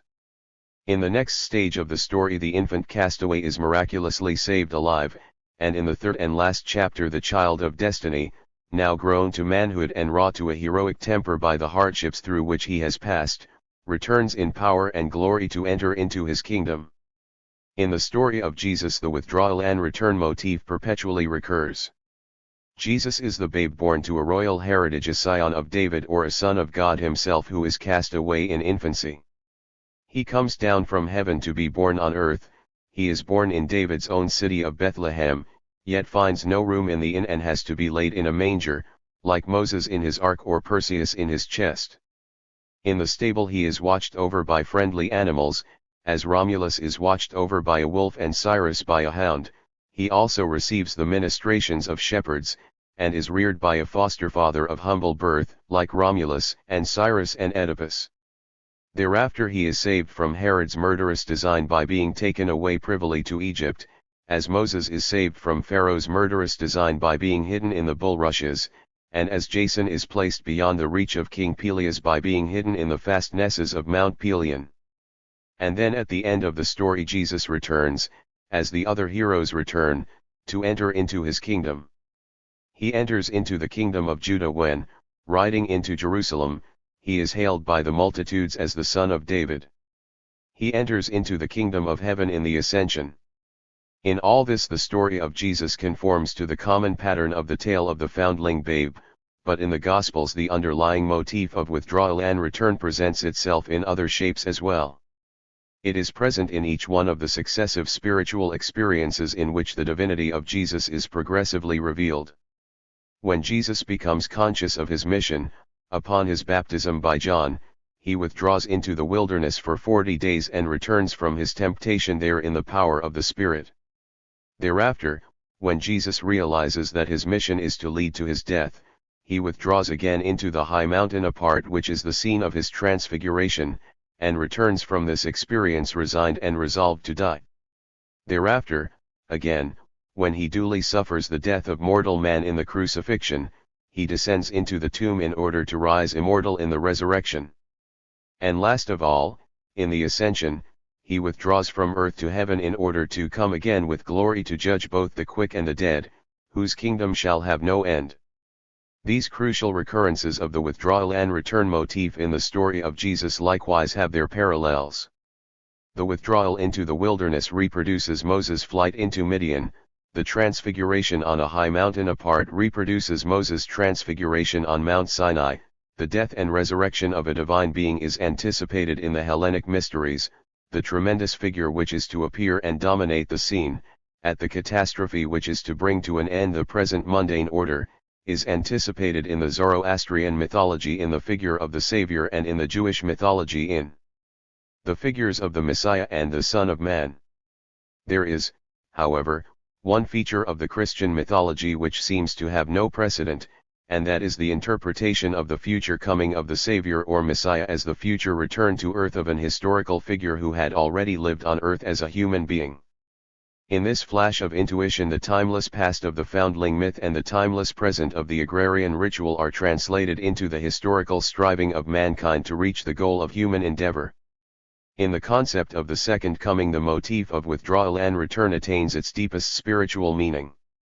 The flash of intuition in which the Christian concept of the second coming was conceived must evidently have been the response to a particular challenge of the time and place, and the critic who makes the mistake of supposing that things have nothing more in them than is to be found in their origins will depreciate this Christian doctrine on the ground that it originated in a disappointment, the disappointment of the primitive Christian community when they realized that their master had actually come and gone without the looked-for result. He had been put to death, and, as far as could be seen, his death had left his followers without prospects. If they were to find heart to carry on their master's mission, they must draw the sting of failure from their master's career by projecting this career from the past into the future. They must preach that he was to come again in power and glory. It is, indeed, True that this doctrine of a second coming has since been adopted by other communities that have been in the same disappointed or frustrated state of mind. In the myth of the second coming of Arthur, for example, the vanquished Britons consoled themselves for the failure of the historic Arthur to avert the ultimate victory of the English barbarian invaders. In the myth of the second coming of the Emperor Frederick Barbarossa, AD 1152-90, the Germans of the later Middle Ages consoled themselves for their failure to maintain their hegemony over Western Christendom. To the southwest of the green plain that girdles in the rock of Salzburg, the gigantic mass of the Untersberg frowns over the road which winds up a long defile to the glen and lake of Berchtesgaden. There, far up among its limestone crags, in a spot scarcely accessible to human foot, the peasants of the valley point out to the traveler the black mouth of a cavern and tell him that, within, Barbarossa lies amid his knights in an enchanted sleep, waiting the hour when the ravens shall cease to hover round the peak and the pear tree blossom in the valley, to descend with his crusaders and bring back to Germany the golden age of peace and strength and unity. 1. Similarly, the Shiite community in the Muslim world, when they had lost their battle and become a persecuted sect, conceived the idea that the 12th Imam, 12th lineal descendant of all, the son-in-law of the Prophet, had not died but had disappeared into a cave from which he continued to provide spiritual and temporal guidance for his people, and that one day he would reappear as the promised Mahdi and bring the long reign of tyranny to an end.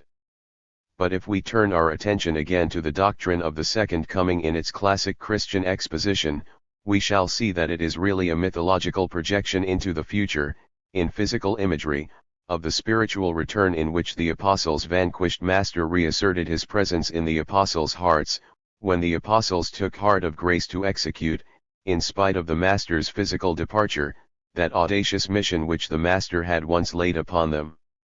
This creative revival of the apostles' courage and faith, after a moment of disillusionment and despair, is described in the Acts again in mythological language in the image of the descent of the Holy Ghost on the day of Pentecost.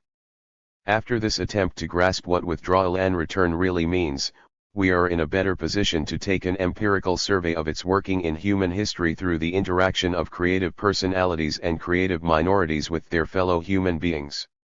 There are famous historical examples of the movement in many different walks of life. We shall encounter it in the lives of mystics and saints and statesmen and soldiers and historians and philosophers and poets, as well as in the histories of nations and states and churches. Walter Bagehot expressed the truth we are seeking to establish when he wrote, "All the great nations have been prepared in privacy and in secret. They have been composed far away from all distraction." 1. We will now pass rapidly in review a diversity of examples, beginning with creative individuals. St. Paul.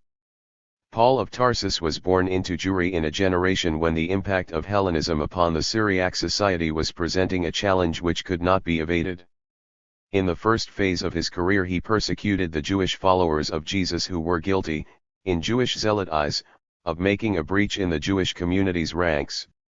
In the latter part of his career he turned his energies in an entirely different direction, preaching a new dispensation where there is neither Greek nor Jew, circumcision nor uncircumcision, barbarian, Scythian, bond nor free, and preaching this reconciliation in the name of the sect which he had formerly persecuted.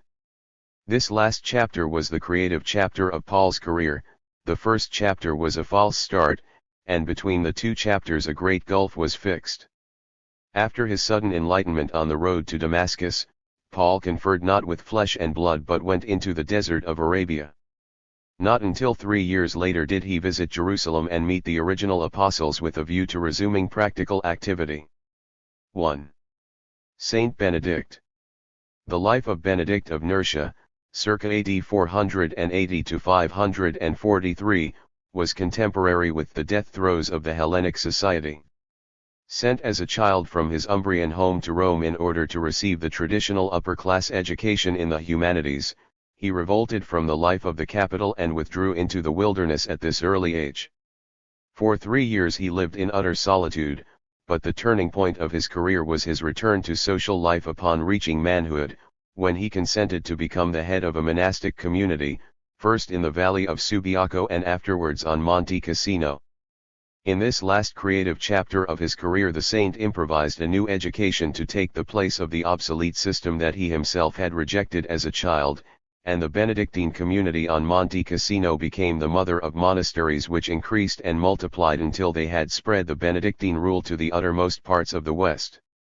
Indeed, this rule was one of the main foundations of the new social structure which was eventually raised in Western Christendom on the ruins of the ancient Hellenic order. One of the most important features in Benedict's rule was the prescription of manual labor, for this meant, first and foremost, agricultural labor in the fields. The Benedictine movement was, on the economic plane, an agricultural revival, the first successful revival of agriculture in Italy since the destruction of the Italian peasant economy in the Hannibalic War. The Benedictine rule achieved what had never been achieved by the Gracchan agrarian laws or the imperial alimenta, because it worked, not, as state Attian works, from above downwards, but from below upwards, by evoking the individual's initiative through enlisting his religious enthusiasm. By virtue of this spiritual elan, the Benedictine order not only turned the tide of economic life in Italy, it also performed in medieval Transalpine Europe that strenuous pioneer work of clearing forests, draining marshes, and creating fields and pastures which was performed in North America by the French and British backwoodsmen. Saint Gregory the Great.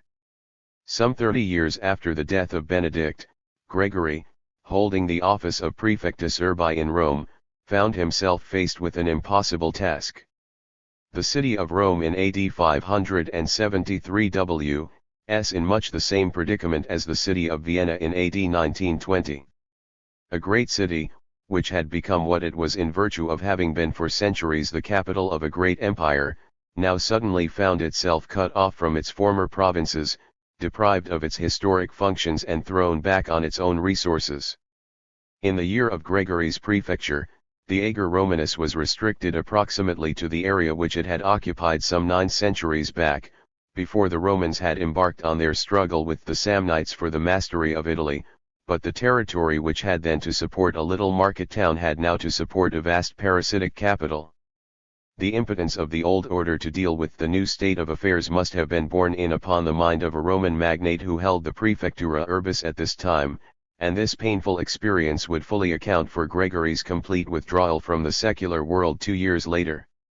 His withdrawal, like Paul's, was of 3 years' duration, and at the end of that period he was planning to undertake in person the mission that he afterwards undertook by proxy, for the conversion of the heathen English, when he was recalled to Rome by the Pope. Here, in various ecclesiastical offices and finally on the papal throne itself, AD 590 to 604, he accomplished 3 great tasks.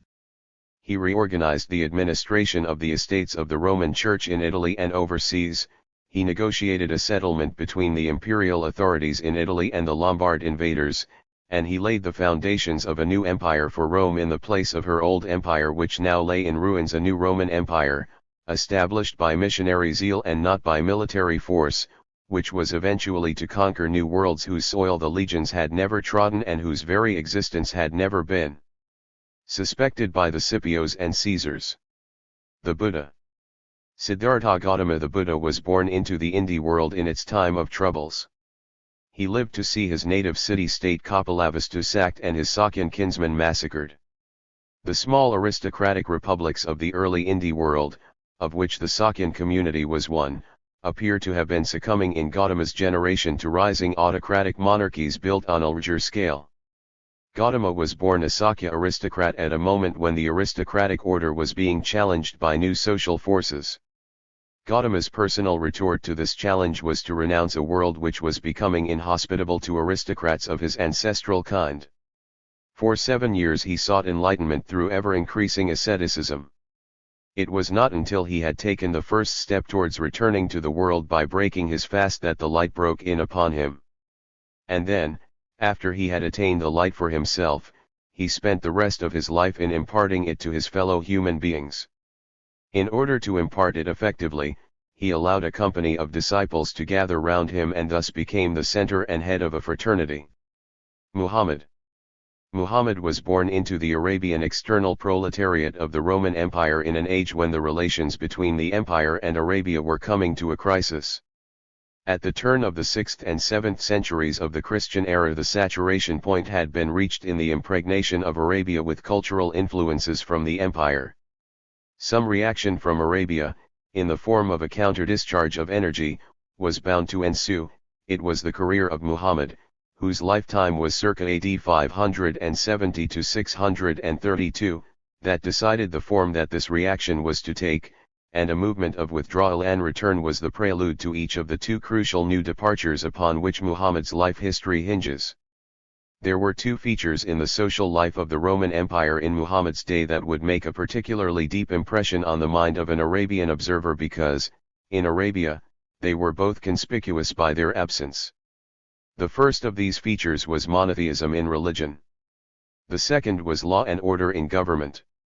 Muhammad's life work consisted in translating each of these elements in the social fabric of Rum into an Arabian vernacular version and incorporating both his Arabianized monotheism and his Arabianized imperium into a single master institution, the all-embracing institution of Islam, to which he succeeded in imparting such titanic driving force that the new dispensation, which had been designed by its author to meet the needs of the barbarians of Arabia, burst the bounds of the peninsula and captivated the entire Syriac world from the shores of the Atlantic to the coasts of the Eurasian steppe.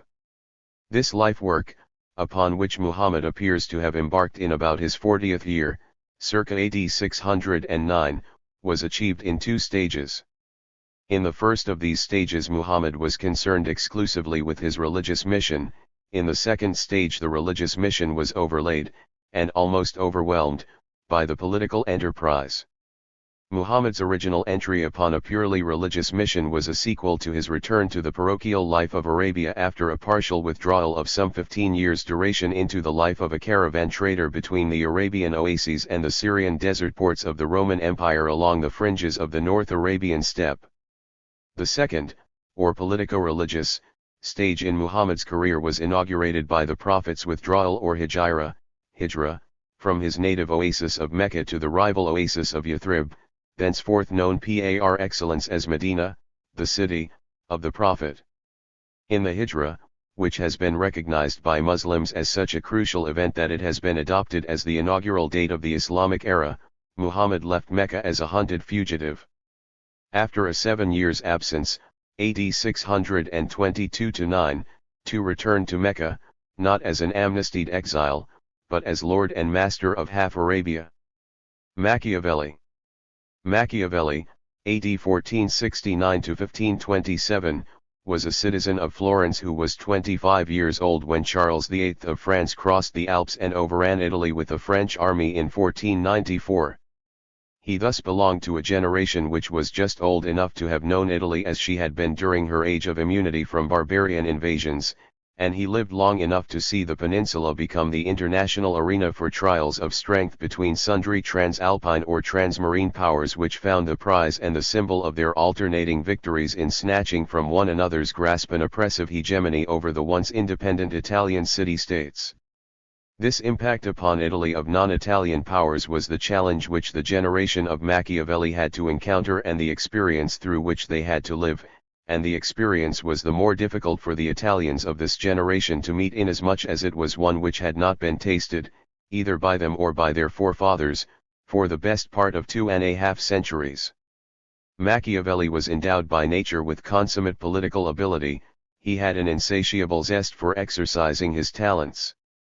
Fortune had made him a citizen of Florence, one of the leading city-states of the peninsula, and merit won him, at the age of 29, the post of secretary to the government. Appointed to this important office in 1498, 4 years after the first French invasion, he acquired a first-hand knowledge of the new barbarian powers in the course of his official duties. After 14 years of this experience he had become perhaps better qualified than any other living Italian for taking a hand in the urgent task of helping Italy to work out her political salvation, when a turn in the wheel of Florentine domestic politics suddenly expelled him from his field of practical activity. In 1512 he was deprived of his secretaryship of state and in the following year he suffered imprisonment and torture, and, although he was lucky enough to emerge again alive, the price which he had to pay for his release from prison was a perpetual rustication on his farm in the Florentine countryside. The break in his career was complete, yet, in putting him to the proof of this tremendous personal challenge, fortune did not find Machiavelli wanting in the power to make an effective response. In a letter written very shortly after his rustication to a friend and former colleague, he describes in detail and with an almost humorous detachment the manner of life which he has now mapped out for himself. Rising with the sun, he devotes himself during the hours of daylight to the humdrum social and sporting activities suitable to the manner of life now forced upon him. But that is not the end of his day. When the evening comes, I return to the house and go into my study, and at the door I take off my country clothes, all caked with mud and slime, and put on court dress, and when I am thus decently reclad I enter into the ancient mansions of the men of ancient days. And there I am received by my hosts with all loving kindness, and I feast myself on that food which alone is my true nourishment, and which I was born for. In these hours of scholarly research and meditation was conceived and written The Prince, and the concluding chapter of the famous treatise, which is an exhortation to liberate Italy from the barbarians, reveals the intention that Machiavelli had in mind when he took up his pen to write. He was addressing himself once more to the one vital problem of contemporary Italian statesmanship in the hope that perhaps, even now, he might help to bring that problem to solution by transmuting into creative thought the energies which had been deprived of their practical outlet. In fact, of course, the political hope that animates The Prince was utterly disappointed. The book failed to achieve its author's immediate aim, but this is not to say that The Prince was a failure, for the pursuit of practical politics by literary means was not the essence of the business which Machiavelli was going about when, evening after evening in his remote farmhouse, he entered into the mansions of the men of ancient days. Through his writings Machiavelli was able to return to the world on a more ethereal plane, on which his effect on the world has been vastly greater than the highest possible achievement of a Florentine Secretary of State immersed in the details of practical politics. In those magic hours of catharsis when he rose above his vexation of spirit, Machiavelli succeeded in transmuting his practical energies into a series of mighty intellectual works: The Prince, the Discourses on Livy, the Art of War, and the History of Florence, which have been the seeds of our modern Western political philosophy. Dante. 200 years earlier the history of the same city furnished a curiously parallel example. For Dante did not accomplish his life work till he had been driven to withdraw from his native city. In Florence, Dante fell in love with Beatrice, only to see her die before him, still the wife of another man. In Florence he went into politics only to be sentenced to exile, an exile from which he never returned. Yet, in losing his birthright in Florence, Dante was to win the citizenship of the world, for in exile the genius which had been crossed in politics after being crossed in love found its life work in creating the Divina Commedia.